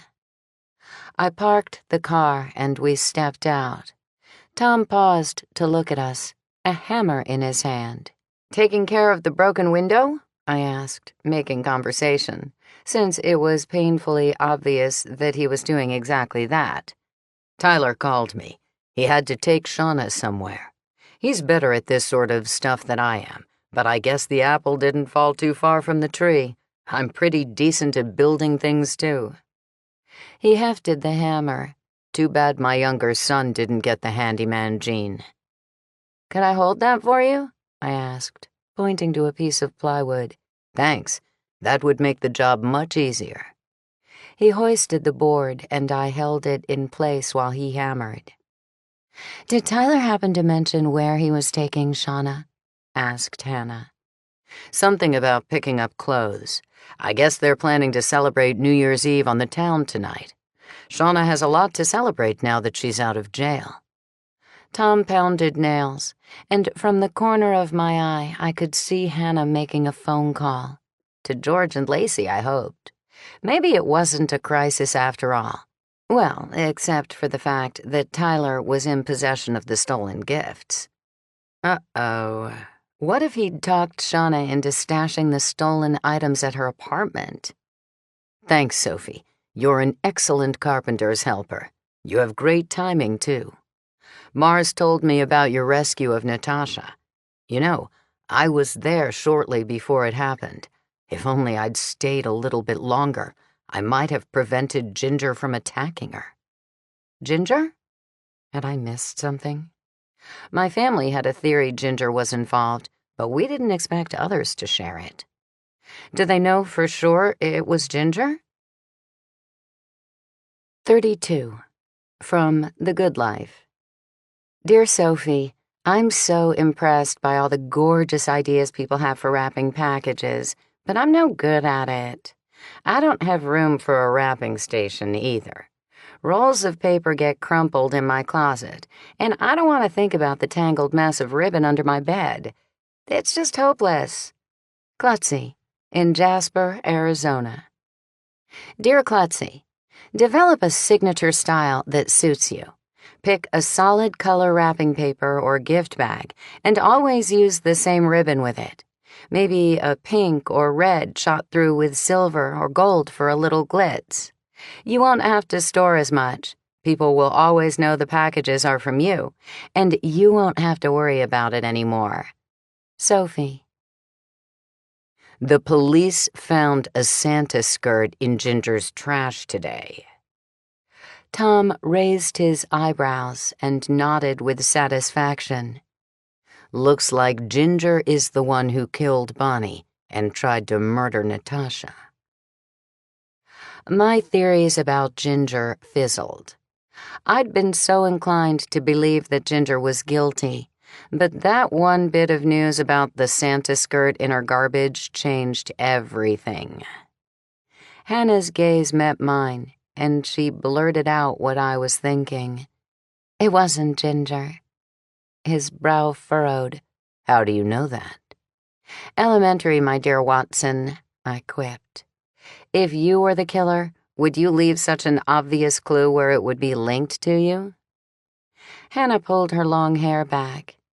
Ginger could have grabbed the crutch off her lawn to use as a weapon and accidentally left it at the crime scene, but any idiot would know to ditch the Santa skirt. She's being framed, we said simultaneously. Tom laughed. You two should be detectives. What if Ginger left the skirt there on purpose, hoping to make people think she's being framed? She's not beneath that, you know. She's quite duplicitous in nature. Like Bonnie. Ginger's overt hostility defined her. It hadn't occurred to me that she might be just as sneaky and deceptive as Bonnie, who cultivated an angelic image and hid her dark side. I thought Ginger wore her emotions and anger publicly. Who do you think tampered with the music box? I asked. He rubbed his chin. If I were a betting man, I'd have put money on Ginger. She's very unhappy with her life. People like that can be dangerous. They blame other people for their misery and have a need to strike out at someone. I hope that's not the case, I said. Edward is such a great kid. Tom clapped me on the back. We can thank Forrest for that. He's a wonderful father. There isn't anything he wouldn't do for his children. Have you heard from your son and Emma? He regarded me oddly, as if he didn't like the fact that I'd brought them up. No. I am sure they are already enjoying sunny beaches in Florida. Thanks for your help here, Sophie. Oh, I almost forgot. The gorgeous kittens you gave to Natasha and Mars for Christmas. How to say this in the best possible light? I'm afraid Natasha isn't a cat person. Tom moaned. Yes, Mars informed me. I certainly made a big mistake with that gift.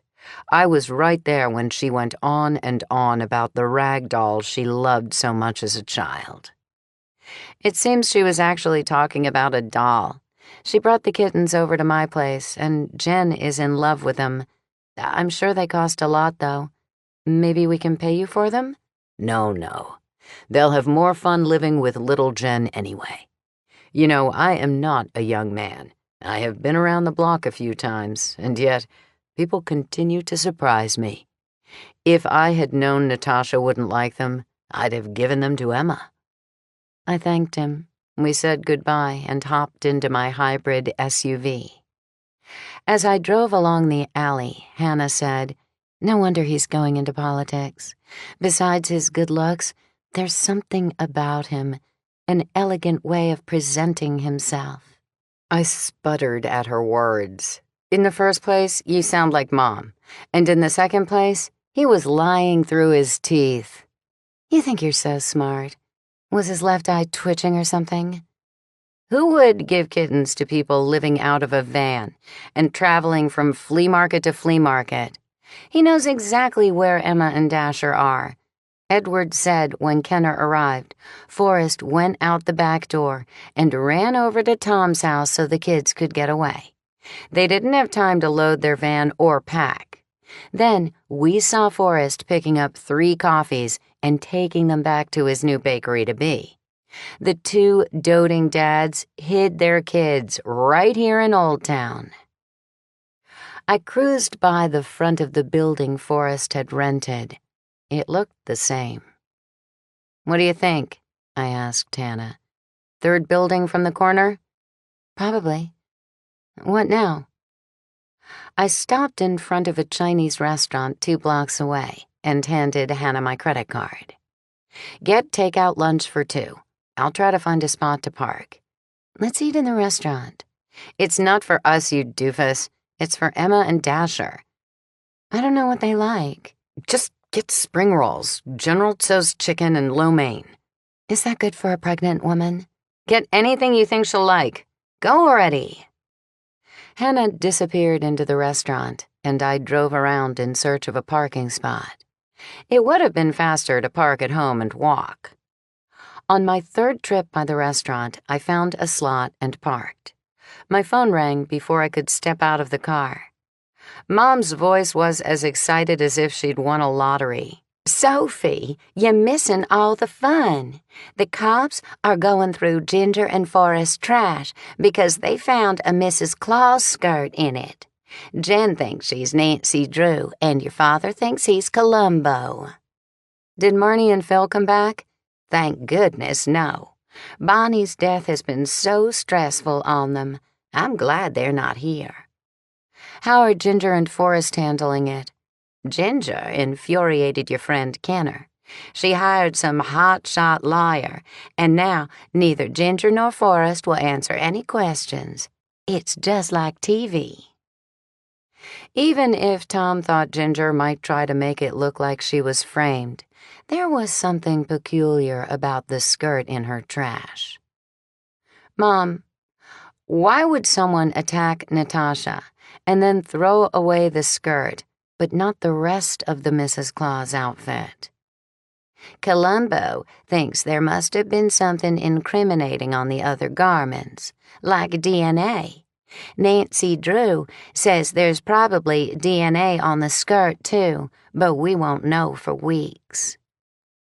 That didn't really answer my question, unless the killer didn't want anyone to see red velvet cake on the jacket. I wouldn't know about it if Daisy hadn't torn off a piece. Oh, I have to go. They're checking our trash now." "Wait, Mom, did you happen to see Tom Thorpe last night?" She chuckled. "The whole neighborhood gathered on the street in front of the Chadwick house. I know for a fact that he was there. We all had a good laugh." I felt like I was out of the loop. What happened? "After dark, someone stole the pink and teal Christmas decorations from the community center, set them on Ginger's lawn, and plugged them in. It was absolutely hilarious." I bet Ginger didn't think so. Mom hung up as Hannah opened the back door of my car and shoved 3 bags of Chinese food inside. "How much do you think pregnant women eat?" I asked as she climbed into the front seat. "The rest is for us. I'm starved. Thanks for buying." We're all sisters like this. I put the car in gear and merged into traffic. A few turns, and we rolled down the alley behind Forrest's bakery. Which building do you think it is? I'd bet it's the one with a sheet covering the window on the second floor. I suspected she was right. We clambered out of the car, and Hannah grabbed one of the bags of Chinese food. Now what? I looked for a bell. There must be some way to announce deliveries to the back of the shop.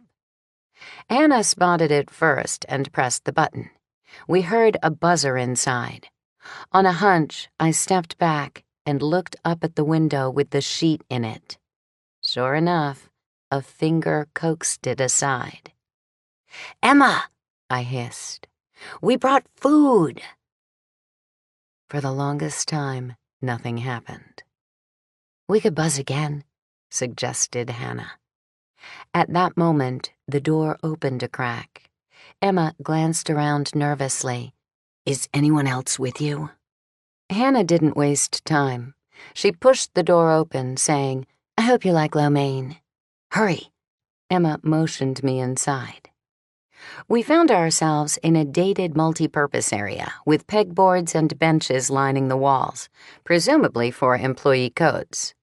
A lonely white apron hung on a peg, carefully draped to display the name Big Daddy's Bakery, and a red velvet cupcake made of shiny bugle beads and sequins.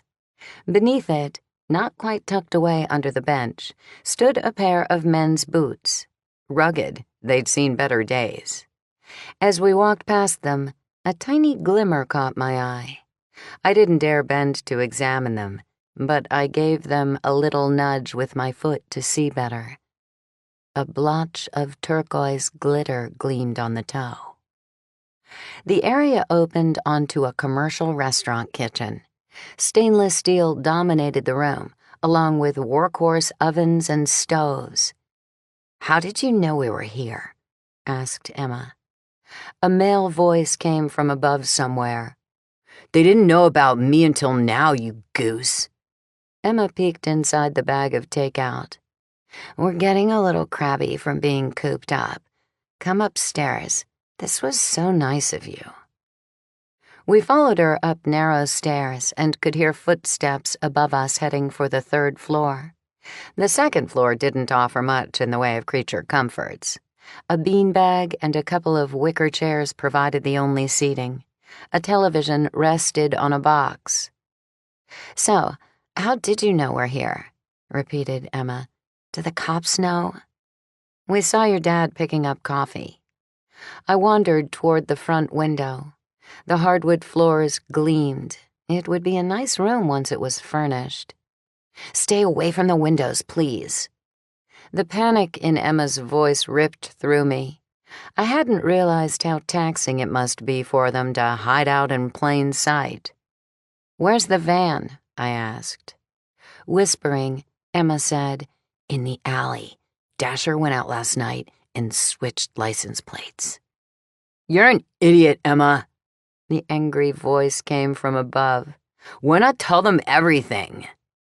I bit my lip to keep from reacting. Did he think if we didn't see him, we couldn't report his presence to the police? She forced a smile. "Could I offer you something?" She looked around. "Dad made these red velvet cupcakes. They're my favorite, and from the way I've been craving them, I think they're the baby's favorites, too. He made a small batch in a hurry while Mom was out. She doesn't like him using the kitchen." We looked at the 3 cupcakes sitting on a paper plate, and I hated to eat them when she obviously loved them so much. As though she read our minds, Emma said, "Oh, but you have to try one. He made them with organic ingredients and no red dyes, because of the pregnancy and all." "I'd love to have a husband who baked." Hannah took one and split it with me. "Me too," whispered Emma. "I think it makes Mom feel inferior because he's so good at baking." "They came out great, don't you think?" "Delicious," I assured her. "Will he offer these in the bakery?" Her face fell. "How could you know about that? My Mom and Edward don't even know. Mom thinks he's still going to work every day. Please don't tell her. She'd turn in Dasher in a heartbeat. And me too, probably. I smiled reassuringly, but I had a bad feeling her mom wasn't her only problem anymore. Dasher hadn't said one nice thing to her since our arrival. Had she subconsciously selected a mate who treated her as poorly as her mother did? Who'd have thought the music box you gave your mom would cause so much trouble? She never should have bought it. We could have lived a week on what she paid for that thing. Dasher's voice came from the stairwell loud and clear. Emma dropped into a wicker chair, her expression weary. He doesn't know what it's like to have a mother. All he had was Bonnie. I thought Mom would cherish the music box and love me for it. Dad told me her colors this year were red and gold, and I wrapped it so beautifully. Emma knew her mother's color scheme? I tried not to show a reaction to her statement, even though it troubled me. If Emma had wrapped the gift correctly in red and gold, but it was wrapped in red and green when Ginger received it, then she had almost certainly been the intended victim. The murderer must have unwrapped it, installed the gas, and then wrapped it back up again. What other reason could there be to rewrap it? She glanced at the stairs before whispering, "The truly awful thing is that I know I should feel terrible about Bonnie's death, but the thing that hurts the most is that Mom re-gifted the music box. It was like she was getting rid of me by giving it to someone else." Tears came to my eyes, and I was furious with Ginger for being so heartless. No wonder someone wanted to do away with her. Striving to sound casual so she wouldn't know I was trying to reconstruct what happened, I said, "Edward told me you sent your gifts ahead of time." Emma spoke in a soft voice. "We didn't think we'd have the money to come for Christmas." We would have if you hadn't spent so much on your mother. No matter how softly Emma spoke, Dasher didn't miss a word. So we wrapped everything up, and Dasher took it all to the post office to pack in one of those flat-rate boxes. A good thing, since the music box weighed so much. I was afraid Mom might intercept the box and throw everything out if we sent it to my parents, so we shipped it to Tom and put in a note asking him to give my family's gifts to my dad. Interesting.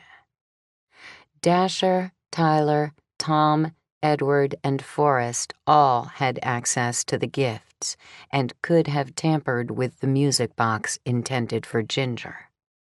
But whoever did it had made a huge error that narrowed the field of contenders. I listened to Hannah chat with Emma for a few minutes, so it wouldn't be too obvious that I was itching to leave, then suggested we'd better get going before someone recognized my car and wondered what I was doing there. When we were safely in the hybrid and headed home, I spilled my theories to Hannah. The killer didn't know about Ginger's Christmas package color scheme. That eliminates Forrest and Edward.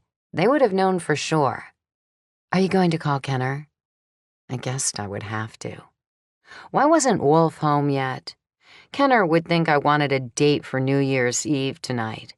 I hated to reveal Emma's whereabouts, but I couldn't see any way around that. Unless we managed to give Emma a heads up and get her out of there. Of course, once they had the killer, the police wouldn't care about Emma. It could still be Ginger, you know. I don't think so. If I can believe Edward, and Ginger came home to rewrap the music box and give it to Natasha that night, then she didn't really have much time to set up the poison inside. Plus, Ginger would have been smart enough to ditch the Mrs. Claus outfit in its entirety in the river.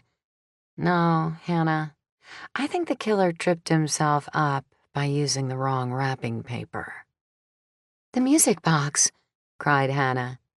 Tom said Dasher isn't adept with his hands. Whoever installed the poison in the music box had to be clever and very good at tinkering with things. I wonder if it's true that Dasher isn't good with his hands. He and Emma make a living selling their artwork. There are all kinds of art. He might be a great photographer, for instance, and completely inept at sculpting wood or making poison music boxes.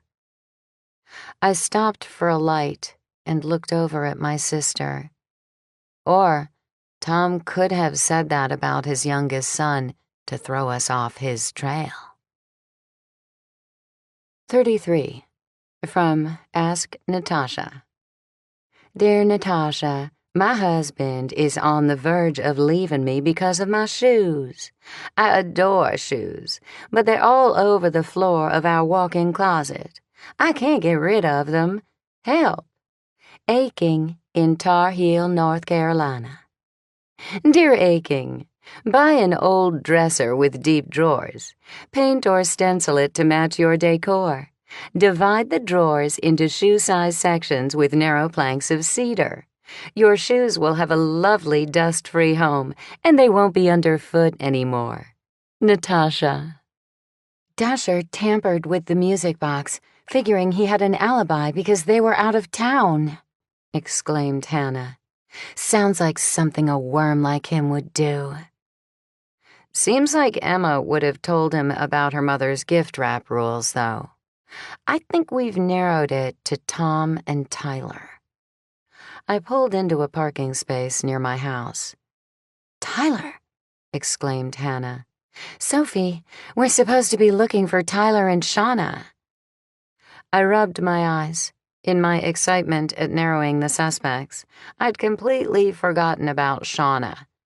We're already home. Maybe we should make sure they didn't come back? We plodded along the sidewalk and were almost at my house when we heard doors slam and angry shouts. It wasn't hard to find Lacey and Shauna screaming at each other on the sidewalk.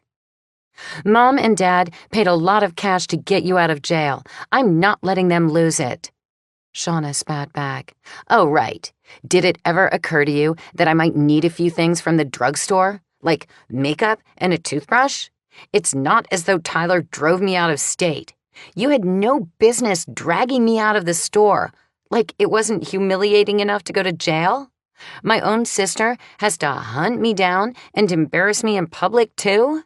And then to make me ride back with you and George like a child? You couldn't have told me where you were going? Would that really have been too much to expect of you? George slid a hand over his face, dragging his features down like a Dali painting. Could we at least take this inside? George tried to steer Lacey along the sidewalk. Hannah and I brought up the rear, walking behind Tyler and Shauna. They all came to an abrupt and silent halt at my front door. I unlocked it and watched as they filed inside, thinking about how I could get Tyler to confess. Daisy greeted everyone with doggy glee, wagging her tail so hard it went in a circle. How could Natasha not adore her? I opened the door to the den, and the kittens scampered through the foyer.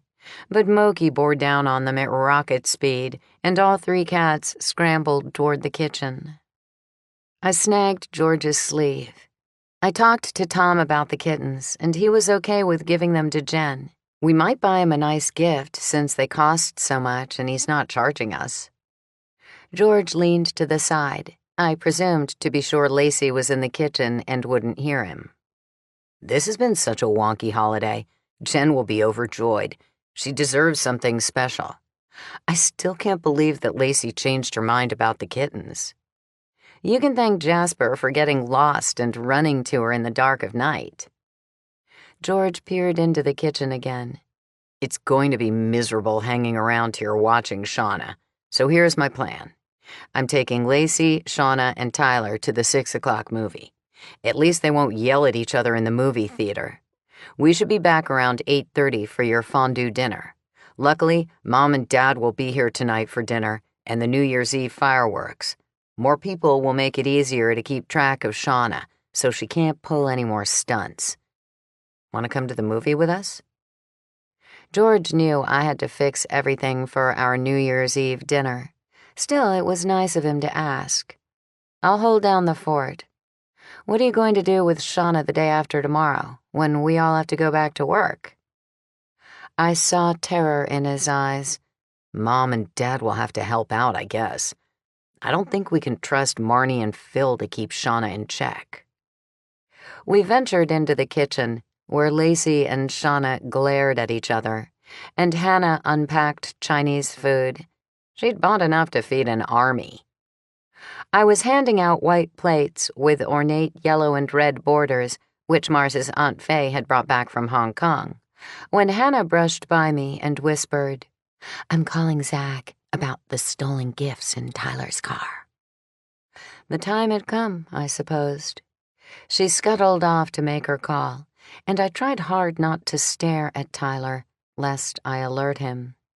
Poor Shauna. Dumped by Beau, thrown in jail, and now her new crush, Tyler, would be arrested for stealing the gifts, and worse, maybe for murder. Shauna shed her shoes. I'm half frozen. She peeled wet socks off her feet. Did you bring me socks and shoes? Lacey winced. Your feet are 2 sizes larger than mine, and you know it. How did you get so wet? Asked George. Not all the sidewalks are clean. I guess I stepped in snow, muttered Shauna. Guilt saddled me. I hadn't cleaned my sidewalks the way I should have. Man, this floor is cold. I want to go home and get clothes. Socks and shoes and my fuzzy slippers, Shauna groaned. Tyler stood. I'll take you. We can go right now. You'll feel much better once you have your own stuff. George moaned. Let's not start that again. We had to keep him and his SUV here until Zach arrived. Lacey jumped up and barred the door. A futile move, really, but quite dramatic. You're not going anywhere. We just engaged in a wild goose chase. How can you be so immature? Don't you understand what's at stake here? Like you would wear the same outfit for days on end, Miss Clothes Horse. Shauna mimicked Lacey's voice and mannerisms perfectly, as though she'd been doing it for years. Oh, I must go to the mall and buy new clothes. Then Shauna reverted to yelling. I was in jail. All I want is to go to my apartment and get a few things. In the first place, I have never been a clothes horse. Lacey had regained her composure and spoke with the calm sensibility that she used when reasoning with Jen. You're talking about things I did when I was a teenager. However, you appear to be overlooking the fact that I hadn't been arrested for murder. I wasn't out on bail, and neither the cops nor a bail bondsman cared what I did or where I went. She returned to her seat at the table. Make a list. I'll drive over to your place and pick up what you need. It seemed reasonable to me, but Shauna screamed. So you can snoop in my apartment? I think not. Would you rather George went? Shauna didn't respond. It seemed to me that she didn't have a lot of choices. Hannah returned to the table and appeared comfortable with her deception about calling Zach. She smiled and joked about sisters who fight. To drag out lunch and keep Tyler around, instead of offering Christmas cookies for dessert, I promised my company warm chocolate chip cookies from my stash in the freezer. I heated the oven and cut the frozen dough into slices, which I quartered and placed on a baking tray. Once they'd been eaten, I would have to rely on Shauna's allure to keep Tyler around until Zach arrived. I needn't have worried. About the time Tyler bit into his second cookie, he and Shauna had started grinning at each other, and from the little chuckles they tried to hide, I had a feeling a game of footsie had commenced under the table. To keep myself from pacing, I washed dishes, spending most of the time looking out the window toward the street. When Hannah jumped up and ran to the front door, I breathed easier. She intercepted Zach before he knocked, and after a mushy kiss that made me miss Wolf, she escorted him in the direction of Tyler's SUV. George dried dishes beside me, but he didn't miss Zach and Hannah strolling arm in arm away from my house. He nudged me with his elbow, at the same time that Lacey said, "Is that Zach?" What seemed like an eternity of horrified silence followed until I blurted out, "He's Hannah's date for New Year's Eve." Never mind that he was hours early. To distract everyone from Zach's presence, I asked, "Tyler, did your dad find a date for tonight?" Tyler turned his head toward me and blinked. "Dad? He doesn't date." "My mom has been trying to match him up with someone," I explained. "She won't have much luck. Women have chased him since Mom died, but he likes being the single guy without any entanglements, as he calls them." I didn't think I should be the one to break the news that his father had a change of heart. Plus, Hannah and Zach hurried toward my house wearing grim expressions. I braced myself for the confrontation between Zach and Tyler. Zach opened the door to the kitchen and held it for Hannah, who entered saying, "It's cold out there. How about some hot lattes, Soph?" Okay, so they were going to take the casual approach. Did Zach intend to play the good guy and weasel the truth out of Tyler? I put rich Dalmeyer house blend coffee on to brew, fumbling a bit because I was antsy about Tyler's imminent arrest. Hannah brushed by me. "You won't believe this." I followed her into the foyer, where she hung coats in the closet. "Everything is gone. The back of Tyler's car is completely empty." 34. From The Good Life. Dear Sophie, I thought our storage problems were over when we built a shed in the backyard. Now I'm afraid to go in there because of the mice and squirrels. How do we keep them out of the birdseed? Mousophobic on Snake River. Dear Mousophobic, eliminate anything mice like to eat. Try not to store garden seeds, birdseed, dog food, or anything edible in the shed. If you must store those items, put them inside old-fashioned metal trash cans and weigh down the lids. Mice will eat through plastic. Most importantly, seal all holes, no matter how small, and make sure the doors shut tightly. Sophie. Tyler must have been on to us. I closed the closet door and leaned against it. Hannah grimaced. Zach wants to play it cool and see what he can find out. Find out? I hissed in a whisper. They obviously pulled that stunt to get away from us and unload the stolen goods. Think they took everything to Shauna's place? Or back to Bonnie's? That can't be. We were there. They might have waited for us to leave. Remember, we picked up Chinese and paid a visit to Emma. Did you tell Zach about Emma? The corners of Hannah's mouth twitched down. Technically, Bonnie's murder isn't Zach's case. It's your boyfriend who is looking for them. Would you stop calling him that? Someone is likely to believe you. I could understand why she wanted to justify not turning in Emma and Dasher. Of course, we didn't know if Kenner had put out a warrant for them. Maybe they weren't wanted at all. On the other hand, what if there was another murder and I was wrong about the suspects? If Emma and Dasher were the killers, it would be our fault for not revealing their whereabouts. What if we're dead wrong and they kill someone else? What are you whispering about? George emerged from the kitchen and Hannah caught him up to speed. I wish Wolf were back. He's always so sensible about these things. Look, said Hannah, the killer was after Ginger. All we have to do is let her know that the killer might still be around. That way she can watch out. George's eyes turned up to the ceiling when he growled, I think she knows that. Lacey bustled out of the kitchen. Well, this is about the rudest thing I've seen in a long time. She made no effort to whisper. We have company, you know. George, I think we'll have to put off going to the movies." We traipsed into the kitchen like scolded children. I poured milk into a pot to warm it, but my mind was on Emma. It wasn't fair of me to exclude her from our list of suspects just because I felt sorry for her. Then again, someone had changed the wrapping paper. Didn't that clear Emma?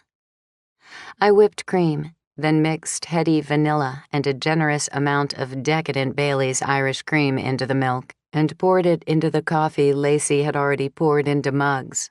A dollop of rich whipped cream topped each latte, and Lacey followed behind me, tapping a sprinkle of nutmeg on the billowing white cream. We carried the mugs to the table and handed them out. I nestled in the window seat, cupping a mug of latte in my hands. How could I draw Tyler into giving us information? As casually as I could, I said, "Tyler, it must have been great seeing your brother again." "Yeah, it was." Arg, he wasn't the talkative type, at least not to me. I tried again. "Did you have a chance to spend time with Dasher while he was here?" That might have been too much. He flicked an annoyed glance my way. Shauna preened. "He was too worried about me. Tyler called me in jail every night except last night. He went to a rock concert with Emma and Dasher. That's why he didn't know I'd been released." The change in Zach's expression was barely noticeable. His eyes gave him away, though, when he studied Tyler. Zach must have known that Forrest claimed Dasher and Emma had left the area the day before. I heaved a huge breath of relief. A cop now knew that they were still around. Hannah and I didn't have to turn them in after all. Giddiness overcame me, and I joined in the silly banter around the table. Snow began to fall again, heavily this time. Lacey reached a hand toward her sister. "If you want me to pick up clothes at your apartment, I'd better go now. It's coming down hard." Grudgingly, Shauna wrote out a list of items for Lacey. If they found the stolen Christmas Eve gifts in Shauna's apartment, would George be able to convince Lacey to rat on her sister? I doubted it. George and Lacey bundled up and headed out in the mini blizzard. Although I didn't want to shovel anything, Mom and Dad would be arriving in an hour or two, and I knew I had to clear the walk. I delayed as long as I could before pulling on a coat and boots. I let Daisy out to play in my fenced backyard while I retrieved the snow shovel. She romped through the snow with genuine joy. Thick snowflakes stuck to her black fur like a winter coat, but she didn't mind, racing around the yard and burying her nose in the white powder. She accompanied me to the potting shed in the very rear of my property. I stopped cold. I should have had to clear snow away to open the doors, but it had been trampled under the new fluff. I pulled the left half of the double doors open, expecting to find my snow shovel just inside, leaning against the wall. Instead, I nearly fell over a pile of neatly stacked boxes, mostly covered by a blanket. I whisked the blanket off them. A microwave and a crock pot sat in unopened boxes on top of the pile. Wincing, I used the tip of my forefinger to flip the lid on an open box. Christmas candles in jars. There was no doubt about it. Tyler had moved the contents of his SUV to my potting shed. My blood pressure soared. Shauna must have helped him.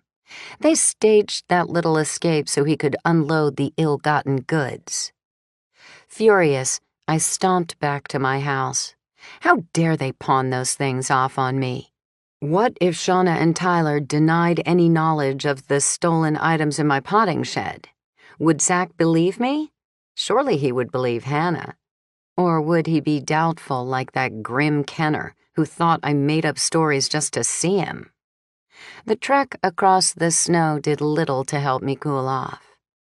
Daisy looked up at me, wagging her tail. A white strip of snow bridged her nose. "You're right. I've had enough of this pussyfooting around." Daisy and I entered through the kitchen door. The lovebird couples had eyes only for each other. This time, I didn't mince words. I stared straight at Shauna. "I have taken you into my home, and this is how you repay me?" Shauna shrank back in her chair. I don't know what you're talking about." "Oh, I think you do. You and Tyler took us on a wild goose chase. You ran away so we would follow you. Then you doubled back and unloaded the stolen Christmas gifts into my potting shed." Tyler's eyes roamed the room like he sought a hidden exit. "You must be mistaken. I have witnesses that those items were in your car." Hannah cocked her head. "I saw them." Fixing his gaze on Shauna, Tyler waved his hands in denial. "I didn't steal anything." I went for the jugular. "Then why do you have a mug with Jen's picture on it?" Shauna appeared to be on the verge of tears. "You have to tell them. Tell them the truth, just like you told me." Tyler grabbed his head with cramped fingers. "All I'm trying to do is save the people I love." Save the people he loves? I jabbed a finger in the air at Shauna. "Did you have anything to do with the missing gifts?" A slow smile crept over Shauna's lips. "You love me?" "Oh, brother." I glanced at Zach. He was the cop. Why didn't he say anything? But he was grinning at them. "Tyler had to remove the stuff to save Bonnie's reputation," said Shauna. Something in Tyler's pocket jingled, and I knew that wasn't quite the truth. "It was me you saw that night, Sophie." The jingling stopped, and he scratched Daisy under her chin. "Everything was in such chaos when Bonnie died. I forgot all about the stolen stuff in the shop. She was planning to sell it to some guy.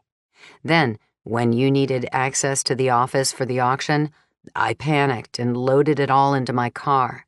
I heard Daisy howl and took off, but I didn't know where to hide it."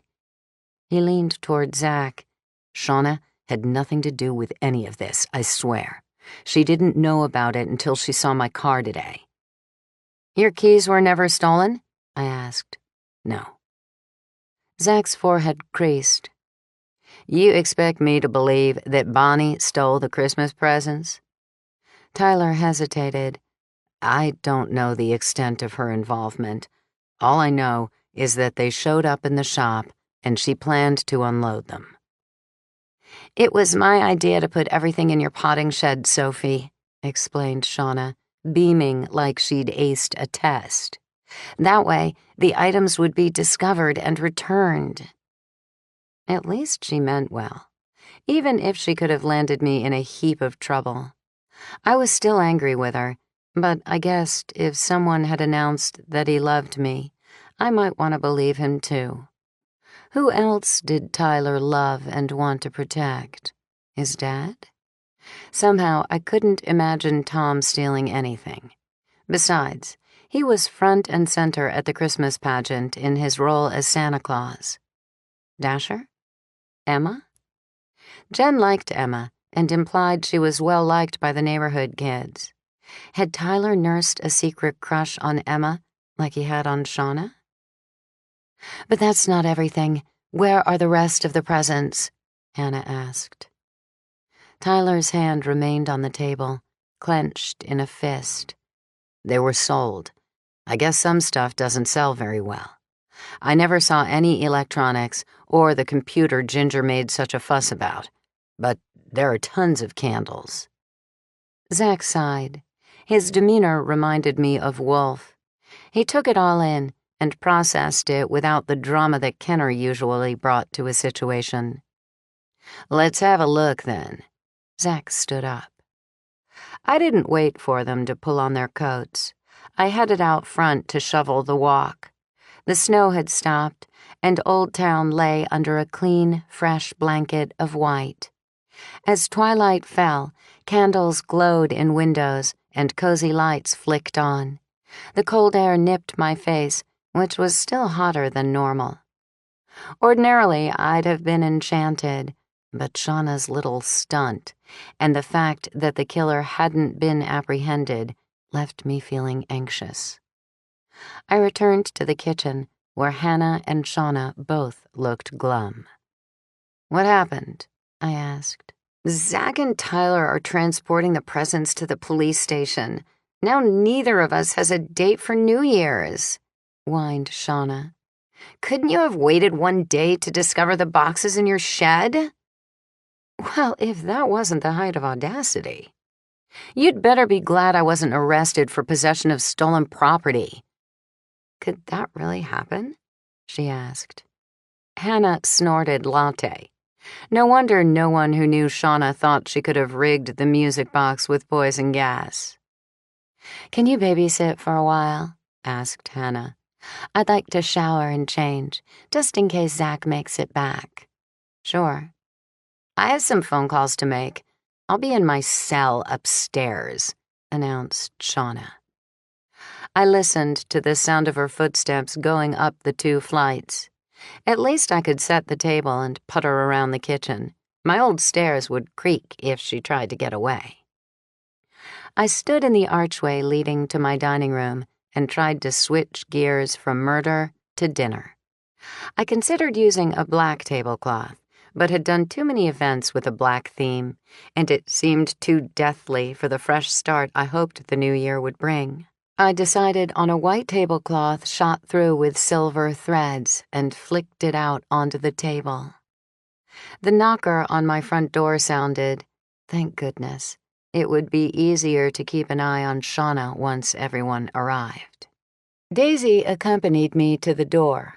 When I opened it, instead of my family piling in, Ginger Chadwick marched into my foyer, unbidden. 35. From Ask Natasha. Dear Natasha, I live in an older home, and the only storage in the bathroom is an ugly medicine cabinet. My husband would like to replace it with a modern mirror, but it's the only storage we have, and it's overflowing. I'd love to rip out the whole bathroom and start over, but our daughter's college tuition comes first. Any suggestions? Vexed, in Vixen, Louisiana.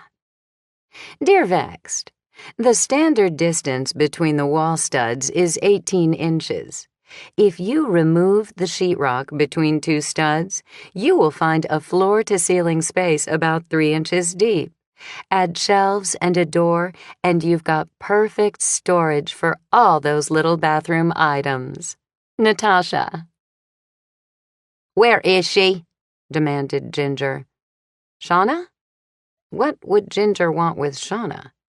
Are you always so dense? I don't care about Shauna. Where is my daughter? Alice and Jasper zoomed down the hallway toward the open door with Moki after them. I closed it in a hurry.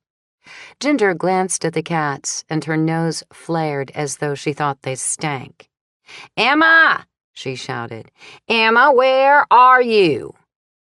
Without so much as a please, Ginger stomped up my stairs toward the 2nd floor. Excuse me. Excuse me. Where did she get off inspecting my house? What nerve? Mrs. Chadwick, I have to ask you to leave. Nothing stopped her from her quest. I toyed with the idea of racing ahead of her and pushing her down the stairs, but prudence and propriety stopped me from following through. They didn't stop her, though, and the next thing I heard was a shocked scream from Hannah. The door shut with a bang, and I heard Ginger's footsteps continue as she probed my bedrooms. She wouldn't find Emma, or anything else of interest for that matter, so I returned to the dining room and continued with my silver and white table decor, but I was seething inside. In the middle of the table, I clustered silver candlesticks with white candles. Short white pillar candles, studded with silver stars, led away on either side. A coil of silver stars on a wire stretched nicely through the length of the centerpiece, adding the illusion of movement. On top of that, I draped a long garland of mirrors and glass beads that would reflect the candlelight. An angry voice accompanied clomping down the stairs. Hannah, dressed in a sexy black sweater with touches of gleaming silver and a pair of black trousers, reamed Ginger out for bursting in on her bath. My hands on my hips, I spoke harshly. "How would you like it if I barged into your house and poked my nose around?" Ginger stopped at the foot of the stairs, her mouth pulled into a bitter slash. "The domestic diva business must pay exceptionally well if you can afford a historic house like this." The woman simply couldn't say anything nice. What an offensive person. I ignored her thinly disguised slight. Since she'd been so rude, nothing would coax me to explain that Mars and I had inherited the house from his aunt. "I am not in the habit of searching houses, just so you know." Ginger started for the door. "Hold it there, honey." Hannah nabbed Ginger's elbow. "I think we deserve an explanation." Ginger sucked in air so hard her chest shuddered. "I have followed my husband to Old Town on several occasions, but he always loses me. I can't imagine that he's having an affair. Who would want a fat, unhappy man with a boring job whose only joy is baking? While I was out recently, he baked red velvet cupcakes, which are Emma's favorites. He's here, somewhere in Old Town tonight, and I suspect he's sheltering the daughter who tried to kill me. Surely you understand that I cannot sleep, or do anything else for that matter, until she's safely behind bars." "Why would you think she was here?" I asked. "Your father was helping Forrest in our garage, and I overheard your mother say something about you babysitting a troublemaker. Besides, there has to be a reason Detective Kenner is sitting in a car outside, watching your house." Hannah and I rushed to the dining room window. "Where?" I asked. Ginger hadn't budged from the foyer. "Second car from the corner directly across the street." A twinge of guilt nagged me. She might be rude and insulting, but she was obviously afraid and taking in every detail. We couldn't see much in the dark, but the streetlights offered sufficient glow to make out the shape of a head in the front seat of that car. I returned to Ginger in the foyer. "Look, you may not care for me or my family, but I think you should know that Hannah and I suspect you were the intended victim of the poison fumes in the music box, and we don't think Emma is the culprit. You ought to be very careful." She focused enraged eyes on me, and I braced for a tongue lashing. "I'm not stupid. The facts are undeniable. My daughter thought she could murder me from afar, thus providing herself with an alibi. When I didn't die, she tried to frame me by sending that ridiculous Dasher to impersonate me and attack Natasha, in the hope I would be arrested. Clearly, that hasn't happened either. Emma and Dasher lurk in this town somewhere, plotting their next strike against me, but I shall find them first. Those two will rue the day they ever hatched a plot to kill me." "Mrs. Chadwick," I said, "I don't think Emma—" She interrupted me. "You think I don't know my own daughter?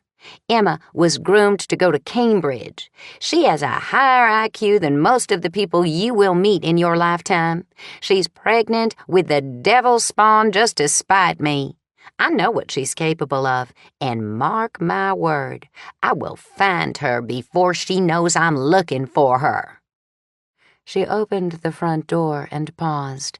"Besides, everyone else loves and admires me." I closed the door behind her, and though we shouldn't have, Hannah and I burst into shocked laughter. "She's delusional," I gasped. "The devil's spawn? What an awful thing to call her own grandchild." "Should we warn Emma?" I asked. Hannah's mouth twisted. "I don't see why. Ginger obviously doesn't know where Emma is holed up, or she wouldn't have come here." Hannah retreated up the stairs to do her hair and makeup. Still shaking my head over Ginger, I hustled to the kitchen to cut hard, nutty Gruyere and slightly fruity Emmental cheese into small chunks so they would melt easily for the cheese fondue later on. I poured canola oil into a pot and set it aside, ready to be heated for the meat fondue. Next, I cut lovely lean steaks into inch-size cubes and stashed them in the fridge.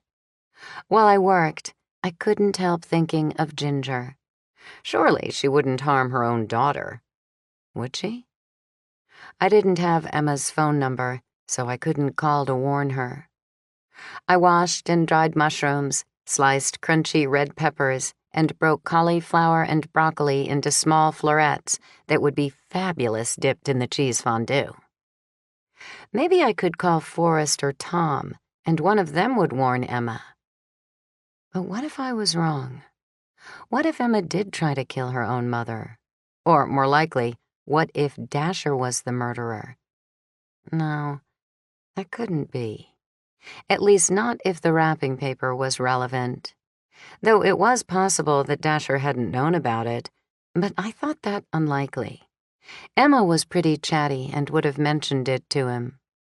That still left Tyler and Tom as possible culprits. I debated my options as I washed and tore curly red-leaf lettuce for a salad, sliced red onions and black olives, and separated sections of clementines. I mixed them all in a bowl and put it in the fridge until later. I was on the verge of making a vinaigrette when I heard a commotion upstairs. "Jen alert!" shouted Hannah as she raced down the stairs. I scooted to the family room. Where were Jasper and Alice? What a time for them to hide. I dashed through the sunroom, Moki and Daisy at my heels, delighted about the excitement. No kittens. I passed Hannah in the foyer. She held the kitten's empty basket. "You can't find them?" I shot up the stairs and looked in my closet. Once again, the little furballs had gone for my laundry basket.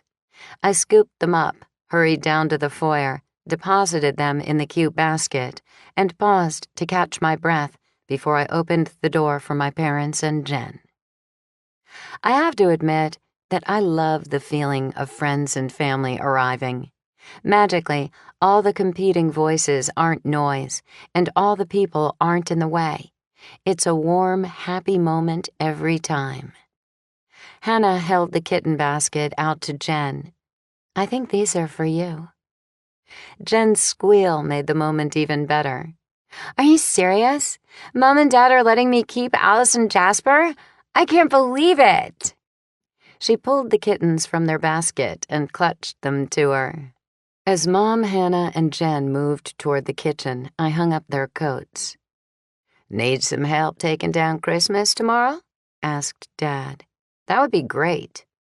The dreaded chore would go much faster with his help. He handed me his coat. "After the cops left, I gave Forrest a hand storing their Dickens carolers. Those things are heavy." Did he mention anything about a divorce? Dad's expression of shock lasted only a second. "Oh, now I understand. He didn't mention a divorce, but he said something odd that makes more sense now. I can't say I'm surprised. His wife is rather caustic. Did you see Natasha's column this morning?" I rarely paid her column much attention. "About feng shui?" "Half the people on George's block cleaned out their garages today. When I was helping Forrest, Ginger charged into their garage, waving the column and insisting Forrest build a wall of cabinets in their garage for storage. She had a fit that we covered the carolers with plastic bags and stashed them in the corner." Ew, didn't that look a little bit creepy? Like people in cocoons? "That's what Forrest said. Like pod people waiting to emerge and finally live their lives. But he didn't do what she wanted. When Ginger left the garage, he chuckled and said, 'It doesn't matter anymore.' Maybe that's what he meant, that they're divorcing." Maybe. Then why were the little hairs on my neck prickling, and why did a shiver run through me? Did he say anything else of interest? Dad raised his eyebrows. Wait until you hear this. The strangest thing happened when we left George's house tonight. Mom appeared in the doorway. Are you telling Sophie? Come in the kitchen so Hannah can hear too. We shuffled into the kitchen, where Moki looked on like a sourpuss as Jen cuddled her new babies. I scooped him up and whispered, "They're going home with her tomorrow." He rubbed his head against my chin, and I hoped he understood he was still the top cat in my life. Dad scratched Daisy behind the ears and sat next to the fireplace. We drove out of the subdivision behind Forest. I wasn't paying particular attention to him, and we were separated in traffic. Your mother wanted to stop for some champagne, so I waited in the car while she and Jen went into the store. Forrest had parked his car in a remote corner of the parking lot, and, right in front of my eyes, he got into a white van and pulled out. "A white van?" said Hannah. "To evade Ginger?" I set Moki on the floor.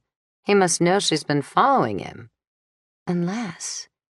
Hannah's eyes met mine. He's looking for Ginger to finish her off. Mom gasped. Forrest? He's far too nice. But Ginger is just odious. The most perfect person in the world couldn't stand the way she treats her own children. Who could blame Forrest for wanting to get rid of Ginger? I barely know her, and today I wanted to wring her neck. How can she be so awful to Emma? We should have realized it all along, I said. He was in an ideal position to plant the poison in the music box. When she was dead, he would be able to pursue his dream of opening a bakery. It seems so obvious now. "What about the wrapping paper?" said Hannah. I shrugged. I guess I was wrong about that. Or maybe he used the wrong stuff on purpose, so she would open it sooner. Then, when that didn't kill her, he attacked Natasha and planted the Mrs. Santa skirt in their trash to throw suspicion on Ginger. If she was in jail for Bonnie's murder, Forrest could do whatever he wanted. Hannah's eyes grew wide. "We have to warn her." "Did she say where she was going?" Dad scowled at us. "Shouldn't you report this to the police and let them take care of it?" He was right. Of course, Kenner's parked outside. I walked to the foyer and pulled on my coat and boots. Hannah reached for her coat. "I'm coming too, in case he doesn't believe you." We ventured into the cold night and jaywalked across the street. I stopped in the middle of the road. Why did Kenner's car look so familiar? A plain, dark-colored sedan. There was nothing striking about it. Until I remembered where I had seen it before. On George's street on Christmas Eve, slowly following me. Kenner saw us coming, but I rapped on his car window anyway. When he rolled it down, I couldn't help challenging him. "That was you on Christmas Eve." "What?" Kenner looked straight ahead and avoided my eyes. "I don't know what you're talking about. You followed us. You've been tailing me. That's why you pulled me over on Christmas Day." I leaned toward him. "That's how you managed to get to the crime scene so fast. You knew exactly where I went. Were you sitting outside in your car, waiting for me to leave Bonnie's house?" "No. Once I knew where you were going, I drove to the police station." "So you admit it. That's stalking." Kenner finally met my gaze. It was the first time I had seen a softness to his face. He seemed almost wistful. "It's not stalking to watch out for someone." That shut me up. I stared at him in shock. "It's Christmas. What did you think was going to happen?" But as soon as the words left my mouth, the truth dawned on me. You didn't have anywhere to go for the holidays. You didn't have anyone to share them with. So you were watching my family? His jaw tightened, and I knew I'd hit a nerve. I'm sorry, Kenner. For a split second, I considered inviting him to our fondue dinner, but Hannah nudged me and hissed, "Ginger." I spilled everything we knew about the Chadwicks. We don't know where Ginger went, but she's planning to do harm to Emma, and Forrest is after Ginger. There's going to be a massacre in that family tonight. I gave him the approximate location of Forrest's bakery, and he pulled out into the street behind a line of slow-moving cars whose drivers were probably in search of parking spots. It will take him forever to get there. Hannah groaned. He has a siren, for pity's sake. Why doesn't he use it? Without another word, we rushed toward the bakery on foot, pounding the freshly fallen snow and trying to avoid icy patches. Traffic grew heavier as we neared the center of Old Town. The sidewalks remained surprisingly clear of pedestrians, though. I guessed the cold weather prevented idle strolling through the scenic town. We cut through the alley behind the bakery. Lights glowed near the back doors of most of the buildings. I hit the buzzer and bent double to catch my breath. Hannah braced herself by placing a hand against the brick building and gasped, "I have got to get into better shape." I turned my head toward the door. They don't know how important this is. I rang the buzzer 5 times in a row to convey urgency. "What if Ginger is already here?" asked Hannah. "What will we do then?" I had no idea. I just hoped Kenner would arrive soon if that was the case. The door creaked open. My breath coming hard, I stood up straight to face Emma. She grasped the edge of the door with both hands, and 2 of her bangle bracelets, adorned with scattered diamonds, caught the light. "What's wrong? Is Dad okay?" The words stuck in my mouth. How do you tell someone her mother might harm her and her father is after her mother? Even worse, her bracelets mesmerized me. The way the stones glinted, they looked like real diamonds. "Your mom's looking for you," Hannah blurted out. As she did so, I grabbed Emma's arm and pulled her outside. "She's not in there, hiding behind the door, is she?" Emma blinked at me. "No, we're fine. It's just Dasher and me. What's going on?" "Where did you get the bracelets?" I demanded. "Sophie!" Hannah's tone scolded me. Emma didn't seem to mind my abrupt question. "Dasher gave them to me for Christmas." Dasher. The worm who complained bitterly about how much Emma spent on the music box. The same worm who'd barely had enough money to come home for the holidays. Hannah nudged me. "Tell her about her mom." I felt fairly foolish as I explained what had happened. There was no emergency, no imminent attack. Her mother was looking for her, but since her father was driving a different car, the likelihood that Ginger would locate Emma by following him was almost nil. Ginger was the one we needed to warn. If Forrest found her first, he might finish the job he'd started. "Just be careful, okay? If your mom should come knocking on the door, don't let her in." She burst into tears. "Nothing I do will ever please her. I try so hard. She wouldn't have had a turkey to eat for Christmas if we hadn't had extras. I snuck it over to my parents' house in the middle of the night and stashed it in the fridge. I bet she even complained about that." That cinched it. No one else on the block had a turkey after the food was stolen, yet they had extras? Dasher raided the houses and stole the Christmas gifts, didn't he? That's why he could afford the bracelets. That's why you had extra turkeys. Emma shuddered. "No, he wouldn't have." But her voice faltered. He sold some things, some art to a friend of his." I don't think so, Emma. I wanted to be kind, but saying the father of her child was a thief wasn't easy. He went out last night.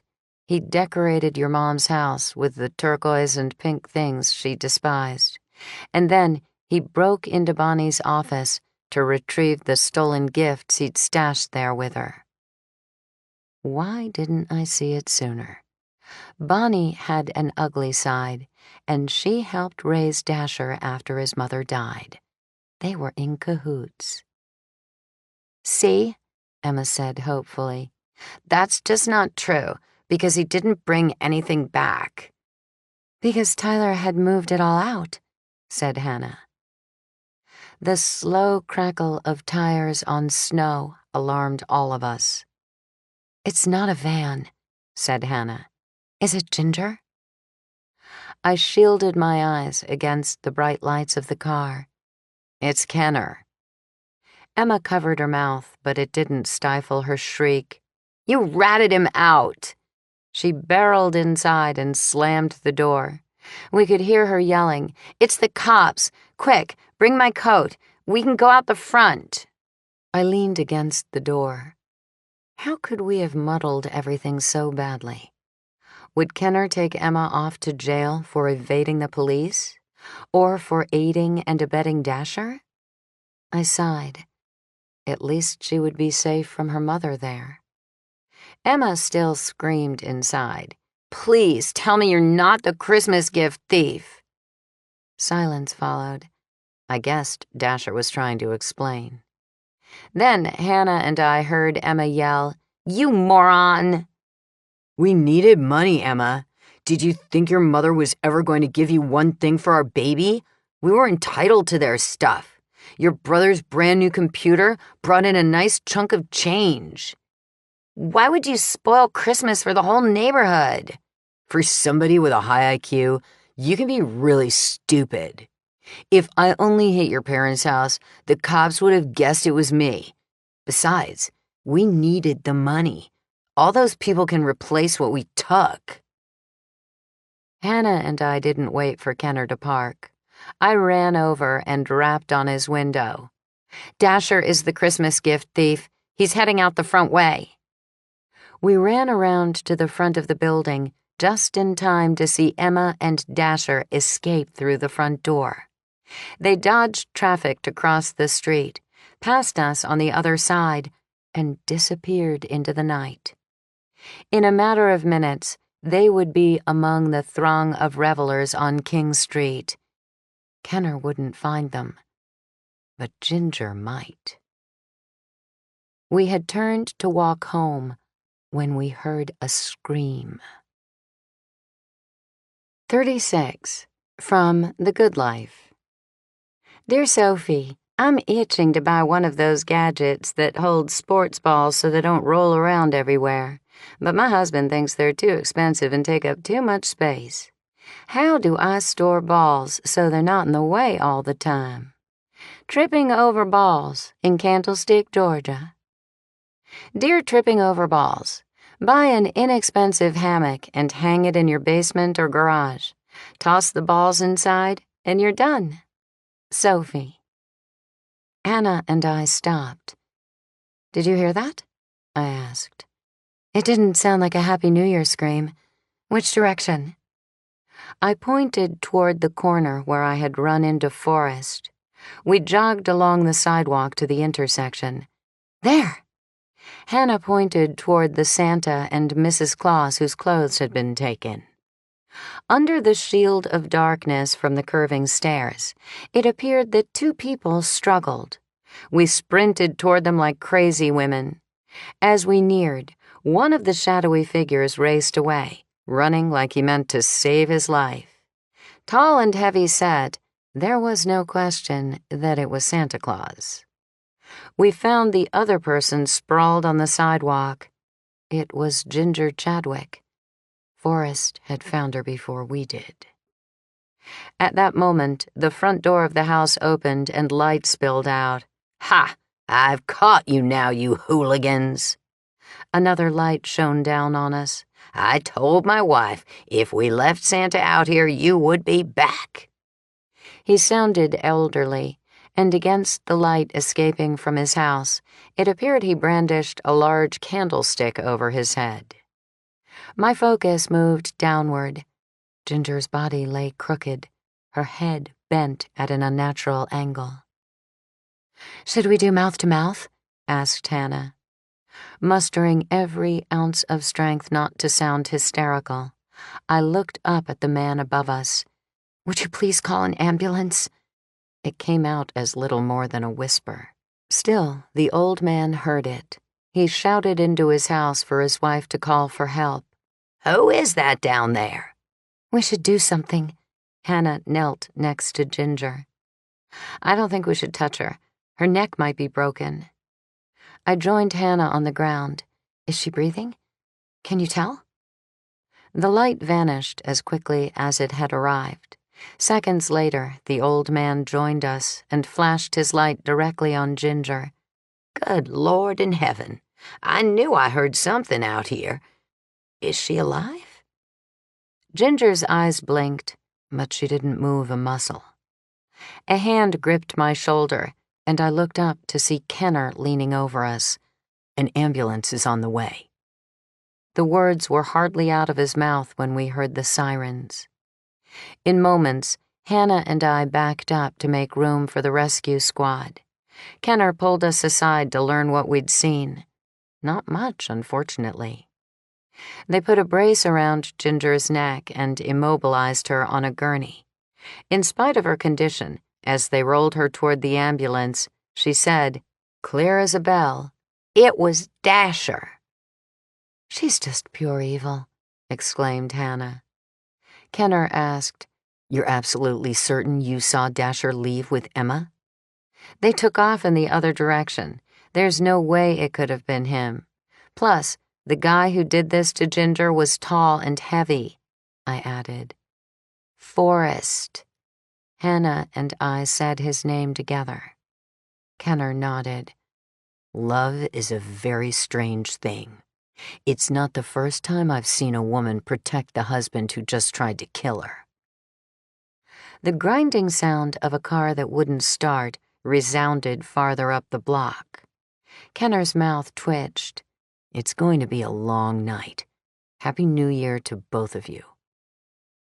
At least he knew who to look for now. Old Town wasn't very big. If he put out an all-points bulletin, the cops would nab Forrest quickly. We wished him a Happy New Year and walked toward the sound of the stalled car. I wondered what time it was and whether my mother had served the fondue to everyone else. "He's not as bad as I thought," whispered Hannah. "Who?" "Kenner. I mean, he's kind of gaunt, with those sunken cheeks, and he looks like he couldn't smile for anything, but he's okay." "You're turning into a police groupie." "Oh gosh, I wonder if Zach is at your house." We passed a little alley where someone still tried desperately to start a car. Kenner pulled his car up behind it, and the driver of the stalled car got out. Hannah elbowed me. "It's Tom. Oh my gosh, he looks great." He did. We joined Kenner and Tom at the open hood of his car. "Beautiful sweater," gushed Hannah. "Thank you. Emma made it." Tom's chest puffed out a little bit as he showed off the white sweater with slate cables knitted into it. "I'm late to pick up my date, and now my car won't start." Kenner leaned forward under the hood. "What is this? Did you put it in here on purpose?" He withdrew a mass of blue fluff and shone his flashlight on it. "Ew, mouse poop. Mice moved into your engine. Looks like they shredded a blanket and made a nest." He bent closer with his light. "Nuts? They've done a number here. They've carried almonds into your engine. Didn't you have trouble driving here?" "Maybe you should have kept those kittens, Tom," Hannah giggled. Tom looked like he'd bitten into a lemon. He held up his hands as if he wanted nothing to do with it. "The engine sounded like it was grinding, but everything else was okay. Thanks for your help. I'll take a cab and call my auto club to come out here and take care of this tomorrow." No, insisted Kenner. "Give me a minute here. Sophie, would you mind turning the key to see if the car will start now that I've removed these blanket bits?" "Sure." I opened the door, slid into the driver's seat, and twisted the key to the right. For a second, I thought it might start, but then it made the sick grating noise. "Wait a second, Sophie," called Kenner. I looked around. Tom was a car pig. He couldn't pick up a date in this car. 2 soccer balls rolled on the floor of the passenger side. The seat contained fast food containers, mail, the hammer he'd used earlier, an open bag of almonds, and 3 cupcake wrappers, just like the ones Forrest used on his red velvet cupcakes. I studied them. Tyler told us Forrest gave them cupcakes. There was nothing sinister about that, but their presence explained how someone might have gotten cream cheese on the sleeve of a Santa Claus jacket. Tom ate them in his car. He hadn't known about Ginger's matching gift wrap rules, and after installing the poison in the music box, he'd rewrapped Emma's gift in the wrong colors. When I looked up, Tom stared in at me. His friendly smile had disappeared. I had a very bad feeling that an entire Santa Claus suit might be found in his trunk, and that the sleeve would have a piece torn out of it. "Kenner!" In a split second, Tom bashed the hood of the car on Kenner's head, so hard that I cringed for him. "Hannah, watch out!" I screamed. It was too late. Tom wrapped his arm around her neck, much as I imagined he had done to Ginger. Had I been alone, I might have locked myself in the car, but I couldn't let him choke Hannah, or, heaven forbid, break her neck. Moving slowly in the hope he wouldn't notice, I slid the hammer up the sleeve of my bulky winter jacket, gripping the heavy head in my hand so he wouldn't see it. I stepped out of the car. "Let her go, Tom. She's not Ginger." What did he expect to do? Kill all 3 of us right here in the alley? He couldn't drive away. He forced Hannah to walk toward the trunk with him. Suddenly, I knew what he meant to do. If he could wedge all 3 of us in the trunk, he could get away. I couldn't think straight. Would he stop if I reasoned with him? If I sympathized? If I gave him a way out? "You know Forrest wants to kill Ginger," I said. He stopped propelling Hannah forward, and I thought I might have thrown him off guard. "Forrest doesn't have the guts. He should have eliminated her years ago to save our children from her wrath. She is the reason our children can't come home. She is the reason my son had to be shipped away to a military school. They weren't planning to come for the holidays this year because of Ginger. They sent a box of gifts, including the music box for Ginger, and that was the last straw for me. That sweet girl bought her mother such a lovely gift, even though my son told me that it blew their budget and they had to eat beans and rice for a month. But Ginger was full of venom.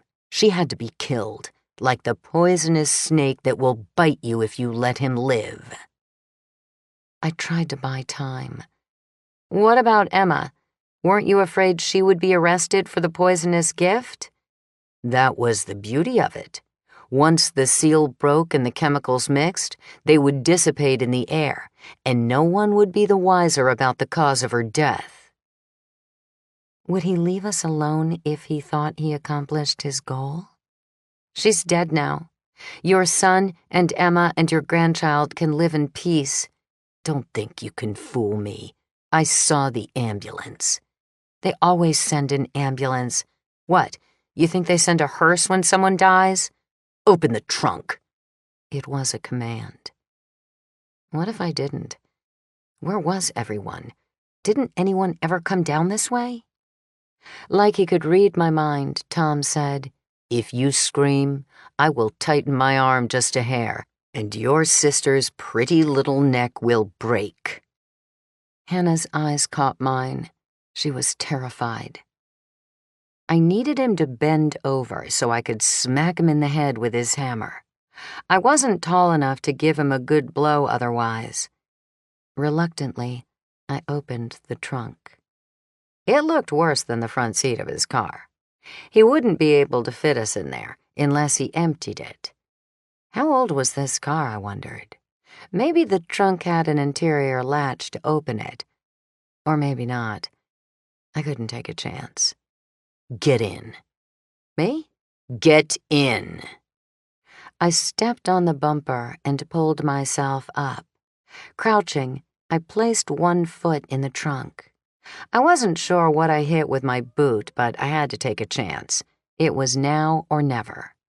Watching him from the corner of my eye and praying that I wouldn't hit Hannah, I stood up as straight as I could and swung at his head.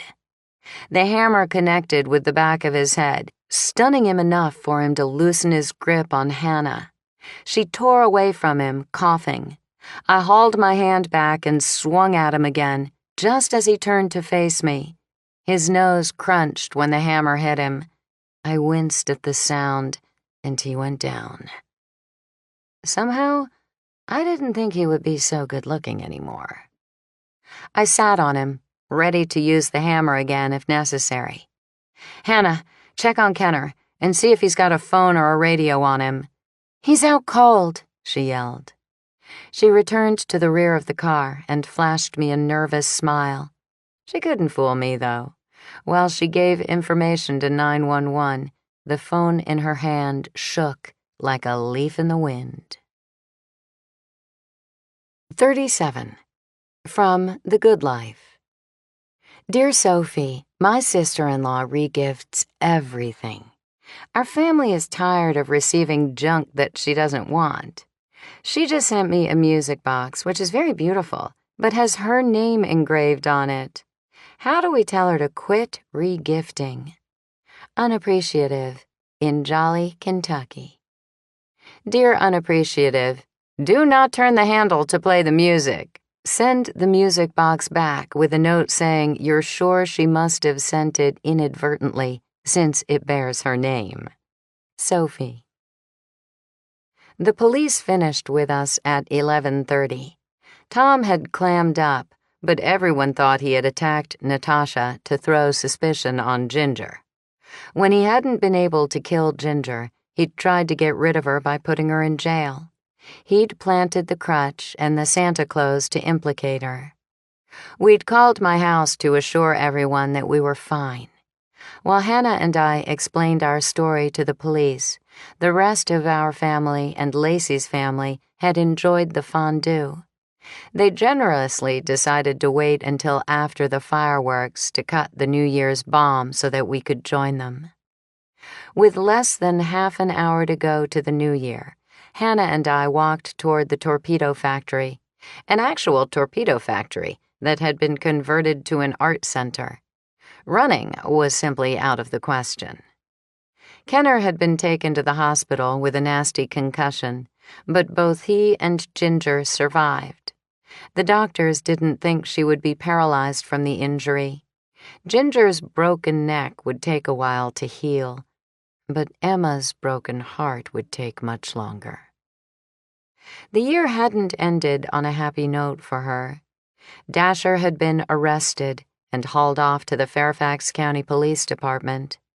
Police were on the hunt for some of his old hoodlum contacts, since it was unlikely he'd pulled off the Christmas gift heist all by himself. No one could believe that Bonnie had been a fence. However, after Hannah and I told our story, I overheard one of the police officers mutter to another one, "Bonnie Scarborough fencing stolen goods. Hard to imagine, but it does explain some things. You watch. It will turn out she's been doing it for years." We wound our way through the crowds to the waterfront, where our family gathered. After hugs and assurances, Hannah and I told them the whole story. "Can you imagine?" said Lacey to her mother. "They thought you were having an affair with Forrest." He is a handsome man, but I think I'll stick with your father. Phil wrapped a proprietary arm around Marnie, and they looked every bit the adoring couple, like my parents. Lacey avoided my eyes when she asked her mother, "So, where have you been going? You keep taking off, and no one knows where you are." Marnie shifted her shoulders like she was doing a little dance. "Surprise! Daddy and I are moving here. We've been looking at houses." "Here?" choked George. "Here as in Old Town?" "No, silly. We want to be near you and our only grandchild. We found an adorable townhouse, but now that Tom's house might be coming on the market." George's eyes literally rolled back into his head. Lacey and I steadied him. He came around in seconds, but a glazed look remained in his eyes, as though he couldn't believe what he'd heard. Jen and Vegas hung on the railing overlooking boats that still glittered with Christmas lights. George and Lacey watched the girls, and Shauna clung to Tyler as though he was the one she'd wanted all along. He had some legal issues to clear up, but apparently Dasher had been decent enough to clarify that Tyler hadn't been involved in the theft of the gifts. Hannah found Zach looking for her in the crowd. They held hands and had eyes only for one another. A bit farther away, I spied Forrest with Emma and Edward. Rude and unfriendly as she was, I was still glad Ginger had survived.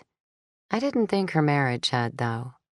With the baby on the way and Dasher in jail, I guessed Emma and Edward would move in over the bakery and help Forrest realize his dream.